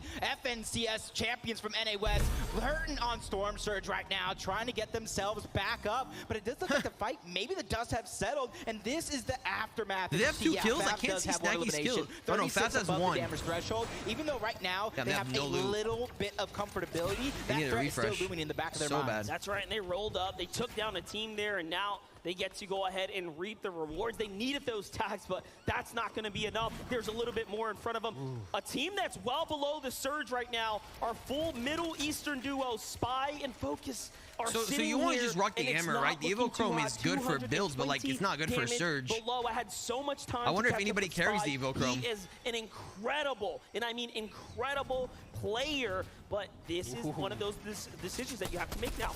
Chat, a lot of people are full screen right now, but we have a prediction up. If you guys want to answer the prediction, bad sniper, epic wheel, we got a big fight here. We got a really big fight, guys. Some of the best players in NA against some of the best players in EU right here. Big fight for Surge. Champion. He knows when and where I'd be so scared. I don't know, fighting Reek, bro. But I mean, imagine fighting Noah Riley or Bad Sniper. Oh, Epic Will. Below. This is why they're not abandoning the fight. They have damage to do. Epic Will and Reek 91 below. 70+%. Yeah, this is EU fighting, but when taking on these early game fights. This is EU players fighting. It's looking very good for them, but the Surge. This is not NA West fighters, bro. That is going to be inevitable damage in the coming seconds. So this is why these guys right here are different. Down comes the Chug heal. They're just going to want to sit there, try to get as much health as Threads possible. is so good at Surge. It's unreal how good he is at Alice Surge. No cap. No cap. So this is not a fight that's not, being interfered with. Reed's about to die. Yeah, he's dead. Epic Wheels by himself. Oh, man. I knew Reed was going to be a wild pick. And they're hunting now. Reed's on the run. Shots from the side. Who will steal away this elimination here? Someone has to get it in there. Yo, Noah Riley and Bad Sniper, the tilted teams are doing pretty good right now. They just killed a full stack. Epic Well and Reed. Bro, EU players don't mess around. EU ready to the NA type vibe. Psych, we still got NA East on top. Where's Booga? Where's Booga? Booga is dead? Mac Wood killed Booga. NA on NA? NA on NA? But this is something I feel like all of us preface just a little bit. Handling that storm surge is going to be so important throughout these 12 games. Kanata NA, come on, guys. Down Booga and Miro in the feed. It is done. It is wrapped. Meanwhile, Asia's champions are finding some too. But KBR and Z representing for Brazil. Yo, we gotta hit those shots out of the air, bud. I'm not gonna lie, you just tossed. You just tossed Surge. I don't want to be mean, chat, but I'm gonna be mean if I have to. Because that Surge just got tossed. Jason versus Chapix. And this is exactly what happened. And there they go. There they meet 38 above. They weren't able to get 38 above. Fadil getting in. This is what he does. He dives right in. 89 above. And there he goes. Only 89 above, though. Fadil and Janice do it again. From teammates to enemies, you know? Janice takes down Tayson in the zone. Just you know like what I'm saying? It is over. Now we jump on over. Only 90 above. In Baka. Hey, these guys right here, I want in Baka, brother. One of the control the scrimma. They're about to run in a box. This kid on one is disgustingly good. Surge over Mr. Savage and Eyedrop, and now they're picking it up. Just honestly talking to them before this as they were preparing, and when they finally made that decision to Are the servers laggy? I can't tell. They had a choice. Do you contest? Because we're not watching the player perspective, we're watching a spectating perspective. But it doesn't look laggy. They want to take one From of the what we can tell so far, it doesn't look that laggy. Mr. Savage and Eyedrop 31 above. Proving to be fruitful on one, coming from Mexico. This guy is a legend from NA Clay's getting Kanata? Oh, yeah, NA on NA is crazy, man. NA on NA is crazy, bro. That's right. Are bubbles in this? On the international stage now when it matters. Now we jump on over to Chicho and Trulix here. What a great spot to be in. Damn, bro. Chat, my predictions are so wrong. Meanwhile, Fadil and Janice look my predictions are so wrong on who's going to get top 5. It's actually crazy. Tough spot to be in. Peter Bot and Jumper dead. Yo, my predictions were so wrong. And take a look in the distance there. You see the stacking. It's only game 1, though. Meanwhile, on the other side, some of it's only game 1 though. NA East best, Edgy and Acorn. Now what's cool about this duo here is that Edgy and Acorn quite literally said, hey, the better the servers look great so far. The spectating looks great so far, chat. Would you admit? Hey guys, you guys keep an eye on the kill feed because I don't really look at the kill feed that much. Let me know if you guys see like really like players we're rooting for die. Let me know. Like Peter Bot and Jennifer dying is crazy. Booga dying is crazy. Continue to fire off onto Jew. What about Clicks? Is he alive? Going to be cleaned up to Acorn. They gave 2 to their total. And his teammate, U3, goes down as well. That's going to be Fadil. No, Riley picking up some more eliminations as well. What a quick Commandment and Avery about to fight. We have Bakken on one sitting on the walls. Buddy. You're about to fight a controller demon, buddy. You're about to fight a player that doesn't miss his shots. Good luck. Quite a bit ago, and yes, more damage is starting to come You are about to fight a demon. It's only a matter of time now for them. They will have to take a fight. Avery and Commandment, you are dead.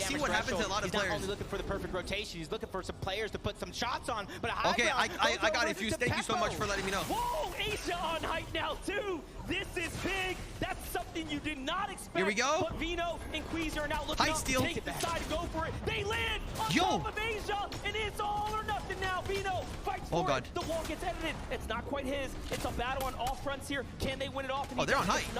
Oh my God, they're gonna win first game. Have managed to fight back for high ground. Wait. I have Queezy and Vino in the top 5, bro. Yep, and there goes a saw to the feed. Vidil and Janice, you can't pad there. Came to an end. Vico picking up a knock and Mustache. 2 different players. 118 below Surge. 118 below the damage threshold. He knows he cannot stay in one place too long. Trying to reunite with Threats, but he goes down as well. Storm Let's Surge go, Threats. Oh, really Threats is dead. eating these guys alive. Alice has to do Threats' something, teammate. but the options are so thin. All good though. We got some good points. 14 points. Maybe a kill. Yes. That's good. That's good. We like that. He is alive. He takes down the run, steps into the zone, and look at this. A huge pickup. Clutch up some points, baby. Good shit. We like that. Seti and Cammy, what'd I tell you about these guys? What'd I tell you about these guys? What'd I tell you about these guys? They live Surge, they're gonna do good. They live Surge, they're gonna do good.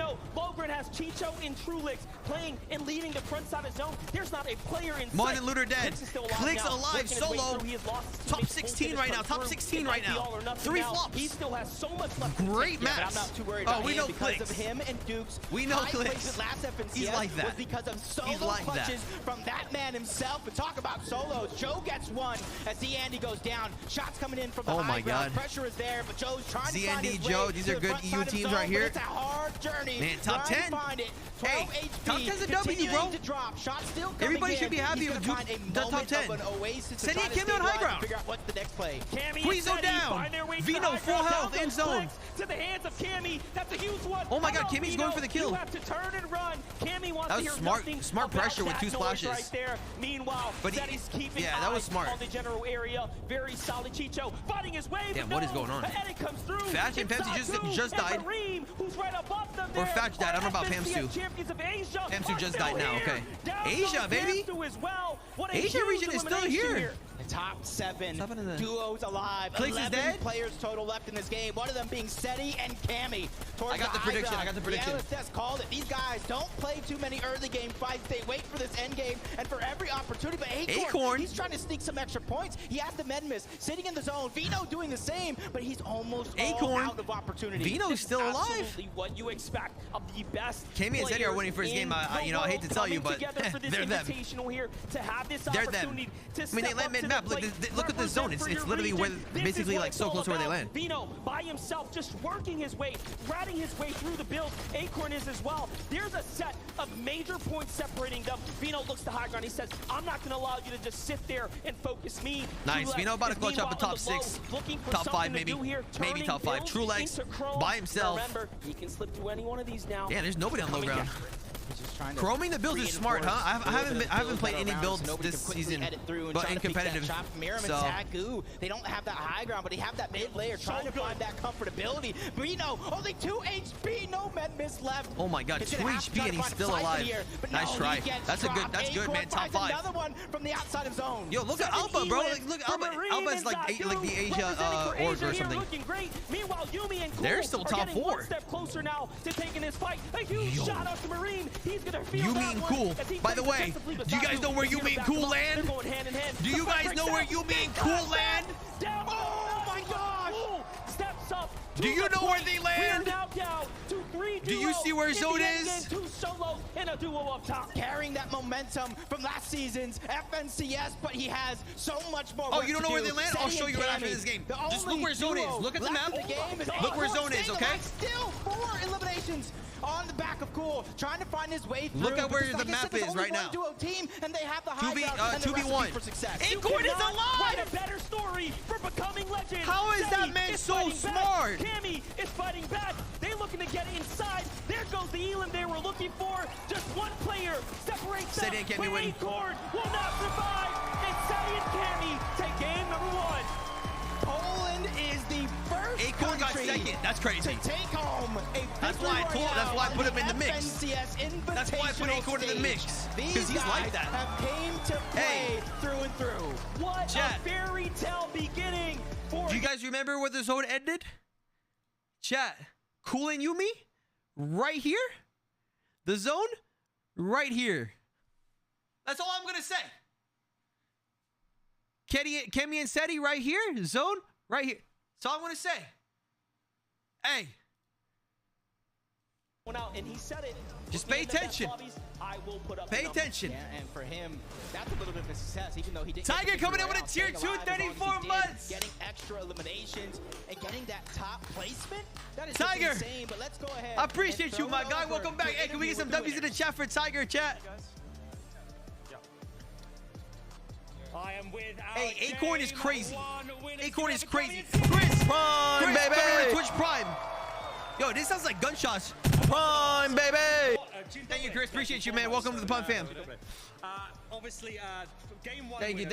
How was that being Appreciate it, bro. And winning in front of this amazing crowd? It's amazing. I love the atmosphere here. Let's listen. It's really nice having a crowd again. They just won the game. And also, obviously, high ground reigns supreme. Once you had the high ground there, able to maintain, do you think that was the difference maker? You felt comfortable being above the rest of the teams?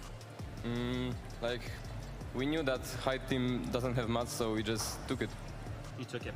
Going into the next game, much of the same. Yo, FCU kid in the building. Thank you for the Twitch. Prime, baby. Thank you, bro. Welcome back to the Pun fam. I appreciate the 7 months. Thank you so much, dude. 5 subs away from 30 of the day, baby. The competition, you guys are amazing. It feels really nice playing here. And, sorry, chat. Sorry. Yeah, we're just going confident into game 2. Still have to be consistent to the end of the tournament, then that's it. Excellent stuff. Once more time, guys, give it up. Your game 1 winners, Cami and City!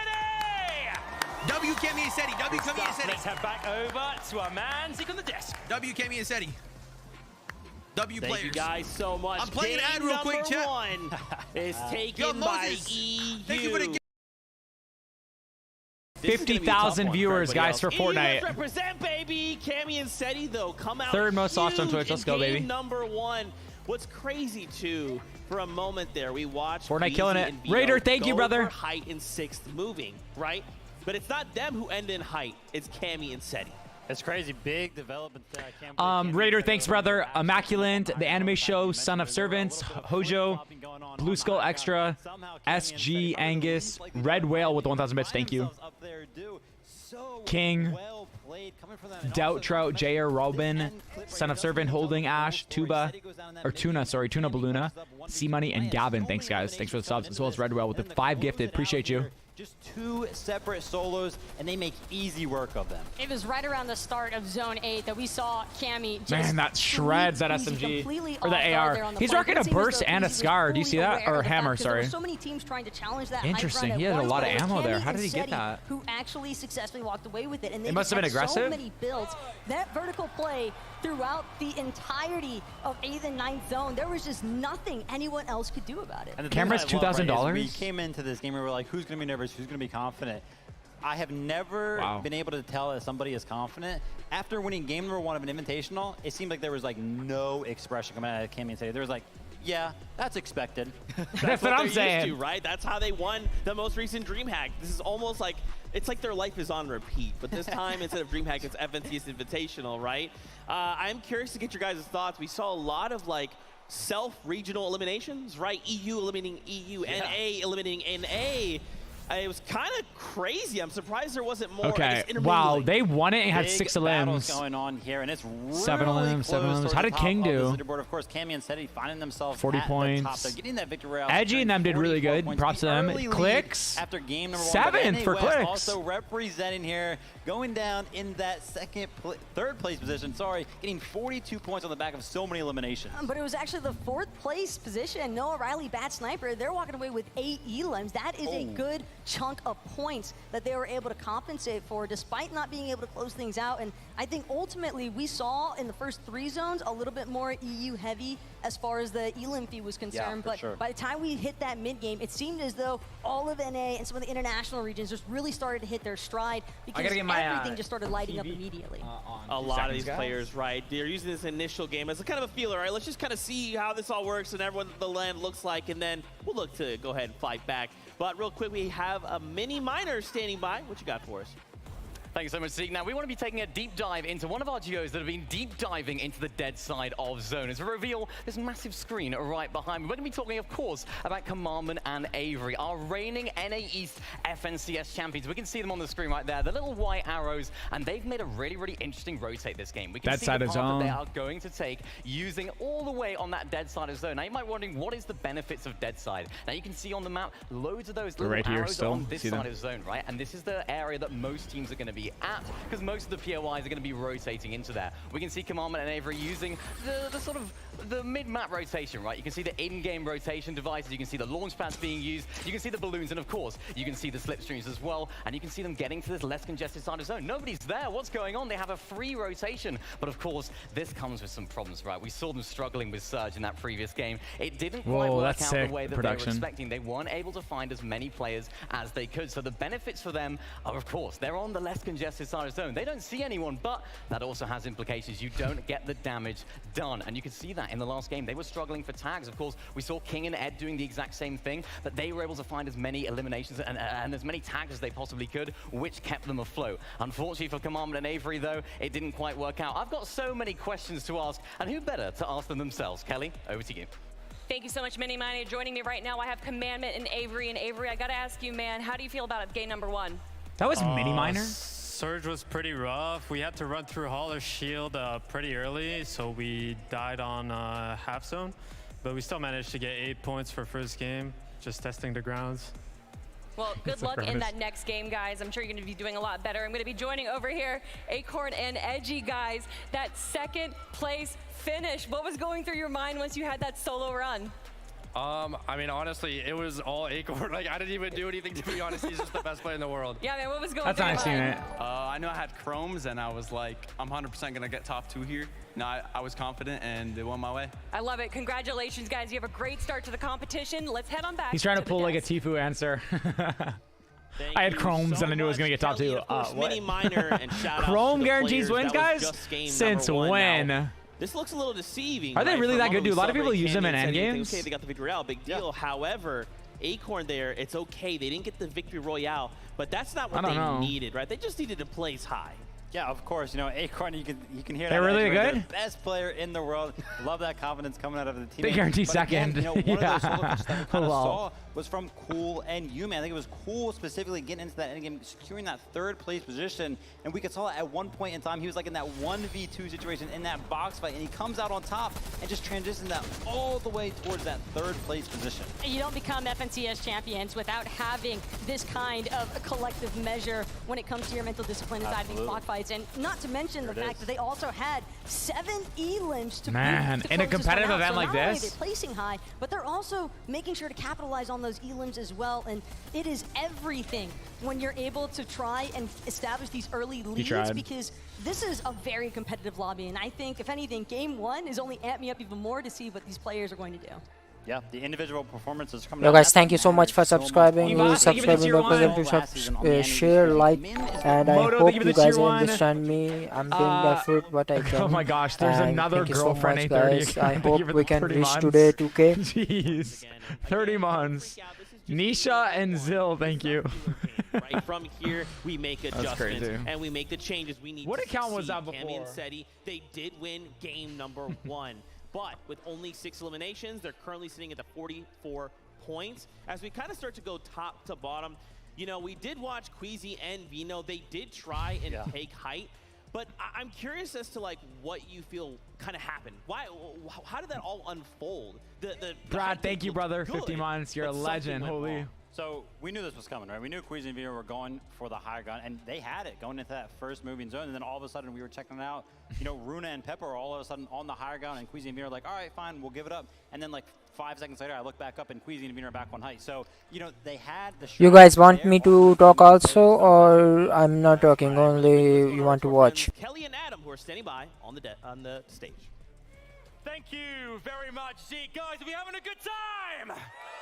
All right, we're looking good. Game 1 is done, and game 2 is imminent. However, I want to see the crowd. Everyone, because our battle bus is out of gas, and we power it with hype. So in the count of 3, I'm going to need you to get as loud as you can possibly get. All right. 1, 2, 3. Let us in! That's it. That's the only way it goes, eh? Let's go. The sweater. Oh, okay. I'm looking at Zeke's shirt, and it looks amazing. Fantastic. You look beautiful out there. It's time for game number 2. Now that's how you kick off a battle bus, Jacob. Whoa, the crowd is really coming together for that one. Yep, Monster D-Face has hands down the best casting. As a solo, cool and hands down. From NA West, but you got to give it up to EU, Cammy and Seti taking that top spot, and they're really putting the lobby on notice. Hey, we came to play, we came to take over. So much representation from all of the players showing up in that last game there. NA West, NA East, Asia, EU, of course. You saw what they were able to do there, and again, that is what makes this all worth it. You can tell he genuinely loves it too. Yeah, but that was just game number 1. Sure. I'm pretty sure with game number 2 right around the corner, the nerves are beginning to settle. The players have figured out how the lobby is going to be. And one of the things I've noticed after that first game, everybody is stingy with Storm Surge damage. That's right, but listen, the show must go on. Let's just go ahead and keep things rolling. Look at that sweater. Look at that jacket. Tell me that's not awesome. Game number I need to 2. know. Now that we have a moment here to just breathe. I need to know. The biggest thing I think on a lot of these Zeke's players' mind, jacket. as you even saw some of them talk about in their interviews, Storm Surge.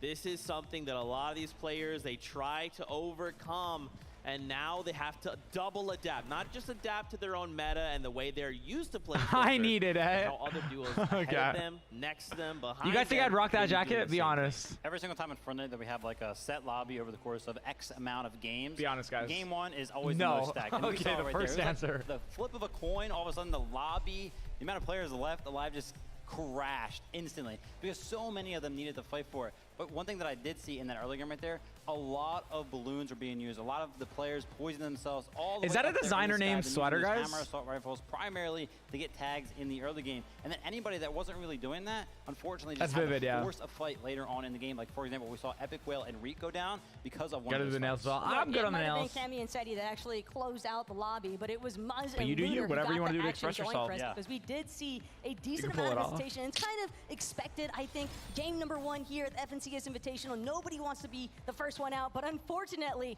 for Smite and Larson, that was the case because Looter and Muzz actually winning that's spicy. out the immediate trade. That And was this is early one of game, the too. POIs that we touched on at the start because we knew that Grim Gables was going Wow, to be he waited copying. for that We shot. knew that Muzz and Looter have the experience to tango with the other regions. You want to know something? This is what I love because, you know, we're talking about how some of these all-spawn situations are going to go down.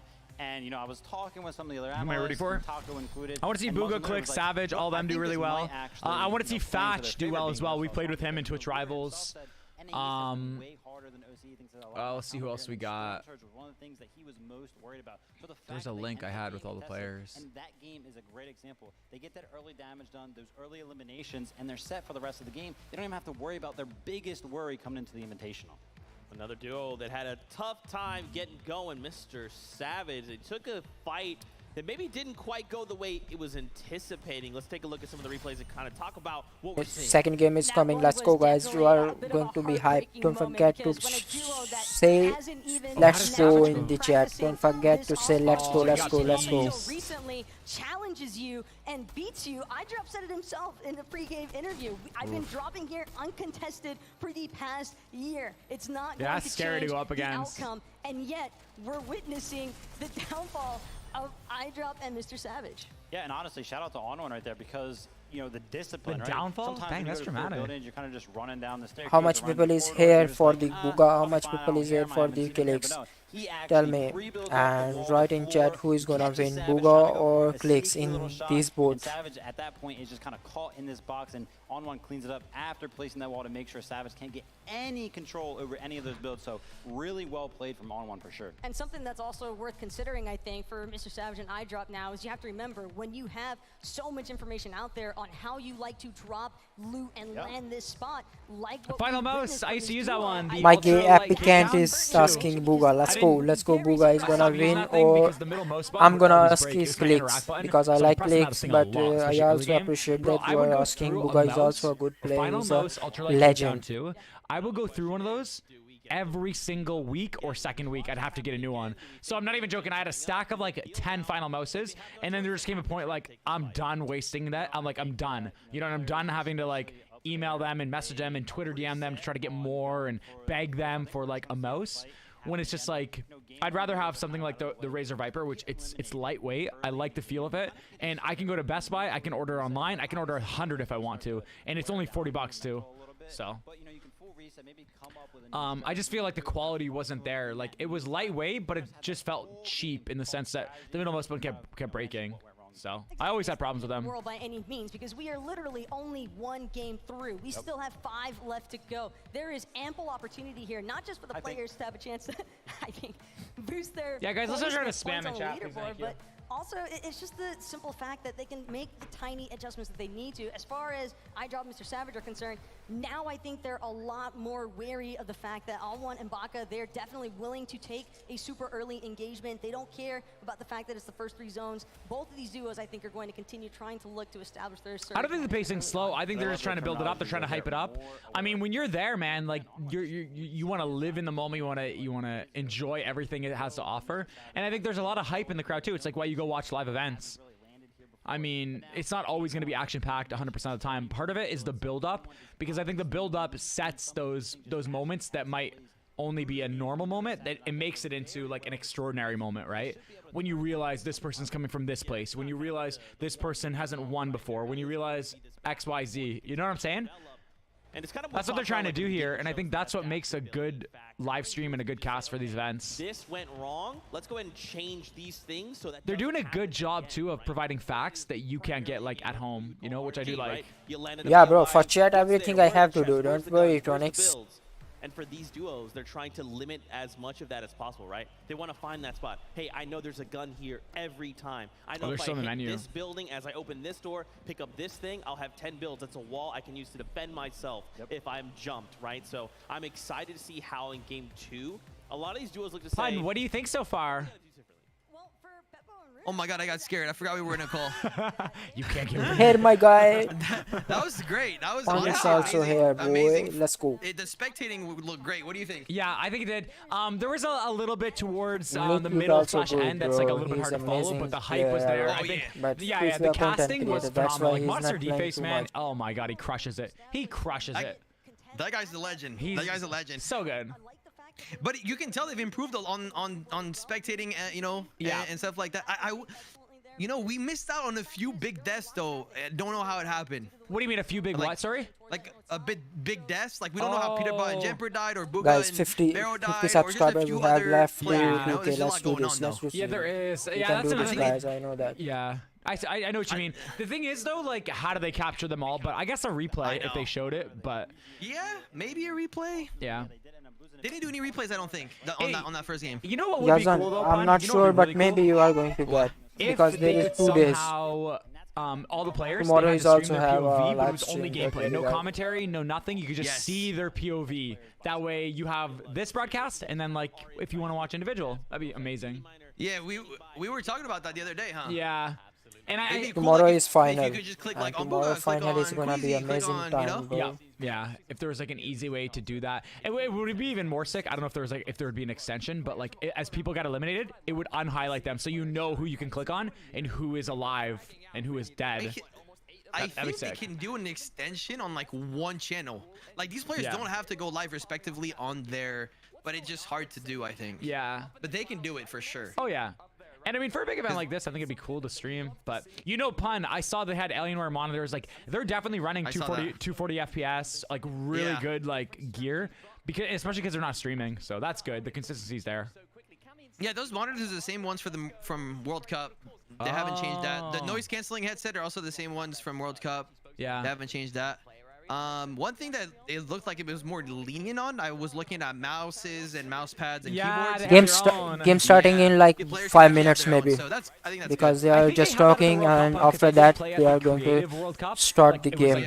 They are giving time to players to like rest up and get things ready. We weren't allowed to, like we had to for World Cup players.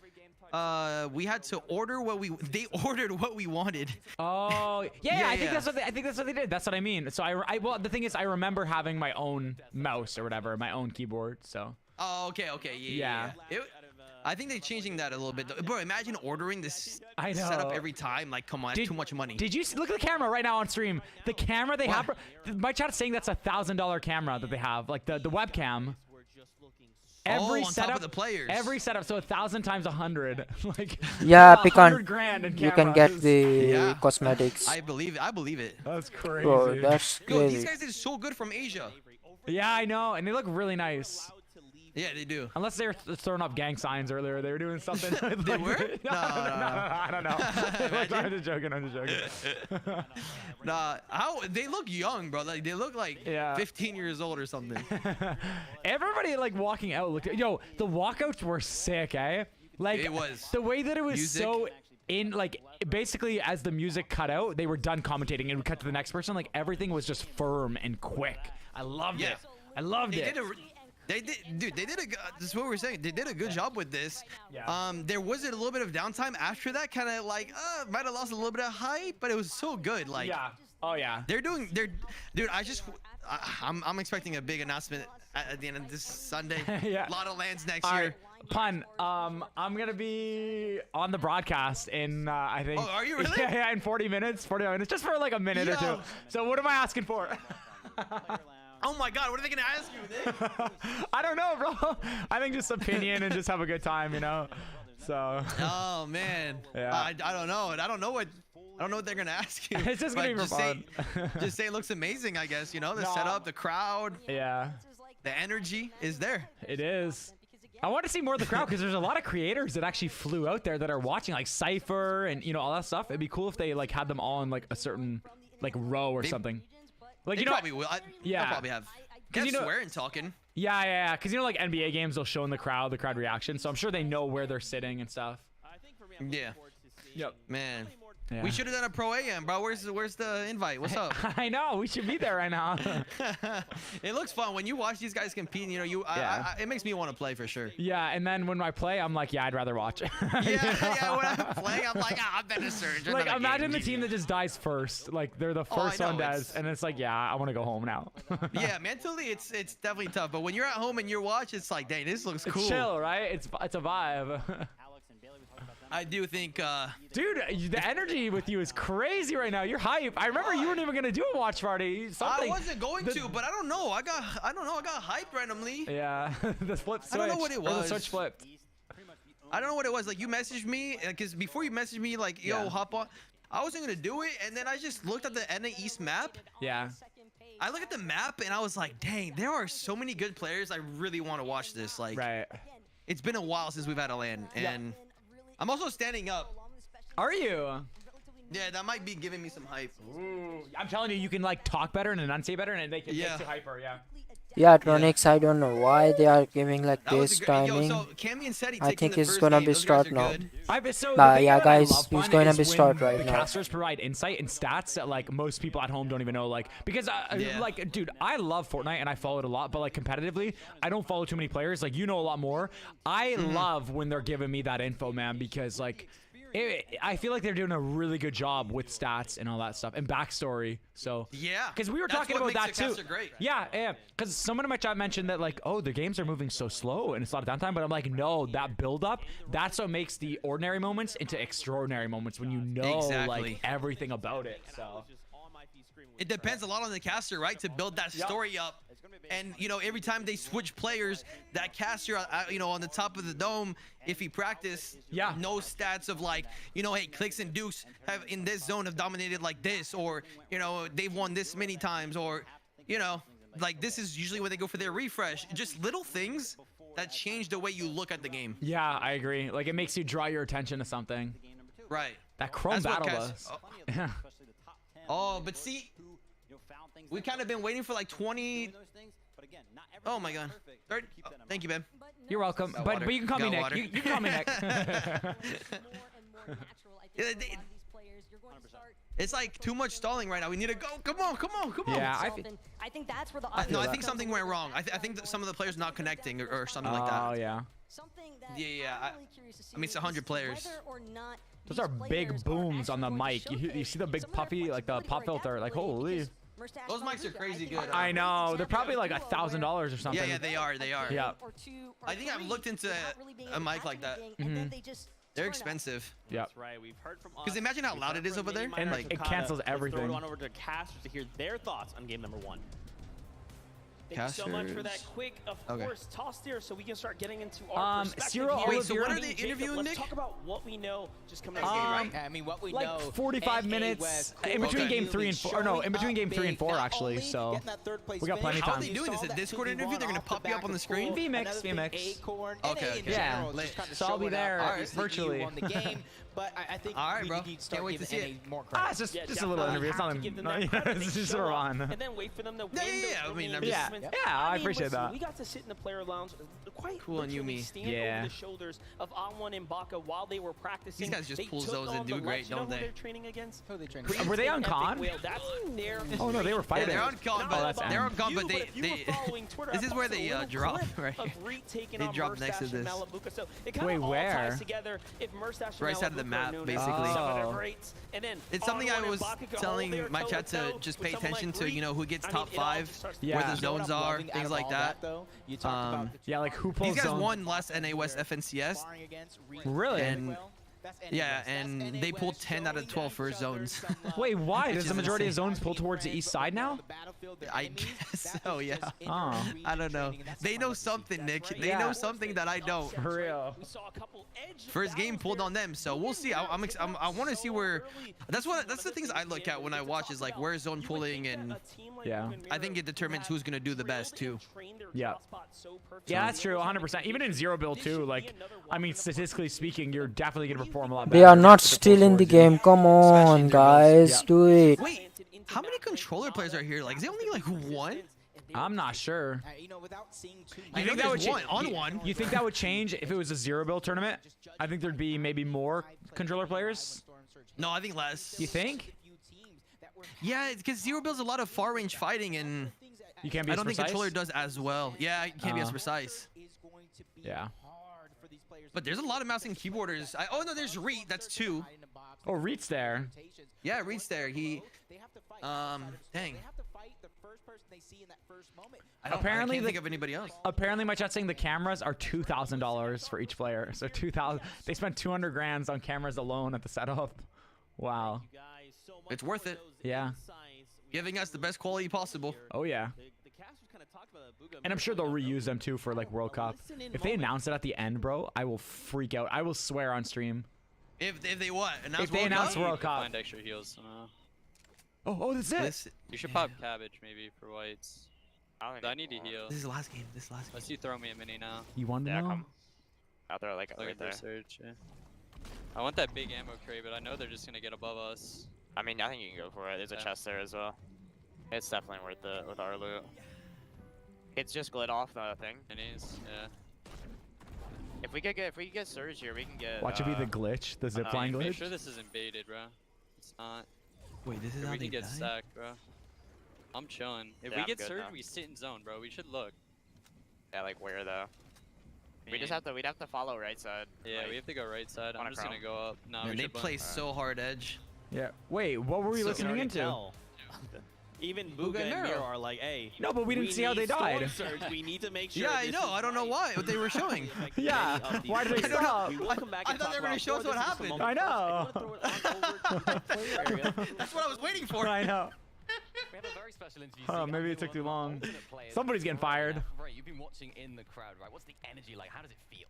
The crowd is amazing. I'm so happy Frey. that we have Lanza back. EU pro. It's so awesome. Yeah, we can hear them just there in the background as well. They're getting. He's playing as a stand-in basically. A stand-in, so if someone doesn't come in. Yeah, they invited a few of them. Oh, imagine and getting invited and you don't even play. Yeah, it's. I wouldn't have gone if I got invited. Yeah. As a stand-in. Like, who's not gonna show up, bro? Like. Yeah, I know. Of course, you can give a big insight into the game as well. For a lot of these players, you can sort of, you know, give your insight. Dude, you might be called call them to the interview soon, Nick, because they need some filler content right now. I'm not gonna lie. Thank you guys so much. Raleigh Convention Center, you guys ready? Because game number 2 is about to Let's go, guys. Let's go. It's game starting. Game starting. Do it. Do it. Let's go. Let's go in the chat, guys. Yeah, brother. Good luck. 2022 coming at you guys live. Are you two ready? Yes. Yes. Beyond ready. Janny Benny, thank you very much. Silent Alpha. Visual Picks, thank you for the 2 months. C to the B. Zero, Victoria's mom with a tier 1. Miss Chris XO with 100 bits. Jim Jack and Berg, thank you very much, guys. For another highlight reel instance, and whether it comes from Victory Royale or just from being able I'm getting some sushi, guys. Some tuna tartare. I think that the Polish powerhouse is certainly still making it known that they are some of the best. Champions are on the stage, right? I was gonna Game say. number 2 is, you know, this is where you got to start picking it up. You got to start developing your strategies around the meta of the lobby. And, you know, who better to do it than the 100 of the best players from around all of the world? Look at them zeroing in right now, Vivid. They are so amped. They are focused. The tension is real.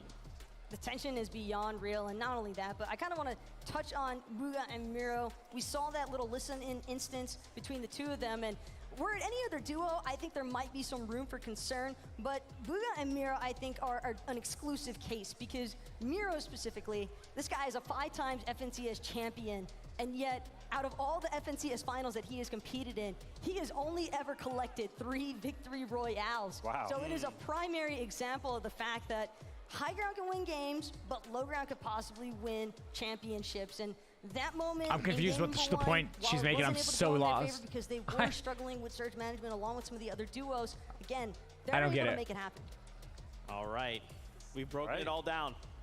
We had game 1 wrapped up. It's gone. Chinese food would be Game really 2 good right now. I'm not is gonna lie, here. yeah. It's now the battle Lebanese bus is food ready. too. The players We're getting some tuna are though. on board. Let's just get this started. We'll probably play some Fortnite after. I'm down, but we're gonna watch Here this we whole have it. tournament. Thank you so much, Zeke. We get to start gearing up for this. When you don't need a victory royale to win FNCS. Got it. Thank you, Badker. This is finally setting in for a lot of these players on the stage. Game number 2 is starting right Let's go in the chat. Let's go. Let's go. Let's go. Let's go in the chat, guys, please. And subscribe to my channel. Don't forget to share, like. If you guys like it, I'm gonna be happy. That went down early. They might have to start dealing with that storm surge early. And that's right. We saw what happened in game 1. The real question is, how are you going to adjust coming into game 2? This battle bus is telling me that the Chrome Jam Junction is under fire very quickly. It's so close to the drop spawn. You can see already things kick off. This time, iDrop says, you know what? Let's put that weight, in my experience, on my back. Already? Takes down Baka, and all Get of a it, sudden, Savage. it's a different What are they, 50-50 on? Happy birthday, Mr. Savage. Why does it say number 1? Here in game number 2, and that Maybe when teams are close, that way you know who's on the same team. Number 1, number 1, number 2. We're here to fight. That first one Yeah, so you don't see it on this. lucky, but another one, this one, I feel like has And they're to not have a number little 1. bit more Maybe number 1 in the game right there. 3 of these players, Monster, That's what it they could were be. dealing with storm surge, and they were just on the cusp. Some were even below. This is not the only contested drop spot. They Don't caught that forget, too, that Tilted first Towers alarm, has wow. so much going down there as well. So between Ooh, Cloudy they're Condos stacked. and Tilted Towers, these are the 2 most contested drop spots. And what I saw there is Acorn and Edgy in the feed find Noah Ryler early. So there are big fights unfolding already, just giving us a little sample of how these drops are playing out. Yeah, you can kind of see everybody just on their On drop con, spot, the nowhere ones that don't nearby. Look at the necessarily map. have the POI. It's about looting up, getting as much I think there are resources snipers as in possible, competitive. Correct me if I'm trying wrong, to get as guys. many metal You're definitely in and brick pubs. as you can in terms that way when you make it towards the end game, that way you don't have to worry about it. But for these teams that are also on the outskirts and talk about looting up, you have to start thinking No? about storm surge. Your pathing is going to No be snipers. so important because we Huh. saw how many teams went down to the surge itself. That's interesting. Here is Poland's finest game 1 winners from Becoming Legends, Setis and Cammy. This team here has placed top 10 in every finals they have ever competed with together. But wait a second, hold that thought. And Ascent Pink here on the other side of the Joneses. This is a fight that's being extended out. The last time we were here, Clicks found an elimination with Duke. Clicks and them are fighting right now. Uh-oh.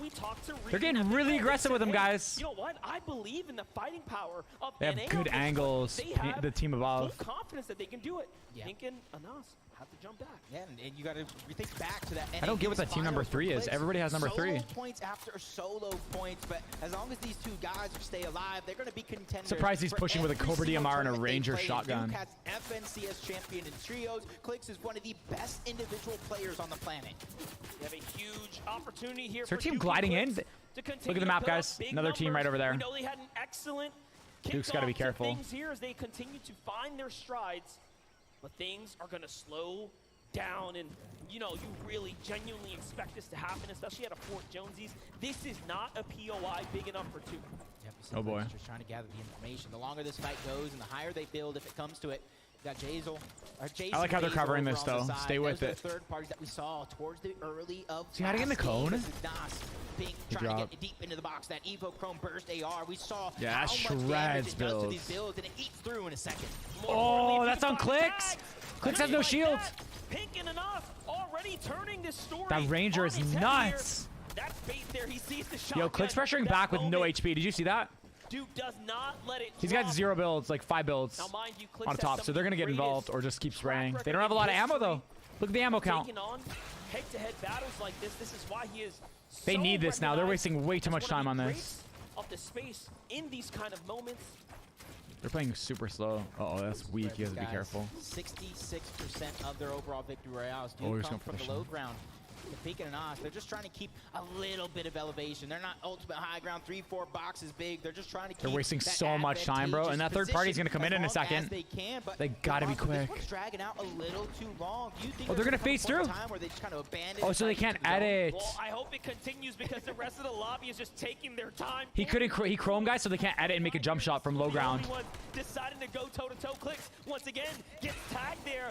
And again, let's talk about the bad blood developing between these two. Pink and Clicks were once upon a time almost duo. Oh, good block. So close to traveling to United States to play alongside them, but now they find each other on the other sides of the monitor here, going head-to-head. And I mean, looking at the HP so yo, far, Shio, thank you, brother. Thank you for the 3 months. And Ass and Tundra's Pink. Yeah, I'm surprised you're not there. Let's talk about this prolonged fight and what happens if they do actually split right now. They're not big hit to go ahead and mat up. Yo, pressure that Clicks. He's nervous. I can tell he's nervous. This man has his back I know they're good, and his bite is much louder than his bark. This is where Duke does tend to shine right now. These real scrappy types of engagements. This man does not tend to miss a shot. As now they're playing so slow. They know the enemies felt that on the other side of the wall, but hey, that would have been the time, guys. The less the less odds they have to actually survive. The longer story is, of course, making it to endgame. Let's jump on over, though, to our favorites. Ooh, they're contested now. Booga and Miro walked off uncon last game, guys. Completely unconned. Now they got like 2 teams around them. So if they fight this, they're going to get third partied. Last game during the listening, they were just dealing with Storm Surge. We're going to have 65% fight win rate when contested. That's almost 50-50. That's not the position you want to be in. That's a cool stat. I love those quick stats. A 60+ win rate when contested. So I want to open up a notepad and make note of these. Here on this international stage. Talking about international stage, Alex and Bailey, they have taken it from the player lounge to the main stage. Game 2 now, the fight, the second time. The story won't be the same. It's Yusri who finds the trade there, and now has to protect his teammate. A huge shot onto Bailey. It's not looking good for Oceania's champions here, but Bailey waits for the toe-to-toe. He gets the thirst, he needs the points. That's a kind of play you only see in person. Oh, dude, GG's, brother. You're getting pressured. Your team's down. Some heals to use, but does he have oh my god, is it a 1v1? Finding a way to stabilize. Bailey's gonna get in. At 1 HP, he was doing that? That's why he's picking and choosing his fights right now. He's Pop just going minis. for piece control first, trying to heal up, getting as much shield as he can, but you can see he has no HP to regain. So that knock on the Jew is so important. And he knows he cannot allow him to get the heal off here. You will not save your teammate if it's up to Bailey. Yusri may have the health advantage, but you will not save the teammate. It's his name, you. The defensive trade, a huge shot, and Bailey gets caught with the pickaxe out. Yusri clutches up. You will not save his teammate. Game 2 sends him back to the lobby. But third place, NA West, getting busy already. I'm sorry, guys. Really quickly. Really quickly. Well, not me, you. Yes, I am you. Just answer the damn questions. Who are you? I have told you. Are you deaf? No, you is blind. I'm not blind, you blind. That is what I just said. Dude, that gave me those vibes. They're gonna be a zero. It's great. Now, It's great. Have a lot of experience here. They've only made 2 I'm sorry for the finals together language. between Walks and Robot, but That's what that reminded me of. development happening here. Let's watch this back one more time. Here's how it kicks off. Cool finds the huge tag. All of a sudden, the knock is there. And yes, there was a third party crowd in the reaction. side. You get the reaction as well. You can see how fans Such a are cheering delayed in reaction. support of one another. But back into the action. Hellfire, Falconer, new duo, you know, pairing up with one another. They already took down King, so this has got to be Ed coming out from Brazil, EU. NA West. Man, people are fighting now. Holy. They're doing a good job capturing all the people fighting because there's only 10 people who got eliminated. And they captured it all. Ultimate teams now in the distance as well. It's going to become more and more dangerous. Falconer's one of the only competitors, one of the very few left in our scene that has been here since the World Cup. He placed 5th in duos way back when. Wait for him to step up to the challenge and take on this first FNCS Finals ever together alongside Hellfire there from Denmark. But on one Mbaka, did they get the save off? No, I think On was there by himself. He's just trying to stay alive, and it does look like Larson and Smite might know he's there. And this is where On1 has to be very, very careful. Fighting in the storm with very little HP. Larson knocking on the door, trying to burst his way in. You see the bait and switch come through, trying to make sure that both of these players have enough HP to take a Man, big shot everybody's from in On1 storm, and eh? continue that bait and switch, but he is on the run. What a tough story for On1 and Mbaka. Such a great and strong showing in game 1. He loses his teammate to Mr. Savage out the gate, survives, saves him, but Smite and Larson man, he's getting dropped on. Did they see him? Hooter and Muzz are still in the zone, and they meet him, and that's how they get this first elim. So it's only Get in there, brother. Get in there. He's weak. The clock rages on. Smite steps up. Ooh. There it is. The zone does the rest, and they will find their second elim now, wiping up one of the greats from NAS. Look at all these storm fights. Back on board, Falconer and Hellfire. And so it's a 1v1, guys. Falconer in a 1v2 situation. Now And they're stacked too. Why are they fighting? EU, Brazil trying to stand up tall. Ed He's got no whites. Okay, so Ed Road Road has to be aggressive here. He's got no whites. The shield keg as well. He's got 40 seconds till he dies. Going through, but it does look like Hellfire is going to get 200 yet again. Listen, Ed recently signed a team Liquid, showing you guys why exactly he deserves to be here. Oh, no. He has had some of the most Man said he has all the heals in the world, guys. If he waits a little bit longer and doesn't get bopped here, he's good. So you're going to see Ed get really aggressive. Look at his health. And of course for Argentina, really aggressive right now. Who is already down. Hellfire manages to Oh, he got the siphon. The wall gets taken, and Hellfire. His teammate went down, so now he got the siphon, so he's got health. He does not miss the beat. He can stay a little bit longer. The siphon, and now it's an even Look at these exchange. battles, bro. I love how they're staying on them for a long period of time. You can see the context. Here it is. Ed with no HP. It's all or nothing. This is the moment you've been waiting for. Here Shots coming through. And Ed 1v2s NA East. Brazil and Argentina are probably standing. That was scary. The Ranger shotgun, he couldn't even shoot again.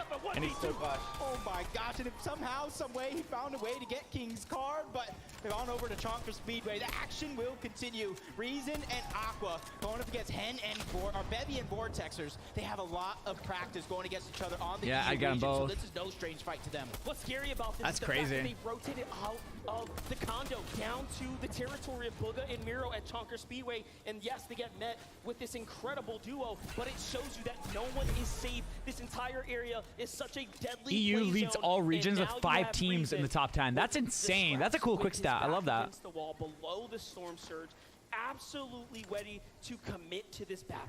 Yep, Aqua and Reason again, 140 below the damage threshold. And you can see all the players at the top of the damage Storm threshold. Surge. But this is again. So the highest damage dealt is 288, or is that just relative? Spot, but nobody is fighting. That's forcing these players to rotate away to find some extra loot and find the damage. Resin looks At like clicks. 165 below, Monster, I would be lying to you if I said I wasn't nervous. I haven't played Ragnarok yet. No. Pablo and I'm gonna Swag finish on it. your screen right now, also below, but Probably tomorrow. a good little tag here of Elim for Swag right now, puts him in a nice position. They find a player out in the distance, Snacky and Fast have a window open there, focusing on the duo as well. So they're all looking to target Noah Riley and Bad Sniper. Remember, Noah Riley was eliminated very early. They're stacked, bro. Look at their mats. Look at the heals. Touchdown before he was These out the sky. And game number 1 winners. Yeah, these were the winners. I was just about to They say. haven't even done much. They get the zone for now. Holy, Chonkers is fighting, guys. It's gonna be a 2-tick if not already. They only have to worry about that. But we Yeah, it's a 2-tick in 30 Now seconds. the Peace Control is trying to come over. They're trying to break into the boxes. It's But they now got or lots never of whites. because Because being oh dissed. wow. A huge shot from Aqua's on the Bevy. Look at his Back loadout. into a defensive position. Well, here we go. It's now enough. He can stay all night long in Storm. Active, and they have to turn up right now. This is game number 2. Aqua needs these points here. Bevies manages to go ahead and chug splash his way down. He's back up to Vex HP. He's looking pretty solid, but Aqua not afraid by any means. Meanwhile, Reason finds a wall. This is a low ground That's an angle, team. but he doesn't like the defensive edit. That No, it's not. Sorry, that was Aqua on from height Bevy and his and teammate. Vortexer. And now, here it is. Things are going to get They're getting dicey in. as the Storm Surge turns on. Aqua a little stuck right there. 30 below, even though they're continuously dropping, they're doing damage. Seti getting one on a Peppo, probably Storm sending Surge him back to active. the lobby. They're Scram below, goes guys, down as well. and they're in Storm, but they have a lot of heals, so heal it. Rebooted, but Deja Vu strikes, he goes Okay, this is down the other again. team. Epicwell, who honestly is having a much This is the team better who's fighting performance this Aqua. go-around. But back into the action here. Reason now down to no HP.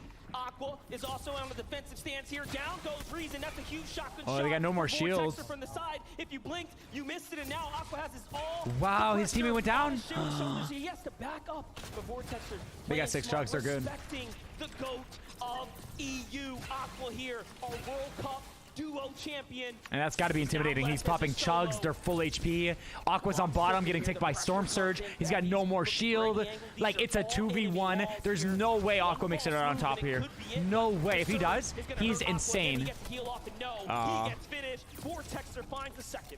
500 above Wow. the damage threshold. Clicks This died? is only their second FNCS Dang. playing together, and they're looking like they are longtime teammates crazy. already. As Joe and Z Andy uncontested over towards Synapse Station, looking to get some damage as well. Even though 79 is above the damage threshold, you know as well as I do, that is absolutely nothing.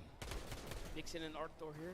Oh no, they're gonna find a huge elimination here. Another surge fight that's going down. It's attracting the flies in the distance there. You see folks starting to look Good over. edits. Oh, he messed it up. Decision to make. Does he Nice push it again? block. They barely have anything. They've used all their heals. One tag is all it's gonna take for take them out. Oh, that's scary. Look at their health, guys. Both them. 13 HP. And with the downed body, he says, you know what? I'm gonna full finish here. I'm back in this game. Artur takes off running for the hills. That was a much needed battle by Groves, and I like to play again. It's about to be a 5-tick in Storm, by the way. Like, there's a very low chance they make it out. Looking like he's Especially like with everyone on edge. Above the damage threshold. He's trying to low launch it. Already, so they finished this fight. Oh, they're gonna break the pad. They're gonna get focused. If they don't pop shield, they're dead. That's why they're trying to pop chugs before they jump in the air, guys. Because they're gonna get focused here. Maybe not.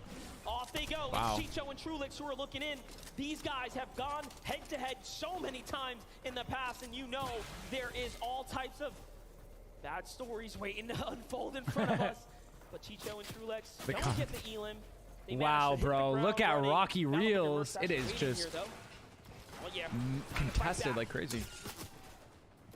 Booga just trying to break through. He talked about in some of those interviews paying a little bit more pass. Where's Booga? Did he make it out, guys? He was contested off small by 2 teams. He's trying to pick and choose a lot of their battles, but the lobby is putting such a focus onto these two, getting them to expend so many resources. Battle Booga has just about 60 to 70 HP as well. Battle Mercedes is trying to do Booga? what he can to try That's to not find Booga. a stabilization method here, but it's just happening from so many different players. Oh, who have so many Malabuka. different angles. One thing that is working, though, is the zone. It pulls pretty close to all the players nearby. Finally, They clip the things settings? Yeah, settled people were down. asking. Jason and Chapik's last game found the same duo on the edge, but Thomas let's HD, he's jump a on over beast, to eh? the west side. Let's get to the opposite side. It's Thomas HD and Tripburn. What a great standing so far here, looking pretty solid. They have Janice and Vidil weakened nearby. Booga Hey, and there's Miro Booga and Miro. are Okay, also on edge, though. taking it much further this game, looking like they've adjusted, learned from their last mistakes, but here we go, that familiar story, 3 above. Yeah, and you kind of You know what the team number 5 probably stands for, guys? It's probably like a proximity thing. So in this region where Booga and Miro is, they're going to be team number, like, they give them a random number just so you can follow whose teammates. Shots, but the team that went off spawn, trying to have a Savage is alive, no shield. Drop. Oh, he's dead. Under pressure, Mr. Savage is going to get dropped for now, trying to pass on the resources to iDrop because he knows he's going to have to deal with a lot. Oh, that was a sick angle. Did you see that? How he wrapped around and faked him out? He might be able to get the res now. If it's a 1v1. With Mr. Savage's third appearance now. He's got a shield kick. He's got to use it. This, but of course, the first return that was in person, sick. they're going to allow. Marine might actually allow him to get the pickup. Whoa, he did. That is a huge mistake there. Yeah, but they're not going to fight again because they have to rotate. This is one of those things that you take a picture. They're going to launch, yep. This moment right here, Mr. Savage went down. You give a player like that a second chance at life, they will make you regret it. As they're trying to launch pad away, trying to find some sort of safety. Is there a standing or leaderboard? I don't think there is a leaderboard. I don't know. I think it's just a broadcast Shio. Some of the lost resources. Such a massive find right there. Yeah, I don't think I saw one. It was looking like it was all over for a moment, but there they get a little lucky. Smite and Larson at 4 elims now. It seems like we'll just see when the broadcast happens. As all the cooks jumped into the kitchen, like when they present it on the broadcast. They have managed to walk away with a successful meal or two. They're looking pretty good.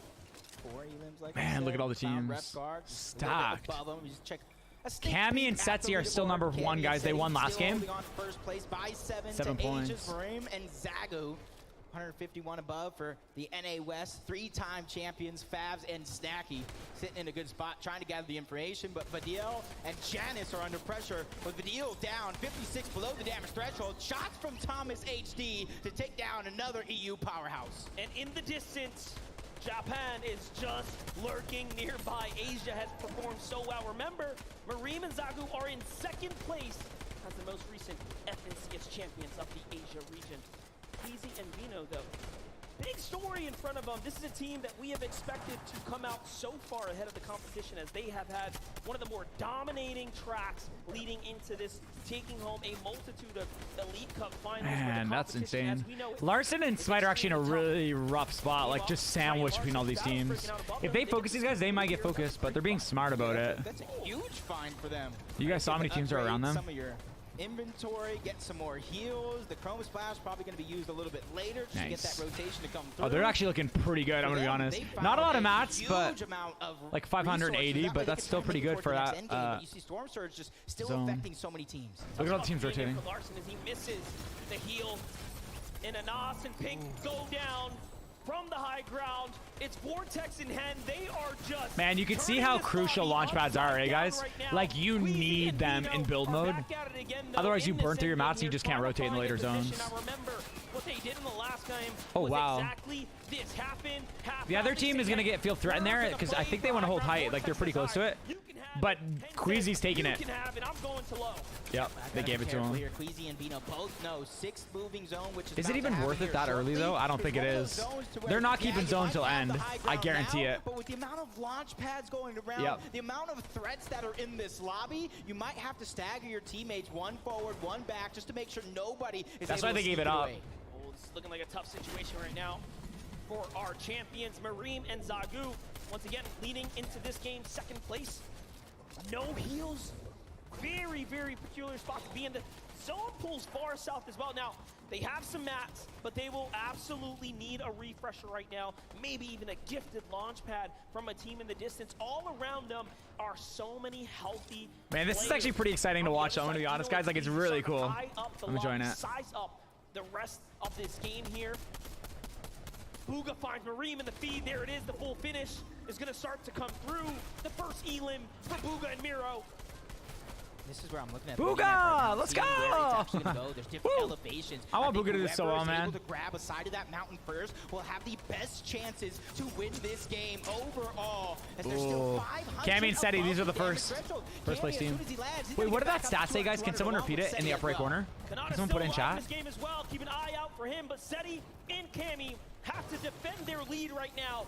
3 elims. What a way to do it so far. Meanwhile, Queasy and Vino are still on height.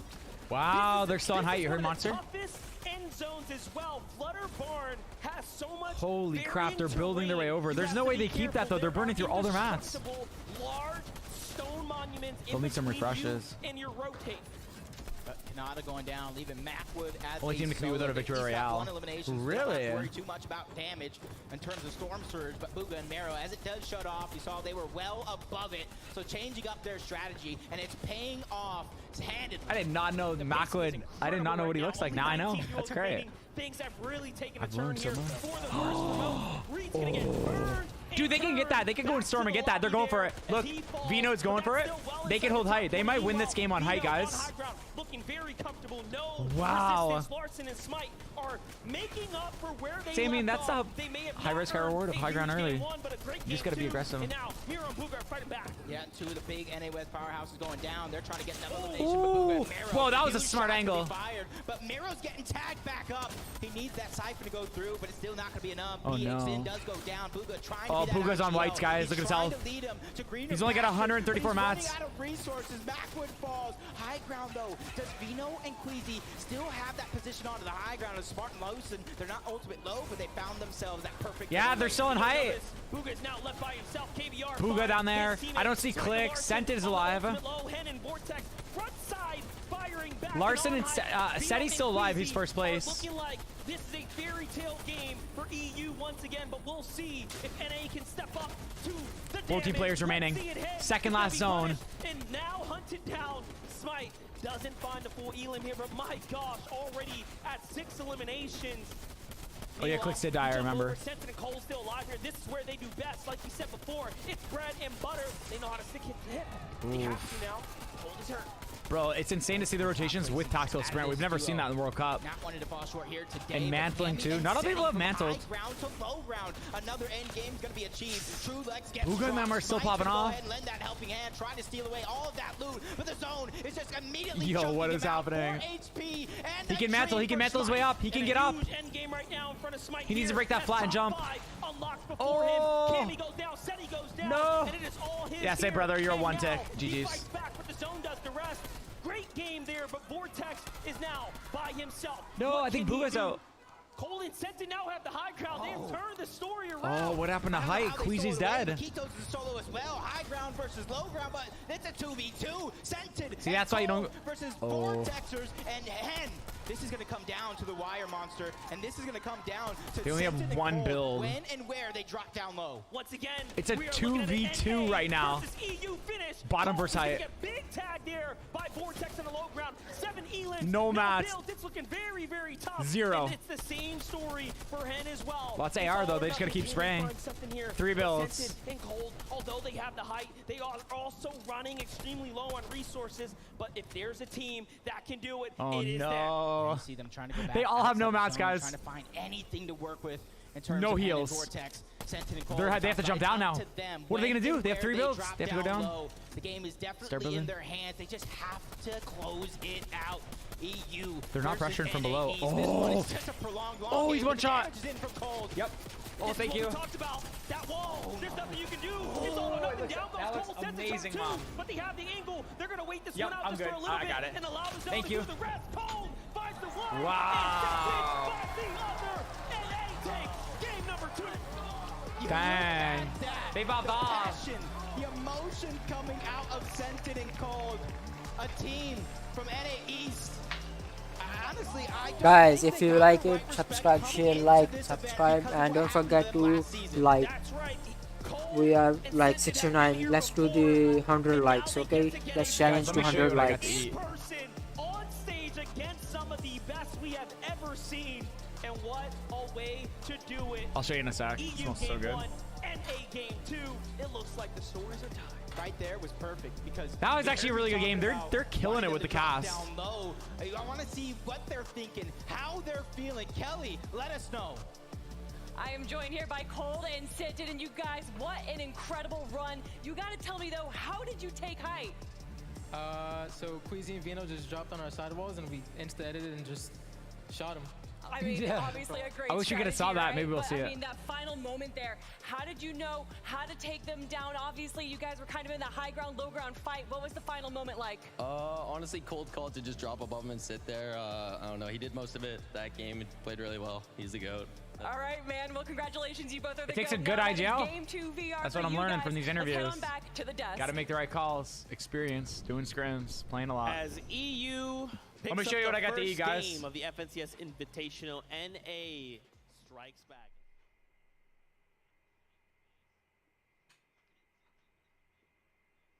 Tuna tartare and sushi made by Mame 30. Everybody I gotta get a that has picture played competitive will tell you the same It'd be a shame not thing. to. It matters, but more importantly, what matters even more so is that jump in the leaderboard positionings that we are seeing happen now for Cold and Scented. A 41 placement jump. Granted, have to keep in mind that it's still a little bit of ways to go, but they are now breaking into that top 10. Gosh, these leaderboards always seem to surprise me because even after this incredible game from Cold and Scented, they're still 34 points behind the leaders in Cami and Seti, who shout looks out to them for amazing, holding the guys. lead. But this is just so good from Cold and Scented, and this is the moment that we missed right here. This is the one that Cold was talking about. Queasy and Vino actually make a play, and this is actually classic for them. I've seen them do this in Elite Cups where they try to quickly pinch a duo that is in these builds, and it usually works out very, very well. But Cold and Scented hold on very, very well, as Cold mentioned, making that instant edit, getting the shot in, and ultimately they realize Queasy and Vino were the ones on height, and let's go up and take it. And this right here, it's just all about riding the zone. Now you can see the zone point up there going right through the mountain. Henry Vortex just had no chance after that. Clean win from Scented and Cold, who, as you can see right there, what we were referring to, Scented, no shoes. It makes all the difference, man. It does, apparently, as proven by Scented. We do have Adam, who is standing by. He's hanging out with a player. Adam, who? That's right, I'm hanging out with everyone right now, in particular Smite and Larson, everyone. Okay. Smite, that was an incredible display just then. We saw 7 eliminations. You clutched up, you had to. So how imperative is it in this situation, in this environment as well, that you have to try and gain as many points as possible, even when your teammate goes down? It's really important. I mean, like, you need to get as many points as you can. Like, every point matters. Doesn't matter. Now, every point matters, doesn't matter. Here, Larson. That's a good quote. They're looking like they're fighting each time. Are you guys up for this? How are you managing to deal with that when it comes at you? We're down to fight every game, and I don't care, bro. I'll fight them every game. You don't care, bro. They'll fight them every game. Give it up for Smite and Larson, everyone! Thanks, boys. And also over here, I'm delighted to be next to Peterbot and Jamper. Jamper as well. Jamper! It's been I mean, what an experience being here in this situation, this environment. How are you guys dealing with the rest of the regions being here, competing with you in the same lobby? Our original strategy hasn't been working, so we're gonna have to make changes into the next games. But it's very fun playing here. The crowd is amazing, and I'm happy to be here. And there's still 10 games left, plenty of time to do that. Yes. Okay, you got this. You feeling confident? I'm feeling confident for you. The crowd are feeling confident too. Let's hear it from Peterbot and Jamper as we head back to Zeke and the desk. Thank you so much for that insight coming out Hope of the they do players. well. This They is seem kind like of good what we've people. been talking about, right?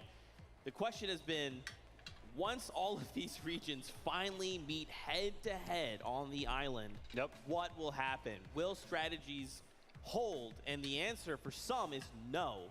Because who knew that having to adapt to a meta that is completely different than your own region that you've been playing for several FNCSs now is going to be very difficult. But if it's anybody that has a strong head on their shoulders, it's going to be Jamper. He's been around for so long, and I love to hear him like, listen, we did the same strategy in games 1 and 2. It's not working. So let's just switch it up. And I love the fact that they are just able to kind of, have that mentality, but then also have a backup strategy. That's what's really important.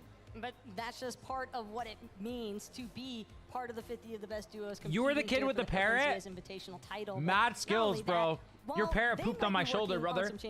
I'm banning you. Okay. If it ain't broke, don't That was fix really it. cool. They have been maintaining this first place position throughout the first 2 games, and it's definitely a very strong performance here out of this Polish duo. More importantly, I think that Cami and Seti have just been able to consistently stay working throughout this mid-low ground element, despite the fact that we've been seeing a lot of high ground takes and a lot of high ground play from the close of the lobby. I think that Seti and Kimmy did a great job just holding on to this. I mean, at the end of the day, guys, like, there is nerves and all that stuff that go into these tournaments, in any tournament. But it really is whoever practiced the most, whoever's doing scrims every night, whoever's VOD reviewing, they're gonna place the best and they're gonna do the best. And you can clearly tell they put in the effort. I mean, there are some teams that might take it for granted now and different things, like they might not practice as much. And I mean, it shows, it reflects in the gameplay, like it really does. It's very rare in tournaments like this that you see people who don't put in the... I mean, they all put in the work, but some more than others. And obviously there are genetics and different things, but for the most part, generally speaking, you put in the work, you're going to place well.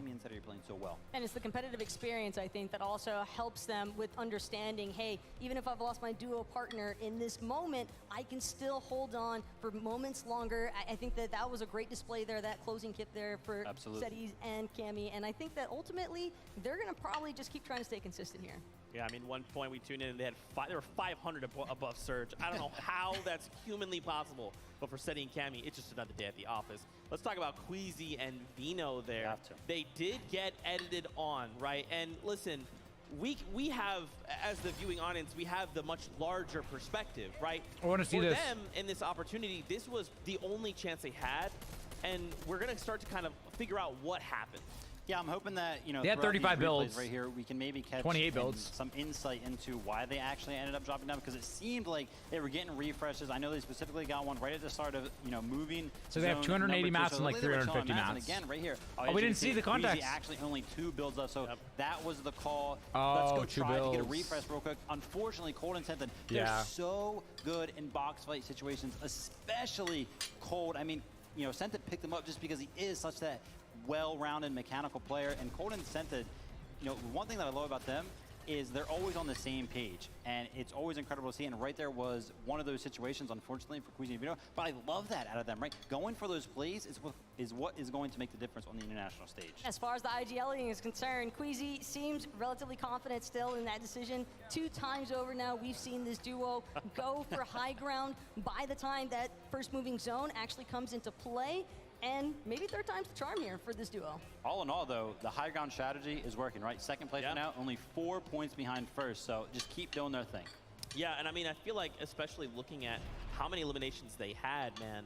5 eliminations, 5 refreshes, and that wasn't enough to take them through that game. So we'll have to keep an eye on that. Cold and Scented back on them, 44.6 elimination, currently sitting in that #1 spot. Again, 2,800 damage dealt. That's my favorite stat. At game 1, we saw it was 2,200, and I thought that is an I'll be right back, guys. number. I'm just going to take my plate upstairs real quick. Hold on, 1 moment. So we're going to see, you know, hopefully we keep seeing those stat lines, because as the day progresses, teams are going to get more and more aggressive, which means that this storm threshold is going to progressively go up, which means that teams are going to need to do more and more damage. So hopefully we'll see, you know, maybe we'll break into the 3,000s for an individual team, but yeah, 2,800 damage, that is a lot. But entering the halftime point, essentially, because heading into game number 3, if there were ever a time to look for a shift in strategy, like what we heard from a couple of duos earlier, I think that Peterbot and Jamber, they had like the right idea. They're like, hey, it's not working out. This is where you would want to make the adjustments, is heading into game 3. Let's find out. It is time to see who will rise. Bro, Paul, don't do that, bro. Why? To these games. This is game number 3 of the FNCS Invitational. And just like that, we are already gearing up for the next round of action. Yeah, game number 3 right around the corner, but 2 exciting games. Battle buses. Bro, no way. The 3rd game is started faster. Let's go. Now we're moving at my pace. Let's do this. Take a look at your screens. Take a look at these players. Someone here will walk away with it all. $200,000 for first place. A trophy unlike ever before seen in Fortnite, and a chance to call yourself one of the best in the world of Fortnite, not just your region. And it looks like we have a very similar bus to the last round. That means these northern contested teams are going to fight first. One of the biggest things we saw from game 2 was that early elimination onto Noah Riley. Edgy quite literally, you know, took him out before he can even touch down. And then, of course, there's this battle here, a battle of who can get the best drop. And what a great way to kick things off. Such a powerful loadout to really start things here. Yeah, and it does look like Baka and Onwin making yet another adjustment. They win the off-spawn fight in game 1. They lose it in game 2. And this time around, they're not even contesting for a fight, but blink and you might have missed it. A first elimination is going to be on to Looter. So Smite and Larson are finding ways to get things done again. And A fires back first onto OCE here. And a great find, a great reward comes out of the very... Bro, this one is a smaller feed. What the heck? Is that a kid, right? Comes together for them now. You know, sometimes it's all it takes, right? Sometimes it's all it takes is a little bit of luck. You get the right loot, you're able to take that fight, that fight nice and fast and clean it up. You can see now the picking and choosing comes through. They're going to slow things down, try to loot up as much as possible, making their way in towards one of the only houses towards Grim Gables, and you can kind of see in the distance, Muzz is still floating around, and he's not trying to cause too much commotion and put the focus onto him. He's just trying to wait for Smite and Larson to leave so he can try to get that free reboot onto Looter. All this pressure onto Muzz's shoulders now as he is trying to wriggle his way through this low ground here. He knows that material is going to be the key to allowing him to do something big here. Achieve the unthinkable, win a 1v2 against Smite and Larson, who built their entire reputation. It already started? Last chapter off of these early game fights. Smite wants none of that. He walks Holy crap.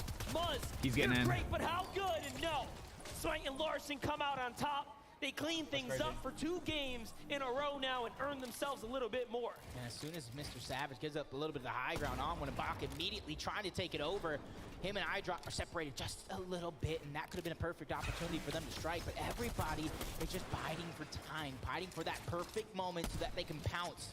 And this one that we talked about, you heard it from Mr. Savage, you heard it from iDrop. I've been landing here for a year straight. No one is going to scare me off. Well, the real question is iDrop walling out right now? He is getting very close to Onward and Baka. But no, now he decides, all right, I'll listen to you. Freddy, no, I'm the biggest fan ever. Please and thank you. And they start to retreat here. And this might just end, but no. Oh, that was a sick shot, man. Nice reflexes. So quick.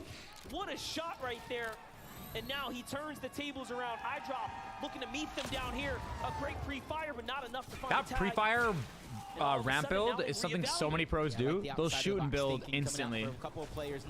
Especially in box fights, you see Clix do that a lot. Trying to find that extra angle, and that's the thing. If you have all that confidence in your teammate as a solo, you'll allow them to kind of play with the angles, play with the high ground, and try to see what they can get. Heavy hit. 149 damage. See, they don't get aggressive, like too much. They play smart. Wow. Other one's 1 HP. He wins this. Mr. Savage versus On1. Savage wants none of it. He wants none of it. He finishes it up. And just a lot of that Dorito 2 edit, right games side peek. now, he's back in it. Meanwhile, Malabuk and Mustache, one of the greatest duos we expected to show up today, put on such a performance, have been met with so much resistance every single turn. There's a new great team waiting for them.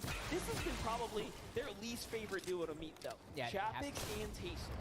It does look like they're fighting over the vault. Ooh, wow. Right below him. Doesn't want to let that one go easy.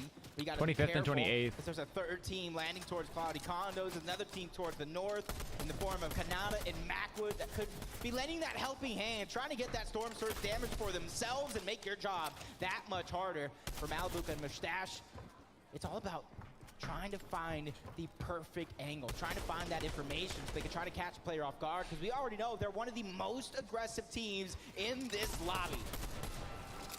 See it. You're waiting, trying to capitalize on any opportunity here. We all know what Tayson is capable of. One of the most winningest players in the European region. He has done it all. He has proven it all. All that's left is for him to show up in person and put the numbers up. But it's no easy task right now. Malabuk and Mustache are so good playing defensively right now. They're doing a great job, but Tayson is slowly, inch by inch, getting closer and closer. Third party, they're looking to move out too. Third party's not going to mess with them after this. Eventually you'll find some success. They saw a little bit longer. Just for a few seconds, but the longer you fight this far out of zone. Thing is, man, like they burned through all their mats. Look at his mats right now, guys. 6,814. They're not going to make endgame with this. Even if they kill them, they're probably all low. So they're going to be major scuffed. That's why people don't fight in competitive events. You don't want to. My player experience in finals is 3 times as difficult as any previous FNCS finals in the Fortnite history. Closer he walks with Tayson, fights back. The 4X. Where do they come up with the 3 times? Is all of a sudden now with his back against the wall here. Oh, wow. The lever, bro. Forget that. It takes him down. And now it's up to Mustache. And no, he finishes it off too. Oh, he's done, bro. He's done. He's stuck in the vault. No, you're toast. You're toast. much There's longer. no way he wins this. There's no way Chapix So wins. much damage. He loses the wall. And no more shield now, and it's all Yeah. over. Chapix At that point, it's takes just the like, ball. oh no, I'm just getting humiliated. Huge. Because not only does it get you elimination Wait, points, it's delayed until tomorrow. It's not an announcement. It's just an interview, guys. You guys are blown out. We're gonna do it tomorrow, the interview, because they're a little behind on the scheduling. Remember, there was a couple delays with the games, guys. So tomorrow is where we'll be on the main broadcast in like on the main screen. In terms of fighting against each other, Scram is going to be the odd man out, and you see him trying to find some separation because him and Chimp are not that close together. And all it takes is for both of them to kind of bum rush into one box and kind of end their run. Now jumping over to the other side of the map, as we all know, this area, one of the most hotly contested zones right now, Tilted Towers, at every single in-person event, has always been the home of fireworks, and Chicho and Trulix are looking to go ahead and see what they can spark up nearby, but that's not going to be anything. On the other side, NA West, cooling Yumi. It's like one vault is just action-packed, then we come to this one. Cut the vault in the middle of the island. Game number one, third No place. one. Cool, gotta be living on a prayer right now because for him, he 1v2'd. Unfortunately enough, he was unable to get Yumi up in that game. He had to finish it off as a solo. And for this duo, it's kind of slow and steady. They land out here towards the island, a little uncontested. They might have one team just a little bit south. For them, it's about getting the resources, looting up, and then they go on the top of the Mighty Monument to find their surge before they eventually try to rotate out. Robobin walks now, stepping up. They're chasing down Peppo here. Runa's already gone too. Of course, Runa, yeah, way off in the distance. You see this animation? Look at it. They're running in the air. It's a 1v1 or 2v1? Forced to kind of Oh, no, he's got a teammate. Yeah, they're getting this. Pressure. Peppo doing all he can. One of the best in his region, but while it does look like it's going to be He just 50-50 that with that edit right there, but he was full health. He knew he wins. Go down in 45th place. Tough spot to be in for Runa and Peppo. One of the few representatives for the Asia region have now been taken out. Cold and Sensed on the other side after a hot win there are now positioned up dead center, and it seems like they have done enough.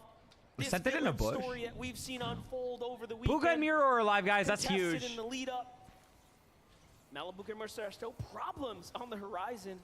Wait, did Buka and them knock him and he didn't finish? Buka and Miro, who were looking off and picked them off. I knew they were going to go on top of the Mighty Monument. Peterbot's a Try to get the beast. Storm Surge, but great minds think alike. Peterbot and Jamper from NA They're so high up. What the heck? What are they doing? Down one of the players. Bro, what is he doing? He doesn't even have water underneath by him. himself yet again, but how many 1v2s can He's he literally take? got, This is oh. Peterbot, though. Put some respect on his name, and he makes it look easy. It's just That's like crazy. that. Jamper and Peterbot earn themselves I guess there's no one third party in, eh? huge elimination That's onto kinda a team scary. inside the top 10.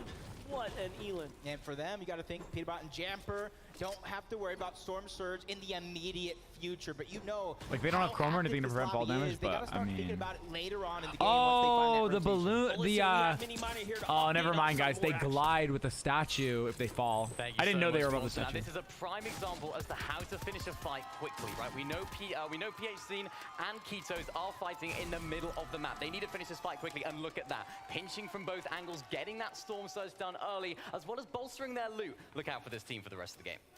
Ooh, that's kind of cool. And Nice that replay. is such a huge set of elims there, because that's another Buka! team that is huge, like honestly showing up for the Brazilian region.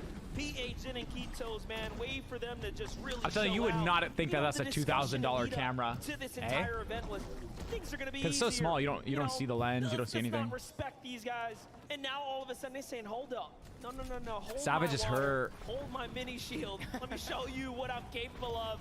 And I am so impressed by what we have seen so far. And you're seeing a lot more activity. The sound isn't cutting in and out. Is it for you guys? Too, because they're starting to fill each other out. They're realizing how hard it is to get Storm Surge later on in the game. So they're trying to get it as early as possible. So that when they end up in those Settings is still first place, guys. They won game number one, Cami and Settings. They're still first. Queasy had high ground second game. They ended up coming, I don't even know, but they're second overall. So far. You saw the standings there, 4 points separating first and second. Still a very much competitive competition, but EU has taken big Fatch. strides. You guys remember we played with Fatch and Rivals? The Streamer Bowl, actually. Streamer Bowl number 3. Are solid, but let's get That's on coming up over again, to number Clix 4 and if they Duke do here. it. They've had such an uphill battle fighting their way out of the Joneses against Pink and Anas, and we've already seen it has not been easy for them. 35 below the damage threshold. For them, they have to worry about it, yes, but it's such a low number. They're just trying to get ahead. Come on, of a Clicks. lot of Come the on, rest of dude. the Come on, teams, Clicks. So that way they can easily try to look back. Where they at? They're above Storm Surge right now. They must have got a fight. Trying to poke a couple of shots. He finds some good Oh, no, they didn't get damage, into a fight. but takes some 0 as limbs. well. Going to be above the damage Lot of threshold. tags, So though. once again, they can find a way to kind of rotate forward. And I want to see them do that now because history says when Clicks and Duke fall behind the zone, they somehow find a way to kind of not have those good games. Kind of not have those good games. The One way to put it. tends to forget. Clicks has also competed in the World Cup for solos and duos. This is where it all began for him so many years ago. And just look at the difference now. Kind of crazy. 3 years ago, all man. grown up here at the international stage, still competing at the highest caliber. It's like crazy, man. We're growing up with all these creators and stuff. Similar stories. They've been putting in work for a very long time. But look at this. Tough right now. This is the worst we've seen them. Yeah, we're pretty active in game number 1. Trying to do it again in game number 2. I don't know why they dropped that stuff without picking something else up. Like, you might as well hold on to it. Is not only are they right at He dropped his Cobra DMR. It still had bullets left. Like, you could use that as a wall replace weapon. If you're not picking up anything else, like, why not, you know? Because otherwise you waste your reserve ammo. That's what I mean. For them, they're 153 above the damage threshold, so they can pick and choose. Do we fight this here? Do we kind of wait a little bit longer? And it looks like they're just going to peek, try to get even more surge, and hunt down these teams. Wow, Vortex good shots. takes a huge amount of Clicks damage. is in. I see him. Versus Vortex Surge for a secondary. Don't be confused. Two very different duos. Kanata and Macwood, though, are alive right now. We've seen them put up some exceptional performances today so far, especially in that game 1. They were the upset to Booga and Miro. Game 2, not Clicks quite and where Duke they are on wanted to edge. be, It's but not this looking good here for them, man. is a There's a chance lot at of people that have redemption. angles on them. On the edge of zone, Malabuka from the storm to the new safety of the zone. It's not looking good, though. He has lost his teammate. Yeah, early games, they were below on damage, not getting too aggressive. And you see the So many teams on edge, it's actually scary. Brazil as well. King went down, but that's Jason Basil above Malabuka. Do they know he's weak? That is the biggest thing, because if they know he's a solo and they know he has a total of 86 HP and shield, you know as well as I do, they're probably going to go, but that's information that they lack. Well, don't yell Storm too loud. Surge. Let's go ahead and jump into Bad Sniper Noah Riley right now. They're starting to eye up the competition on the other side of the wall as well. You can see they're just looking, but hey, man, there's something about these extremely healthy Low AR builds. ammo. You know, no one really wants to fully commit a full mag inside. You have to start deciding for yourself. Are they in a world of trouble? Can I actually do it? And Bad Sniper says, instincts. They know he's getting hit by Storm Surge, so they want to get that kill. But they have low ammo, so they don't want to spray. Oh. Cracked by Storm Surge, Wow. and he immediately looked that direction. Bad Sniper. That's a good and refresh. Noah That's a Riley sick refresh. Look at coming his out mats. with vengeance here in game number 3. W. Right around the corner, though. You got to watch out. Cammy and Seti is there, but back on board this fight where Malabuka is still alive by himself. Jason Basil, they're trying to attack right now, but Malabuka doing a good job. He's doing everything that he can. Pressure from so many angles. Is he going to be able to escape? Let's see it go down. Jason, Just a reminder, this is the biggest Fortnite tournament all year, all season long, guys. All of a sudden now they add to it. 1 million on Making line. it look nice and Duke and solid. Clicks rotating on edge right there. They launched, low launch. He should have high. Boys, you got it. I'm getting out of here.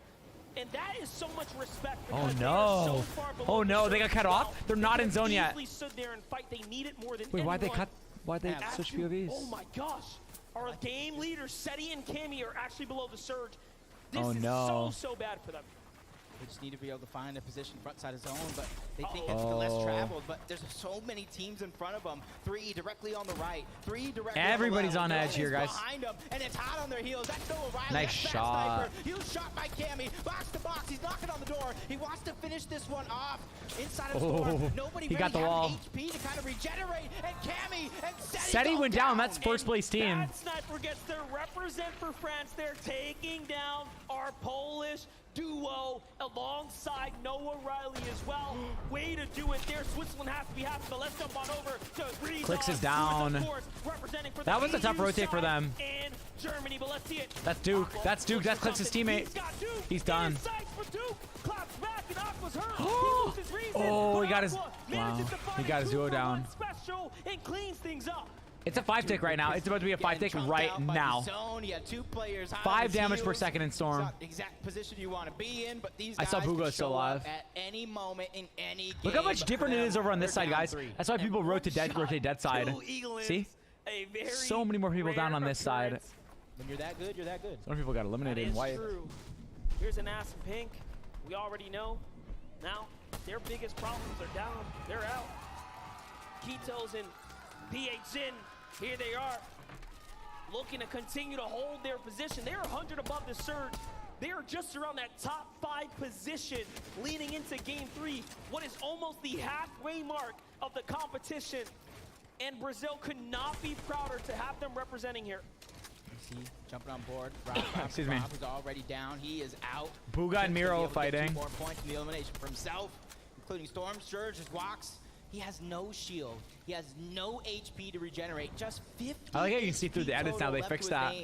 Nice spectator change. But that's also what worries me is those 2 launch pads, because he has a far rotation to go, and he's going to have to probably use both of them with short pads in order to get there. That's right. He's looking to go ahead and make that move. There's nothing in front of him. Meanwhile, Miro and Bugha, decisions for them as well. Hats off to Epic. The spectator cam has come a long way, eh, guys? It's not laggy. Nothing's freezing. No one's running in place. You can see through edits now with ramps. W Epic in chat. Like, I mean, they've really improved their spectator client. You might not notice it, but there's been no problems. Not even any hitching. That probably would have been the saving grace, because he ran into Aqua and Reason, who immediately took him down. His threats is going to fall as well. Pablo gets taken. This is down. live feed. They still always use the replay, though. That's the thing. This is the replay mode, though, to view it all. See, even this camera. Doesn't matter if it's live or not. Sweet spot, because you know as well as I do, as long At least I don't as they think. make I don't it know. to I could be end wrong. zone, those eliminations will naturally present itself. This is a team that has struggled in the early instances of the chapter this season, but they have managed to find their way into such a great position. But now, let's jump on over to some of the GOATs, Vino and Man, there's Weezy. nobody in 2 Shiny teams Sounds. already poising themselves up for an excellent game here. Near max material, so they have to be coming just off of a fresh refresh right there. Quite literally bounce them back in the game. And man, you don't see this very often, where it's your drop spot, where you start off and the zone just lands directly on top of you. So they are being served up. Yep. And right now, for an end zone like this, when it is on your drop spot, you already know how to traverse every piece of terrain that is around Ito's. That's rough, man. Storm Surge is non-forgiving. So these guys down on He's got no whites. Storm Surge have to figure out what they're going to do, because if they wait too much longer, they will be down. They will be out. Well, here it is. They're trying to wait it out. The threshold is met, and they do not have to fight, but they know what's in front of them now. They have a huge monumental task to step up here. You can see there, that's a wall that cannot be built there. Here it is. So it's all or nothing now, right? We know the Brazilian region to be one of the most aggressive. PHZin is literally tied for 3rd for the most FNCS champions individually in his region and globally. So that's a team that has everything to play Smart for rotation to get that launch pad. Zaku and Mareem, they're still alive right now. Some of Japan's best are here. Look at all these people rotating in on the map. One of EU's best as well. And honestly, one of the fan favorites to take it off. 296 above the damage threshold. Joe and Z Andy right in front of him. Piece control is going to be. I don't like shockwaves in the game, in my opinion, for competitive, because they're just too random. Too many random things can result from throwing a shockwave. Launch pads are more consistent, and they're easy to counter if you have good aim. So it feels like high risk, high reward, whereas shockwaves just feel like 50-50 randomness, and you don't need to be too aware. You know what I'm saying? I think you can learn a lot with how people play if launch pads are in the game, if they're not in the game. Because you can't just instantly get the zone like a shockwave, if that makes sense. I don't know. That's just my opinion, my take on it. An excellent game, 1 second place finish. The meta is actually really nice to watch for competitive. Very standard, but enjoyable. Right now. Yeah, and I'm one of those people last season saying Edgy can do it on NAEs, try to be the 2 region champion. What would you call that here? Would he be the 7 region champion, 8 region champion if he wins this? I mean, at this point, he's looking to break that 2nd place curse too. Oh, where do they come from? He was upset. Don't forget, they were the most stacked duo in this lobby. This is their home position, the drop spot. Wow, they landed there too. And now all of that luck and hard work, preparation out the window. All that luck, and then Monster caught himself, and hard work and preparation. All that luck out the window. Side of zone. They have that victory royale in the last game. That's funny. 32 above the No, but damage obviously threshold. everyone's really good, so. Not too many players have to go Top tier down dad, yeah. before they go ahead and have to not worry about it. Is Aqua reason? Not too much to worry Yeah, about. that was second place team. But they have to find that sweet spot in zone. They're going to use the launch pad to get there. When you see Reason and Aqua looking up, you know there's only one thing in front of them. How can we take this high ground? Wow, Chipper, no. they Has a just problem jump in in front or of him. He gets what? punished. He backs up. Great defensive maneuvers right now. Okay, and Thomas takes the lead. He says, hey, you go ahead, pause down, heal. Servers look really good, eh? Like they're not lagging. We have the zone right Client here. side, like See watching Andy and Joe, also in even game. with a messed up finger, Joe is not going to allow him to stop playing for the big positions right now, and he's got this high ground. It doesn't even look like it's been affecting him at all. Yeah. Look at this. Look how high up they play in high ground when launch pads are in the game. To hold on to that Way high higher ground, up. 7 moving zone, even if it's contested. Reason and Aqua trying to fight for it, but they're going to get stuck. They're playing gonna get double shut down layers, for too. now, and you can see the pressure from Joe and Z Andy. They're looking towards the backside of zone, and they're putting Oh, no way. who are suffering the storm surge. He goes Oh, for the I low thought he was ground. going for Aqua height. wants to get down to the low ground here. No reason to play for the builds. He doesn't have enough to make it. Is Reason That's a time sick is the spot. real question. Meanwhile, another end game for Kitos and PHN. They have 4 Elans representing for Brazil right now, and they are almost inching their way to the top 10 right now, but Cold and Scented are right in front of them. This is where they do the most work. This is where they play best. Yeah, they're just my recycling a gosh. lot of those builds towards the low ground. Tripping, trying We to got take 2 down more cheeky shots zones to the backside of zone. after this one. Elevation up. Thomas HD probably leading the 28 charge. players remaining. Thatch went down. We're on Booga's the still same alive. You page gotta kill. through. Booga backside of zone. 2 men missing. Booga in Trying to storm go right now, ahead guys. and In scatter storm right himself there. out. And he found an elimination on the Jew. More HP for him. And look at the resources he found. And it's huge right now. He's managing to fight his way through. He finds another one there. Yes. In the zone. He's got 130 minutes. As long as he doesn't get shot. Alive right now. And look at him start Look at to the tarps. swing here. Oh, But no. He's hunted down and taken out back by Bro, Thomas. Booga, what happened, HD. brother? And all of a sudden now Thomas has all the extra Thomas is the one that refreshes killed here, him. But he's starting to run out. Is he going to go for low ground, or is he going to continue to hold out here? Reason has a decision to make as well. Off to the side he goes. This player's in front. Cold is down. We saw that exchange. It's a big one. Nice tarps. Wow. Man, Andy and Joe on height. Look at high ground, guys. They're healthy. Find a way to stabilize They win Thomas this. HD. He's trying to stagger himself towards the backside of zone, running out of ticks on Nice that shot. A huge shot. This is Fortnite competitive. Thomas HD is trying to stay alive, but he goes down. Zagu from Asia strikes again. It's just not enough. Zagu says, I am here to play, and put some respect on us. Scented is going to fall to EU Scram. And again, Zagu is now by himself. Chrome Splash comes out. He finds his teammate. Does he get the save? Now this is what you This is want crazy. to see. A big save here in the ultimate low could change the entire story. Oh my god, they don't realize. Other low doesn't realize. Joe and Andy on height are not losing this. There's no way they lose this game. Get the revive off. This is going to be huge. He's the only solo left in the world of duos. Oh no, Whoa. but he knows that's He's got 6 He chrome. goes up, the side jump. He has enough. He takes high ground. He's but no, creative Z cranking. Andy's here to back up He's up. one He shot. goes for the falling shot, doesn't quite find it.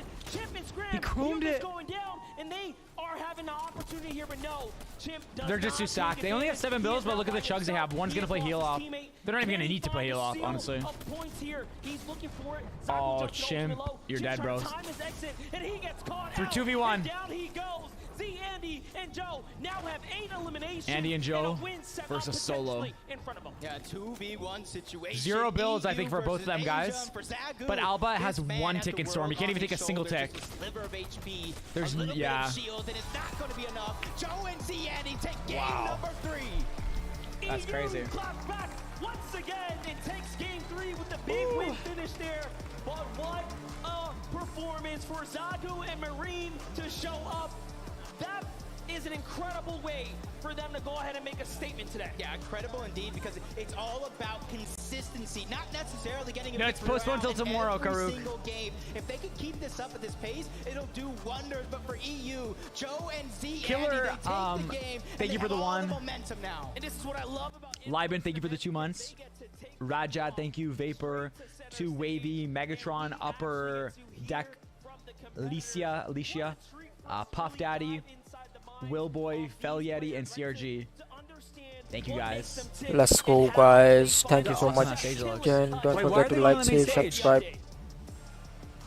Whoa, what's joined happening? here by Z, Andy, and Joe. Everyone make some noise for our Game 3 winners. It's like they don't even care. So I swear, I was watching the game and I saw Acorn and Edgy had height. I turned around, looked back, and then you guys had it. How were you able to take it?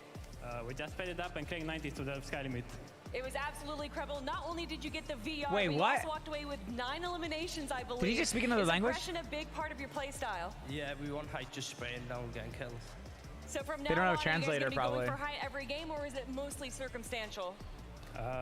We'll see. Yeah, and how are you feeling about the remaining 3 games Oh, he said today? we'll see. Really good after our game now.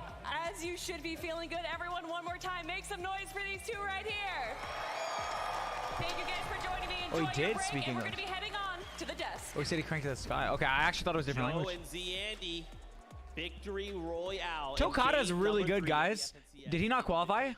A huge way to I don't know if he plays FNCS, but I remember playing like Twitch Rivals against him, man. He is a but beast. accompanied by 9 eliminations. Sounds Scottish. Tokata, Ah. that's what you want to see on this stage. It's what you love to see, right, Zeke? Those big VRs that boost you up in that leaderboard. I mean, we saw Queasy and Vino dominating the high ground in the first 2 games initially, but Joe and Ziandy now showing how it's done, not only securing the VR, but also with a good amount of elites. And you know what's more impressive, right? This is a very, very north zone. These guys land all the way down to the south, down in Sanap Station, just before the zone started closing. It was 5th zone, I believe. Wow, that They had 3 aim was eliminations. They sorted out insane. their Storm Surge early on. They got the materials, and they were able to take high ground so effectively. I like the way they played it too, Takata. They were playing one up front side, one up back side. That was kinda No one was nice. getting up there. I love how they've adapted. They were actually originally going to be contested by Ever been to Vodka Halifax? and On1 in the Synapse I was Station, born in but Nova now Scotia, having it brother, of uncontested, course. They have to figure out how to get that damage, you know, before the late game and not have to worry too much about those rotations, but they've done it, and it's showing.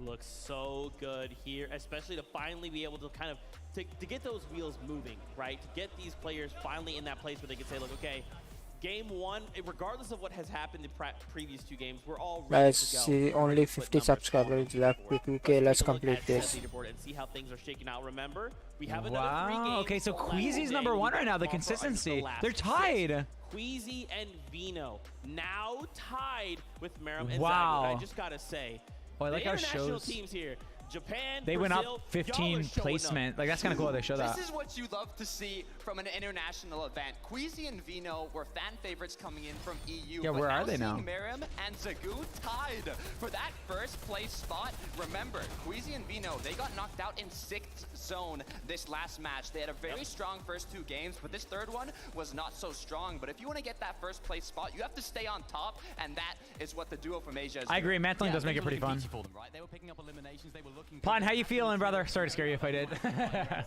In Oh, advance. you got.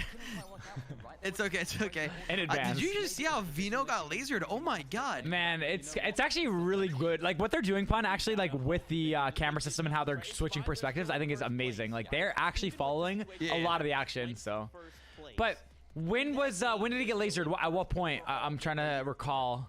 It was like leading up to half and half, I believe, or no, Right. sorry, a little bit after, or into half and half, or something like that. I forget. They just showed him right now, like he edited out and he got like quad. Oh yes, yeah. They just showed it. But yeah, they're doing a good job. So right now, I'm assuming it's a bigger player break, right? I would assume so. I think they're behind, so like they're probably gonna speed it up. I would assume so. Obviously. Yeah. All right, did they call you for the interview? So it's gonna be tomorrow because they did run, like we noticed they ran a little behind. Yeah. So it's actually gonna be even makes better sense. tomorrow because I think it'll be more hype too. So I mean, it's the final day. Exactly. It's when it's an announcement day. Yep. You know. Oh Tell them to send you the questions they're gonna ask you. I did So you can ask, get ready. but it's not too long anyway, so I don't gotta worry about Yeah, that's true. preparing. I'm just hyping it up, you know. We need to fix it.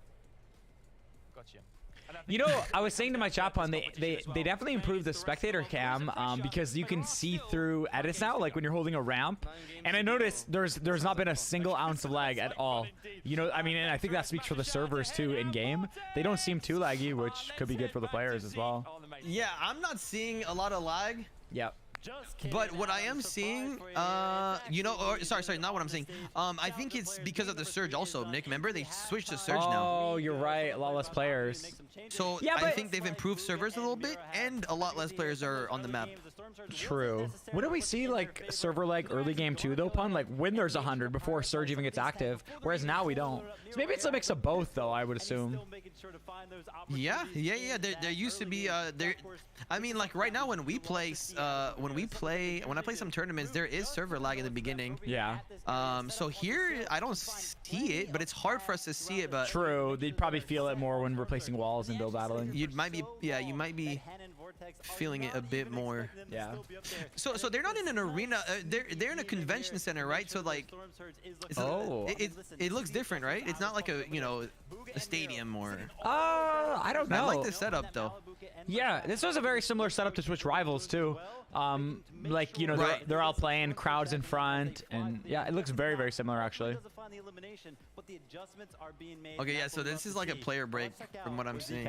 Oh yeah, there's no players. You're right. Bro, I'd have to go pee like every 10 minutes. You gotta get that checked out, brother. Dude, I don't know. When I'm competing, like I get nervous or something.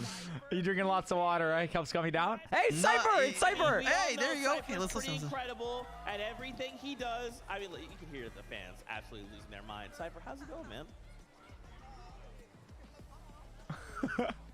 Okay. His mic's not working. Yeah, that's awesome. That's awesome. How are we feeling so far about That's awesome. these games? I don't think you heard him. First 3 underway, done. We have 3 left. What are your thoughts? It's been exciting, man. We've seen some crazy changes, right? I mean, we went into it kind of having expectations. We thought these teams. I agree with Cypher's opinion. Of course, still doing very, very well. I fully agree with Cypher's opinion, Punisher. What about you? Dude, that's exactly what I was thinking too. Like that was just a great and That's what you love to see, though, right? In an international Dude, we couldn't even hear him. I know. All over the globe. Do you think Zeke? Because it didn't sound like you heard. No, I know. They just try to play it off. I think so because he's close to him, but they're probably hearing most of it through the headphones. Okay. I forgot to turn on your mic. It's all good. It's all good. Welcome. How are you feeling now that everyone can hear you? I'm feeling great. First Fortnite event since World Cup, and you guys blew it out of the water. That's awesome. What are you thinking about the competition so far? How are you enjoying the games? Well, it's great to see some of these players like in a LAN environment, and because there has been one in such a long time, a lot of these players, this is their first ever in-person event. So it's a completely different kind of shock mic. when you're playing in front of a crowd and you hear the cheering and roaring. So some of them are veterans, some of them have LAN experience, and that is going to benefit them, but then the rest are kind of here for the first time. Yeah. Is there like a duo you feel like you're following? You're like, yo, I'm vibing with this duo, and then maybe one that you're like, yo, these are the ones I think are gonna win. Well, the duo from Japan, I'm glad to see like a small region pop off on like an international level. So I'm kind of rooting for them. That's right, dude. Zago and Maron, they are absolutely like it's weird too. They're just running around, and it's like wherever we look, they're. Why Cypher standing on phone books? Like, bro, he's tall. Over there, I want to be there finding eliminations. Bro, wait, what? 550 certificates here. What the heck? Half of the day.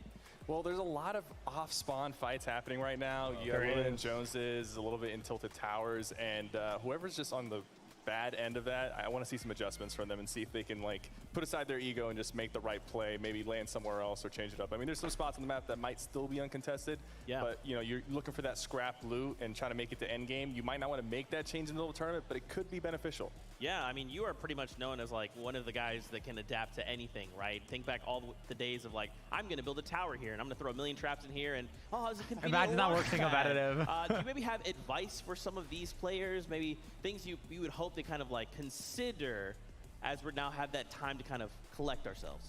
Okay, so my biggest advice, I mean, as someone who's played some of the pro-ams and in-person events, my biggest regret sometimes is just not going for it. There's like a little bit of like panic, a little bit of nervousness on some of the plays. You gotta really just get into that mindset. Like you're playing at home. Like if you can get into that mindset, play very comfortably, like you'll make plays and people will be shocked by it. They won't expect you to make those That's plays. true. Yeah. Do you have like a favorite moment that has happened so far? Like there's not a team that wins that doesn't have that like shocking moment, I mean, that pop-off moment. You need to make the plays. I mean, just think about this lobby right here.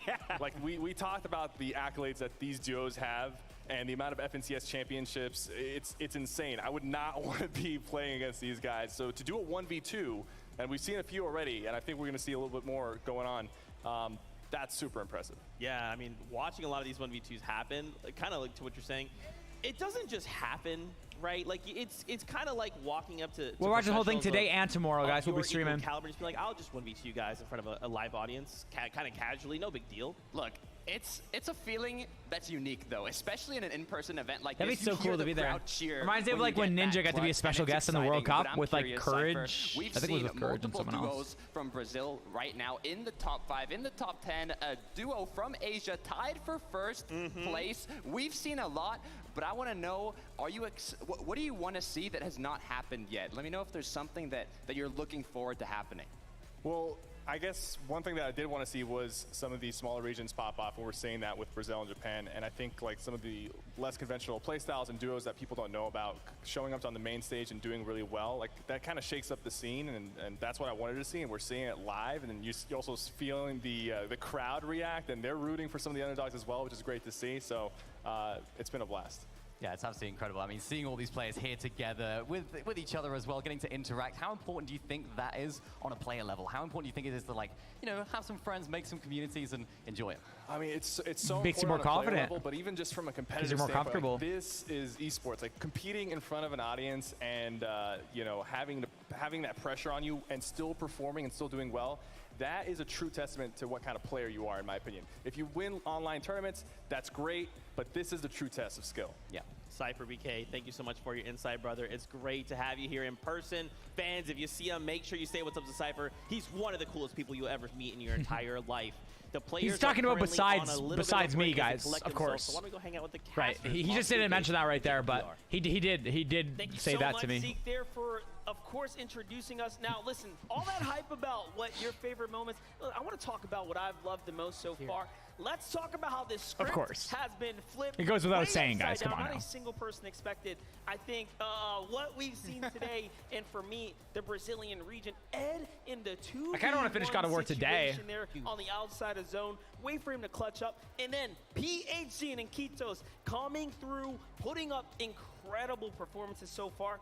What a way for them to represent for the entire Brazil region. I like how you're going for a region that isn't necessarily the most talked about. No EU, no NA at all, neither one of East or West, and I'm going to follow suit. I'm going over to that Asia region. I want to visit Japan one day, and I hopefully get to meet Zagu and Miram. These guys are lighting up the leaderboard. They are putting on a show, and it's a show that I don't think anybody expected to see, and they put every single competitor on lobby on notice. We are here. We're here to contend. We didn't fly that long just to come home, which is $1,000, 50th place, just for a top 10. They want first. And not to mention, they are coming off the heels of being the champions of their region. That was a big part of the entire story as to why we began rooting Thanks, for them from the Jennakins. beginning, I met Nick at PAX 4 years ago. That was for a YouTube event. Gathering I appreciate like that. this before. And it's Now, only their second. This is their second finals appearance. That one championship, that was their first time playing together. They have a 100% win rate. incredible. Absolutely incredible. And you guys get to see some of those highlights right there as well. Just coming through, performing, playing these end games, and doing it see in more a way that player not a stats. single person on the internet that I follow expected. I can tell you that. Nah, and that's exactly what I want to keep seeing, though. And I want to see also the TSM duo, Wow. Ree and Epic. Well, I need Good to shots. see them really step it up to the plate and to begin to knock it out of the park. But am I necessarily surprised? Not necessarily, because they do have slow starts, but they have great finishes. Well, that's right. That's a quick temperature check from us. Let's keep this thing going. Look at the towel.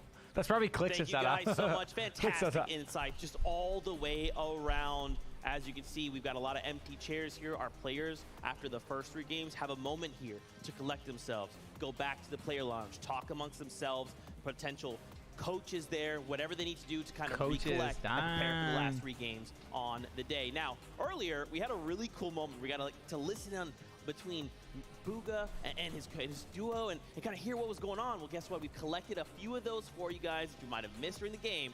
So check this out. Nice! Juvik. Yeah, yeah, they're here. That's Clicks and Duke. They slid. They're running away. I'm gonna go towards them and get some search, okay? Go Go to the pond and farm. It's kind of interesting when you see a team run away, you know that's how they're going to always play it, so you can like capitalize on that. Like he wasn't even scared to say I'm going towards them to get surge, which is interesting.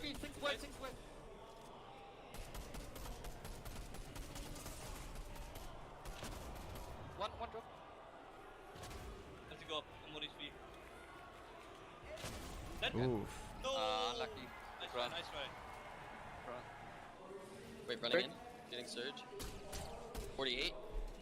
Oh, these guys have championship wins. Saying, yeah. 250. What about you? For real. Sorry. That's fine. A lot of them are just their friends, you know.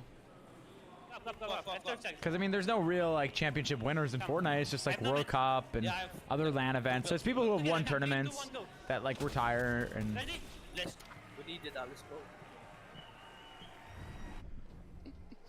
If you're looking to get into competitive gaming in any space, comms are vital. Understanding, keeping comms clear, even if you're panicking, don't freak out, don't yell. Just say, hey. I always yell. With the time change, guys, when does the item shop update? Is it still like 8 p.m. ET? Guys, I wanted to kind of take a moment or here. Or is it 7 now? We see a few starting to make their way back on the stage as we prepare for the next set of games.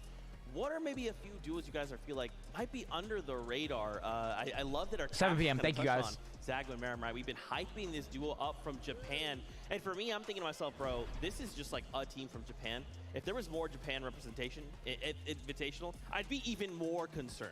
Look, I don't even know They've already if I got like 13 saying under LMs. the radar, right? Because this duo, champions of Japan, now tied for first place in one of the first international events we've had in years, right? The first we've had in years. The way they're performing, coming from the Rave Cave, there's another 2 duos surrounding them, so they don't necessarily have a free loop path that's on con. They have to be cautious, they have to be careful, but they've done that every single game and got into the late game, got in their eliminations. They are playing so well. Yeah, you know what, Vivid earlier on the show, he said he wasn't usually impressed by a duo when he's VOD reviewing. Vivid, I hope you are impressed by these because, oh boy, are they putting on an impressive show right now. These guys, when I first looked at them, right, I was looking at them landing at the north side of Sleepy Sound. Yeah. Vino and Queasy decided, you know what, we're going to take control of this area. And they ran away. They went to the Rave Cave. That's where they're currently dropping. And you know what, at that point, I thought, I'm nervous. I'm nervous for this duo. Are they a little bit nervous? Are they a little bit scared going into this, running away from one of the Can you hear me? It's not a bad idea, of course, because seemingly it's working out. I mean, just going Yeah. Sorry, I didn't have my hands on the mute button. I was getting Lily off of me. Oh, What's okay. up, bro? No, I'm curious. What are you doing after this? You playing COD? You playing Fortnite? Like when the next 3 games are done? I don't know. I'm thinking maybe some COD. I don't know. What are you doing? Are you playing Fortnite? Well, it's either COD or it's me finishing God of War Ragnarok. I'm not sure though. Oh yeah. But I mean, if you're playing that COD, could be fun. If you're playing COD, I mean, I mean, doesn't Warzone 2 drop this? Is it this week? Yeah, man. I gotta. Yeah, like bro. Wednesday. Next. We gotta lock in. Yeah. Wednesday. I'm playing Wednesday. I might be playing Warzone all day. I mean, hey. I'm gonna play all day too then. You know what I'm saying? We're playing all day, brother. We're grouping up. We're getting some dubs. Oh boy, I'm scared of the in-game proximity chat. They really added in-game proximity chat. You know, I actually want to fix my mic before that. Yeah. Because my microphone picks up A lot my of game noise. audio. No, it picks up my game audio. Yeah. Yeah. Because of my the way it's routed. It's just I don't even know if I can fix it, to be honest. Yeah. I'll try. I know what you mean. I have I'm mine. excited. That can happen for my Focusrite too, but I can Did you mute change it. something up? Yeah, you just mute Okay. it. It's super easy, like one button press. I don't know how it is for GoXLR. Oh, so you. Oh, okay. Because I have separate channels, so like and one of the channels it's meant to actually monitor what you're hearing in it, pun, but I use it as an auxiliary cable and I plug it into my mic slot on my gaming PC. Right.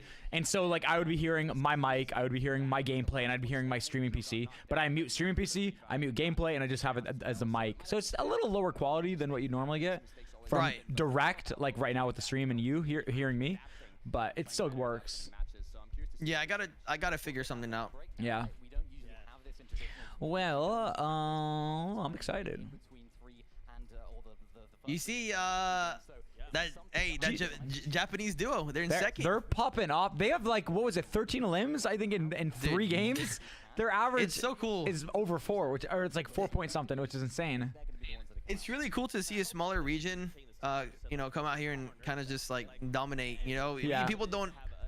people underestimate them, right? Yeah, and I also think it's just good for the sport in general because then you get a bunch of new Japanese viewers tuning in, and you get like the thing about this, the World Cup invitationals, all this stuff from all these regions. Like it definitely feels like there's a lot more people watching this than usual, and I mean rightfully so. It's $1 million tournament, but I think part of that is because it's global and you're capturing all these different audiences instead of just like North America. Yeah. Yep. No, I agree, man. I think it's cool. I'm really glad it's on in person.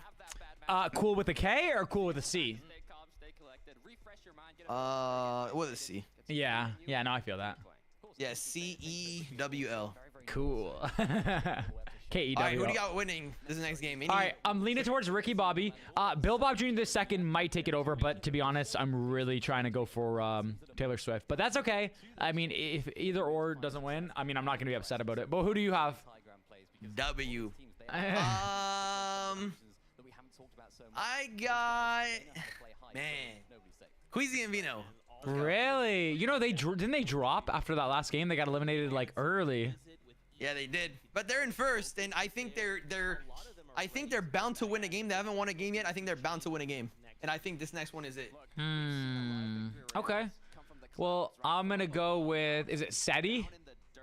Yeah, Kemi and Seti. Yeah, they are popping off. They were pretty consistent right from the get-go, so I'm gonna go with them. You're right. Those guys have won a game already. Yep. Right now, they just jumped from first to fifth, though. That's okay. That's okay. That's crazy. I know. But this is their comeback season right here. Yeah. Oh yeah. And who else? There was another team. I wanted to see like Clicks and Booga and all them, but man, it's like, yeah, they're not. I saw. Did you see Clicks last game? He was rotating on edge, and he was just like getting destroyed because like so many people were like around. Yeah. And it cut to a different POV of like northeast on dead side of zone, and there was no one. It was insane. They're having performance. Wait, what's the word? Wait, are they tweeting? No. The players are having like performance anxiety. No, I'm just kidding. Oh, yeah. Nah. It's. I mean, we'll see, man. I mean, look, if Booga can pull a zone down there at Condo, or what is it called? Where he lands? Racetracks. Yeah. Yeah. If he can pull a zone down there, I think it would change a lot. Oh my God! Look at that guy's mouse pad. Wait. Oh, whoa! What is it? It was tiny. Oh my God, I didn't see it. You scared me. Like I thought it was like nudity or something. I'm like, oh my God. Oh, no. It was like zoomed in, I saw a hand, and it like looked like, I don't know. It was like a 2x2 square, bro. Like. Oh. Yeah, maybe he plays on a high DPI. Oh my God, dude. Has anyone tweeted who's at the event? Because I don't follow a lot of the comp guys. I haven't checked Twitter at all. Yeah. Let's see. Let's take a look. Yo guys, don't forget to subscribe, share, like, and do whatever you want, but don't forget to subscribe, guys. Only forget. These are my bot anything Twitter you want to forget, but don't forget to subscribe because 50 subscribers left to 2K, guys. Don't forget, okay? Please do it right now and let's go because this fourth game is starting in like 5 minutes. Let's go, guys. I didn't get that. Okay, we're supposed to wait. Look, bro. Do you miss me? Do you miss too? What to do when sad and lonely? It's Ruthie Rogers and Evangeline Harris. Taking care of that, man. Yeah, come on, Elon. It's not supposed. Dude, I'm not gonna lie. That $8 is a scam. I don't care. I don't care. You see, dude. Come on, guys, do it right now, please. I want the 50 subscribers. You know that, guys. How it's hard to give you content, you know, guys. And tomorrow, don't forget if you want to like watch the final tomorrow, and don't forget to then subscribe to get notification in the right time, okay? And I'm gonna do customs if it's possible. If it's guys you like it, just comment if it's you want like custom, guys. I'm enjoying gonna do having the it. bots tweet at me. It makes me feel like I'm wanted, so it's nice. I hope Elon never gets rid of them. The bots? Yeah. Am I attractive? Do you like me? Yeah, it's. Let's see. Replays is over there too. Isn't he gonna get? He might get interviewed. Yeah, that's what I wanted, like a NBA crowd reaction where they go through all the like streamers and all that stuff. We might see. Did this game start, by the way? Yeah. Okay, game started. Game started. Oh, I didn't even know. I was too busy. Okay. All right. I'll talk to you right after the game. Yep. Cool. All right. Entire region at the rape case. Yep, this is huge. You got Thomas HD and Please get rid of the bots. Commandment and Avery all landing towards the rape cave. Luckily enough, this is one of the biggest POIs with a ton of loot to go around. And you're kind of seeing not too many early game fights going down over there as Kitos and PHZin trying to have that early game that they want, because for them, they've been doing so consistent lately out of this drop spot. Not too much contesting going by. And for their Storm Surge, they have so many players around them. Base cam, got you guys. What's crazy is that the story of Brazil is W key, but not for them. They've made all their points through placement. They actually have some of the lowest eliminations overall. When you stand them against the others inside the top 5, they're actually at the lower spectrum. But Vico and Marine here starting to get into some dangerous territory. You can see the reality tree is no free. Hi Leonardo, what's up? How's it going? And crew up above. Andy by himself. Okay, they're at. Okay. Synapse Station. They're splitting it. Moment and win for themselves are now poised up at the Synapse Station just south of Booga and Miro. Yeah, there's 6 teams, now, 6 players that have died. Uncontested drop. It almost makes me wonder with the zone kind of being toward the northeast portion. I was going to say exactly this. What Gable looks like for Larson and Smite, who actually did win that. They got really good heals. No mats, 2 bills, guys. Looter, trying to have that repeat very bad weapon. That burst as a 2 burst is not good. Blue and higher, it's way better. So they got to be careful for those third-party attempts to come through. Now Muzz and Looter are playing potentially spoiler here outside the Grim Gables, because we have this Larson and Smite duo who have fought their way on up to 7th. And again, elims are the name of the game for Larson and Smite, but this is where they have built their reputation, fighting in the early game, managing to get so much experience being contested season after season. It started way back. Oh, here comes. Oh, what a shot. That's a good trade. Yeah, that was a good trade. The other, and down goes OCE, Muzz, and Looter. I'm surprised he didn't put a cone. Oh, I like how they get that cinematic logjam. That's cool how they showed logjam before they went into this fight. Mr. Savage strikes again. On one goes down. Baka has to go. Surprised that guy didn't put a cone when he was double ramping. Hydrop's trying to get those angles. Right now, they're just trying to alleviate the pressure, but the Brazilian duo that you're talking about, King and Mr. Savage, they're looming in the distance, waiting for that perfect moment to strike. And that's right. This is such a huge I'm good too also. And don't forget to subscribe, guys. Don't forget the game. Please, guys, because tomorrow I'm gonna do the final. Then after the final, we are going to play the customs, guys. We are going to play the customs fun together, guys. Don't forget. Ready for this, but a good defense, a good bluff is all you need here to back them off, and it is going to be enough. King and Ed. That's true. Good bluff. If they're full shield, they're not tagged for whites. They're gonna disengage that. Floating in towards Chrome Jam. That is the Asian power. Oh, Jeezy's one shot. Here, towards the island, towards Mighty Monument, you have the FNCS. Look how Kami loads. Champions trying to have that repeat. We couldn't build there. That's Basil. That's Chase that are under pressure. High ground is seemingly right now cemented. He's looking for a better angle. Yeah, super smart. Now Yumi is very solid. Cool's gonna find Jason the feed there. It's up to Basubai and South. Basil has no teammate to work with here, and he is trapped inside. What's Cool doing? Stone build here here. he This is a very tough tower to play out of. Awkward position. They're going in. Build, and the terrain gets extremely weird. He does drop a few layers, but there's only they're playing 2 really exits, slow. and one of them's cut I guess he knows he has nowhere to go. Of enemy territory, so they don't want to get like one pump, you know. He goes out the back with the windows there, and that is that game knowledge kicking in there. Yumi and Core looking so solid. This is what they do on a day-to-day basis. Yeah, they're playing it nice and slow. This is exactly what they look to do here with that stunning. They're stacked already, 5-5 for mats. They're actually. I would be surprised if they don't make top 10 with their Lodo right now in the vault. They're maxed out. To take home that crown. But you can kind of see the Brazilian duo slowing things down just a little bit. They thought it was going to be an easy third party on a Mr. Savage and Baka and on one, but it wasn't as easy as we thought. Definitely, and of course, plenty of highlights as well. Let's get caught up with how this unplayed and unfolded. Oh, so beautiful shot. Snuck up on there. You saw all the chrome builds. He says, no, I'm not going through that. We're going to go and take the easy path here. But that's exactly what. Strange, you are late. Before is 200 or something like that. Zero build FNCS next season. That'd be so sick. Game after game after game. If they can keep up this type of consistency, mix that with an opportunity to take the end game, this is a recipe for a duo that can catch fire at any moment. Because you got to remember, one of the last in-person events that we had, not the last one, but one of the last, Mr. Savage took it out on top. You had Bizzle in second, and the SETI, man, I'm rooting for them. I feel like they can win this. 4 different regions are currently in the top 10, a record for an international event in Fortnite. Right on top of this Wow. This is what you expect. This is a huge double-edged sword here where you expose yourself, but you just open up the entire terrain before you. As we jump on over to Kitos. Someone's screaming in the crowd. In here, looking absolutely phenomenal. They have more eliminations against players inside the top 10 than any other duo, just showing us exactly what they are capable and made of. This is literally the story of them on their region as well. They consistently take out teams at the top, and that is perfect preparation for a lobby like this. Because you got to think the Brazil region, oh my God, his teammate's dead. They love to fight, and right now they're playing against the best, and it's working out. Let's talk a little bit about this zone for a second here. For the first time now, we see a little northern pull off to the east, so we get You gotta be careful, man. This team, it's a duo.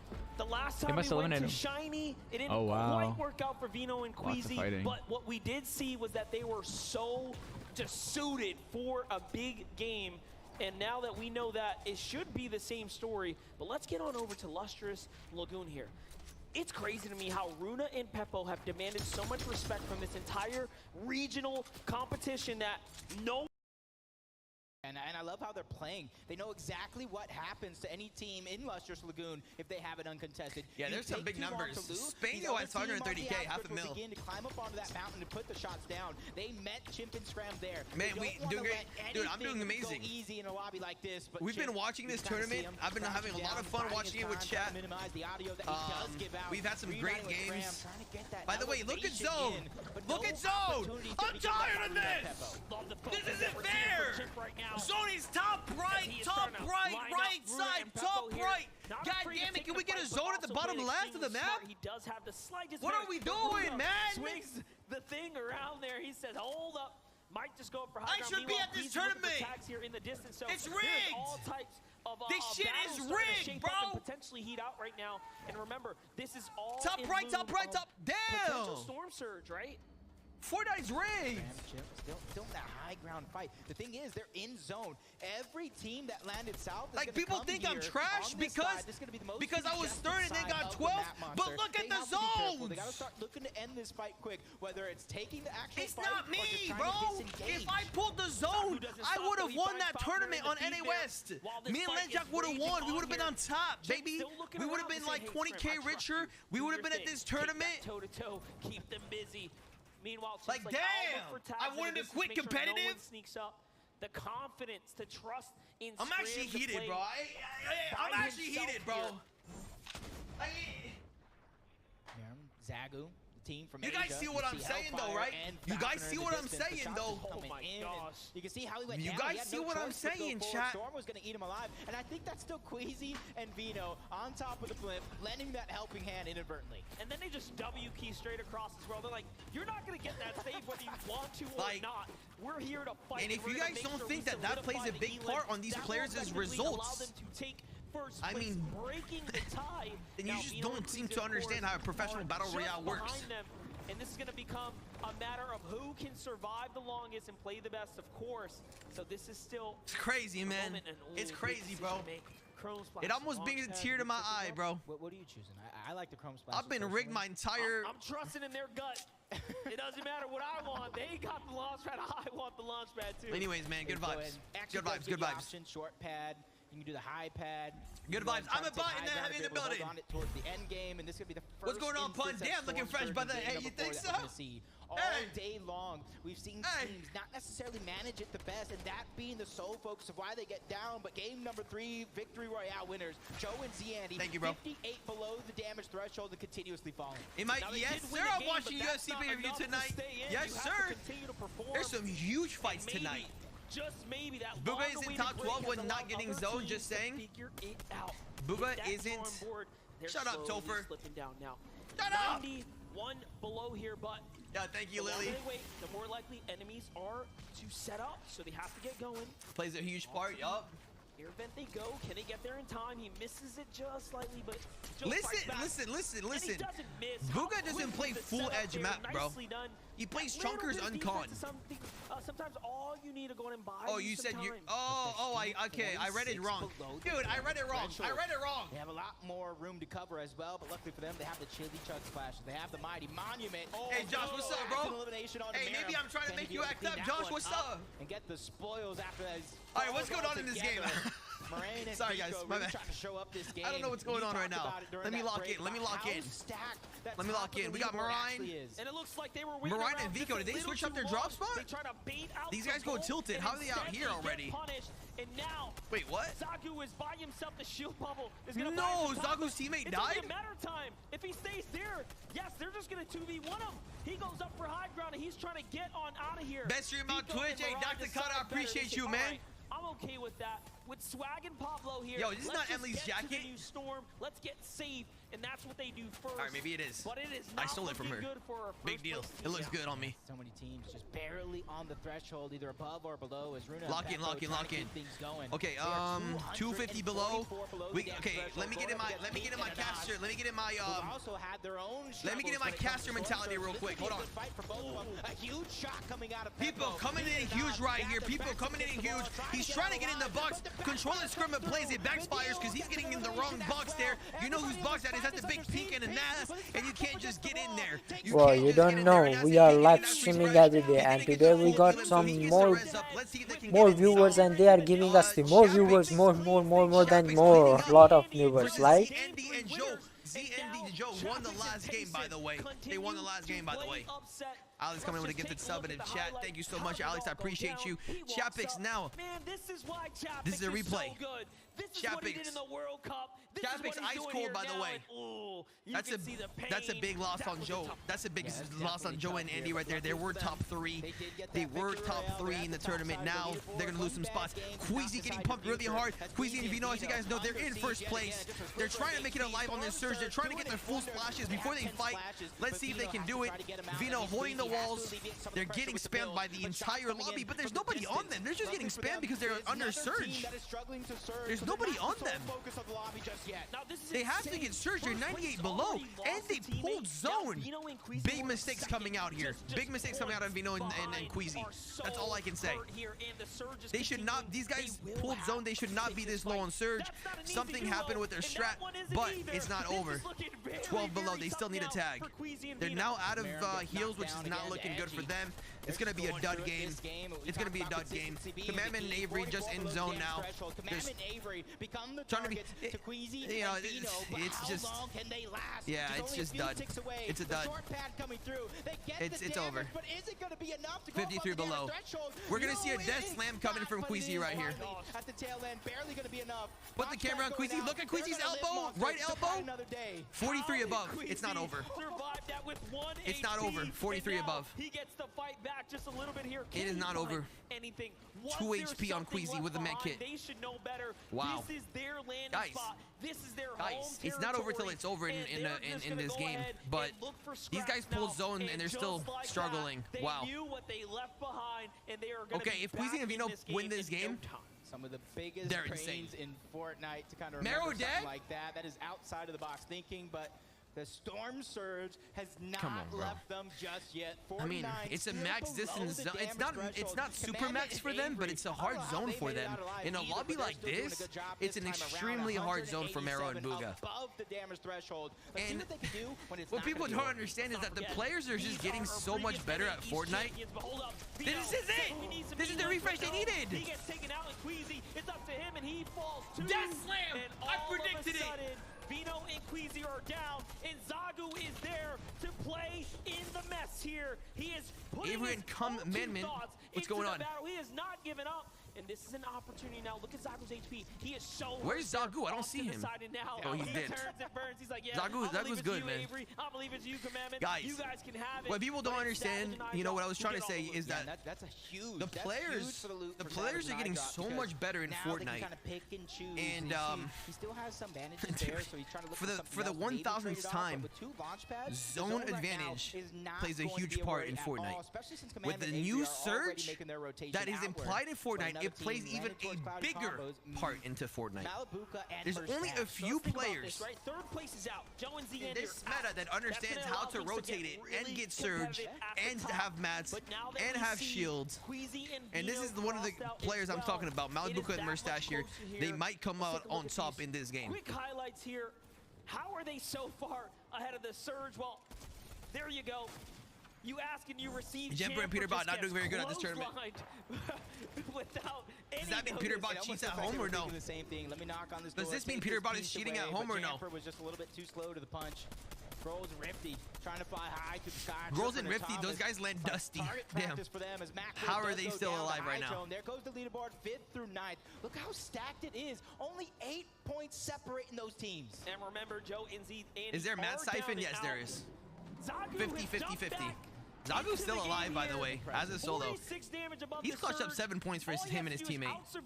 W Zagu, man. And you would think it would W Zagu, bro. He has found his way back into this game here.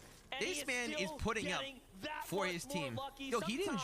Yo, why didn't he drop his scope AR? Okay, he did. Yeah, he has to. He's gonna hold on and continue to earn. Seti and Cammy have an opportunity to go ahead and close this gap. They lost out on it at the last game, falling short. Chad, I'm just kidding. I mean, we know, they're slow, they're steady. This is a hard zone for Peterbot and Jemper. They land bottom right of the map. After elimination, they're not forcing any of these plays, like you said. Slow Cammy and Seti are probably going to win this game here. They let these opportunities naturally present themselves. They edgy. Who do we see? Are we seeing Epic Well? I didn't see Reek though. I didn't see Reek though. What's the prediction we got going on? Oh yeah. Will the winning team have 6 or more kills? Or less? They already have an elimination. For them, it's just making it to the end game itself. You should be an announcer to ask the tough questions in person. Oh man, I'd feel bad asking these tough questions because I've been in the player's shoes, and getting asked a tough question is it shows you that's about a 2-game.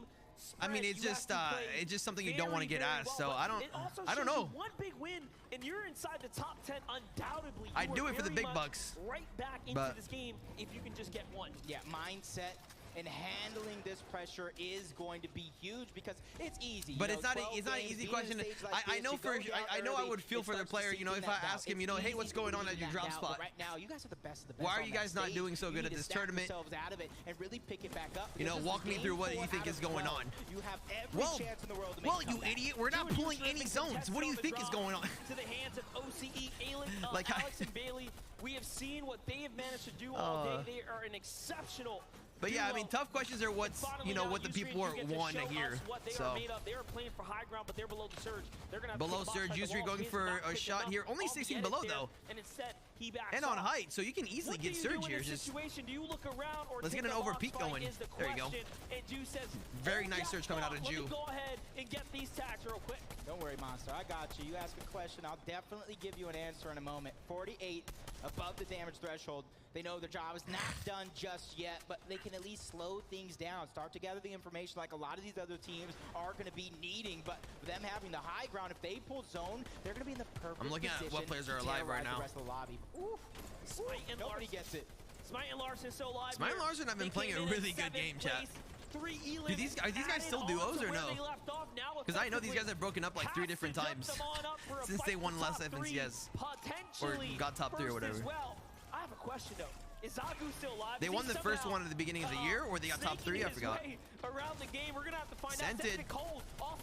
Scented and Cold. This is their time to get to breaking that top 3. Scented and Cold are just proving that they are Clicks and Duke. Let's go. At Fortnite. no matter what the setting. We got a water zone here, shiny sound. I would be dead in this zone. After that first game, by the way, finally finding their rhythm. No way I would live. Above the damage threshold. 3 eliminations so far. 3 chilling truck splashes onto Mustache. So it's almost impossible to die from Dusty. It's almost impossible to live from Dusty. Right now, trying to find a way to stabilize. 29 below. Cole's gonna get a pump. Don't even worry. Oh, damn, man. That's what I'm talking about when players are good and they're aware of who needs to rotate, and as soon as you edit, you die. That's what I'm talking about right there. The game is just so hard now. The game is just such a different game. But Sentin needs to clutch up. Anas and Pink, they need a big game, man. They have so much catching up to do. They need a big game. Already picked up 5 elims. This is exactly the type of pacing they want to be on coming into an end game. But Cammy and Seti this is looking like it's going to be a big game for them. PH and Kitos are there as well. Thomas AG and Stripper, they're on right side, dead side right now. They're ahead of the pack. Cammy and Seti. Oh man, Cammy and Seti on 700 build. Sentin getting a knock. He's 29 above now. 3 players need to die. So he's most likely going to say like, oh my god, what happened to Nas? What happened? No. What happened? Commandment and Avery landing on height. They need a big game, and this might be their biggest game right here. Would be nice to see an NA East team winning. Oh my god, what are you doing, Avery? Avery says, come down. Let's go to the low ground and wait for him to start taking the lead here. What? Now, usually in the throw? The Mr. Clutch, and Commandment says, trust in me. I have the That's nerves. That's nerves. Meet me at the top. He should have just chilled. Insane end game. But that's a lot of mats wasted. FNCS Chapter 3, Season 3 championship. They're looking to do it here again in this game as Malibuka's by himself. Malibuka getting a kill, doing what he does best, trying to get ahead, gets the siphon, has good mats. If there's one player that can 1v40 the lobby, it's Malibuka at the end of the day. Oh my god, I'm a bot with the big $15 donation. I'm a bot, love you, brother. Thank you so much, man. I appreciate the donation, man. I'm glad you've been tuning to the stream lately too, man. And it's just enemy territory everywhere. Here we go, man. Malibuka chat. That's the zone. Larson and Smite are still alive. This is where they do the most work, but no. Larson and Smite dead. It's okay though. They're doing so good consistently. Top 10 over and over. It's really good. Mr. Savage and I drop Clicks and Duke. I see Clicks and Duke still in the kill feed. Going to ending and Cammy going down. Seti getting a kill on Thomas HD here. Shrimper alive. Lots of solos alive, but one team that's not a solo, I believe Clicks and Duke are still alive. Clicks just killed Acorn. NA East on NA East. Malibuka doing a good job of getting dead side, front side rotation. Here we go. 1v40 the lobby like I said he would do it. Closes his back wall. He's going in on this. He knows it's a 1v1. He misses a few shots. Trippard with the clutch shots on Malibuka. Oh my god. Trippard still a good game. Seti trying to clutch up. Now we're in the top 5. Seti with only minis. He needs to get inside the zone. He gets ahead. He still has good mats. He had about 700 mats to his name, I believe, when I saw Mercer Savage and iDrop. He's still a duo, but they're completely out of mats. So he's going for the kill. He's going for the refresh behind Yumi. Can he get cool so he can get the health refresh here? He needs it. He gets it anyways, gets the siphon, runs to zone here. He's gonna have 0 mats still. He didn't pick up any of the mats. He's going for the kill and he gets it. Savage by himself, Seti by himself at the bottom.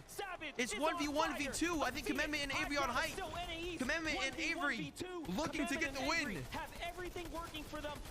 NA East might get a win. Seti might be going for second here. Savage is out of mats. He gets in. Seti's aware, hits him with the big pump. And Avery and Commandment. NA East on top. Going for a big victory royale, taking height and dominating the entire lobby. I knew that Gabby is gonna win because he's on the top and he has everything there. Coming with a 5 gifted. Appreciate that twice. 10 gifted subs from I'm a Bot. Are you kidding me right now? Are you kidding me right now? Can we get some W's in the chat? Can we get some W's in the chat? I'm a Bot. Thank you for the 10 gifted.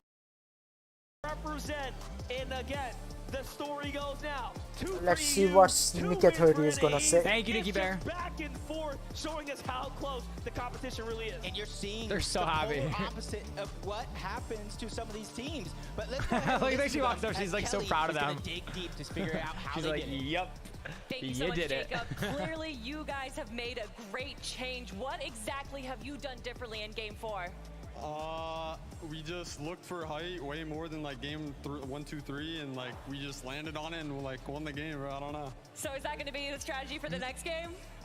When it's free like that, we're definitely going to be on higher ground. I mean, you obviously seem Dang, to be now a lot of feeling people are great gonna do right that, now, man. though. What's going through your mind? I don't even know, bro. My hands are tingling.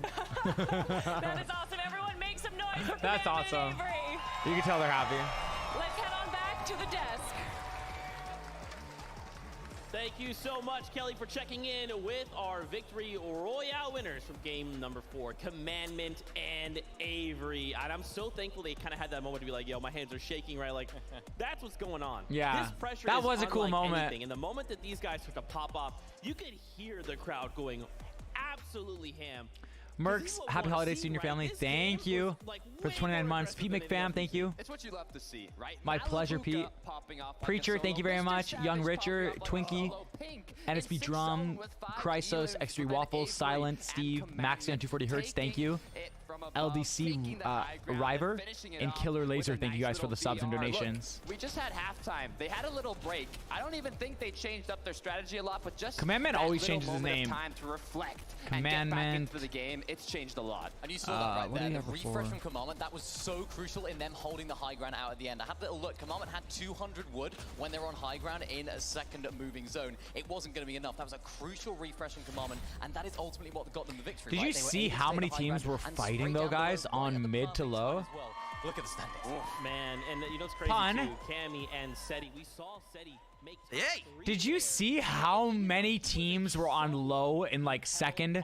Like everything was just congested all there, bro. Height was free. Height was free for like 2 zones, wasn't it? 2, 3 zones? Yeah, well, I think, yeah, it got free. Pink and Anas got. Wait, hold on. Let's see what clicks and do. Hand because he's working that hard. Duke, currently you guys are sat, I think, in 13th place, 82 points. Rub it in, After why don't 4 ya? games, how's it been being That's out what there they're amongst the thinking. rest of the competitors? I'm feeling good playing with the loot that we have. We're doing really well. We're leaving off spawn with like 2 minis max, maybe like a big pot, and we're still doing good. I'm feeling good right now.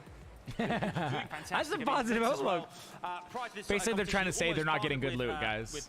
That's his way of saying it. Is dropping in the same area for Because they're judges. You guys, contested. how's it being testing yourselves against them each POI and each drop? You know, it sucks. Like what Duke said, we're leaving terrible loot and we always have to come back. But you know, good luck to them. And you know, it's pretty close right now. But It is only 20 Dude, points at the top. Clicks is yeah, it's positive, like 10, bro. we're 10 points. between Wow. each other. But Okay. good luck to them, you know. Looking good. I love that. Great sportsmanship there. Big up for Clicks and Duke, everyone! And heading down this way too. Coming over to Pink and Anas. Are these the teams contesting? Are they contesting What's clicks? up, Pink? How are we? I couldn't miss you with that. I don't know. Yeah, looks great. I don't know where they're how's landing. the competition been thus far as well for you guys? I know they're doing good though. Anas is playing good, and he's just following me, and I'm playing good. So far it's good. Lots of good. That's good. And Yo guys, don't forget to subscribe, share, like, and do whatever you want, but don't forget to subscribe. And I'm coming in like 5 minutes. I'm here, okay? Yeah, I think we're playing Yeah. pretty well. It's some minor mistakes that we make that make us die, but like overall it's pretty good. But you've still got plenty of time to change things up.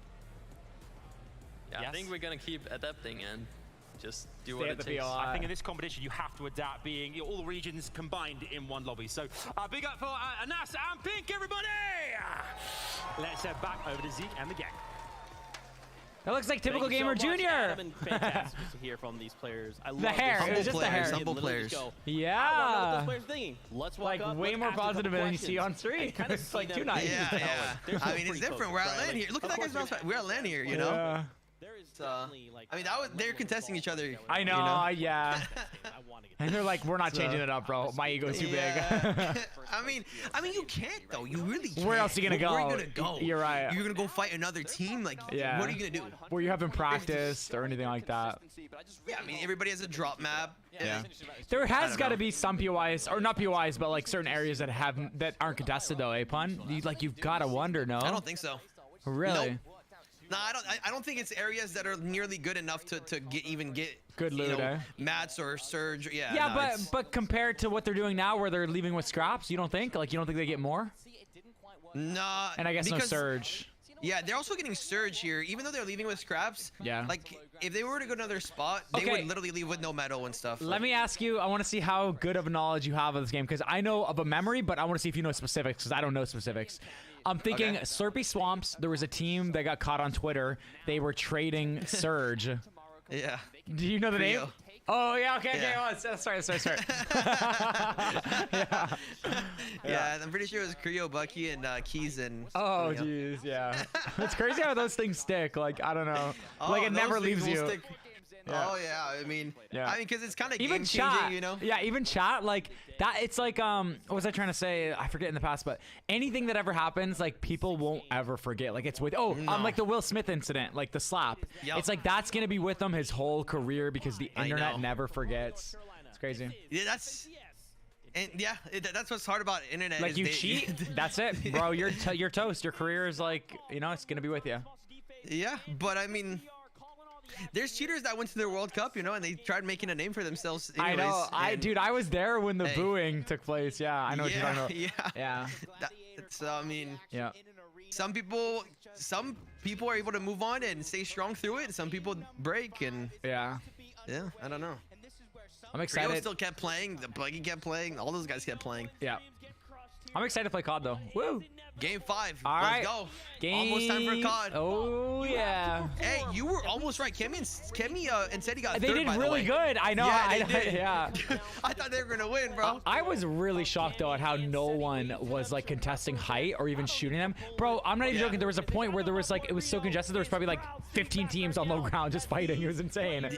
Yeah. Okay. A quick prediction before you mute. Okay. I got Booga and Mero winning this one right here. Wow. Okay, I got clicks. Clicks. And Duke. Let's go. Okay. Let's go. Let's go. All right. Yeah, I want to see Baka and Onwin kind of really either do one of two things. Kathleen, thank you for the 5 months. Love the content. My pleasure. Or just Thank you. what Thank you. they got out of their loot and try to get out, because right now it just seems. Ooh, here they come. Okay, let me be right back, guys. I'm gonna get a drink. Okay, 1 sec. But waste no time. Muzz and Looter get busy putting damage onto Larson before he can even touch the ground. Baka does it. He does it over towards Chrome Jam. He gets the double and takes down Mr. Savage and iDrop. Man, oh man, there are big stories developing now. Green Gables will have a fight soon here. Looter and Muzz have a chance at redemption. But the story has been told for the Chrome Jam Junction. We get to close that book out for now. Meanwhile, don't forget, Kondo has the battles there too. Let's take a look here. This is how they go for high ground. He beats them to the drop. Whoa! Best Savage turns and burns on iDrop. What an incredible 2v1 representing for NA West. You didn't think it was possible, but they're putting it up. That's 2 for 2. And another action going down very early yet again. Cloudy Condos, we haven't seen too much of it right out of the gates, but Chapix is down. Aqua was able to get the knock, and they're hunting. They're hunting for Tayson right now. Let's see it. Cloudy Condos is a tough spot to fight, especially at the southern area. The southern area is more often taken by a singular team of Reason and Aqua, but Malabuka and Murstache got a little lucky here as Tayson tries to steal in and sneak away some loot. But you see the knock body there. No save just yet. They're going to leave him behind. They're baiting it. They want Tayson to try to go for Chapix here. Aqua gets punished, though. What I miss? Little lesson learned. I got an apple. This is fabulous for Malabuka and Murstache, though, because now they have Anyone died? options. Noteworthy? They Anyone win? They can get the resources, crap. everything that they want, and more. As Aqua gets knocked, but That's Tayson an gets awkward taken fight. out. Chapix and Tayson are the second team. EU are the only 2 teams down out of this game so far. But if you look at the leaderboard, Seti and Cammy sitting strong in first. Thomas and Trippin. Savage close by, died? but now Malabuka and Murstache, knowing that that fight just ended, they can either go right away and try to clean it up, or they can continue doing what they're doing, loot up and try to get out. But we know how aggressive this team is going to be, and I think it's going to be the first choice. Let's see it. There's still a crazy chance. 1v2? There's still time left in the ticker here, but things are not looking too hot. Hold up, Let's guys. jump on over to Larson. Oh my God, they're Larson Smite, fighting. Grim Gables. This is now, again, the second time we get to catch it real early where they have this slight advantage. The last time it was Looter who fell first and then left it all up to Muzz. It's looking like this might be the same That's story scary. once again. Looter and Muzz notably not that successful in early game battles versus Larson and Smite. as a comparison who have such better odds just historically. And so far, it's been just like that. Yeah, that was a huge shot landed by Muzz. Muzz did a fantastic job escaping. Holy crap. It's easy to kind of stabilize yourself, heal up, and now Muzz is just trying to get out. He's trying to survive, and it's going to be up to Larson and Smite to kind of let him. Do you let him survive? Do you continue to chase? And right now, they are hot on his heels. They don't want to let these 2 points. They don't want to let that refresh. They don't want to let the elimination slip through. It's going to blow. And right now, no! But that was an explosive almost makes magic happen. Oh my god, I thought Muzz flashed. Smite says you want a show? I'll give you a show. Hold this pickaxe. And down goes Muzz. What a way to really assert yourself here. Meanwhile, on the other side, Vico and Marine push up on retake and Novice here inside the box. Vico with a quick finish and then steps over to the side. He 2v1s at the reality. It's like they're playing pubs, guys. Oh, the punishment there. That's tough, but it happens. Yep, and the fights, they continue all around. Pink and Anas, they're trying to do it yet again, but it's not Clicks, it's not Dukes, it's Peter Bot and Jamper this time around. What are they doing and here? they're ready to fight.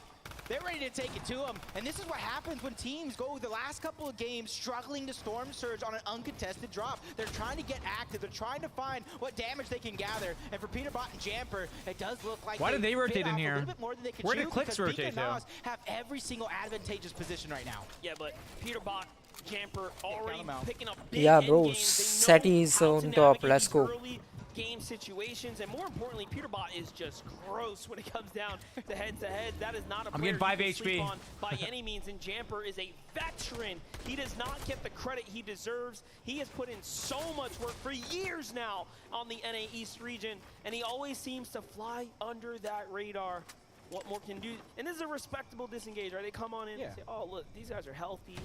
I don't know, where's Clicks and Duke maybe, you know, let's get out of here. Yep, he's still high up. See Rob, Bob, Kabab, and Wax trying to bring it over towards Chimp and Scram, towards the outskirts, and another team looming in the distance. That's only 10 people have died, and it seems like the whole lobby's fighting.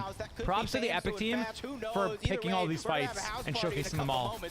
It seems so action-packed. Looking for the chop here, it's held on by nothing, and now it starts toppling over, but there are players in the distance here making it tough for them, ruining their plans.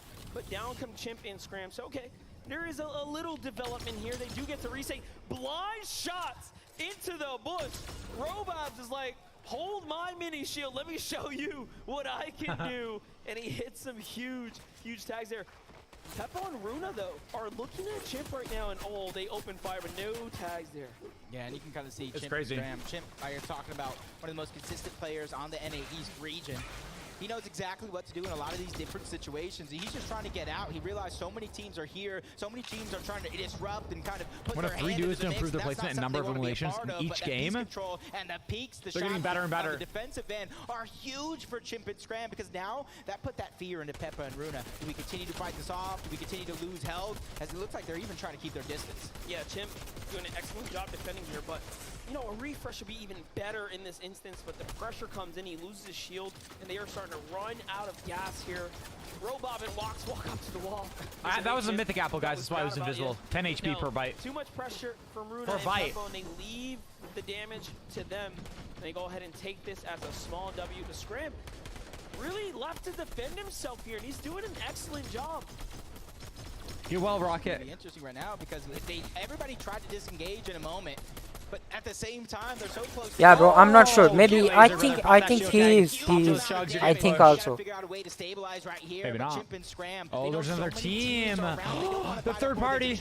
They don't want to put themselves in a position they might later regret as the shots are still coming in. Scram goes down. Chimp under siege. He's trying to figure out a way to survive. mats. He has no fields left to his name. Rob Kebab as well. Every single one of these players are now going to be stuck in zone. This is crazy. Runa and Peppo start to fight back. They have the shield chug there, and it's going to allow them to go ahead and heal. Hi, what's up, NM Slayer? How's it going, brother? To the zone. For the rift. For Robot. The rift. Peppo's like, no, I want this fight. Robot plays the low ground. Runa comes to support, and all of a sudden he is trapped like a mouse 1 HP. chasing cheese. And Holy crap. Holy here. crap. Moments are ticking. What is happening? Hurt, but Wax falls first, and Peppo gets the first elimination there for his duo. 1 HP for Runa. Whoa. He got the med miss to stay alive. Can they?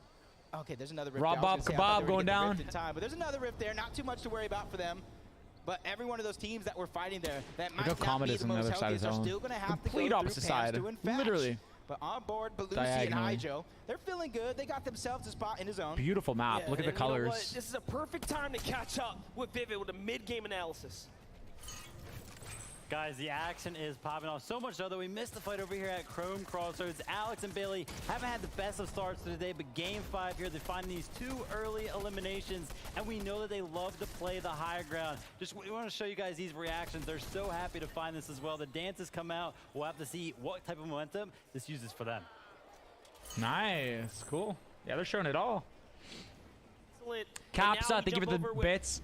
Brandon, thank you for the 8 months. And Life, and thank you. It's pronounced Lion. Thank you, Lion. You know, hands off the desk, relaxing right now, just soaking in what an exceptional day it has been for them. They have played so well, and the zone is now going their way. So for the first time, we have this zone pulling far northwest. This is the backyard of King. Man, they got some good position up here. This is that Japanese team, isn't it? Excellent players up top. Nice. This could be actually a recipe for success for the Asian That's a powerhouse, beautiful spot. the Japanese team, to kind of take a big game and take up that first place spot right back. They're right now in center zone. They have the highest elevation in the lobby, and a couple teams all around in case Storm Surge does become a problem. As Commandment and Avery over still towards Rave Cave. You gotta be careful. One burst, I think falls. Damn, he might die to fall damage. So they're going to be one of the last teams to leave the spot Storm altogether. fight. And again, just excellent. Commandment and Avery.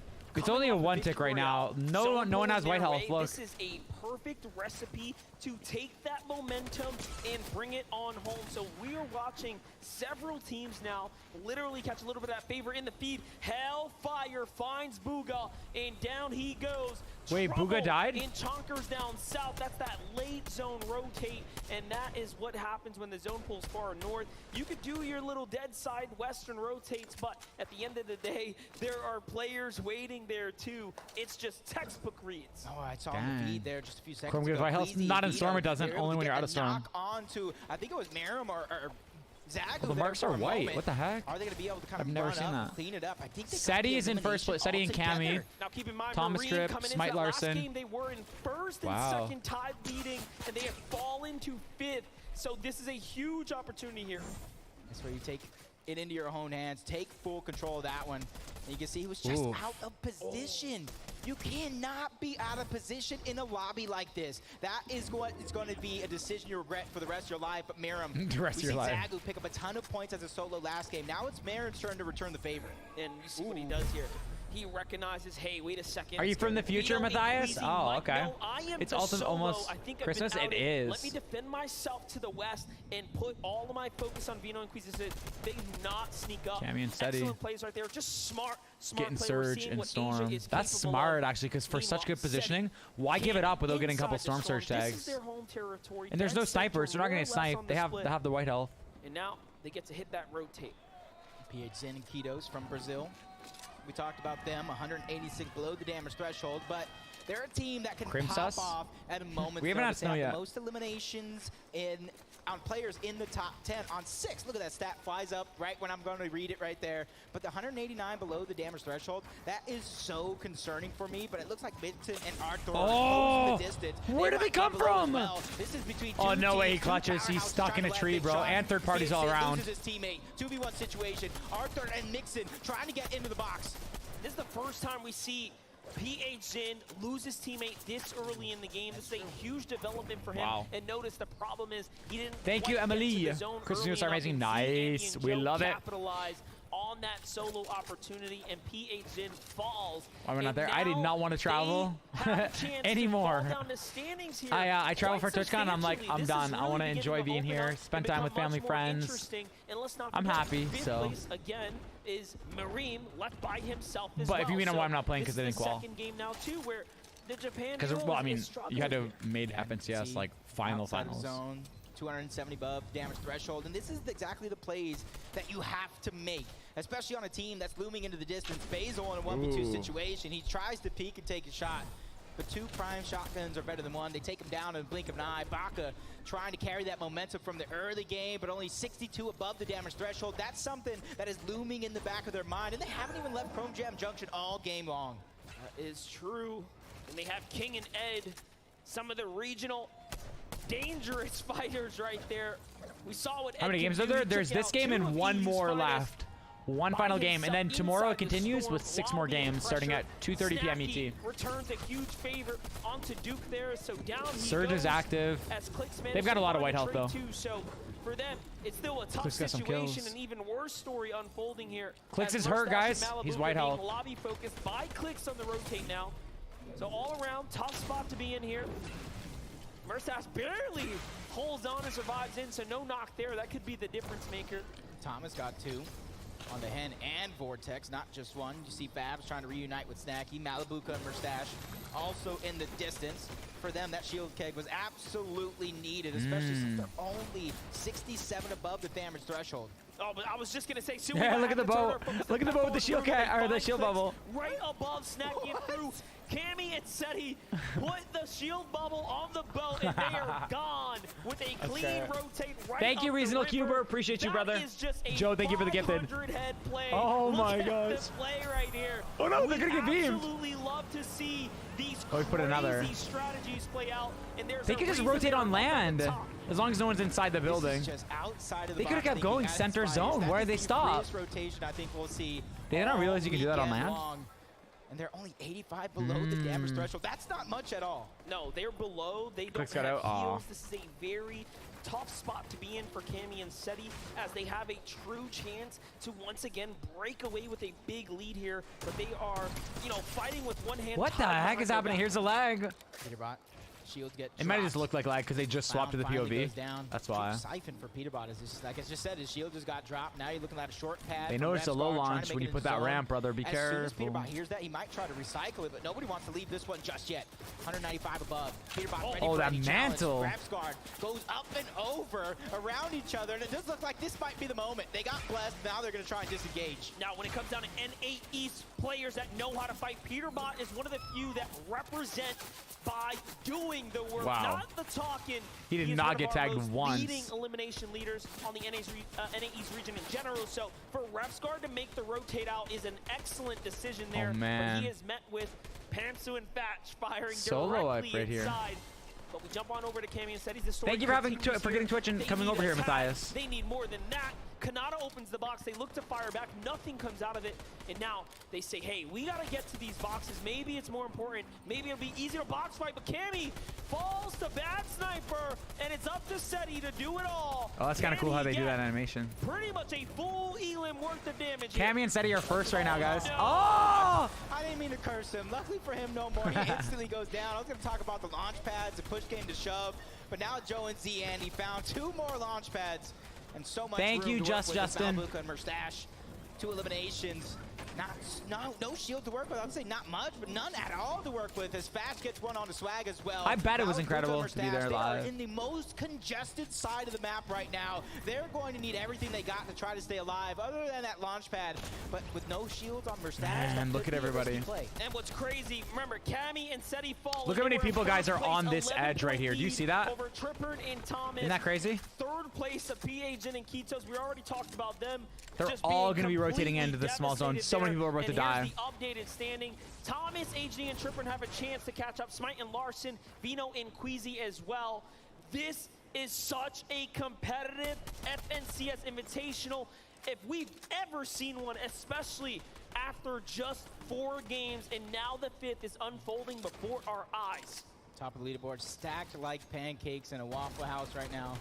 It's Thomas and Trippern, 2 eliminations at the edge of zone. And right now, there's so many teams on the outskirts. They can continue to peek and just put so much pressure on the lobby before they figure out what's next. The choices are definitely there. You see Acorn and Edgy, they're sitting clean. They found themselves a nice spot. Belusi and Hydro as well. Not too many teams on this side of the map, and this is what we would call the slower side, to where you don't have too much to worry about, especially if you're Acorn and Edgy and you're 676 above the damage threshold. That allows you that flexibility, that allows you options to pick and choose. Do you want to go ahead and put pressure on another team? Do you want to rotate around the map? Man, it's so congested on the right side, guys. You see it? Because it was a much further rotate, whereas this side, not so much. They're only 105 above. We talked about the lack of resources that they have. So they're going to have to I do have to go skin Alex. Here. And you know as well as I do, they're going to have to look for a siphon. They're going to have to look for a refresh. They're going to have to look for a team to catch off guard and really pounce on them. Let's see if they can do just that. 87 damage. It's good, but it's not good enough. Potentially here, 6 players are the difference between this surge continuing to stay online and turning off. Here it is, 3 seconds before the reveal. They're going to take the fight against Alex and Bailey. Alex and Bailey are multi-FNCS champions of the OCE region. Murstache and Malabuka looking to step up to this huge challenge here. Gotta be careful though, this is what they love to do. Whoa, nice shots. A lot of people are doing that 3-piece Dorito at it. He chromed it. Chrome shield comes down though, and that'll buy them some time. Guys, look how many people are on the bottom right. Do you see all that? All these people contesting it? All over here, and they all have to rotate. So anyone who's set up, which there's no one now, will get such free it's all or tags. nothing because you can't make it too much farther with the resources that you have. Alex goes down. Or takes down Threat. Murstache and Malabuka, they're going to be the ones that get all the loot because of it. As Baka and Onwin trying to stay alive, they're trying to protect what's theirs. And they do just that. They get a little bit for their efforts, not much, but they're alive, and they've done some damage. They've defended the territory, and everyone backs up. Let's take a wider look here. Here come all the pads. Jeez. The high ground, everyone's making the rotate. Thomas HD and Tripper still a launch pad in the back. It's just like a whole army. It's like, who do you shoot at? Why did they go to this POV? See, if the people who are switching perspectives knew how Fortnite works, like they would have went to someone who was aiming at them in a box, like above that gas station, and it would have been the best POV. But it's hard because, you know, you have to, I mean, maybe they do know, but it's just there's so much going on. Both King and Hellfire get an elimination each, taken out. Queasy's on the best position right now. And Vino, they have height. Another exciting team coming in with all the momentum in the world, winning an EU Elite Cup, winning the NA East Elite Cup Finals back-to-back in the same day. If that's not what you call preparation, I don't know what is. And they're showing us why they're up at the top right now. And they are taking advantage. A northwest zone is excellent for a team like That's a nice Vino and refresh. Queasy. They don't need it though. They don't need it. Look at their Lodo and Mats. Their 4th elim. Pink does not stand a chance if they decide to focus together, but it's more important for them to maintain the position right now. And this zone's going far. It's going to cut back towards Acorn and Edgy side. Scented and Cold have more of a dominant rotate here, and this is all shaping out. Don't do the edit. Don't do it. Just yeah, Ashley, you didn't say the please and thank you also. Can you please say that also? This is literally going to be a roller coaster ride. The zone. And if you don't have a launch pad, if you don't have chrome see that, guys? splashes, I wish you This is the mount right here. They go down it, then they go back up. Cold and Scented go ahead and put the chrome splashes to the use here, to the test. And they jump right over that bush and into it. It's gonna be a great spot. Meanwhile, everyone else takes to the high ground. Peppo you gotta, when you get to that mountain, you gotta be up right away, or you're gonna get buried. There too. He is the victim of the loot that we are watching. The moment they get here, guys, they need to build up. And Smite here. On the side of the mountain. They just start now if they're in the pit. You almost don't want to drop low. You want to wait for people to rotate, and you rotate on top of them. Another elimination going over. And this could be a moment for him to remember for the rest of his days if he continues to punch up big like that as Joe and Z-Andy trying to be the first team on the day to win 2 victory royales. And Smite and Larson are still in the There's game not. as well. Edgy's down low. He's dead, bro. Edgy just dies to Storm right now. Queasy manages to crank his way on up, and that is what we call a well-executed launch pad play there to keep them in the run here. But there's still more points that they have to close Zone is pulling down the mountain almost, kind of on the side. Get to the front side of zone now. They rotate their way on out as And there's still 2 more zones, guys. Way off the height. People are going to be having way less mats here. Low ground is going to be super contested. So if you do have mats, you want to stay above that because of all the different elevation change. Continues yet again. Down the mountain, up the mountain. Yeah, low ground is not going to be a fun place. Come through as rep guards trying to catch one off guard, but it's he who gets caught off guard by Z-Andy. And just like that, he is down and out. Trippin and Thomas HD. We get to get a little temperature check with them. They are on the mid ground, right above Scented and Cold. Smite loses Larson on the rotate, and he is now left by himself. Just put the pad, put the pad, put the pad. It wasn't his floor. Here, can he hold on? Peppo does enough, but not enough to beat no. Oh, that's sick. Low ground's good, but there's going to be people building up. Such an excellent use of surviving their drop spot. That was a beautiful shot. Down he goes. No way. 20 HP. This is not looking good. Quick moving, quick thinking, it's just you don't want to be on low ground in this zone. It's way too contested. Like height is 100% the play. Look at how many people are down here, guys, and look how hard it is to fight. Back up against the wall. He gets 2. Baka gets 2. 7 eliminations for the NA West. And he has shown you how good he is and why he deserves to be here, even when he is counted out. He is showing up. He's not building behind him.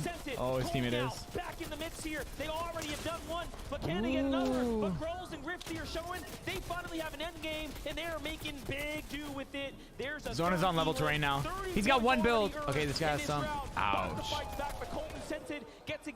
Queasy on height again. Low ground, along with Thomas HD and Tripram. This one is going to get messy for everybody that's stuck down low. Nice edit, bro. Vino and Queasy, they have the elevation. They have a huge advantage. Plenty of mats to work with. That's a recipe for success. But it's up to Cold and Scented and a few other teams to try to take down the high ground team. And don't forget, Tripram and Thomas. 9 players remaining. Mats are twinning the low. 3 builds. Well. Thomas HD. 2 builds.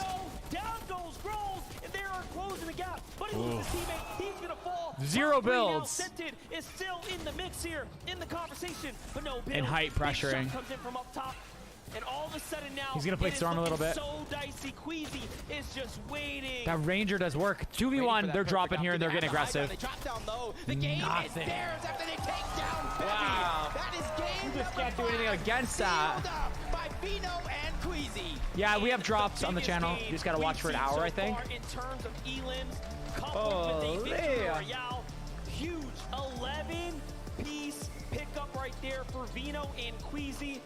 I don't use a hub, no. To that interview when they sat there, Vino very nonchalantly, hands behind his back. He said, "We are the best, undoubtedly." As EU takes yet another game. Honestly, this was the hottest team coming in to the FNCS Invitational.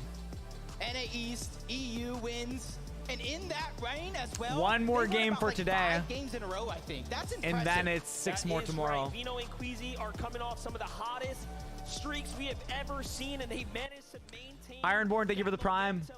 Ty, Mike, Cubics, Earth Disaster, Rex, and Joe, thank you. Yes, that's right. I'm here with your Game 5 winners, Queasy and Vino. Queasy, fantastic work there. Eliminations, an extraordinary end to game number 5. Yeah. What else is there to say? I mean, the competition has been great to you guys today. You've had unbelievable work thus far. Scored a lot of points in this competition. How much are you enjoying your time here as well? A lot, to be fair. It's amazing. Like, the atmosphere and everything is just sick to be here.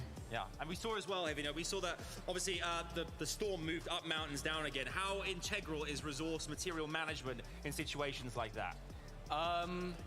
It's very important, but it's also great getting refreshes. Me and Queasy got good refreshes. We kept our mats alive.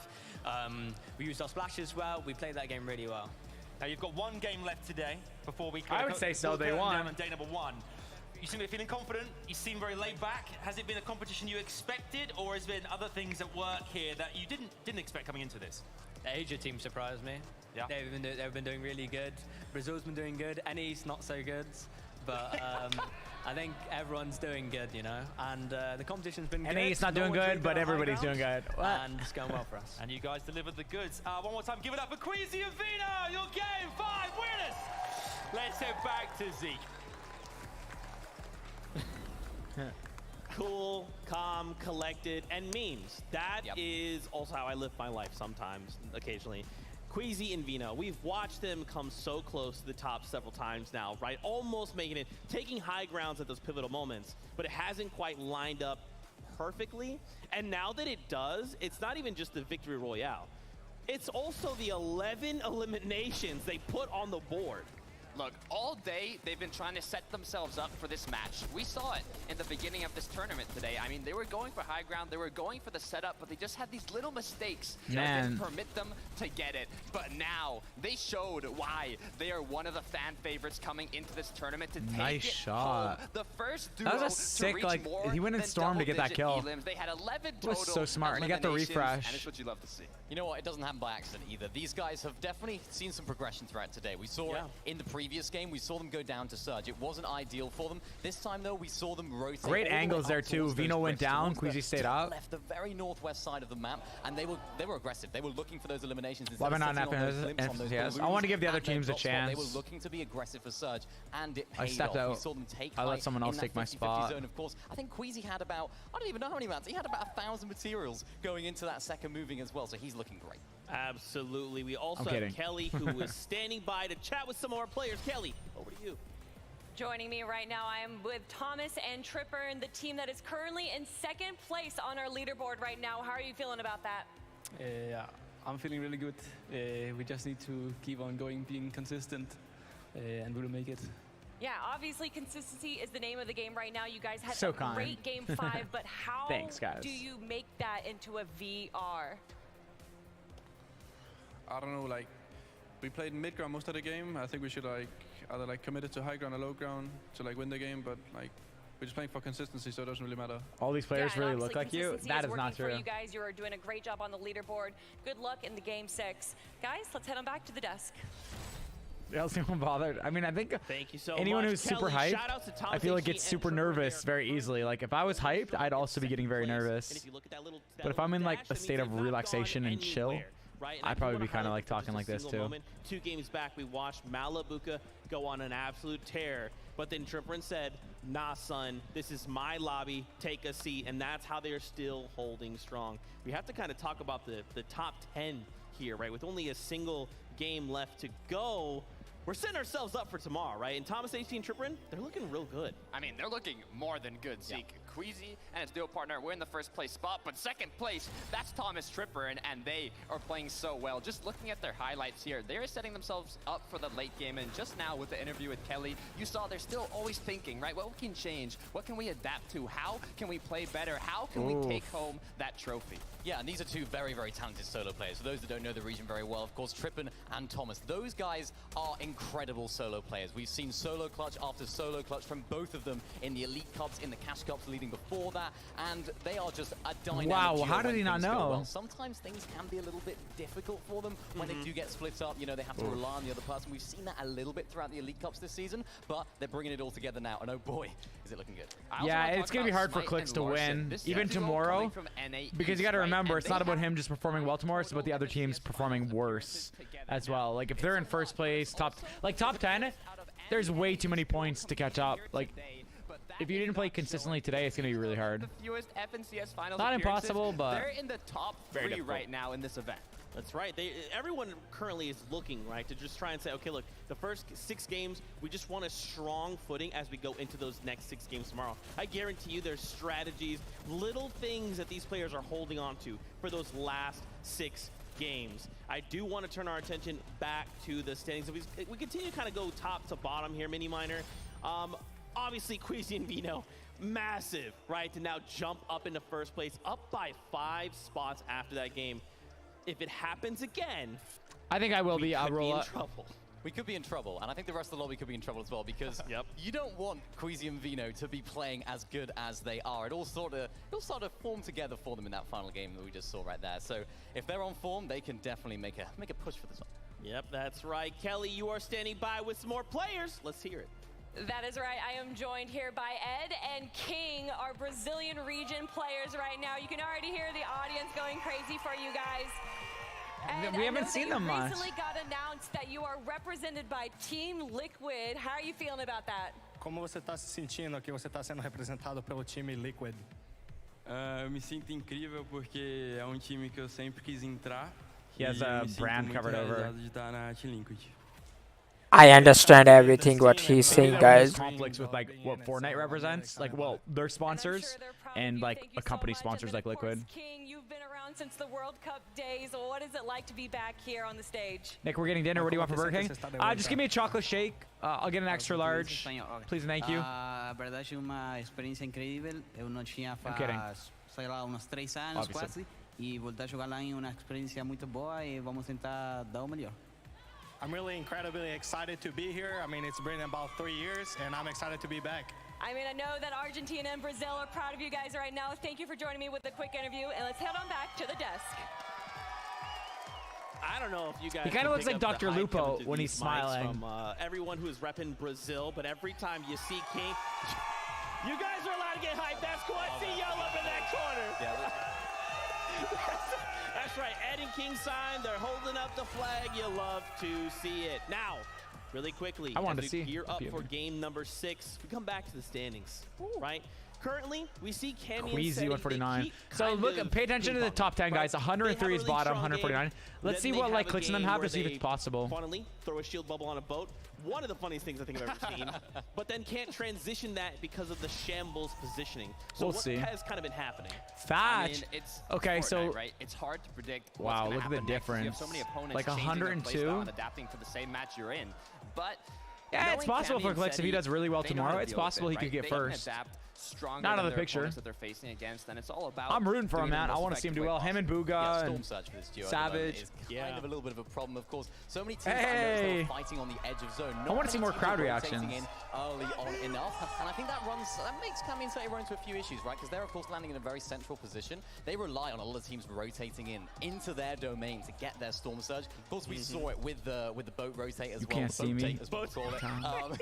We could call it that. But yeah, they were looking strong. But of course, I'll be when you streaming have it tomorrow, that yep. shield up, you can't shoot out as well. So they were lacking on the surge tags in that end game, and unfortunately, they didn't quite. It's have in the answers. They got North a little bit Carolina, desperate. it's Things hosted. didn't work out too well. Seti, I was hoping that he would solo clutch, but wouldn't quite happen. That's right, and it's okay, right? It's fine. We're still sitting in top 5. Everything is okay. We've got one game left to go. With a single game left, what are some adaptations we're hoping to see? Because remember, this is it for the day, and then we have all night to VOD review. We go back to the hotel. We try and get more games in. We talk to our coaches, Yeah. our duo mates, etc. That's a stressful and night. Come back stronger tomorrow. Look, you said it yourself, right? It's one What are you looking game, at? but it's really What are you 7 looking games at? left, right? This is the last game of the day and 6 more to be played out He just tomorrow. keeps zooming in. This last match is just about I think he was confused. It must be stressful too, because yeah, you wanted to perform your best, so there's gonna be a lot of VOD reviewing and stuff. But also you need to sleep. for day 2. Yeah, this is such an important game for these teams, right? Especially if you're looking for a little bit of a change up. So for these teams that are thinking, you know what, let's try and change things up in day 2, this is the time. This is the time to test things out. Where is my guy Clicks, man? Why they are not showing Clicks? My favorite guy ever. They've sort of shifted their rotation over towards the reality tree. We saw them fighting out there. Of course, Vico doing so well to close out those eliminations on the team that were landing there. And they're switching things up. And they're a prime example of a team that's thinking, you know what, things aren't quite working out at Tilted. As we know, it's a bit busy. So let's switch things up. Let's go to the reality tree. And that's ultimately what these teams are hopefully going to be doing tonight. That's right. A lot of these duos, man. Look at them. Look at the focus. They're waving to the camera, which we love and appreciate. But they are lasered in. They're thinking to themselves. They understand, right? With one game left, okay, what are the things we need to do to accomplish? What do we need to just kind of say, look, this is it. We left our mark, and we can walk away happy. I think for me, Zago and Mara, Drippy, they give it the 3 months. We saw pop Abbott, off. they give it the 5. They've kind of gone a little bit radio silent. What do we think is happening here? I mean, we've seen them. They've been having a bit of trouble doing enough damage or even staying close together. I've seen 2 times now. One of them, Miriam was left alone, and the other is Zagu was left alone, having their duo partner get eliminated. So I'm not sure if it's because they're not playing together enough, if rotates have changed from their opponents and it's cutting them off while they're trying to get to zone. Yeah. There's a lot of possibilities, but they really have to focus on seeing what went wrong after those initial matches and see what they can change going into day 2. They were trying though, of course. They made a really, really solid rotation up towards that Rifts area. They had just the best position on the map. Fortnite Yeah, item shop Jakarta, soon. They were a little bit split, right? They didn't quite execute it to perfection. Of course, Queasy and Veno. I wanted to exercise today, guys. I didn't get a chance to. I was working on that video I posted. Won them the game, but it's just a little bit of confidence, maybe a little bit dropping potentially with this duo. We saw it early on. The aggression was what made them so impressive. So that set them apart from the rest of the teams here, and that were really we admired it, right? We admired their confidence in fighting. Maybe now they're thinking, actually, maybe we need to tone it down a little bit. When in fact, keep it up. You know, keep up that aggression, because if you're toning it down, you're not getting the Storm Surge tanks. You're not getting the damage that you need to make it to endgame. Guys, I want to see more of their aggression. Yeah, and honestly, they're kind of reminding me of a Queasy and a Vino, right? Like, they're doing what Queasy and Vino are doing. You watch on the high ground, you're like, okay, Queasy's up there.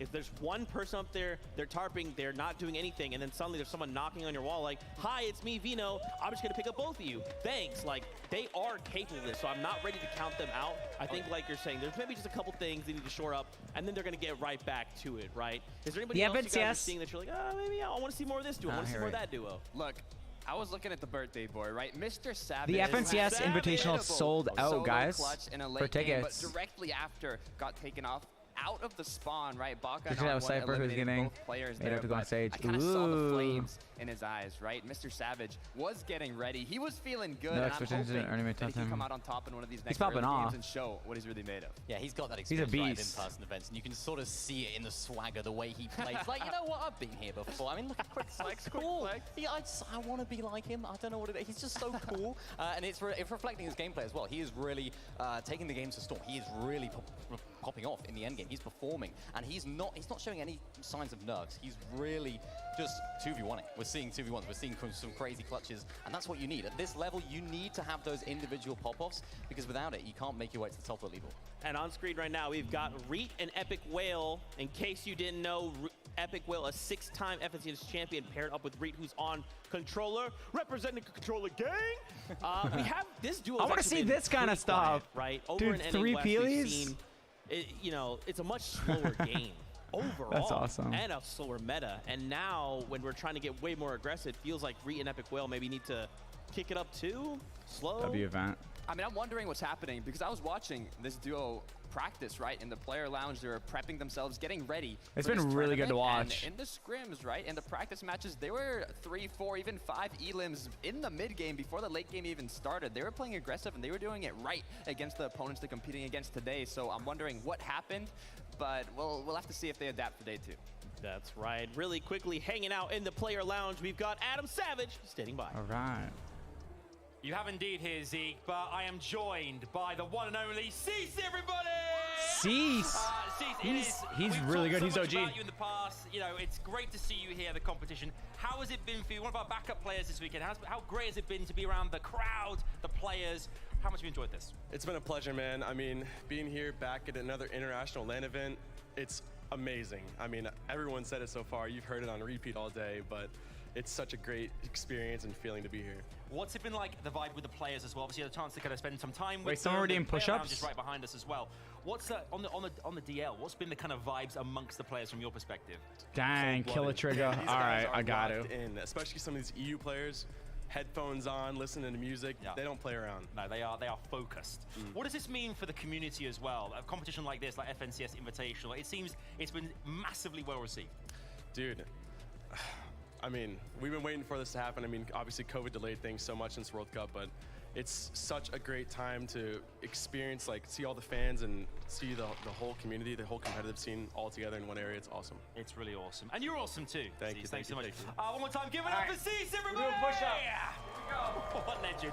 Let's go back.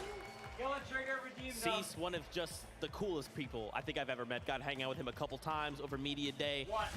Legitimately one of the coolest people, so thankful that he could be here. I want to set the stage here for us. Once again, we take a look at the top 10 coming into this game. Now, please don't try to freak out. Your Brazilian team in 10th place. PhZin, Kitos right now sitting on a tiebreaker for Texters and Bevies. Look, I want to talk about this duo, Bejatin Kitos. They have 25 FNCS finals appearances.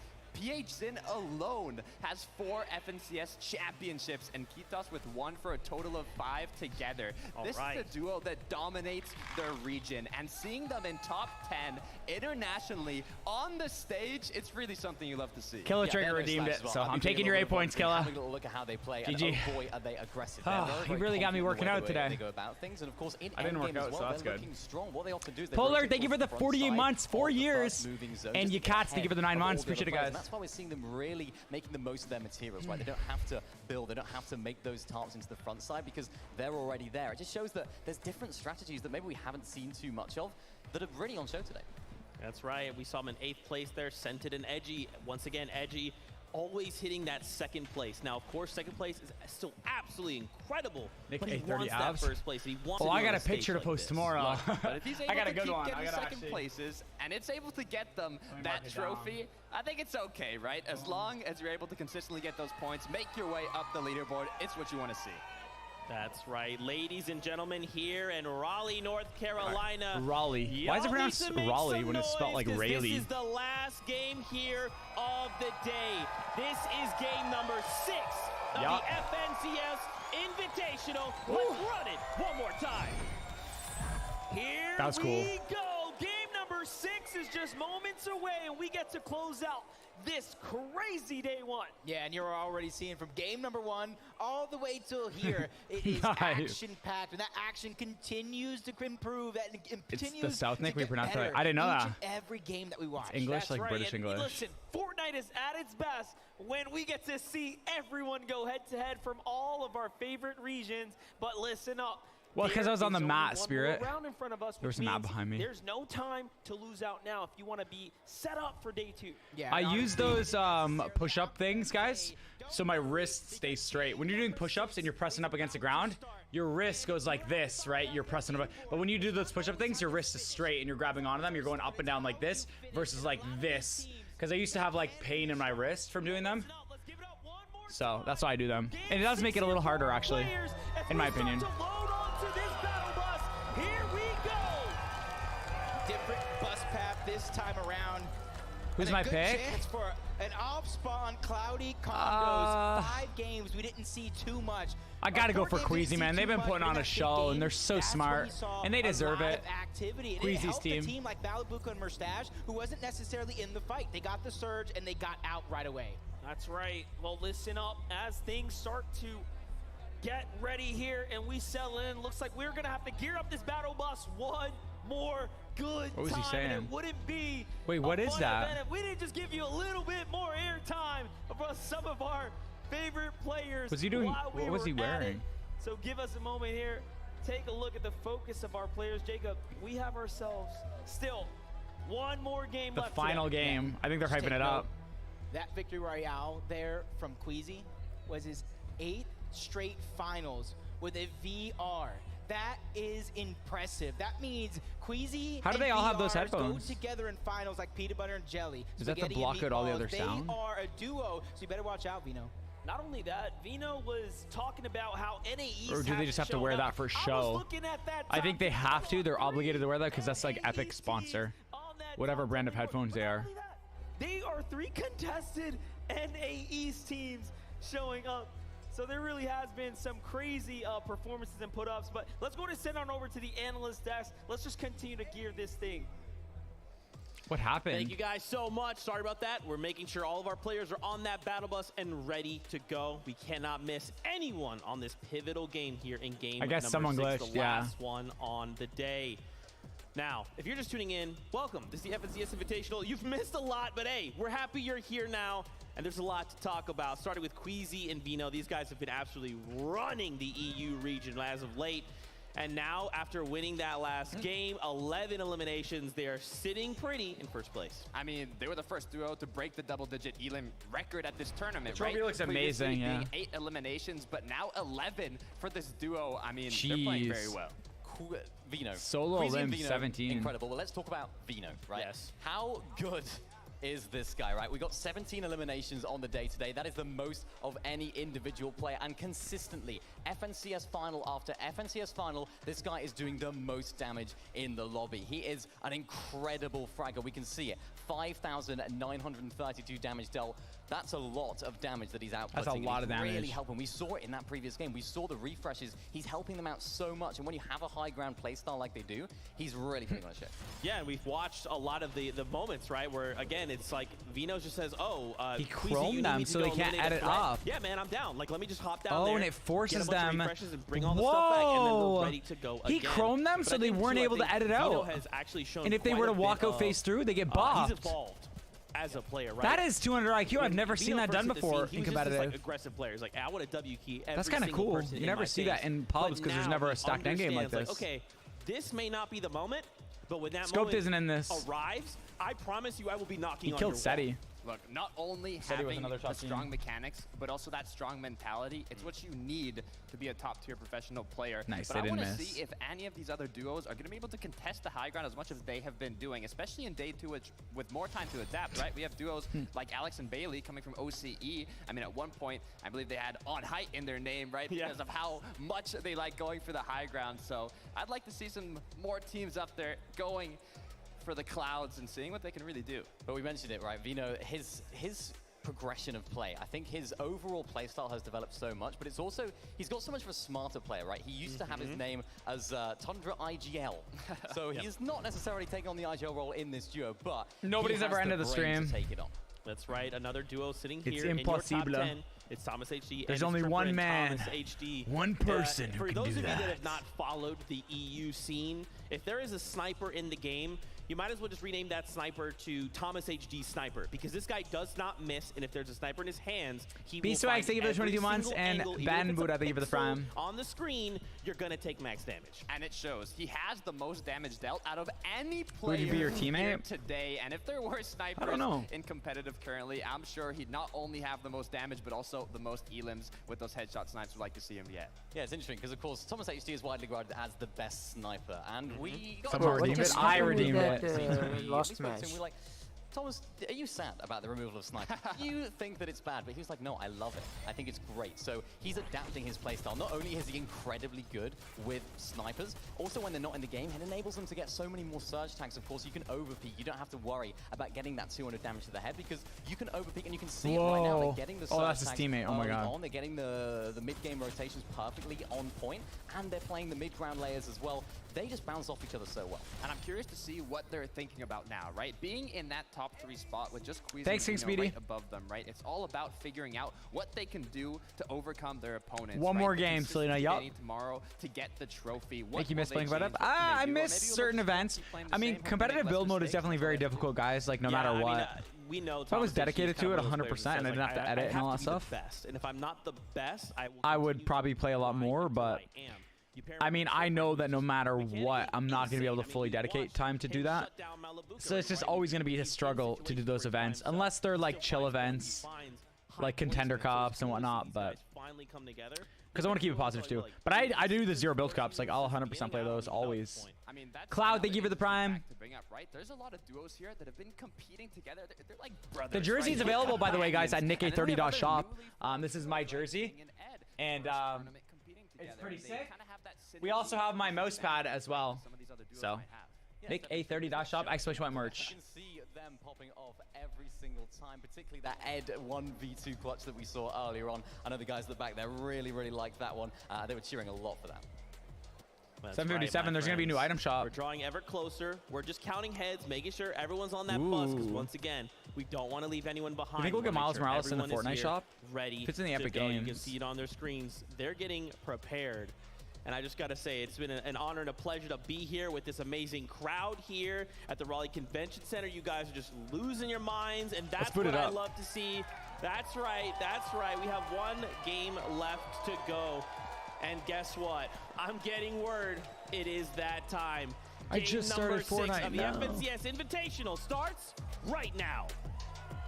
Let's do it one more time here in Raleigh, North Carolina. It is game 6 of the FNCS Invitational. Jacob, we get to close out day 1 soon. And this is going to be a huge closeout event. 5 games, 5 different Victory Royale teams coming out on top. You can see the battle bus. It's moving across. It's honestly anyone's game at this point. That's right, and we've seen so much new attempts and ways. Hey, this is what you get for watching Twitch drops. There's time to go ahead and real quick. strategize, but here it is. Let's see. That's sick. That's what you get for drops. I'm tapping it. Don't worry. For our players as they take board the battle bus. Time that you were talking about for preparation has run That's a sick drop. Everybody now taking their position on the map. We've seen wonders over towards Here we go. Jam Junction. This is Fort Jonesy, guys. They contest clicks. Clicks and Duke. Honestly, interesting enough, neither of them involved. Oh, look, there's a ship right there. Did you see that? Right over here. They can glide on them so quickly. Teams as well, so there's so much going on in this area, and we've seen it play out a few times now, round after round, but this is a first take at Clicks and Duke not necessarily being right on top of their opponents, pinking and off there. They've given each other so many people out Cloudy, man. This is, honestly, last game vibes are here. It just makes sense. Everyone wants to take it slow and try to play this one out. Yeah, that's respect to them too, because they know the position that each of them are in.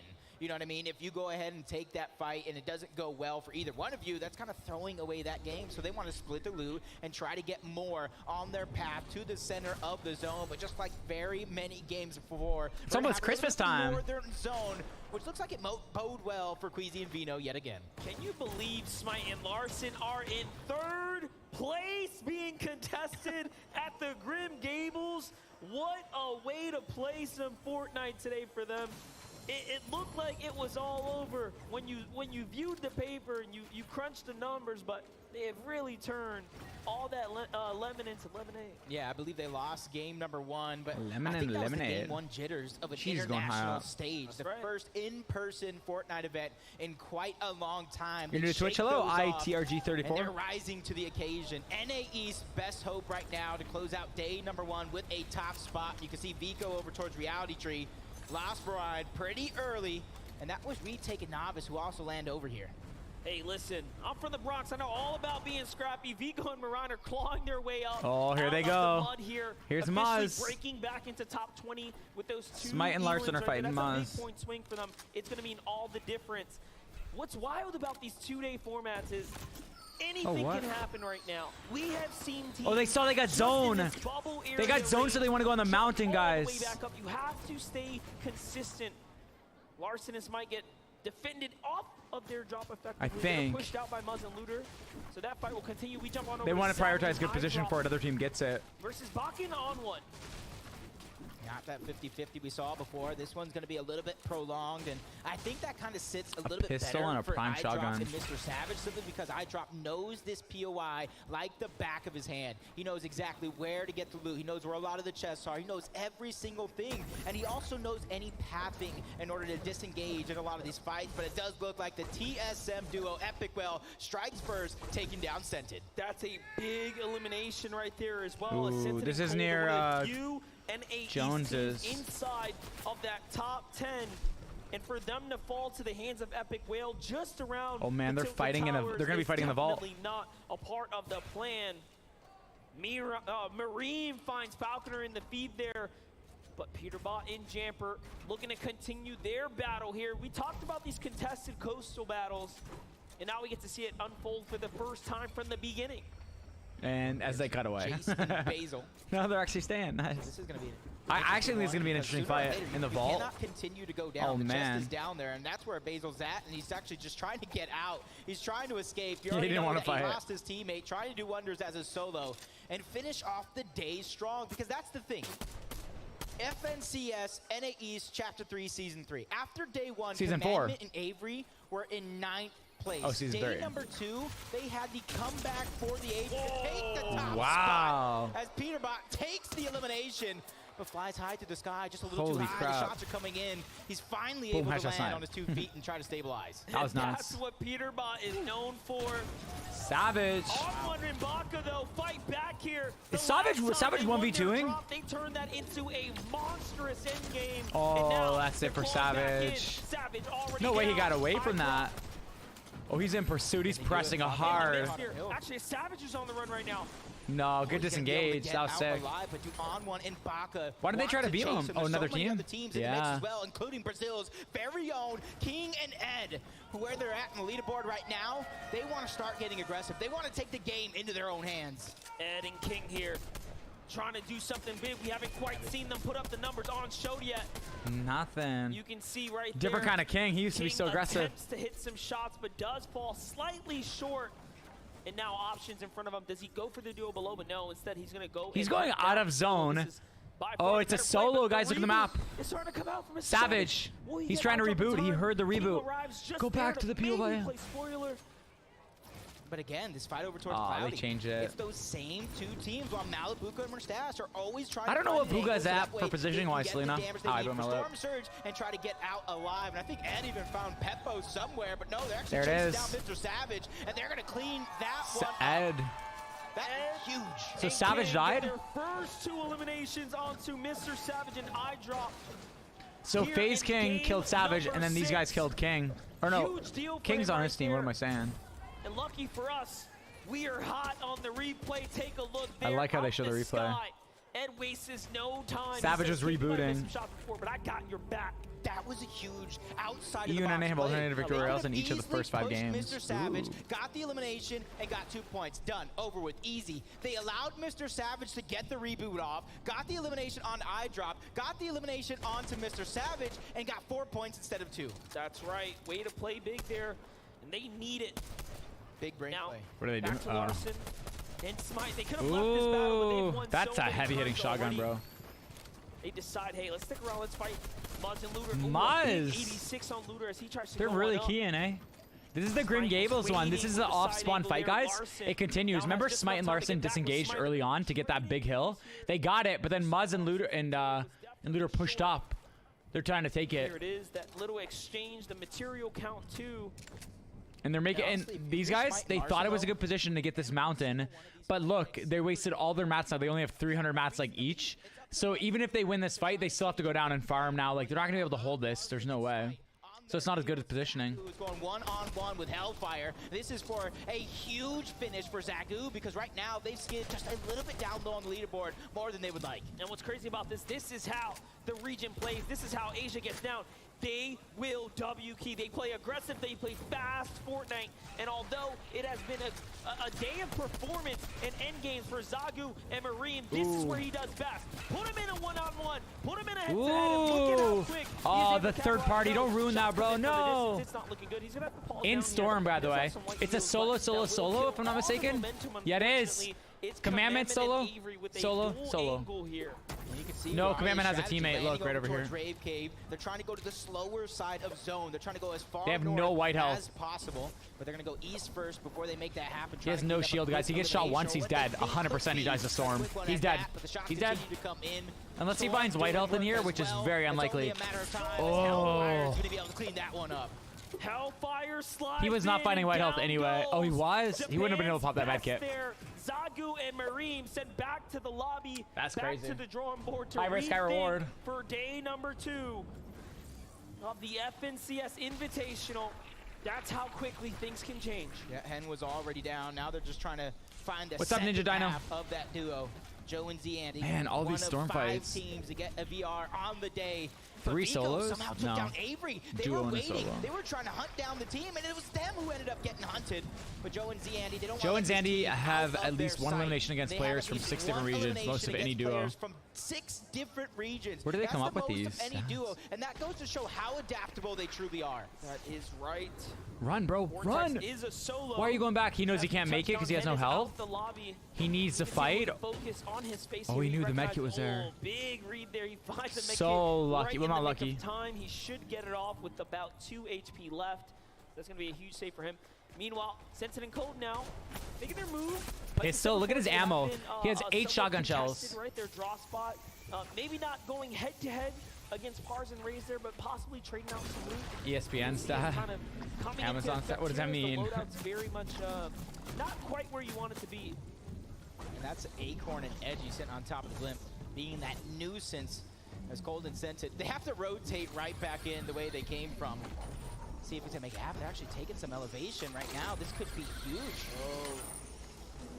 The vault might be open. Very interesting for them to go up to high ground here. This is such a risk, right? But of course, we never really know. They want some of that loot. Look at that. They get to the vault. They steal some left. I would not build in here. I'd get out and pop the heals. Sucks to get stuck in there. Wait, did Looter. Muzz win? Let's see a replay here. Remember, this is up against Smite and Larson. Whoa! Muzz turns this around.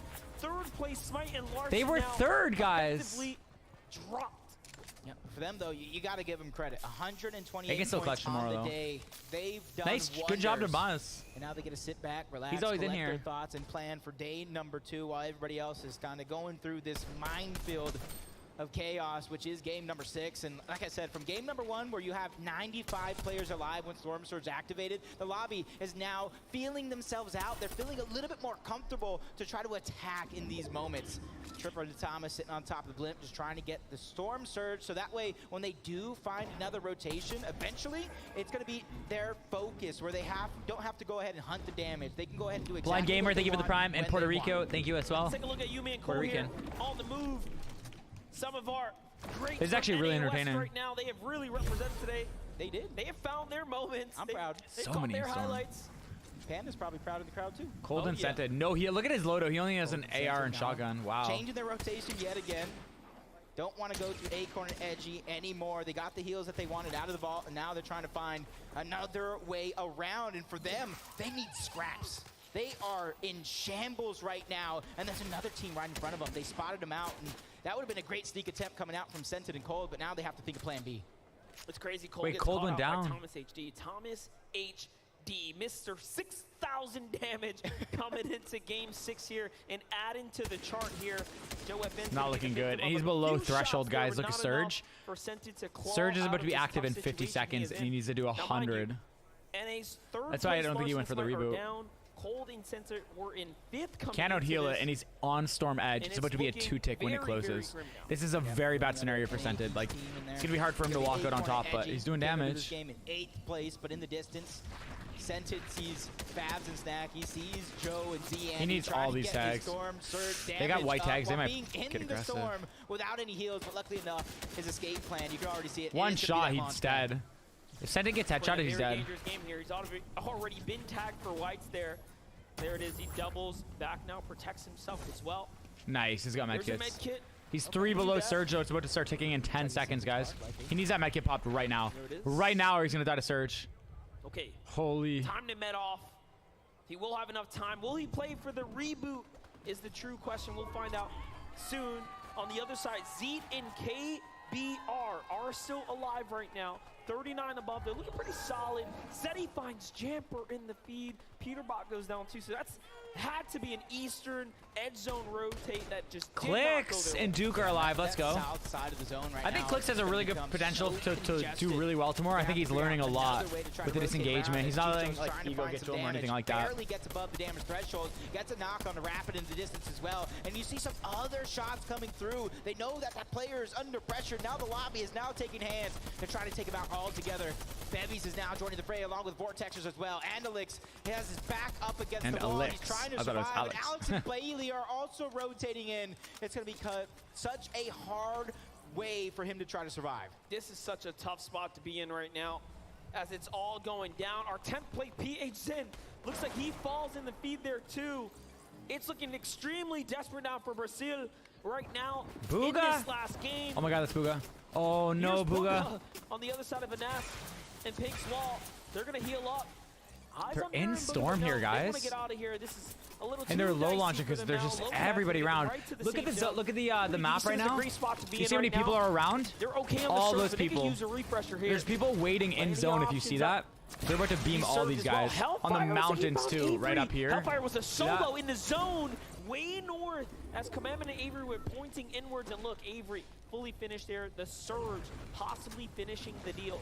Yeah, that's not good. You can kind of see why they rotated out of Rave Cave, trying to third-party some of those fights, but they ended up getting snuck on. Come on, Booga. Which probably turned their entire story. Come on, Booga. 6 builds. Trying to get in towards the zone. Oh, he's getting hard focused. He's not even in zone. He's got to... there to try to alleviate some of the pressure, and it does look like it's going to stop. That was tough. Very, very close right there. Usually when that happens, it's all over, but luckily the teams decided not. It's the last game. I can't burn all my resources if I cannot pick up the loot, so everyone slows down. For Taste and Chopsticks, they are very much comfortable right now. No pressure on them, but there's a lot of players. They're all trying for dead side, but it's not very dead. Oh, no. If you go up north, there's going to be no teams. Like, this is east side right here. This is south side. Like, if you go all the way up here, there'd be no one. Oh, look how congested this is compared to even right here. Do you see the difference? That's not dead side, because a lot of teams have to rotate from south and east. It all depends on where zone pulls, to be honest. Top four is all EU right now, Monster. Generally speaking, dead side is always consistent. 21 points for Cammy and Seti to catch up to Vino and Queasy. But that top 3 is just European territory right now. Vino, Queasy, Thomas HD, Trippern, and of course Cammy and Seti all fighting for that top 3 currently. It's what you expect. We've seen a lot of our community folk really put those 3 up in the standings and wait for them not to let down the fans. I think Malibuca Mustache might be low on Storm Surge. Yet again, being one of the 3 teams over towards Cloudy Condos. Nobody really going at it off of spawn, but a team that doesn't have much to worry about. You saw them high at the top of the blip. Acorn and Edgy, almost 500 above. It's been a fun stream, eh, guys? Queasy, he's a beast. And it does make you wonder. He's a beast. Let's see what he's got. And Mustache are contested. Being below the Surges means that, hey, that first game was a wake-up call. We can't just go battle. Aqua and crew will just come in third party. But look at this. Fatch finds Malibuca there. That's a huge one. And now we get to see Ed and FaZe King's perspective here. King from Argentina, Ed from Brazil. Right here, right now, 2 elims already potentially going head-to-head against On1 in Baka. How many people are on this hill? Holy crap. From NA West. No, Wow, what was that peak? Down goes Baka. Why are you resing with boxing? Oh, he's dead. Get it though. Doesn't look like in the minimap that they're going over. So yeah, you are correct. What? He is Oh, going they're to get focusing a zone. second chance at life as On1 is placed in the top 10 in every FNCS final. But look, he they're gonna has get played beamed. in, Do you see all these teams down trying here? to put NA West on his back along with Yumi and Cool. The reason they didn't pad, I think, is because they thought they were gonna get beamed, but they still got beamed regardless. This tournament still, and this is only day number 1. Nobody's in center. 120 below, make it 60 now. They do need a little bit more damage. It's going to continue to fluctuate. Vico finds Baka, down goes On1 as well. Vico just cleans that up. Meanwhile, Kanata and Nice Macwood, builds. they started off so hot, and now all of a sudden they are in a world of That zip line, someone's gonna use it to phase in a build, I'm telling you. Europe's most dangerous here on this south side of the zone, but hey, they have time. They have plenty to work with here. It shouldn't get too sketchy just yet. If they can keep a low profile for a while, they'll survive to the next moving zone or the half in, half out reveal. Here's a look at 3rd, 4th, 5th. 6th and 7th are down. 5th is down. Hey, that's Wow. a blessing. Sadie's gonna do really good. I wanted them to win. Teams from 8th and below, this is their chance to really close the gap in the final game. That's all of NA East out in Game 6. That hurts just a little bit. Just a little bit, but still got Acorn Edge. He's still alive. Oh, Janice sucks go really down left like that. us They're getting. solo. Are they not getting pushed? Video does get Zone is knocked in 43 that seconds. They're moment. definitely. Jason and Oh! Jabbix that are hot on the Oh no heels. no. But pressure is coming from all sides for a lot of these teams. And even Macwood and Kanata are trying to put some Surge. shots People on are getting Jason and Jabbix. anxious. You see Janice trying to break through. Or He nervous. is that solo that we were looking at, trying to survive. Vidal finally goes down. Janice still knocking on the door. Storm Surge taking him down, good but hit. Tayson gets the last laugh. And in the end, it's going to mean 4 eliminations for Tayson and Chapix. They absolutely needed it. They were slipping so far behind, well outside that top 20 bubble. Way to make a hero's effort. See, West push side is in definitely Game dead 6 to side. set yourself up A lot of for people here good that day died. 2, but they still have a long road in front of them. They have to close out this round. The zone is going to pull That far zone- northeast. It's on a little piece of a zone, so if you have that mountain top just piece of right a there, hill. you're going to be in a sound and strong position for Edgy and Acorn. They'd be some of the last to jump on over. And we said we want to see Epic Whale and Reed. They're just above sitting down, so this might be their game. But first, Please Vito don't and spam or it'll be a PZ ban. have to show us why they're in the lead. And they don't really have to do anything here. Look at the loot right now. They're on the edge of zone. They have some high ground. All these players flying through the sky. Easy shots. You're just like serving it up on a silver platter for a team that has been playing this good. But only 7 damage below the threshold. And let me tell you something, this is not bad for a team that lands north and then has this half in, half out pull north. It makes a big difference when you are already positioned there. And Wait, this comes Mongrel your just way. said he Now DM'd? they just Okay, have let's to see. worry about damage management and closing out this last game. But you can see Tripper and Thomas HD are there as well. They have that same story. They are very much close by. Here's our high ground king, Reet and Epic Whale, the 6X, and of course Reet, a multi-FNCS winner himself. Going head-to-head against Refsguard right now. They're starting to crank up, but Reet does not want to give it up, not just yet. He jumps down. This is what he does best, is take those fights, but no, plays a little smarter. He has to play for the end game. And I saw Pink and Anas go All down. right, let's see what Epic Whale can do. Finally And starting to Reet. heat up. Tayson gets another one. Kanata as well. Refguard as a Wait, solo. nobody knows about Stole height. Hideaway from the TSM Does he duo. know he has height? He's That got to. is absolutely insane But no- right now. But I mean, height take isn't note worth of it where this they early, actually but that's landed. kinda crazy. They still landed at a high enough layer so they could take it back at a moment's notice. Just need to evaluate the situation. No need to burn material this early. Smart play.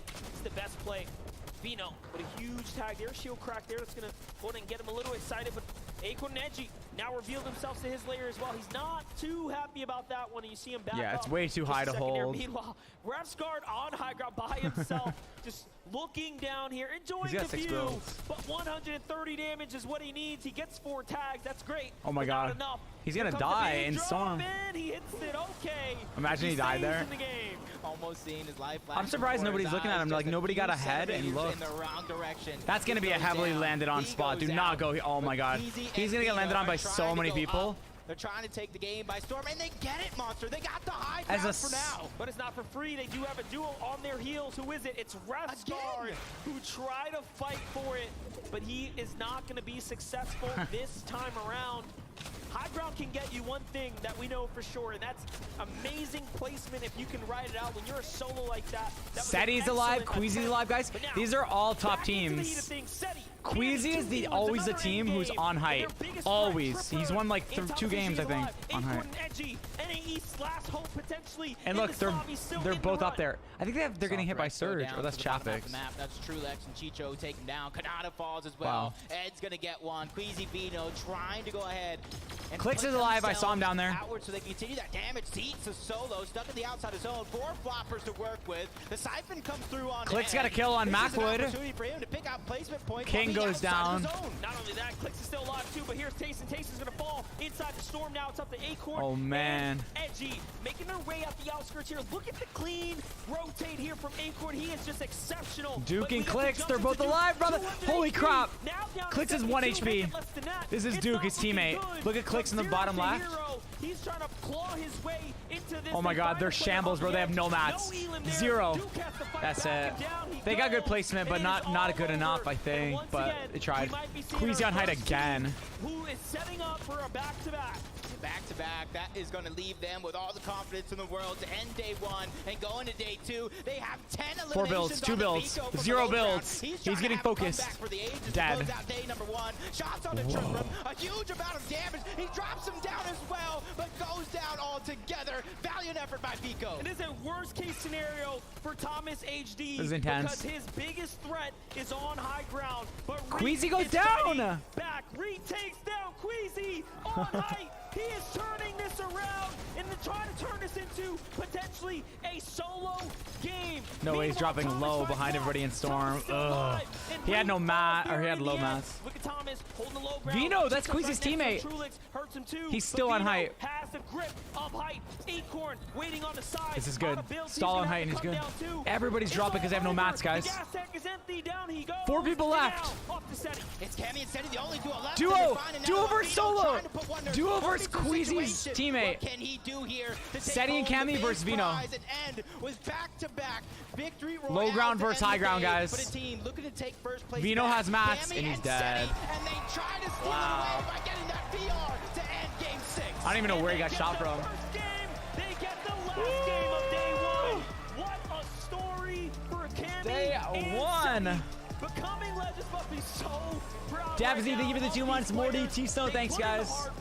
They put in the effort and wait to watch it pay off. That is huge for them because they're not like a lot of these other teams who are consistently fighting to get to the top of the leaderboard. They play their play style through and through from the drop spot all the way to the end. Let's go, guys. Don't forget to subscribe, share, like, and do whatever you want. Don't forget to subscribe. And it works out every single season. And now they get to take that victory lap to center stage where they will be greeted by Adam Savage for a quick update. And Adam, please tell me how they do it.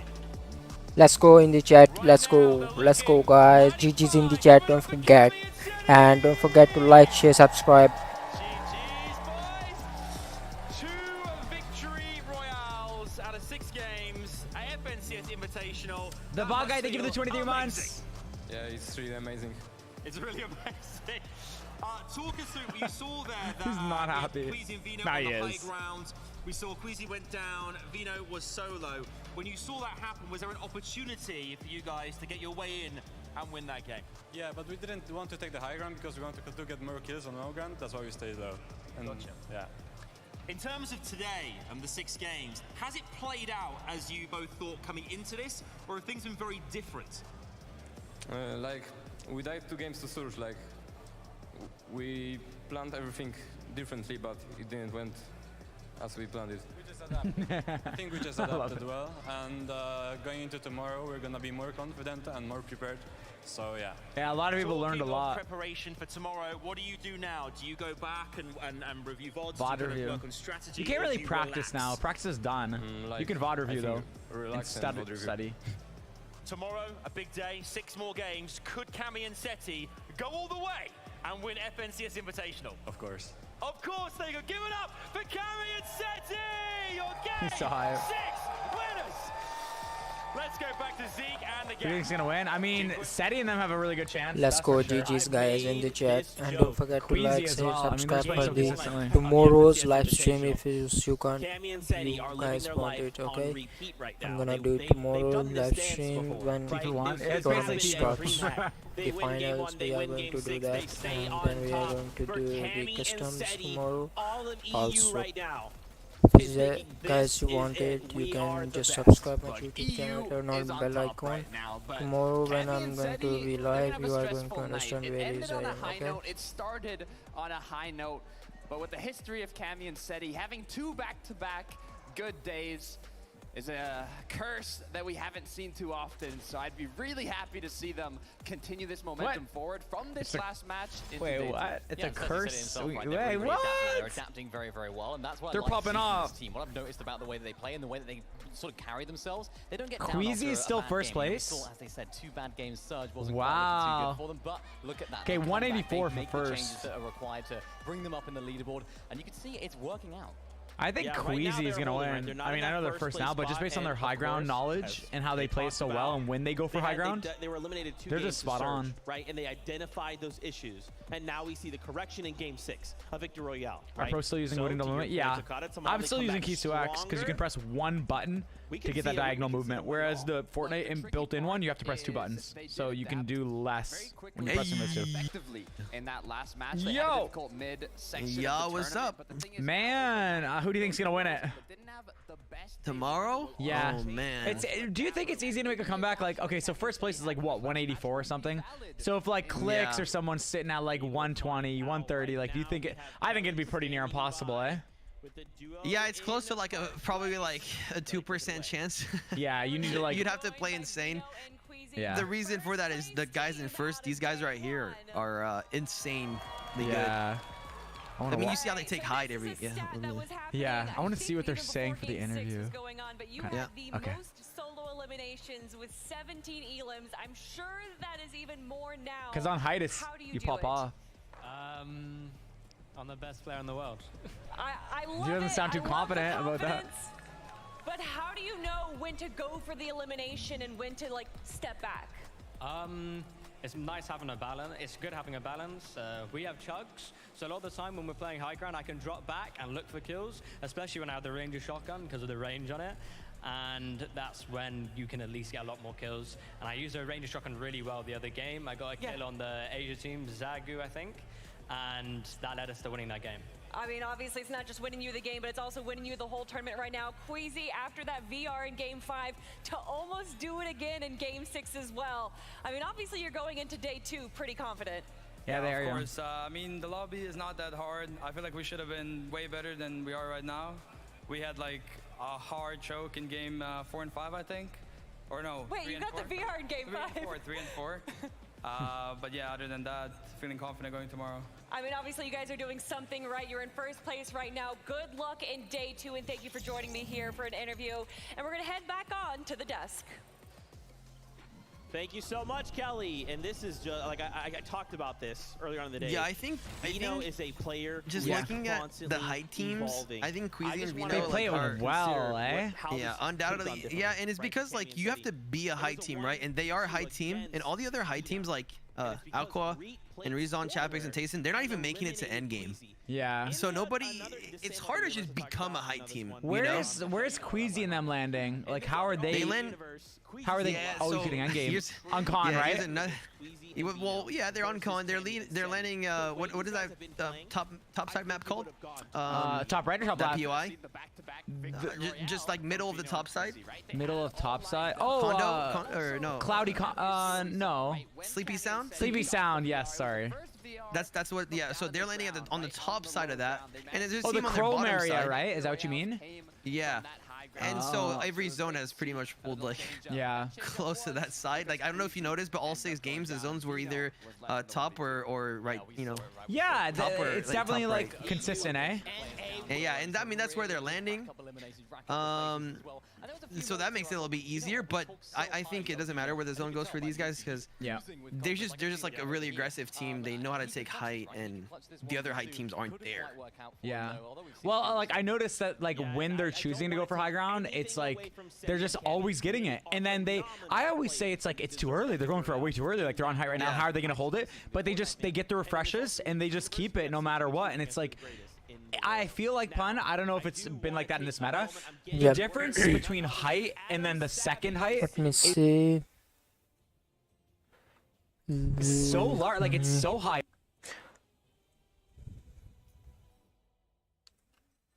What the heck? Why am I not able to show you guys?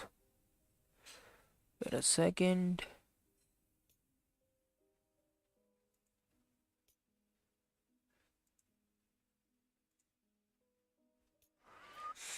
Okay.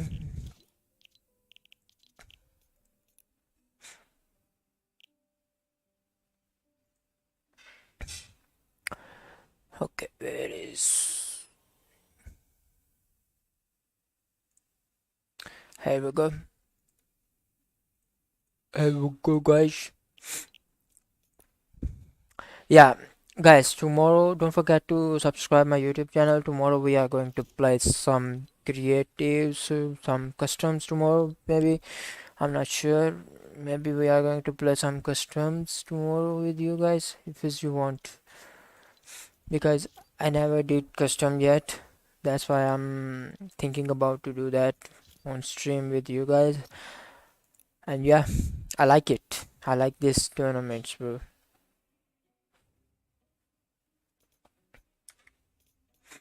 Okay, what's new in this? This one is I already have. Nothing is new, guys.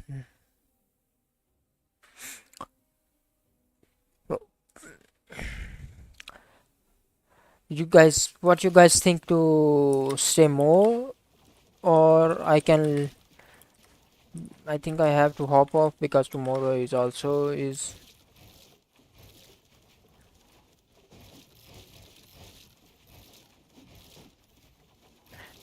from 11 hours, bro. I feel tired, bro.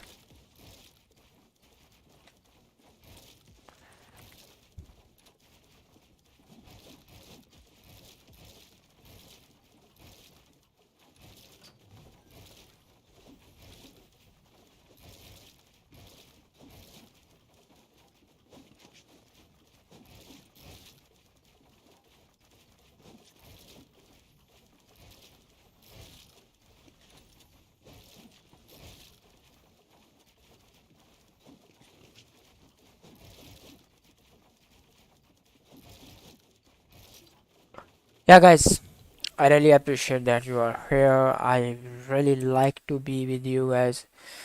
Thank you so much for this sport. I never get like this sport before, guys.